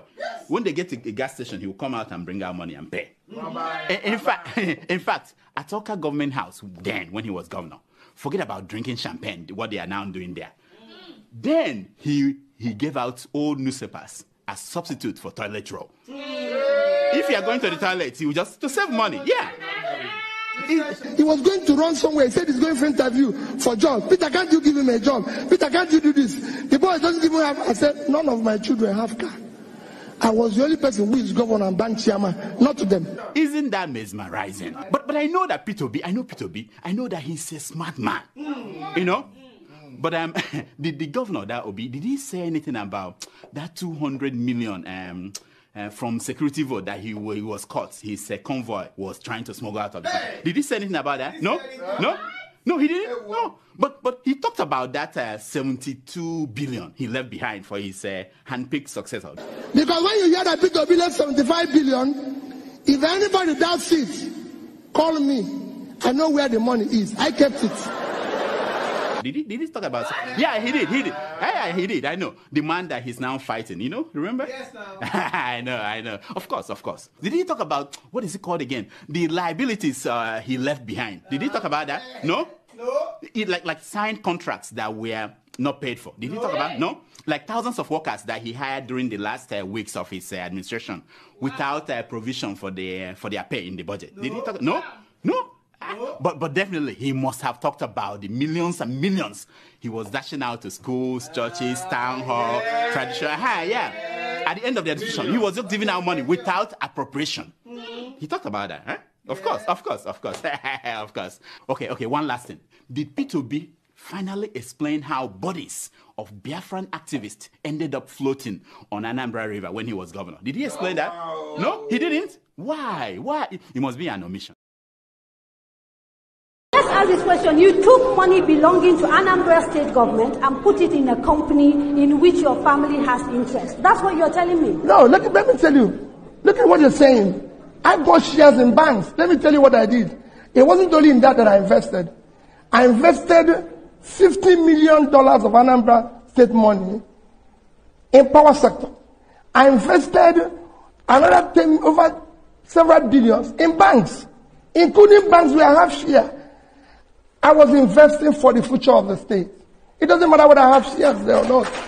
But so, if the shares is making profit, so if I have an opportunity of building a future for the state,